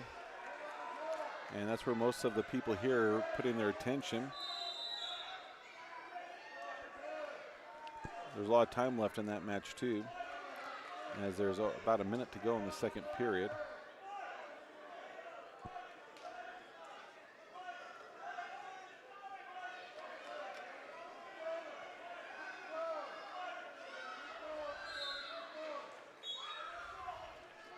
So if anything gets exciting with that, again, we'll come back to it. That's a 1-point escape for Providence Hall against Tristan Lovell. Lovell's up 3-1 with about 47 seconds to go in the first period. This mat number 2 that we were just watching, they're tied 9-9 with 24 seconds to go in the second period.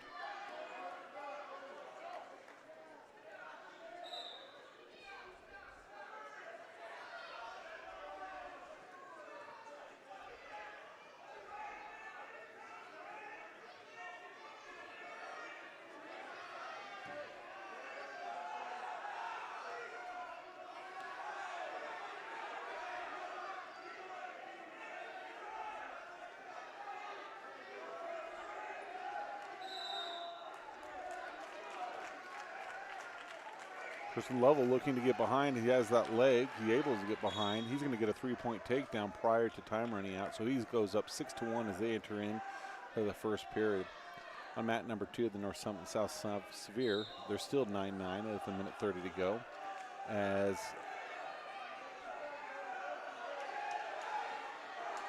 North Sevier had a legal hand lock. He's had a couple of times that the officials missed it.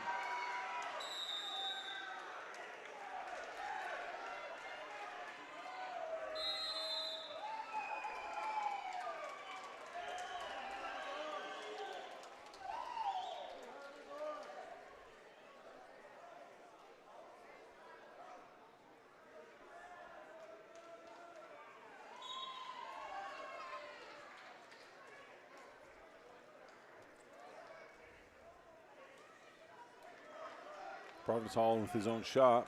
Lovell trying to counter. Has an ankle, tries to hold on.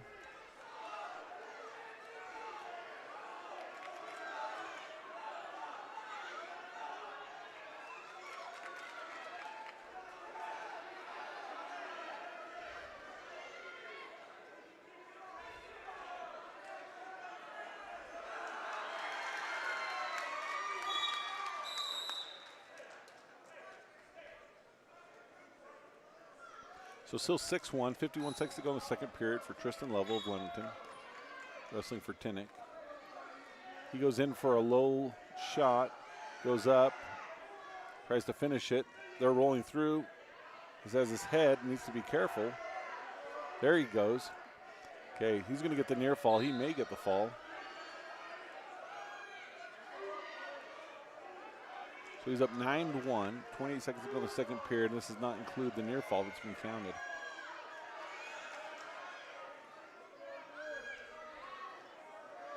And there's the fall. So congratulations to Tristan Lovell. He takes 5th place here at the Battle for the Mine at Tinnick High School.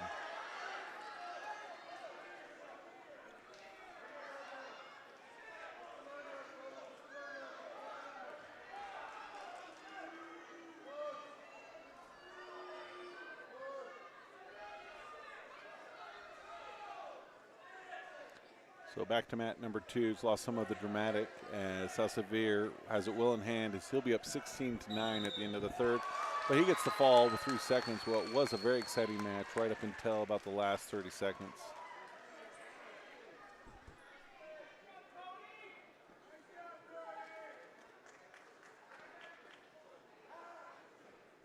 Yeah, all these are 5th place and 7th place matches that they have going on. We only have one 5th and 6th place match. The rest will be 3rd and 4th and 1st and 2nd. So hope you'll continue to come in and watch. We do have a goal that by divisionals, we're trying to get 500 subscribers on YouTube. We did a big push yesterday and got over 125 subscribers. So we need about 90 more. So if you are willing to hit that subscribe button, or while you're sitting there on your device, hit the share button and share it with a bunch of people, that would help us. That would open up a few more features for YouTube that will make the viewing experience better for our fans.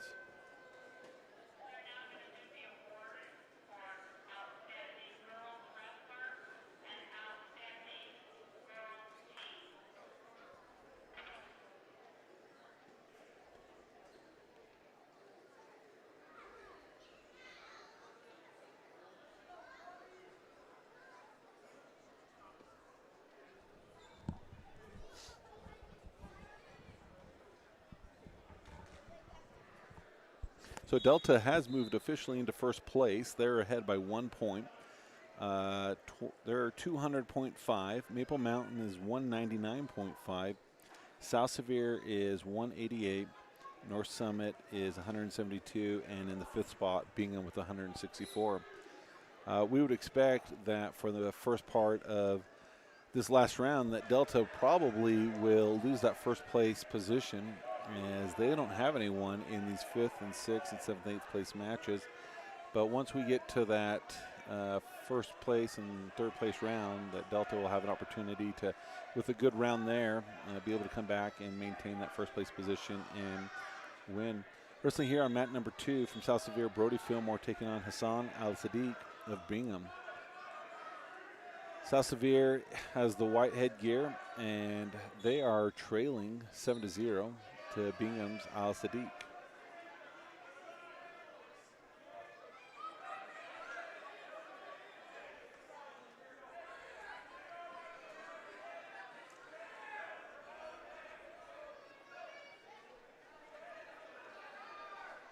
South Sevier trying to get a reversal, needs to pull his head out.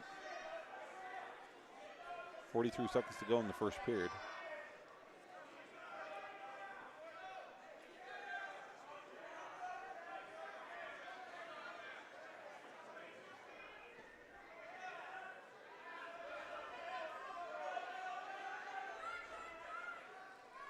And he now gets the reversal, so he trails 7-2.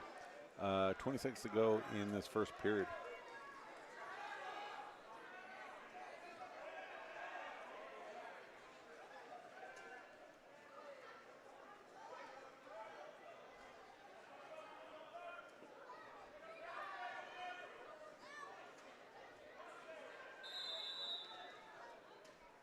So at the end of the first period, Bingham's up 7-2. It's going to be South Severe's choice. He defers. Bingham. He's going to go neutral.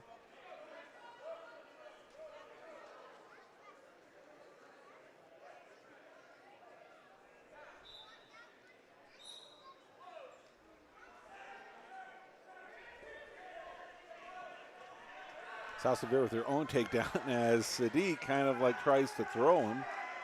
He gets the takedown, getting the near fall.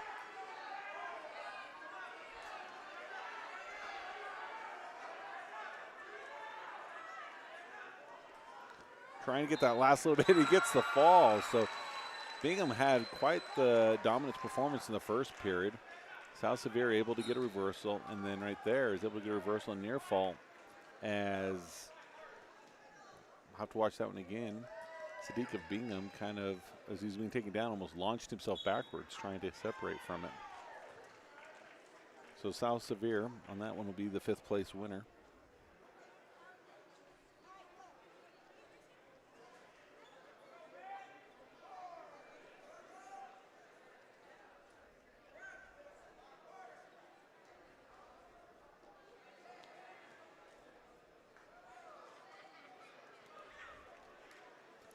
But I think this is actually how we kind of want our tournaments to be most of the time. When they're doing 7th and 8th and 5th and 6th matches, have them be kind of boring because Delta's not wrestling in them. And most of them are coming up in the 1st and 2nd. Big majority are in the 1st and 2nd, and then a few in the 3rd and 4th. Here on mat 2 for North Summit, Whitney Oldham taking on Justice Jones of Escalante. North Summit with the takedown.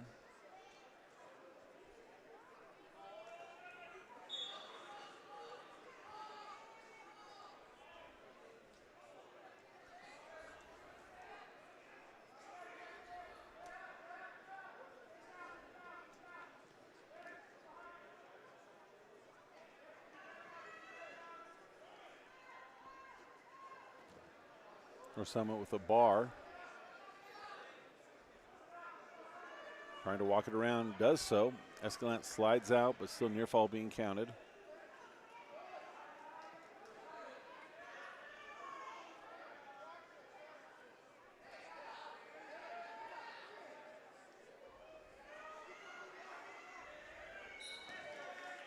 Four-point near fall, so he goes up 7-0 with 53 seconds to go in the first period.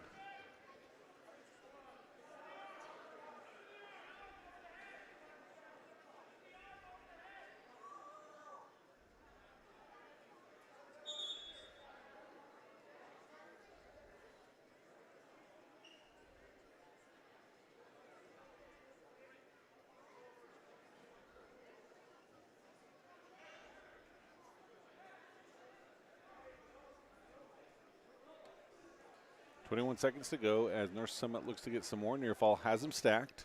And yeah, easy call for that pin.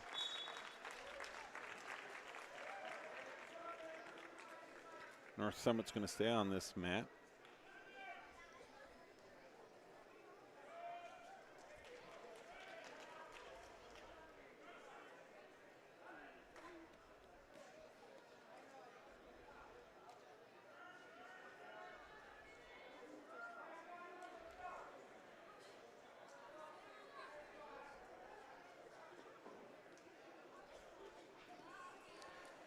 Now wrestling for the 7th place match from North Summit. Gabe Gadnon taking on Jonathan Platt of Bryce Valley. North Summit in the purple and Bryce Valley in the green.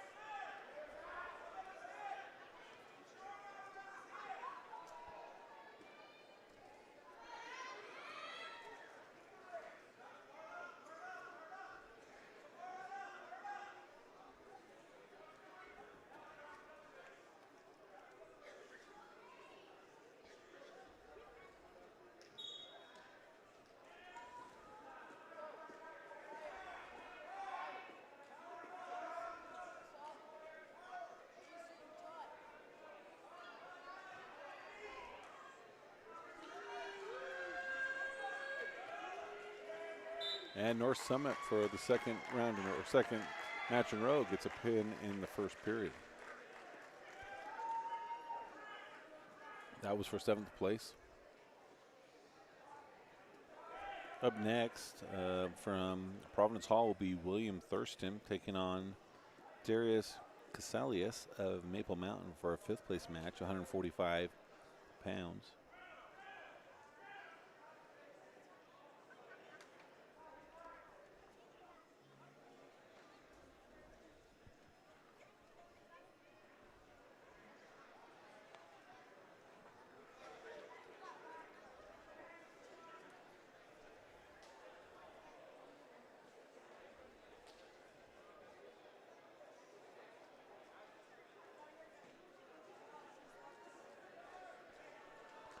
Providence Hall in the blue, Maple Mountain in the black.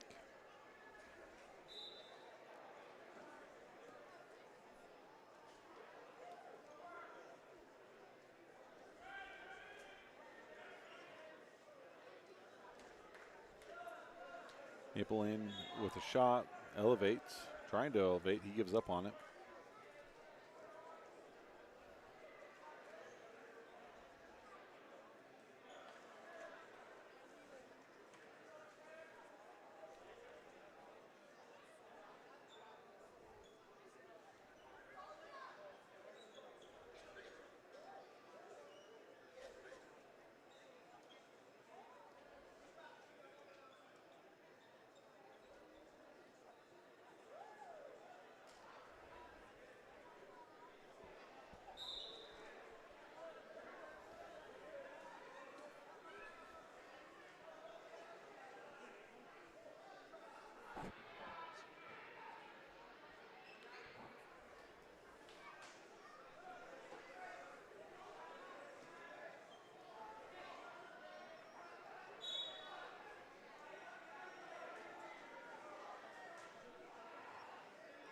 So 44 seconds to go, no change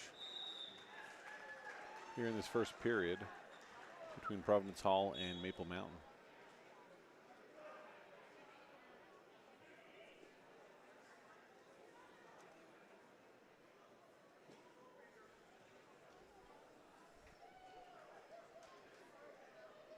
As we take a look next week, Delta will be hosting Millard at the Palladium on Tuesday evening. JV will start at 5:30. Varsity will start at 7. We look to have a little bit more of a duel with some parity than we've seen in the last couple of years. On Thursday night, Delta will travel to North St. Pete, where they'll take on the Hawks. We have some really outstanding North St. Pete wrestlers that are currently picked to be state finalists. And Delta will be looking to get that matchup that will have some divisional standings, as North St. Pete is in Delta's division this year. After that, on Friday and Saturday, Delta will travel to the North Severe tournament there in Salina. And then the following week, Delta will have 2 home duels to end the season with regular season matches. So we hope that you'll start looking to keep your Tuesdays and Thursdays clear. As you look ahead, Delta Wrestling will be going to divisionals in Nephi on January 31st and February 1st, and then to Orem to the state tournament on February 12th and 13th. That's during the middle of the week, so not on the weekend. So we'd love for you to consider making your plans to be able to attend those and support Delta Wrestling as Titletown looks to continue to build on that tradition and get a few more titles in the next few years. Colton Anderson has been assigned a mat. He'll be on mat number 1 in a few minutes. Here on mat number 2, where we're currently watching, we're into the second period, no score, 28 seconds to go, as we have Providence Hall on bottom, as now Maple Mountain's getting some near fall, and he gets the fall. And so he'll be the 5th place champion, Darius Casilius of Maple Mountain, for 145 to 156 pounds.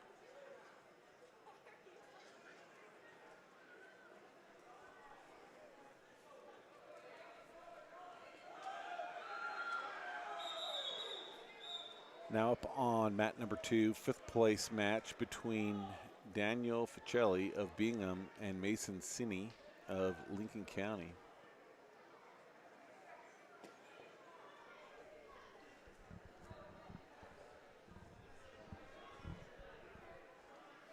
This will be 145 pounds to 156 pounds. Lincoln County has the red trim and the white headgear, and Bingham's in the gray. Official looks to see if there's any coaches in the corner, but there's not, just a bunch of his teammates, but they give them the thumbs up and they say they are more than qualified to be able to coach this Bingham wrestler. Lincoln County with a shot, being able to counter, gets behind, gets the 3-point takedown.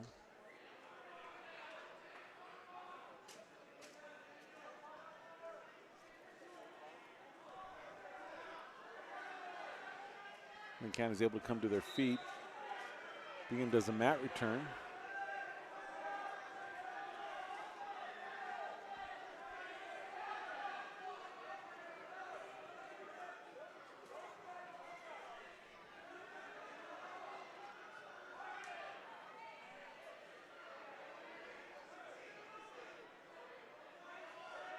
So about 1:14 to go in the first period.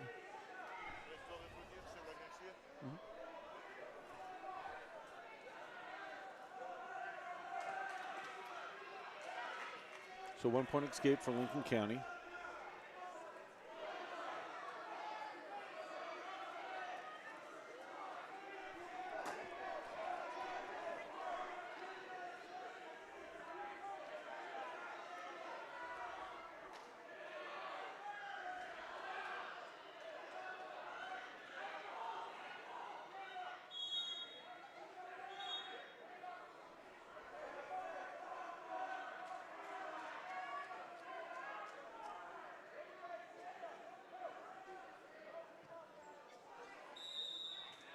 So 24 seconds to go.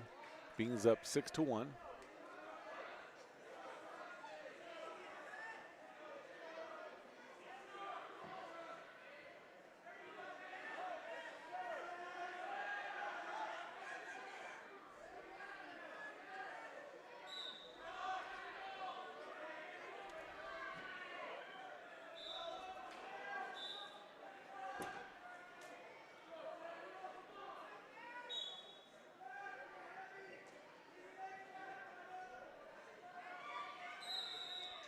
So as we begin the second period, Lincoln County's trailing 10-1 to the Bingham Minor.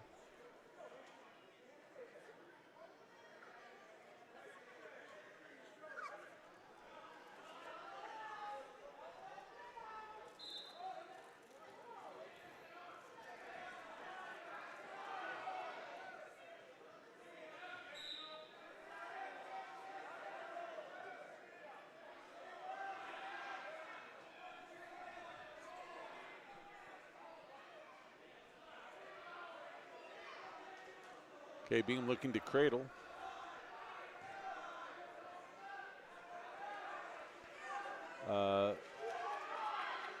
Two near falls, so that's going to go 12-1. 58 seconds to go. In this 5th place match, this Bingham wrestler looks to be a very strong wrestler. Excited to see who was ahead of him. Near fall being counted. So 2 near falls, so he's up 14-1.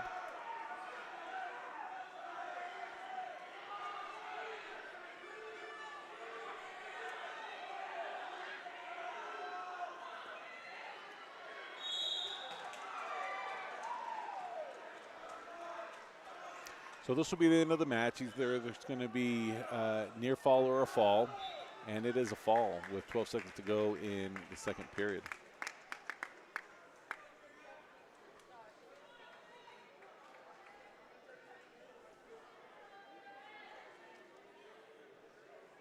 Next up on mat number 2, 158 pounds. This is a 7th place match between Gabe Jensen of Gunnison Valley and Phineas McMillan of Cottonwood.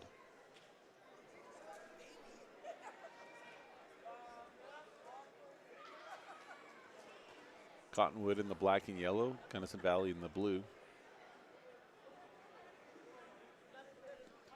And we're getting closer to Colton Anderson, who will be on mat number 1 in a couple more matches. He'll be our first Delta wrestler in this medal round. He is going to be wrestling for 5th place. All of our Delta wrestlers are wrestling for 1st and 2nd, 3rd and 4th, or 5th and 6th, with the exception of injured Bobby Harrison. And then Colton Anderson will only be the 5th and 6th, a couple 3rd and 4th, with a vast majority of them being 1st and 2nd place. As expected, Maple Mountain has taken the lead in the team points, as Delta has yet to wrestle in this round.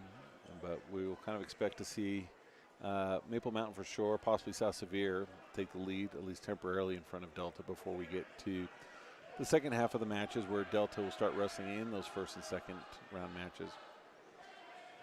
Okay, rolling around here on this mat number 2, Gunnison Valley is able to get behind and get the takedown. And they come off the mat. They'll recenter with 1:17 to go in the first period.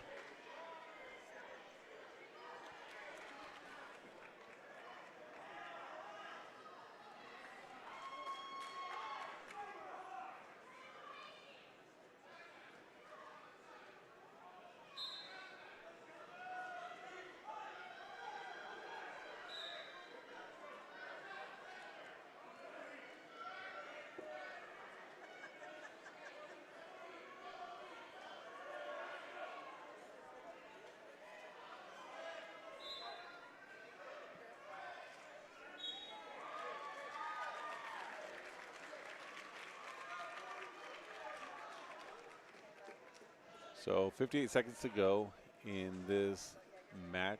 Gunnison Valley up 3-0, 58 seconds to go. Official looks to the Gunnison Valley, telling him he needs to have that hand cupped on the elbow.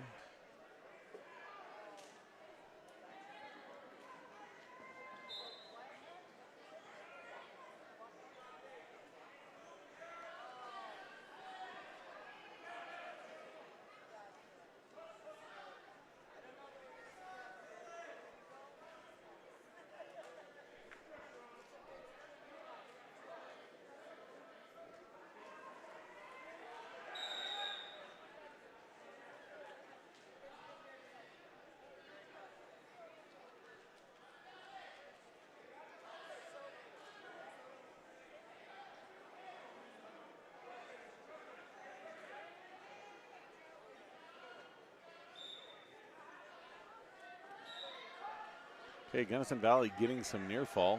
13 seconds left. Trying to get the fall. And he does with 7 seconds to go in the first period.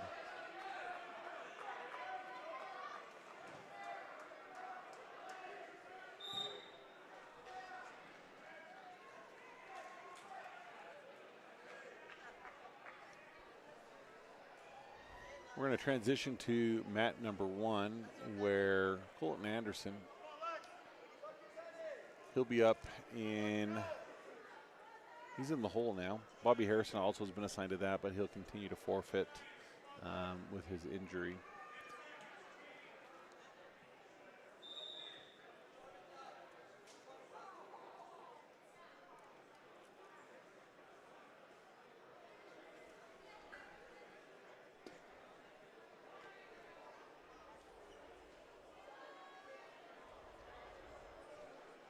Wrestling now on mat number 1 for Juan Diego in the pinstripes.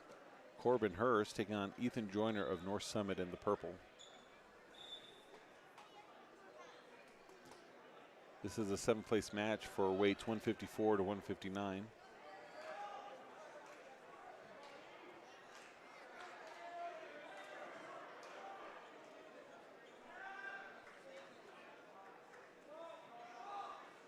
North Summit trying to finish the fireman's. He does. He did a 3-point takedown.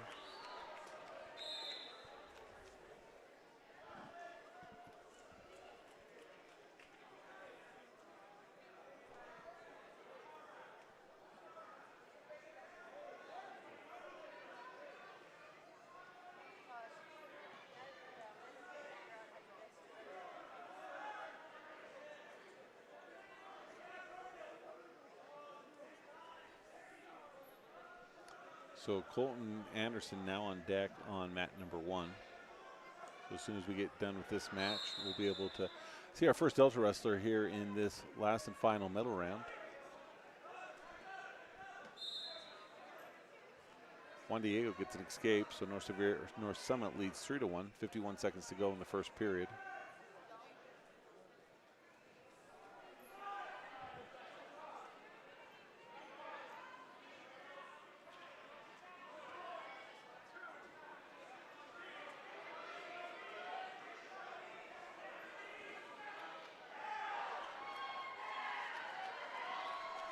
Okay, another 3-point takedown for North Summit. He'll go up 6-1, 24 seconds to go in the first period. Has a power half, gives up on it.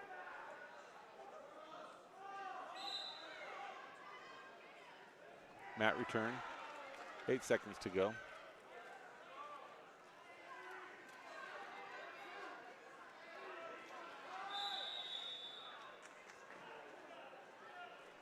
So at the end of the first period, North Summit leads 6-1. It's going to be North Summit's choice. He chooses neutral.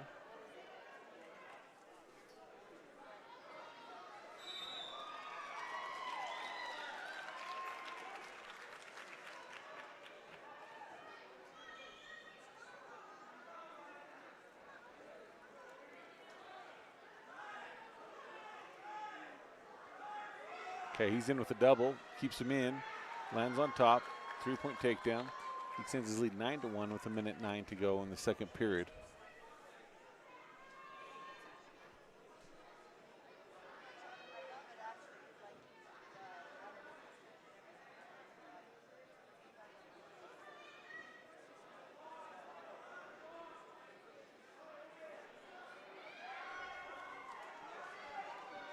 Okay, North Summit with a cradle trying to get some near fall, none awarded yet.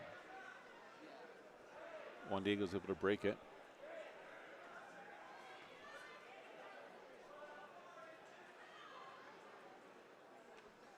.30 seconds to go in the second period. Now he's got a bar, now he's running it. 26 seconds to go.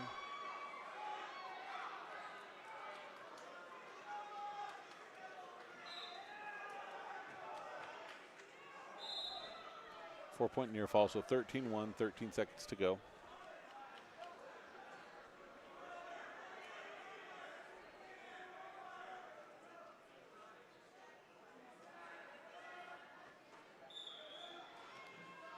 So at the end of the second period, it's 13-1 in favor of North Summit. Juan Diego's choice, he's going to choose up.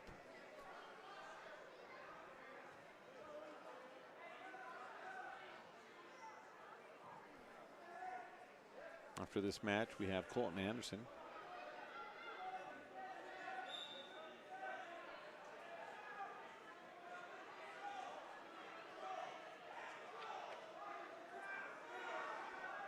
Okay, 1-point escape. A takedown would lead to a technical fall.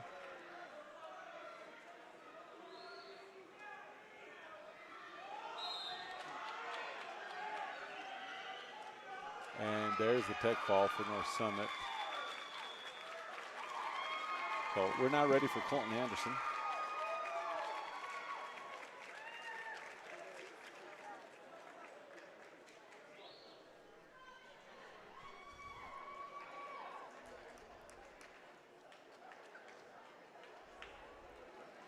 Colton Anderson's taking on Ethan Bliss of American Leadership Academy.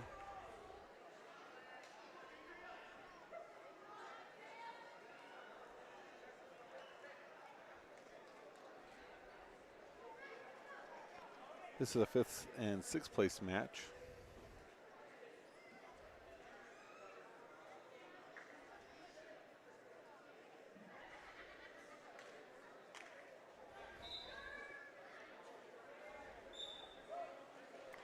Quick shot, has a leg.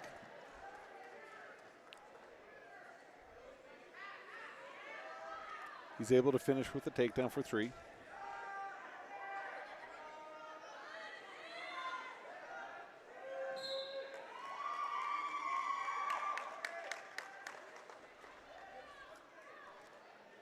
Anderson's going to cut.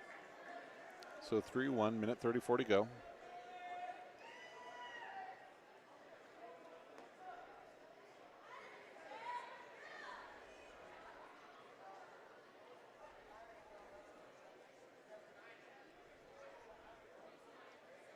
Snaps down, gets behind. He goes up 6-1, minute 15 to go. He's going to cut again. 6-2.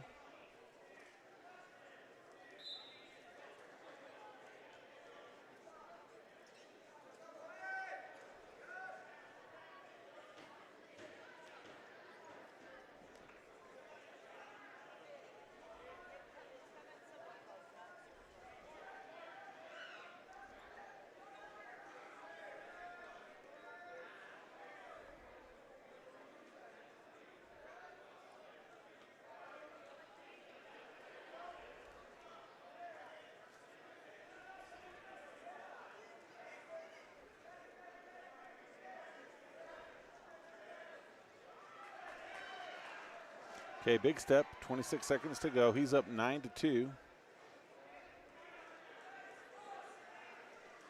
2-on-1 on the wrist.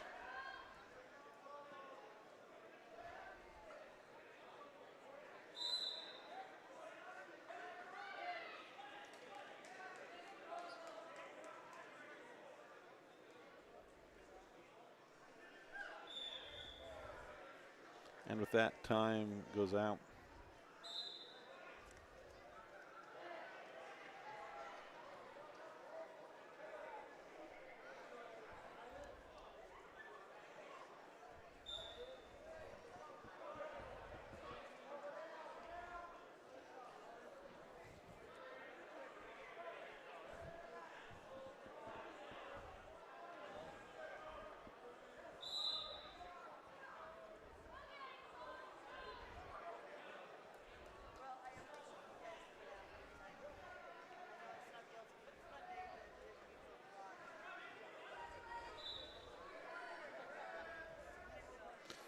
Tried to bring you a scoreboard, but for the distance that it is, it's no difference than with the other cameras, so we won't be including him.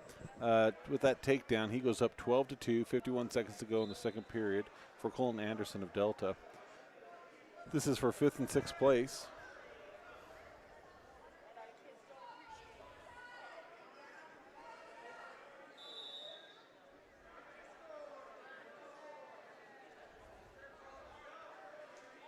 .30 seconds to go in the second period, up 12-2.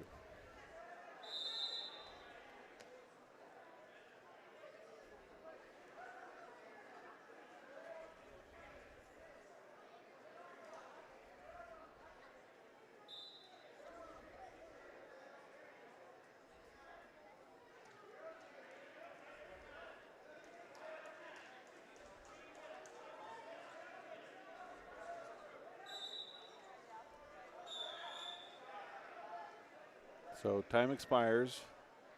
Anderson up 12-2 as they head into the third period. ALA is going to try his luck being on top.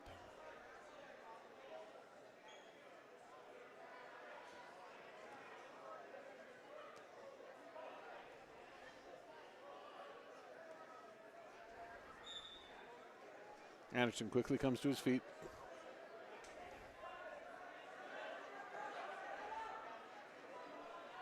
Okay, we could be seeing a stall from the official as more than 15 seconds has expired.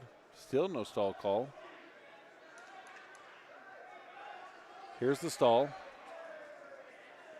And Anderson's going to get the 1-point escape. So he's up 13-2.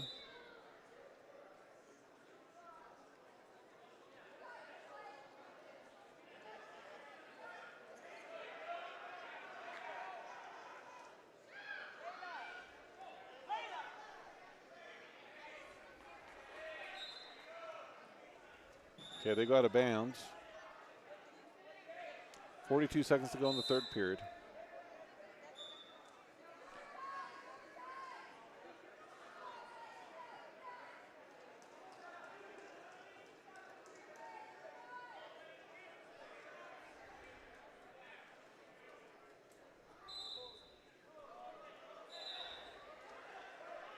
Okay, snaps him down, gets behind. He goes up 16-2. One more point to get a technical fall.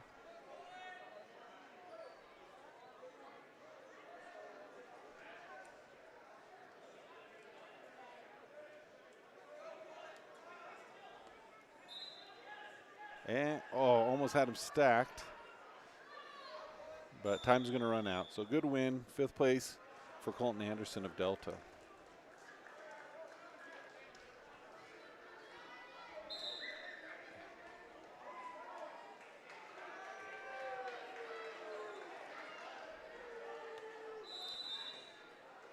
So Bobby Harrison, he is injured. He's next on deck, but we won't see him wrestle.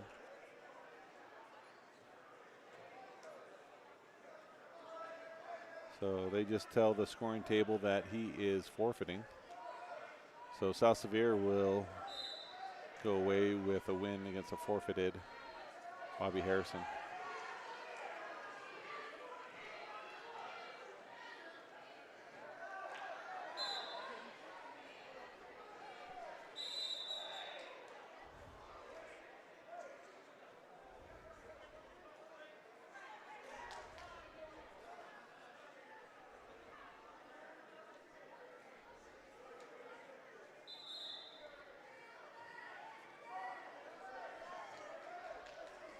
So we'll move back to mat number 2 for a 5th place match. It seems to be a close one. It is 10-7, 22 seconds to go. It was 7-8, but reversal by Providence Hall against Bryce Valley.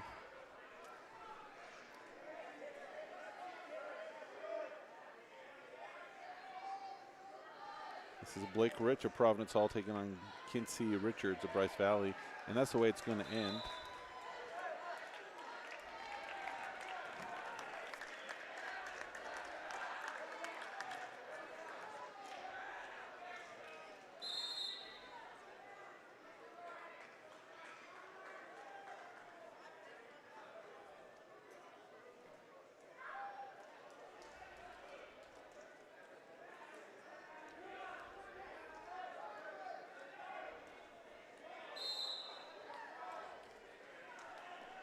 So another match that was close until I moved the camera. So they're 9-4 in favor of the Tinnick wrestler over Whitehorse. But now Whitehorse wrestler gets the reversal, now has near fall. No near fall given, but the reversal. So 9-6, 13 seconds to go. Tinnick on top.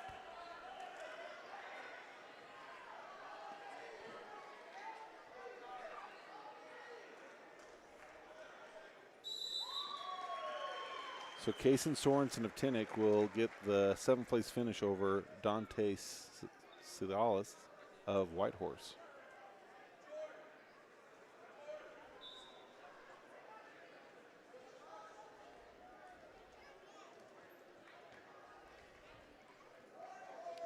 Back to mat 2. 185 to 193 pounds. This is a 5th place match between Nitin Delemy of Cottonwood and Josh Burt of Bingham.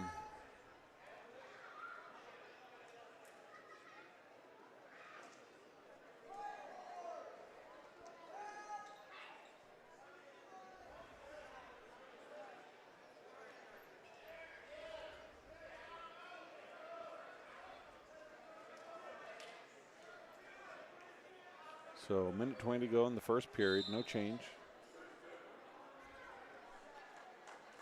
This match was the only one going. Mat number 3 just barely started, and mat number 1's waiting to start.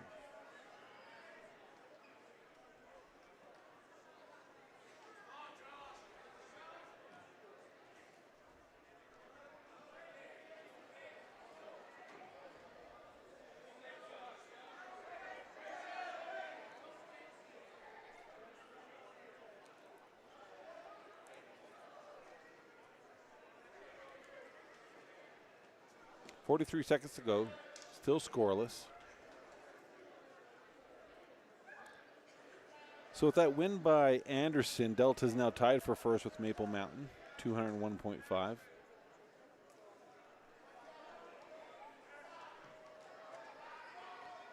Okay, there's a Match hasn't even started. Technical violation. Wasn't even sure what that was, but they hadn't even shown cans yet. It might have been the fact that he came onto the mat without his singlet up and was putting it on as he was walking out to the center.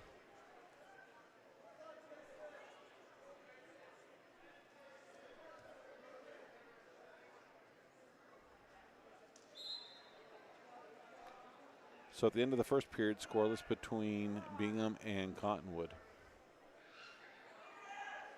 Cottonwood's choice, he defers. Bingham looks. He's going to choose bottom.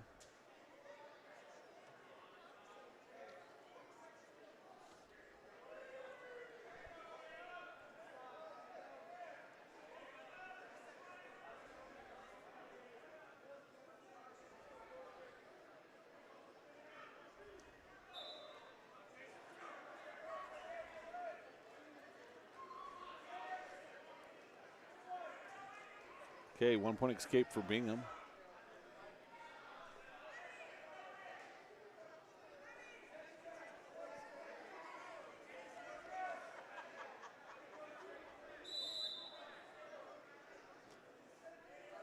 So just over a minute to go in this second period. Bingham up 1-0 in this fifth place match.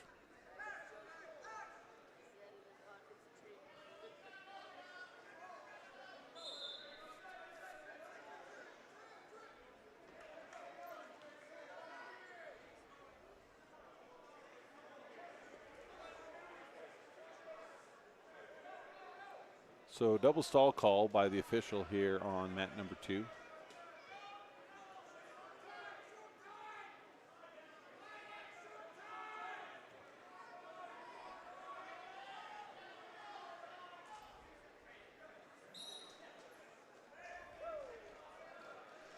Okay, Bingham in with a shot.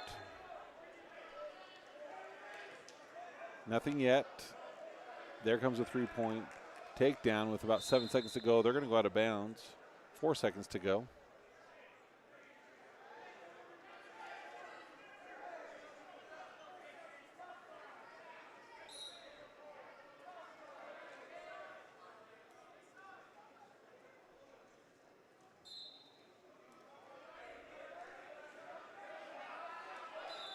Okay, 1 point escape. So 4-1 Bingham over Cottonwood.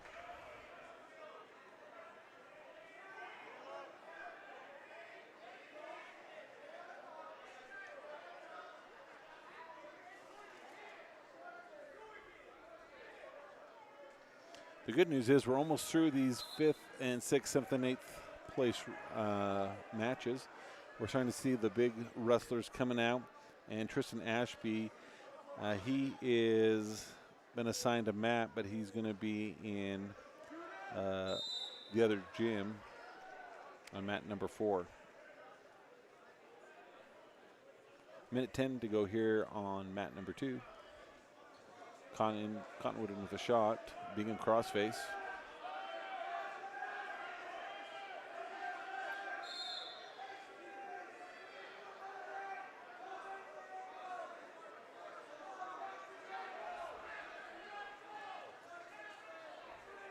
Three-point takedown for Bingham, but he's going to turn him loose for 1 point escape.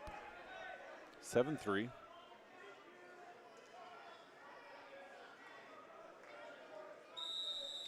.33 seconds to go in this third round.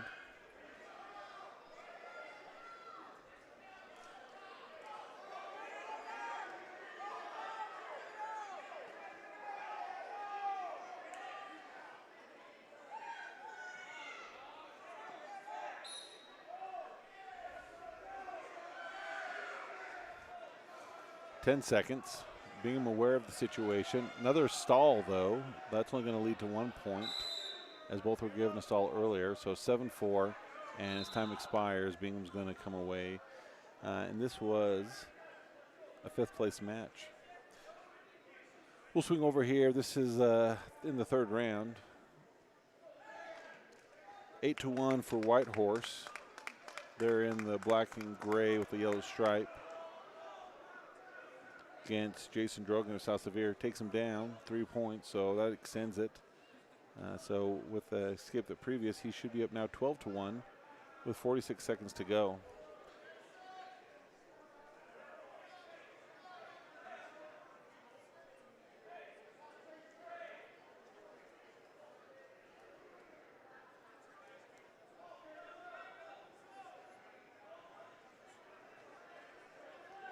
Okay, White Horse looking to get him turned, and he is just stuck. So White Horse is going to win. We'll come back to mat number 2 as they're getting ready to start.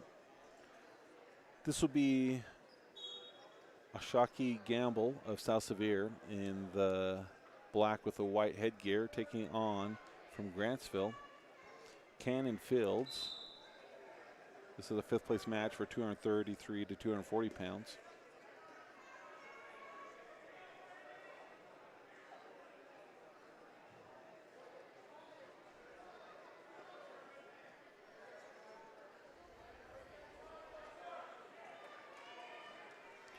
Grantsville tried to do a headlock, went over the top, but just spun out of it.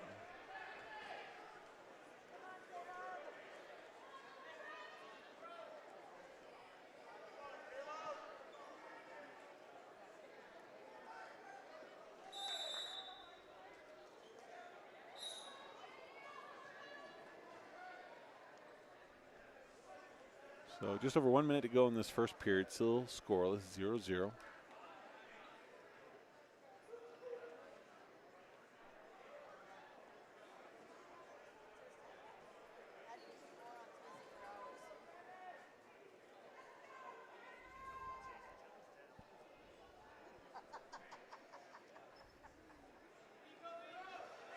Okay, takedown by Grantsville, 3 points, 40 seconds to go.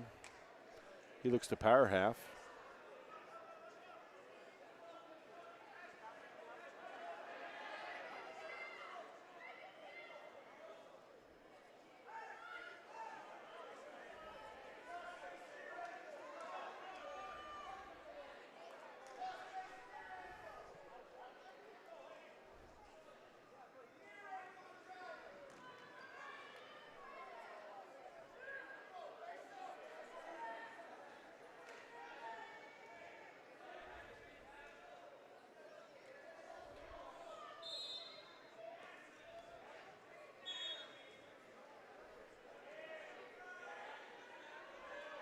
So time's out in the first period.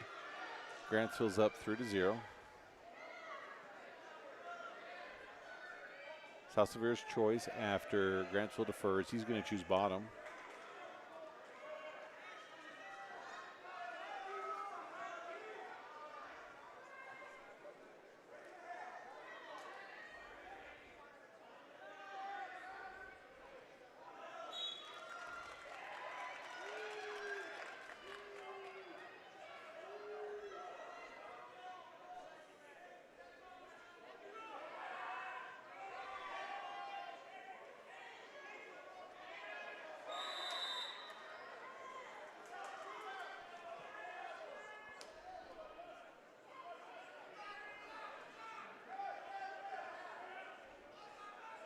So just over a minute to go in the second period. Grantsville continues to lead 3-0 as South Sevier chose bottom in the second period and hasn't yet to change position.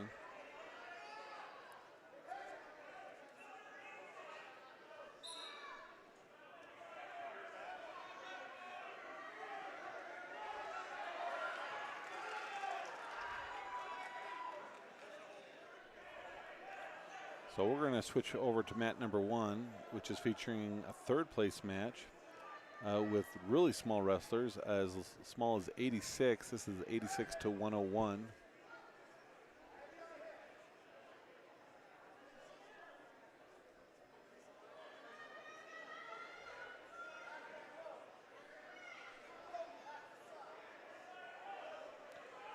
So on this match in the red, Grantsville.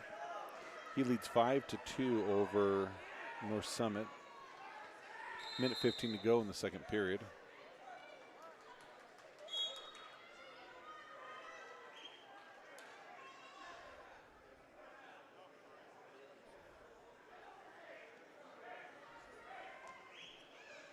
Okay, Grantsville now is getting near fall.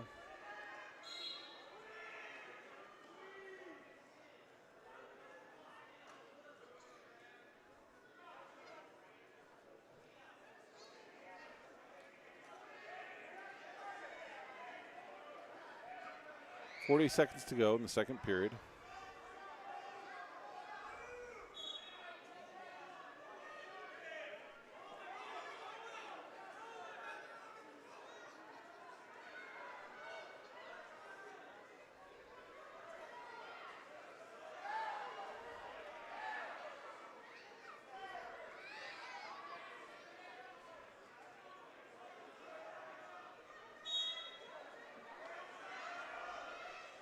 Seconds.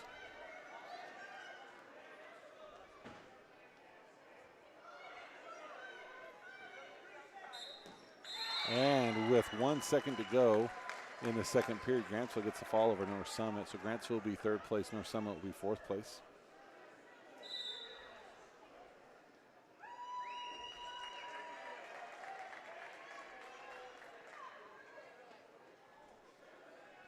So, yeah, we're now into first place matches that are going to be starting. Tristan Ashby's on deck in the other gym.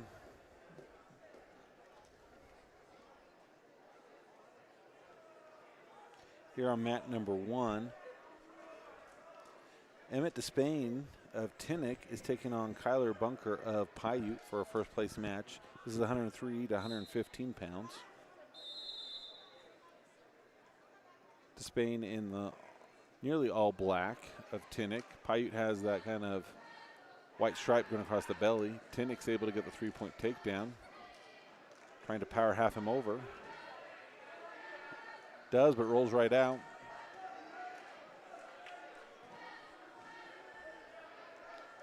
Despain blinded. Despite that, he's able to get him back down. Still can't see.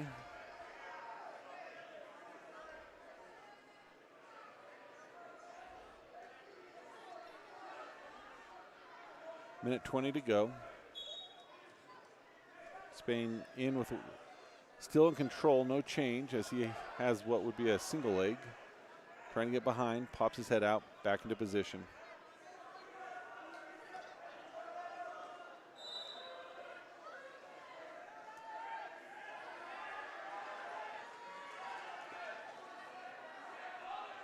So there were a couple of swipes, but not enough. Here comes maybe some swipes. Nope, gets waved off again.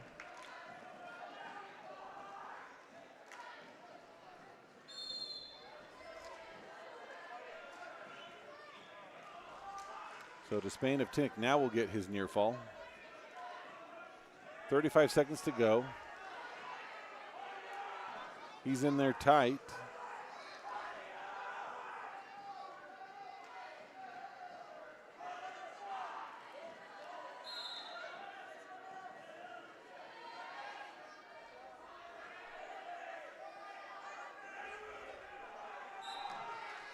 And Despain of Tinnick gets the fall at 103 to 115 pounds, and he's your first place champion.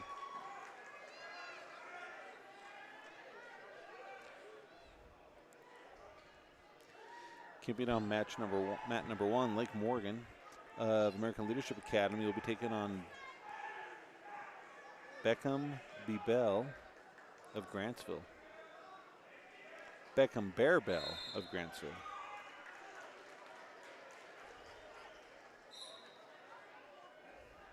ALA with the flag singlet. Grantsville with the black bottoms and red top. ALA quickly trying to get behind. Nothing yet. And there he does. He'll get the 3-point takedown. This is the first place match. Tristan Ashby has started in the other gym.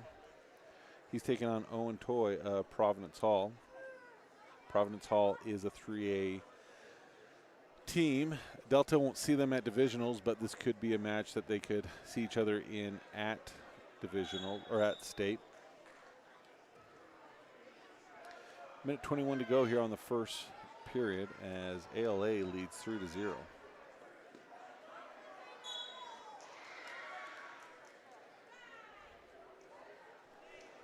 So just a couple more of the big boys to wrestle here in the 5th and 6th and 7th and 8th place matches, and then we'll be solid into 1st and 2nd and 3rd and 4th place matches, going on all 4.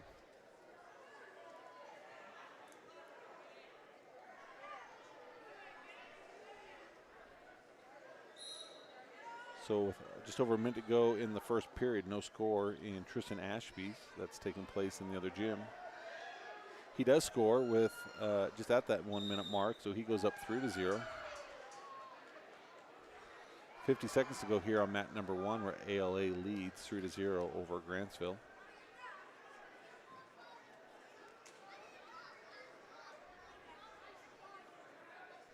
Okay, in with a bar, in with a half, and there's the fall. So your first place champion at 108, 120 pounds here at the Battle of the Mine for American Leadership Academy is Lake Morgan.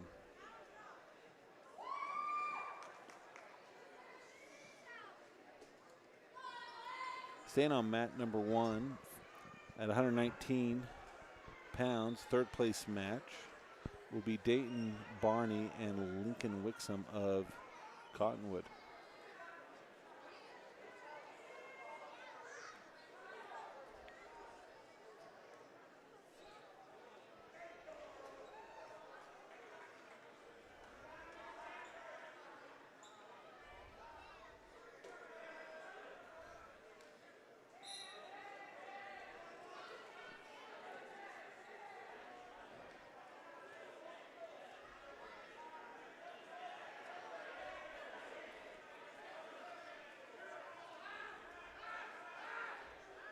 South Severe's Dayton Barney gets the takedown. He goes up 3-0 with a minute 43 to go in this third place match. Now he's got him on his back. Near fall being counted. Deep half. Resets, goes. Gives it up. So 2-point near fall. He goes up 5-0. Brings the arm across the back.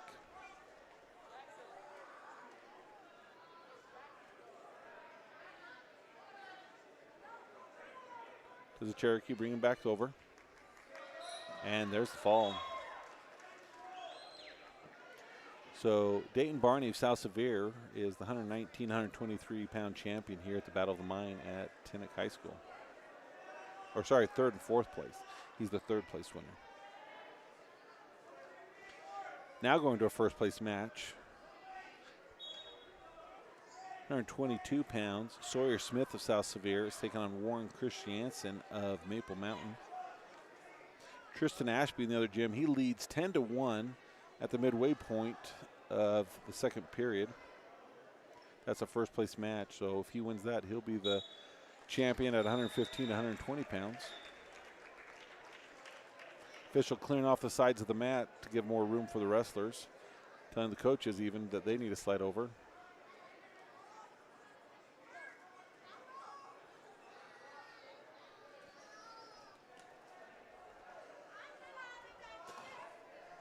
So our first Delta wrestler to be assigned a mat, who'll be going for first and second, is Austin Stevenson. He'll be on this mat, mat number 1.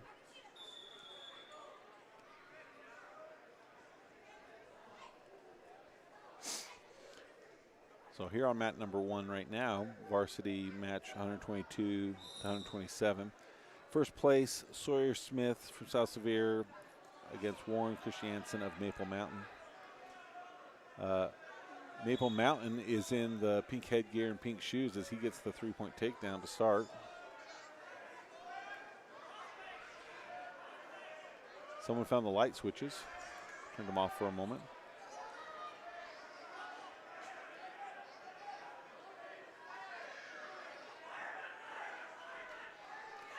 He lets him up. South Sevier goes in for a shot. Maple Mountain spins around behind. He goes up 6-0.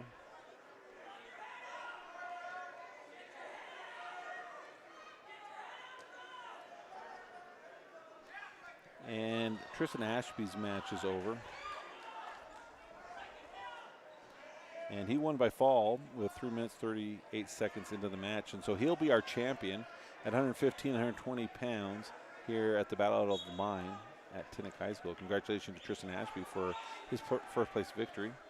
We've got 53 seconds to go on this first place match here on mat number 1 as the wrestler from Maple Mountain has him on his back, near fall counted, 43 seconds to go, trying to get that last little bit of space out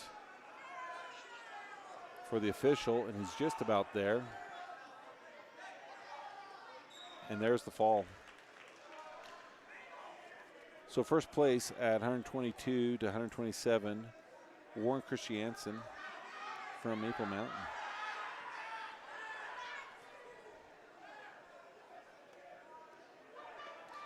Next up on mat number 1, it's also a first place match. This will be Britton Beasley and Andre Hernandez. Beasley of Provo and Hernandez of West Wendover.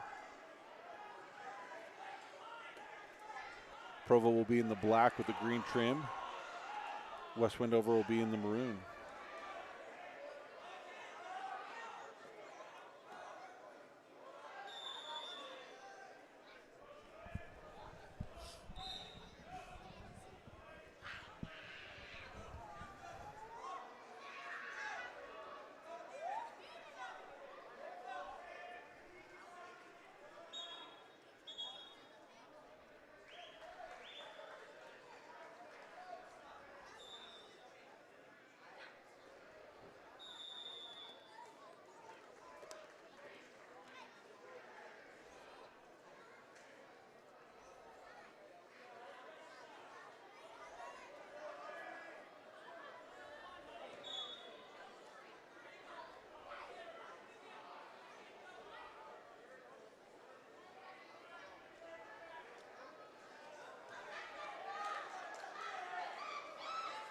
Okay, head throw. West Wendover as he sticks his tongue out to his teammates. Minute to go.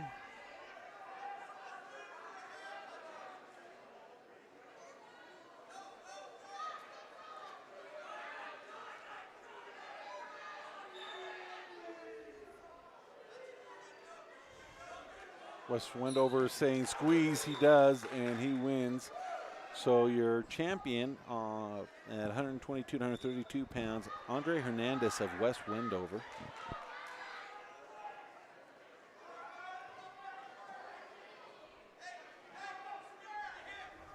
We're going to keep them on the first place matches whenever possible. This one will be Hudson Osborne and Lincoln Grove. It's currently 3-2. Bingham is in the gray singlet, and Provo is in the black with green trim. Provo currently in the lead 5-3 with 41 seconds to go in the second period. Austin Stevenson is on deck on mat number 1, so if that match starts, we'll bring our attention over there.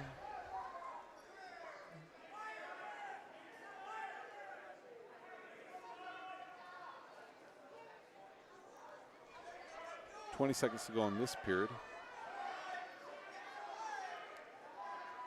Provo trying to get a cradle going. Brings him back. Kicking for Bingham. 6 seconds. 4 count near fall. And time. So there's going to be a disagreement that there was not. That he was out of time. Talgirl was not there in time. You can always kind of tell if it's probably true because Provo doesn't get up. They even know themselves that it's not. So they're going to move into the third period. But we're going to move over to mat number 1 as Austin Stevenson just barely starts. This is a first place match between Austin Stevenson and Gage Rasmussen of Maple Mountain. Not only is this for first place for Austin, this will have team points as Delta is battling with Maple Mountain for that first place position.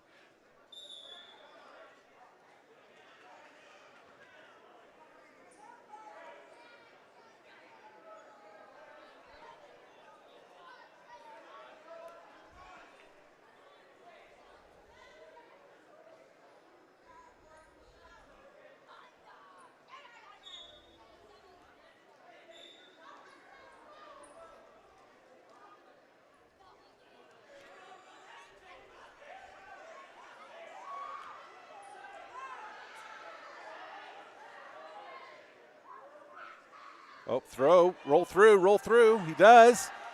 He gets the takedown. He gets the near fall. Trying to hold him there. 54 seconds to go. A lot of time. Here in the Delta saying squeeze. He's there. We can see it on the camera. Hopefully the official can see it. Austin Stevenson, he's your champion. Great job to Austin as he is 131 to 139 defeating Gage Rasmussen. McCrae Wade is also up next on this mat. Dante Rodriguez, he'll be up soon on mat number 3. For McCrae Wade, this is a 3rd and 4th place match. He's taking on Eric Melondiondo of Gunnison Valley.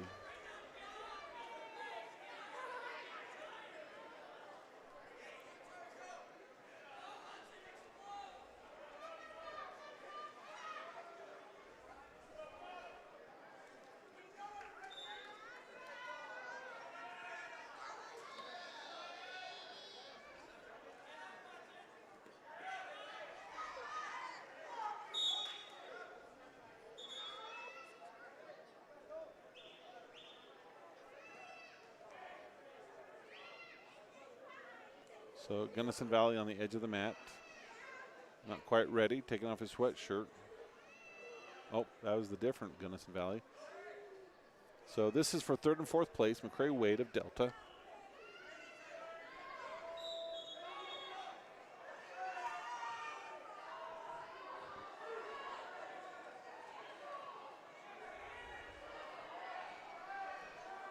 McCrae Wade lands on top. He'll get the 3-point takedown.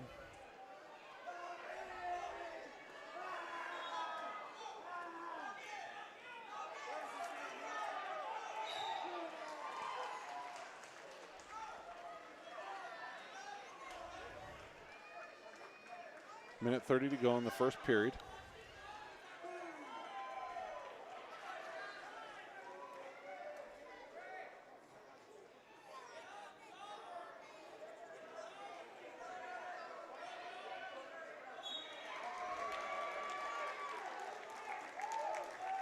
Okay, McCrae with a bar.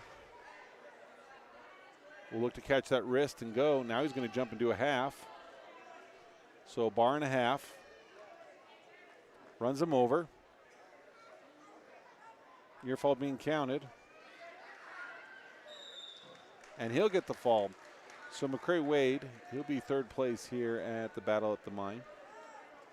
Congratulations to him.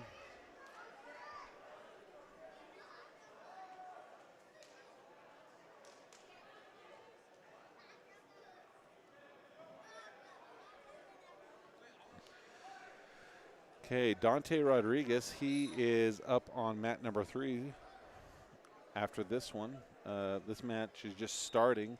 This has White Horse's Riley Benelli going against Siler Leeds of Lincoln County. Lincoln County in the red shoes and White Horse in the gray with the yellow trim. This is a first place match at 128 to 133 pounds.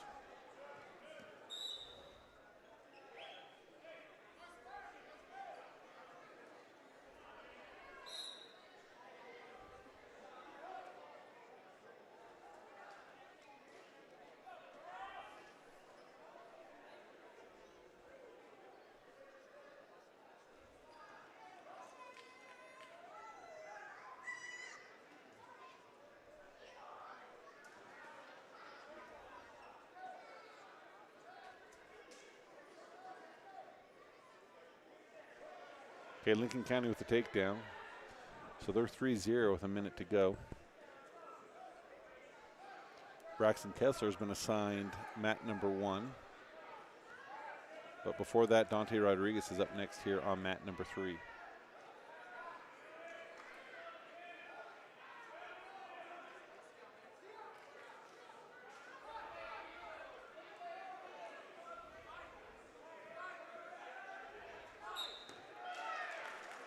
Okay, Lincoln County with near fall being counted. Whitehorse trying to get out of that, they do. So for near fall 7, 1-point escape. So 7-1 as headgear is going to be adjusted. 21 seconds to go in the first period.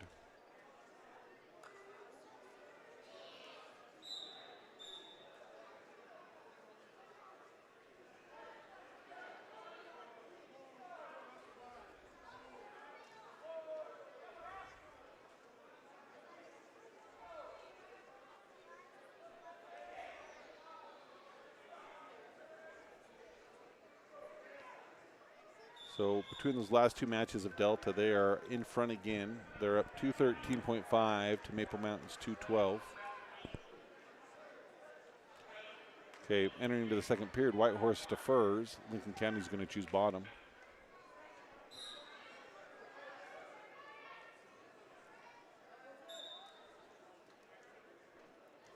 Beautiful switch by Lincoln County. So he goes up 9-1.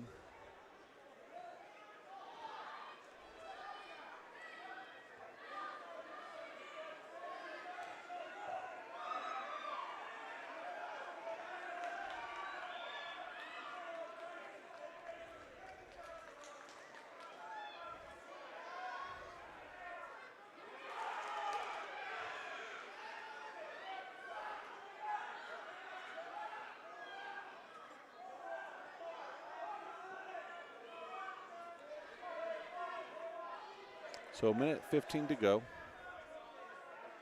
Lincoln County up 9-1 in this first place match of 128-133. Right after this will be Dante Rodriguez. Near fall being counted. Whitehorse is able to spin around and get the reversal, so it's going to be 11-3.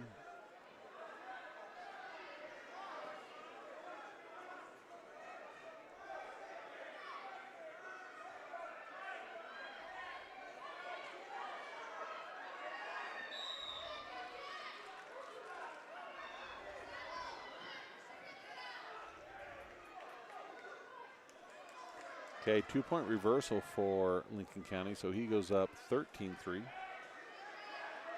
28 seconds to go in the second period.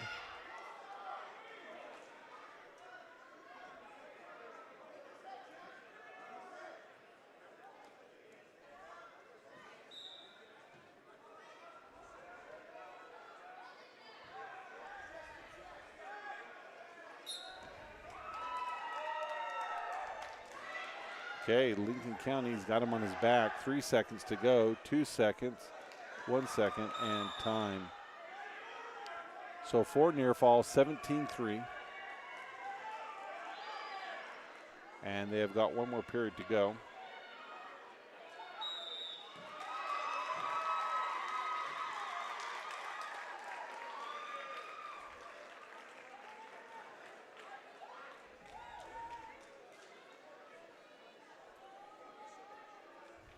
The Whitehorse's coaches, knowing that this probably is going to be a win, they say to him, get one, get one.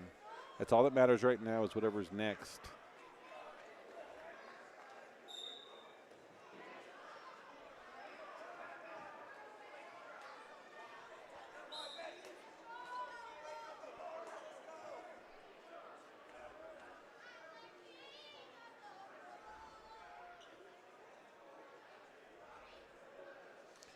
Dominic Vias has been assigned to mat. He'll be in the other gym on mat number 4.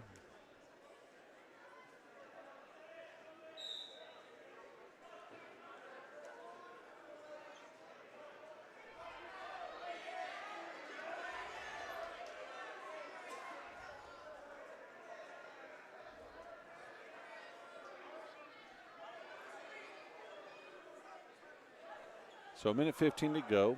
Lincoln County still up 17-3. As he gets a half, tries to drive him over. He does. So he's got the technical fall. He wins 20-3 as Dante Rodriguez. He's coming out now. He's taking on Lance Tsingi of Whitehorse. So this is a first place match for 128 to 133 pounds.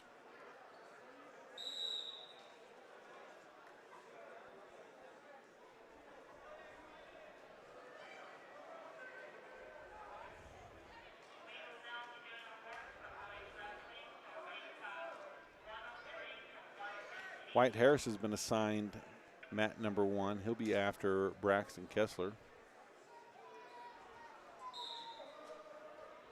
So kind of boring there for a little while, but we're right in it as Delta has so many of these matches that are first and second place. Rodriguez has taken on Lance Tsingi of Whitehorse.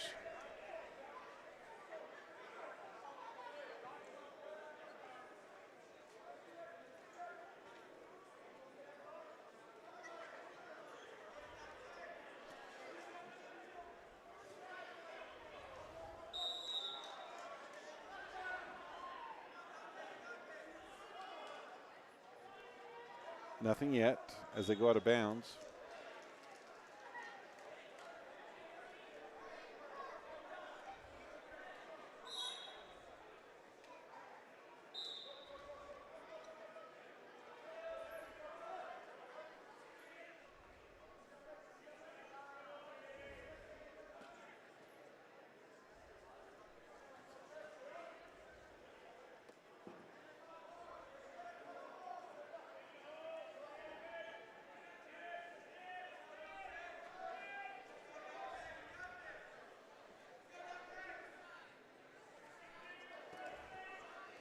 Still no score. 1 minute to go in the first period. Still nothing. Now, Whitehorse gets the 3-point takedown.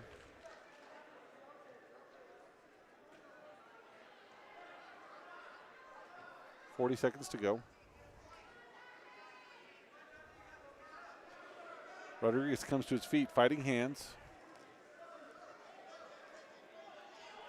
Gets one. There's the one. So 25 seconds to go.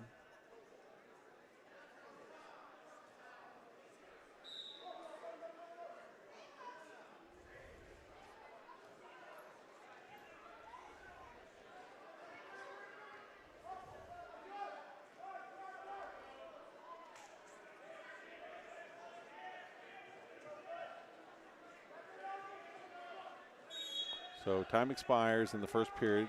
Rodriguez trails 3-1 over Tisingi of Whitehorse. Delta's choice, he's going to defer. Whitehorse is going to choose bottom.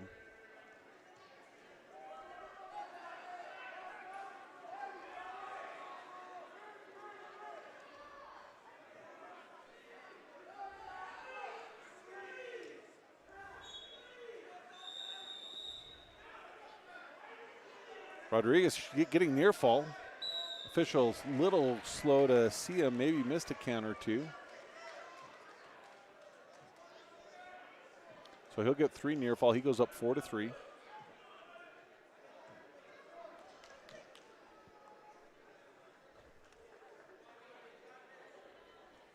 Minute 35 to go in the second period in this first place match. Official tells Delta to back off the corner. They're tied 4-4 with 1:26 to go as Whitehorse shoots in. Rodriguez counters. Back to their feet.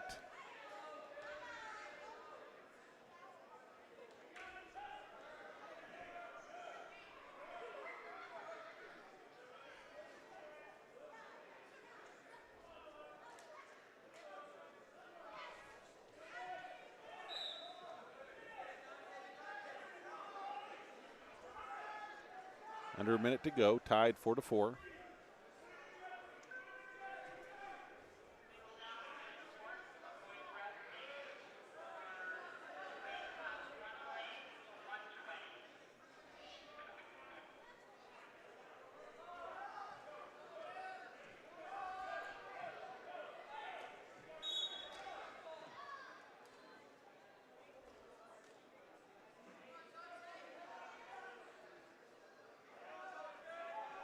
So 32 seconds to go, still 4-4.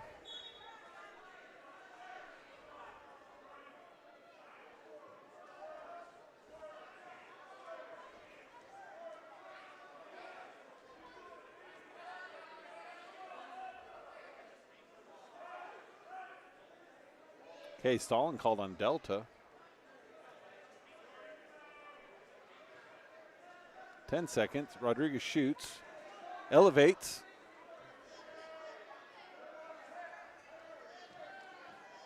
They should be counting, but he doesn't. So time expires 4-4 as we enter into the third period. Rodriguez of Delta's choice. He's going to choose down. On mat number 1, we have 3 wrestlers, 1 on deck, 1 in the hole, and 1 after that, as Braxton Kessler, White Harris, and Gabe Villegas are all coming up.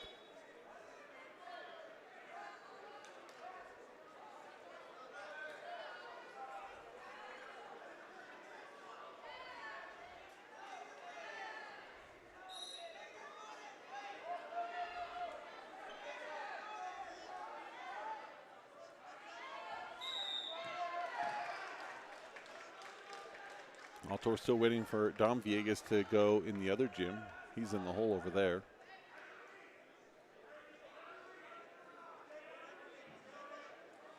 Okay, Rodriguez has a base. Trying to stand up. They're tied 4-4 with 1:20 to go. Looking to break hands. Unable to.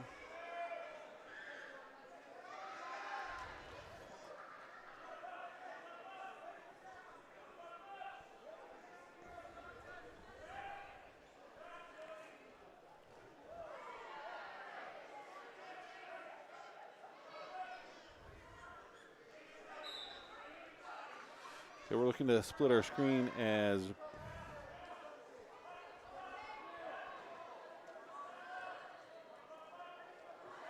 Braxton Kessler is up on mat number 1.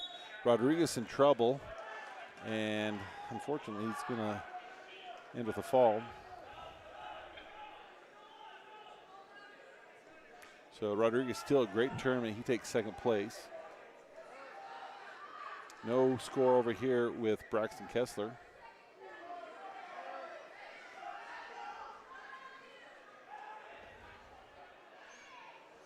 As they near out of bounds, that's going to be a 3-point takedown.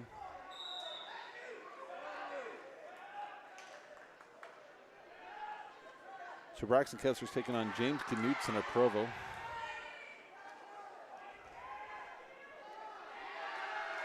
So this is the first of 3 matches that we'll see on mat number 1.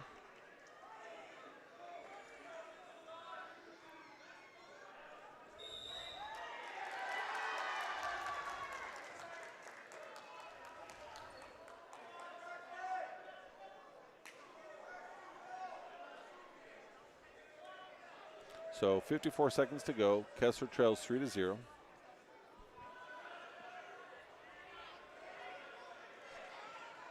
Big step in. Kessler, if he can get over, bring him back, get the reversal.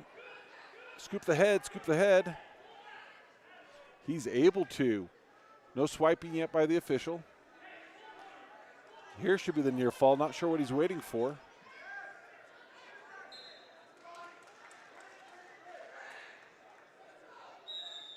And Kessler is going to be your champion at 152 to 154 pounds. So congratulations to Braxton Kessler. We're staying here on this mat as Wyatt Harris is now up.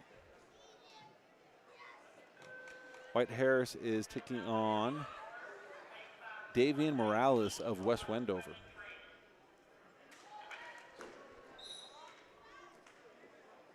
So this will be 160 to 168 pounds, first place match.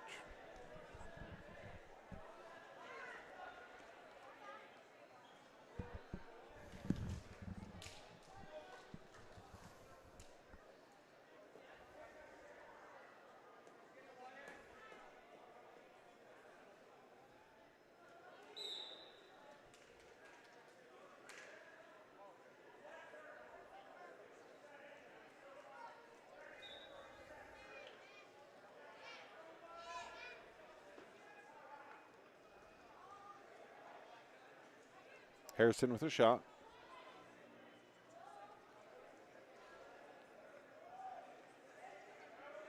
West Wendover is able to get the 3-point takedown. 1:35 to go in the first period.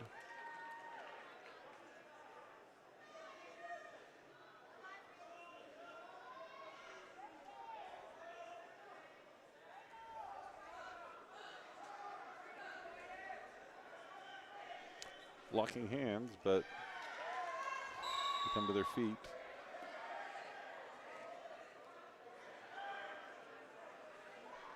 So 1:12 to go. Harris trails by 3. Zager Thatcher has been assigned mat number 2. So Harris wrestling now. Gabe Viegas will be up on mat number 1. Zager Thatcher will be up on mat number 2 eventually. And I think on deck is Dom Viegas over in the other gym.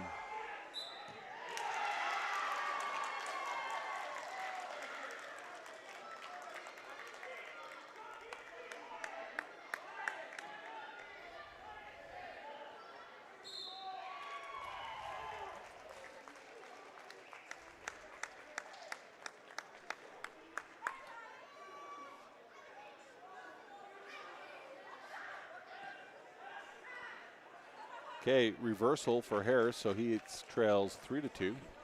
27 seconds to go.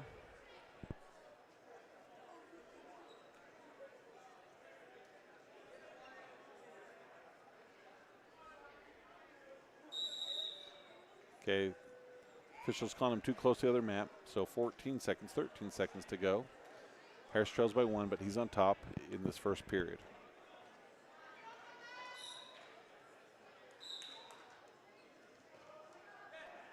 Okay, 1 point escape for Wendover, so 4-2. He does a quick shot. Harris stuffs the head.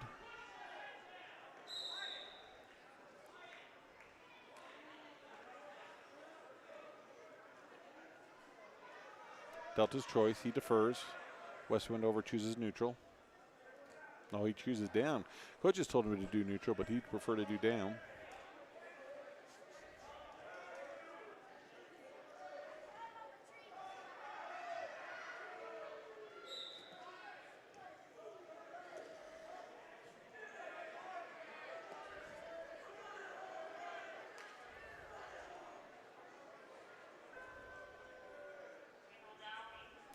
Reversal for West Wendover. He goes up 6-2.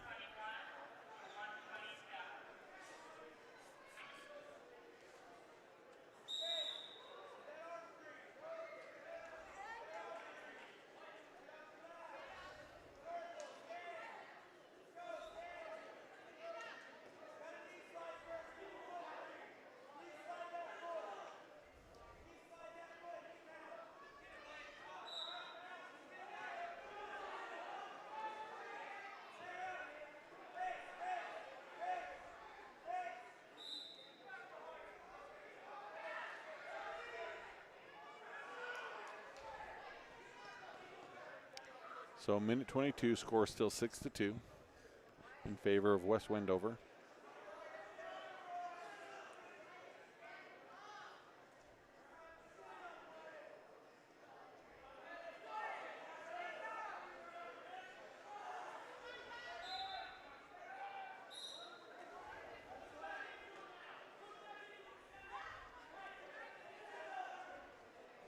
Over in the other gym, Dominic Vias is going to be wrestling his first place match at 158 to 165 pounds. He's taking on Caden Delaney of Bingham.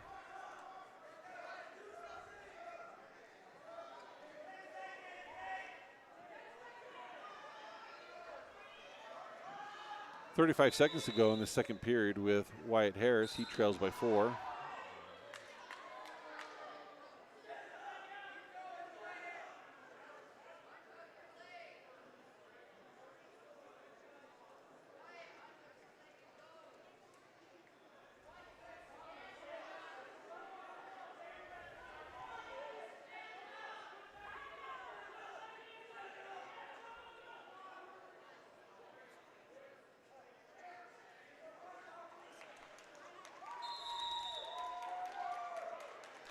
So as time expires in the second period, Harris trails 6-2.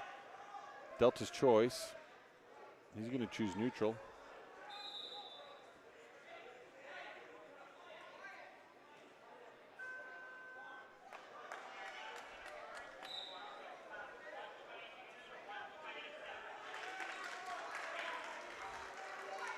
Okay, West Wendover gets the takedown. He's now up 9-2.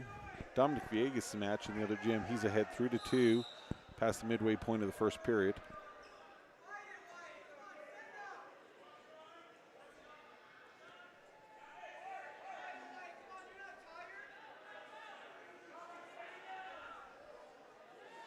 After Harris's match, we have Gabe Viegas. And over in the other gym, Dom Viegas is up 5-2 with 26 seconds to go.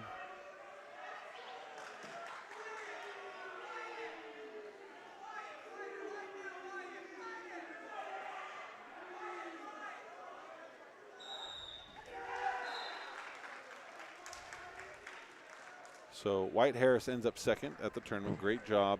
Not where he wanted to be, but he still needs to feel accomplished with that. As now Gabe Viegas is wrestling here on mat number 1, and his brother, who's in the other gym, is ahead 5-2 at the end of the first period.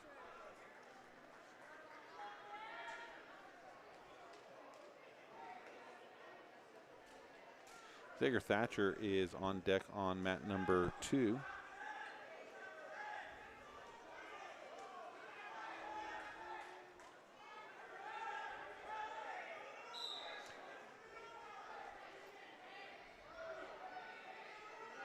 So for Gabe Viegas, this is a first place match against Jax Allred of Grantsville. Allred gets the takedown.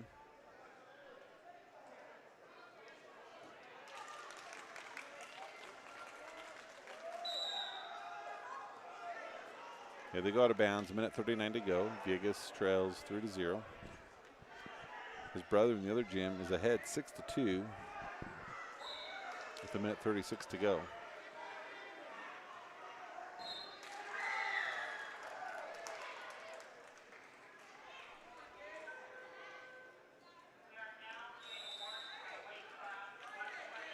Okay, near fall being counted.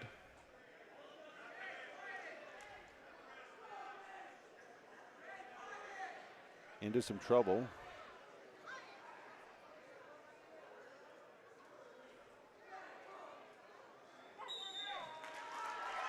So Viegas, he takes second place.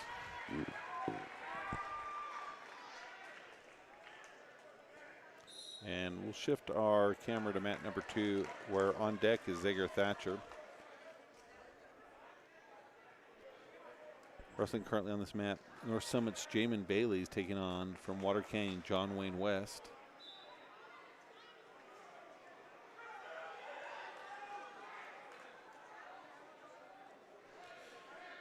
During the end of the second period in the other gym, Dominic Viegas is ahead 9-2 in his first place match.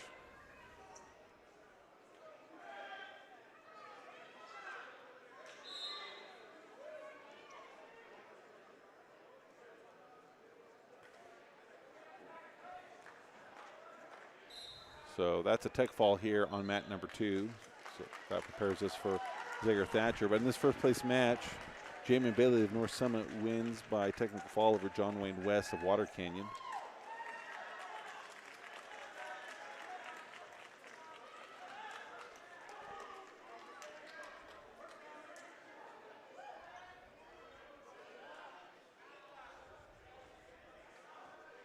This is for third and fourth place.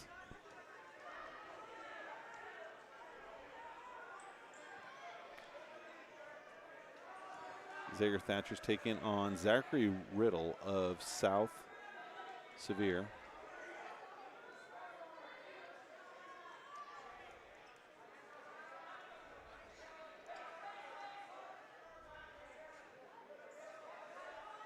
And the match is over in the other one for Dominic Viegas. Haven't seen the official results, but I would take it that he probably won that.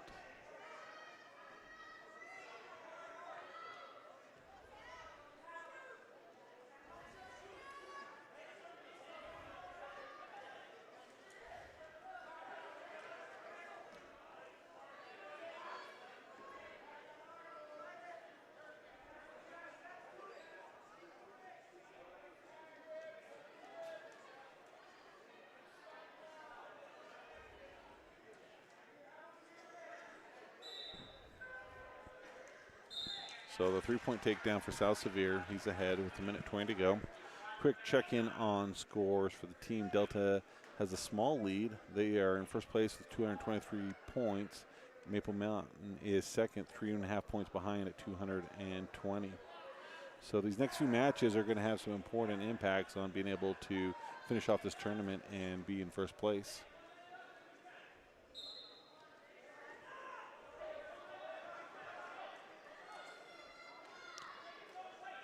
Okay, track wrestling, the score table, they have the scores mixed up. They have Zaire up 3-0, but it is the South Sevier wrestler.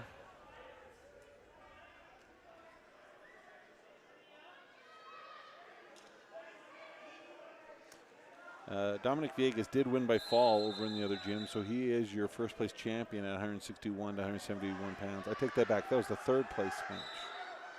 No, his was first place. Now they're wrestling third place. So congratulations to Dominique for taking first here at the Battle at the Mine here at Tinnick High School.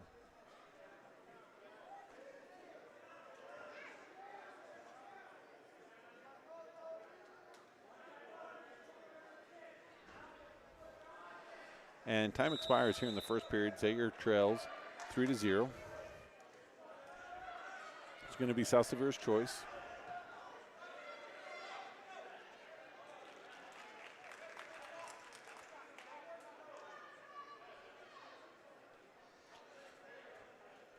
Coach Willoughby lets the official know that they have the score switched.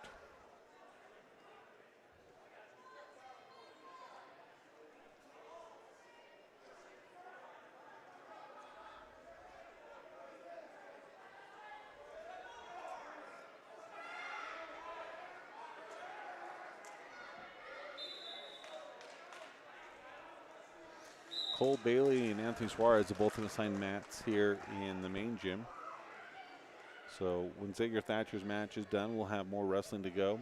I think the only one after Zager and these two that are on here will be Alan Mendes. So we have this match and 3 more, and that will conclude Delta's tournament here, which they've just done an amazing job. We look forward to giving you the complete breakdown at the conclusion. So many of these wrestlers ended up first, second, and third, where you want to see them. Reminder that next week, Delta will host Millard at the Palladium on Tuesday. JV will be at 5:30, varsity at 7. South Severe, they deferred, and varsity is at 7.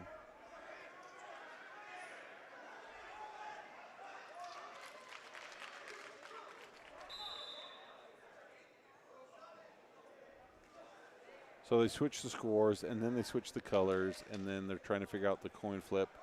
So they've got the score right. They've got the colors right. It is South Severe's choice.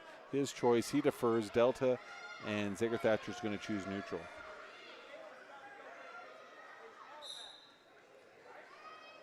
So this is our third place match. Official's going to stop them. The table forgot to start the timer. Timer's going, wrestlers are going.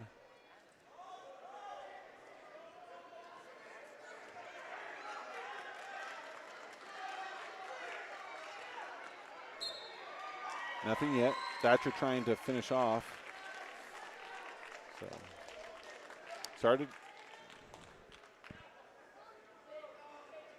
They started neutral, but they just gave a 1-point escape. So I think even the officials got a little confused on things.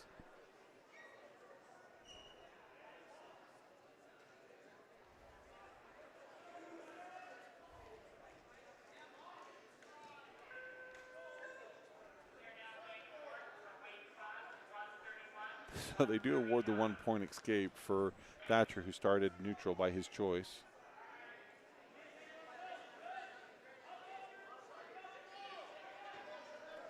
Okay, Thatcher has a leg. He needs to elevate that. Drive it down, drive it. Get a half in, get a half in. Oh, he's in there. To settle in, lots of time, 47 seconds, and he gets a fall. Zager Thatcher takes third place as South Severe gets some energy at the end to slam the mat. So congratulations to Zager Thatcher, both for his own personal accomplishment as South Severe slaps his hand away.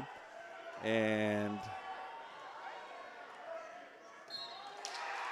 Delta will add to their team score.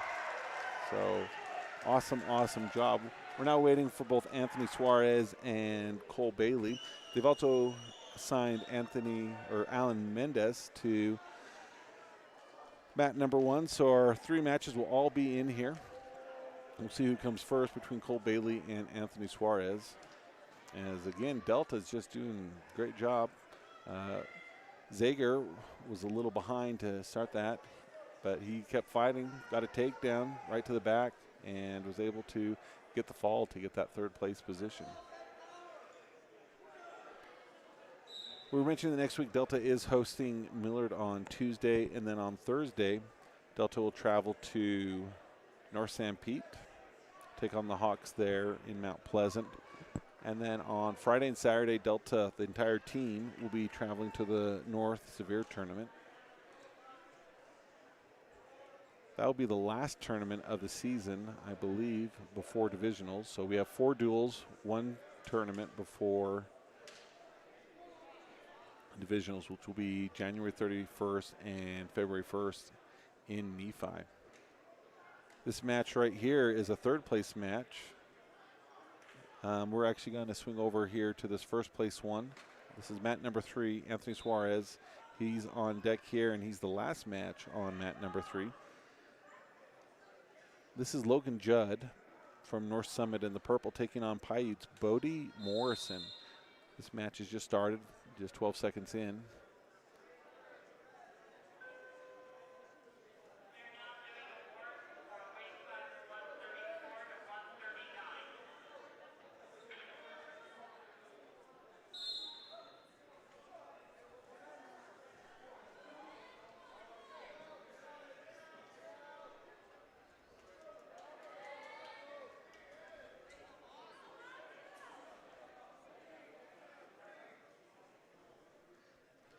So a check-in on team score. Delta has a 1.5 point lead. So they're at 229.5. Maple Mountains, 228 points. And then well down from there, North Summit at 209. So it's a battle between Delta and Maple Mountain. Not sure how many more wrestlers Maple Mountain has.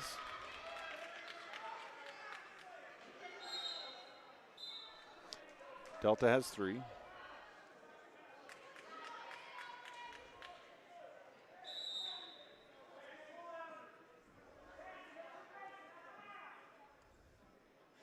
And Maple Mountain has 1, and that match is against Anthony Suarez, who's coming up next. So Delta, with probably just 1 win out of the 3, will clinch the team championship as they are ahead.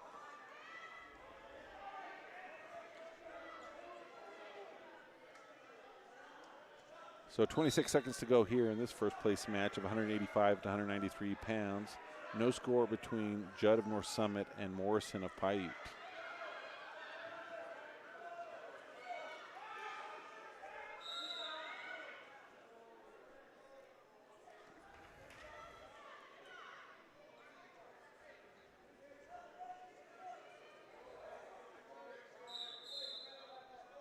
So time expires at the end of the first period. No change. It is scoreless. Paiute's choice. He's going to defer, and North Summit's Judd is going to choose down.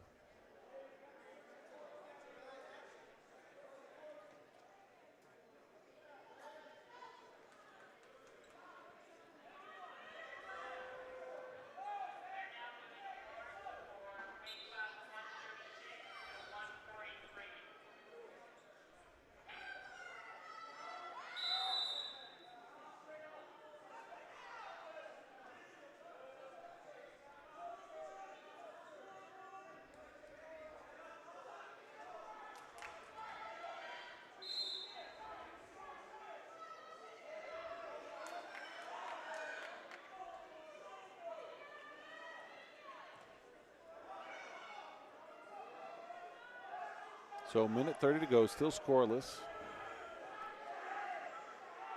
North Summit trying to roll, trying to hip over. They're hitting the wall, and I'm surprised the official hasn't stopped the match, and there he does.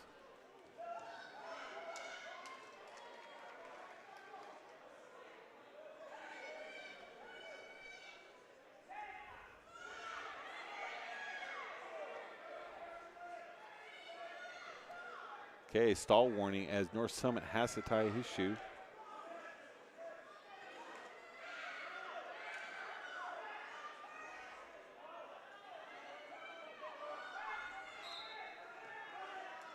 Okay, locking hands, 1 point technical violation that's going to be in the favor of North Summit, but he still comes to his feet. Oh, not sure if he was going to score because they blew the whistle or if he was just about there. So North Summit takes the lead 1-0, 1:11 to go.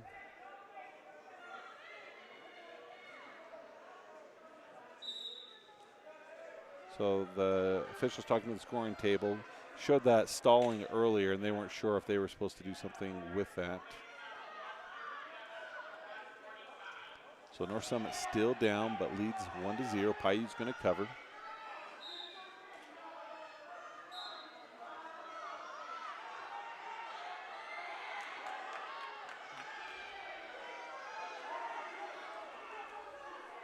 1 minute to go in the second period in this first place match of 179 to 192 pounds. Locking hands again. Official missed it from that angle. Locking hand. He just keeps getting out of position to be able to see it. North Summit coaches all showing it because they can see it from where they are. They're just a little behind.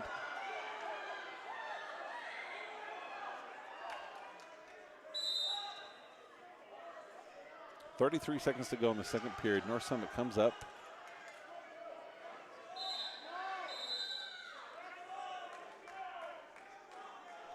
.24 seconds.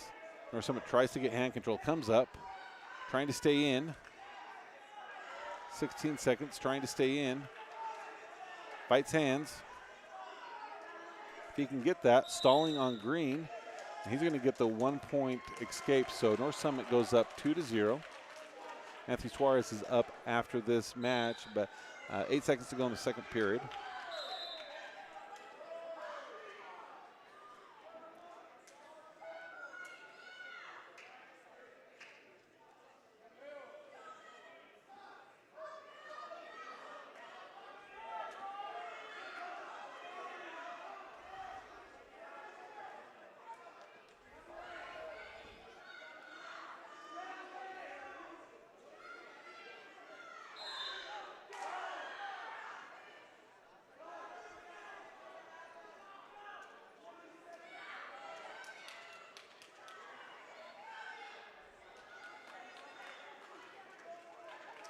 Okay, they're trying to get the score correct.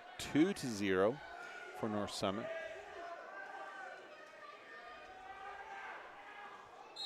Six seconds to go in the second period.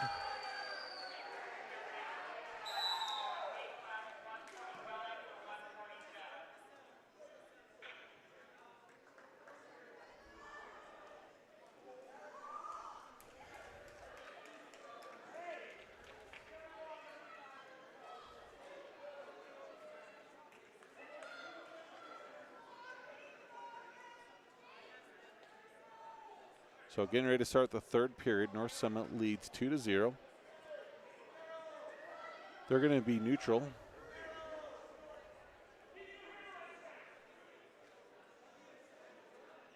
Nope.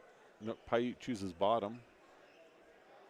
And North Summit is going to give him a 1 point escape because he wants to be neutral.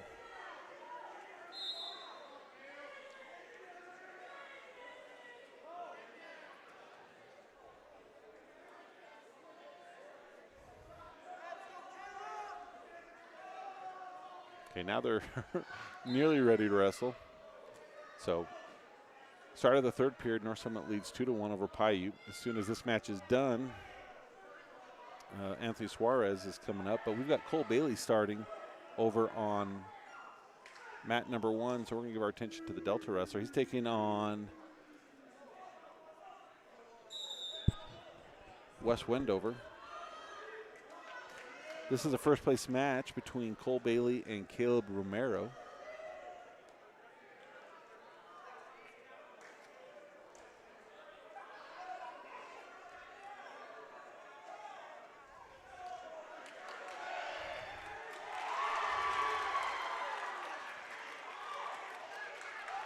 Okay, Wes Wendover gets the takedown. Over on the other side, North Summit had a takedown. He lets him go. So that one's 5-2. As Bailey comes to his feet, it's 3-1. He goes right back at it. Alan Mendes is up after Cole Bailey. Anthony Suarez is up on mat number 3 as soon as that North Summit and Paiute match is done. That has 48 seconds to go in it.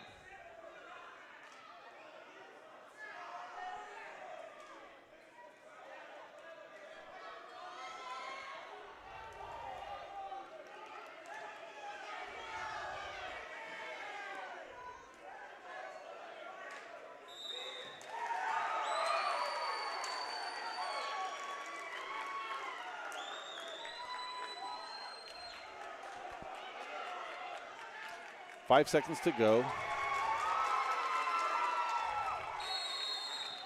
As Wes Wendover tries to get a takedown. So over on mat number 3, we have the score 8-2, 8-3 as time expires. We're going to use this time to split the screen in preparation of Suarez and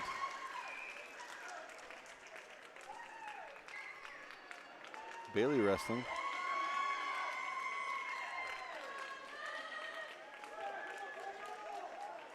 So North Summit's the first place winner over on the other mat. Anthony Suarez is now coming out.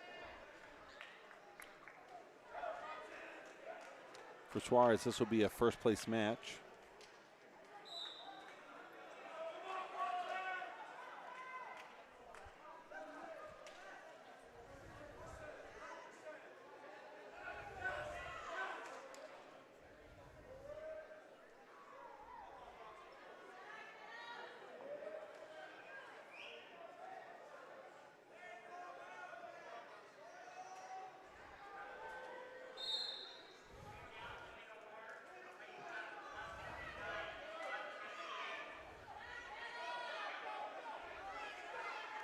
Bailey looking to get position, looking to throw. Nothing yet. Oh, get that back, get that back. He should be there. He is. He gets the takedown, so he's up 4-3. He could get the turn right here. Kind of gets out of position, so it's going to be 4-4. With 1:27 to go in the second period. Suarez 0-0 at 1:44 to go in the first period. Bailey on the left, Suarez on the right.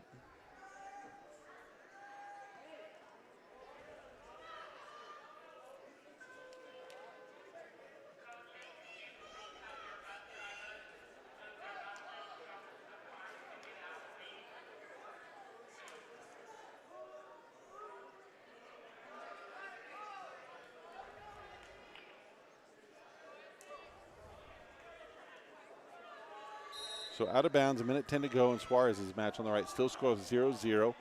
Bailey tied 4-4 with 45 seconds to go in the second period.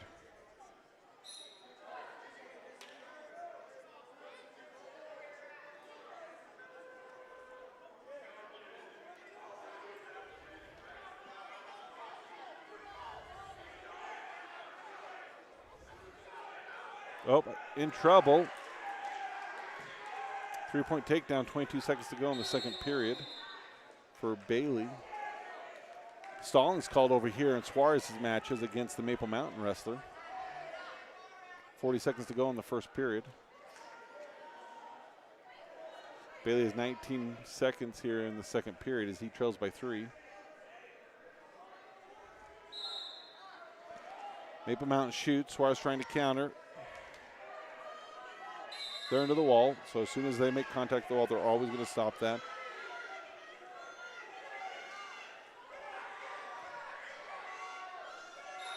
Cole's up. He gets a 1-point escape. He's going to make it 5-7 as time expires in the second period.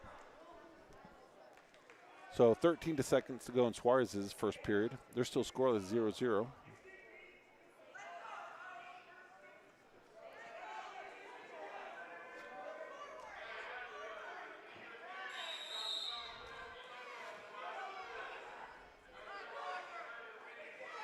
Okay, Suarez, his choice, he's going to choose bottom. Bailey over on the left, he's on top, trying to get him broke down.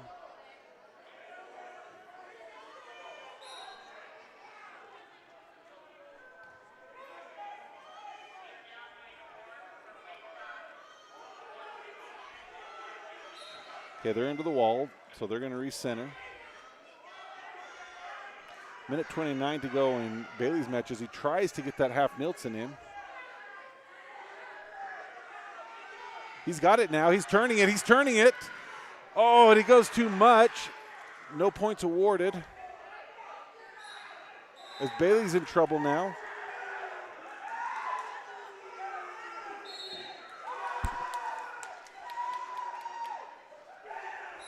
So Bailey ends up a respectable second place, and on that same mat we have Alan Mendez as, thank goodness we had that mat over on the other side as Suarez gets pushed into it.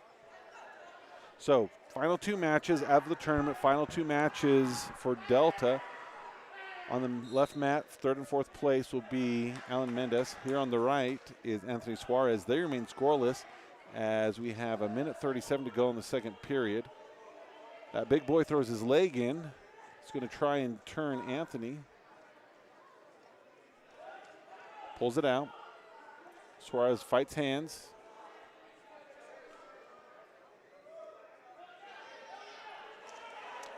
Now Suarez into a little bit of trouble.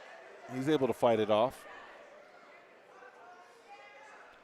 1:10 to go in the second period, still 0-0.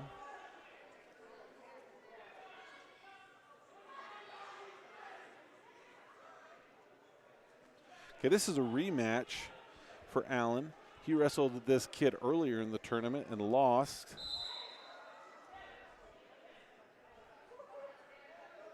.49 seconds to go in Suarez's.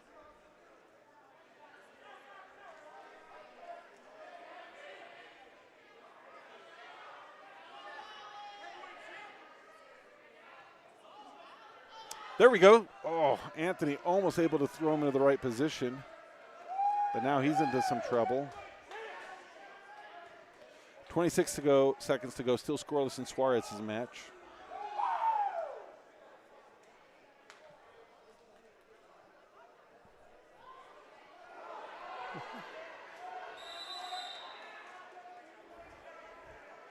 .13 seconds to go.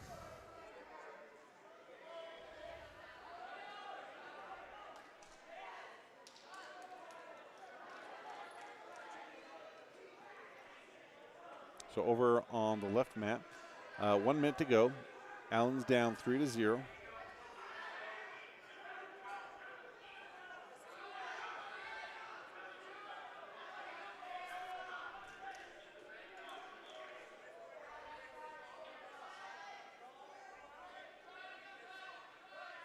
So 13 seconds to go. It must have been a illegal locking of the hands. My attention was over on Allen's match.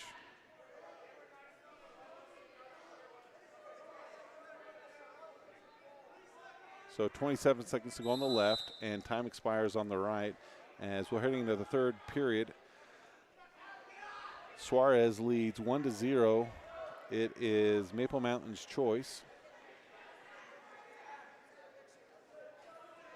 10 seconds to go in this first period.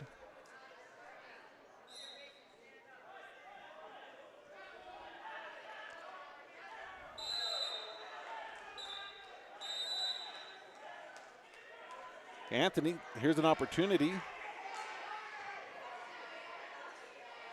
If he can get back in position, but he doesn't quite able to get the turn. We're on the left. It's going to be Cottonwood's choice. He chooses up. He doesn't want the risk of being turned. Suarez with a deep half. Here comes some near fault. 1 swipe, 2 swipes, 3, 4. Now we're looking for the fall.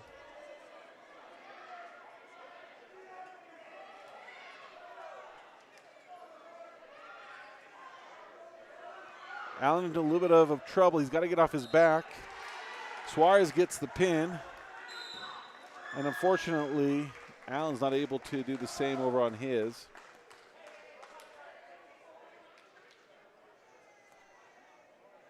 So we'll zoom out for a moment and give the computer a second to input these matches, and then we'll give you a final breakdown of how Delta did.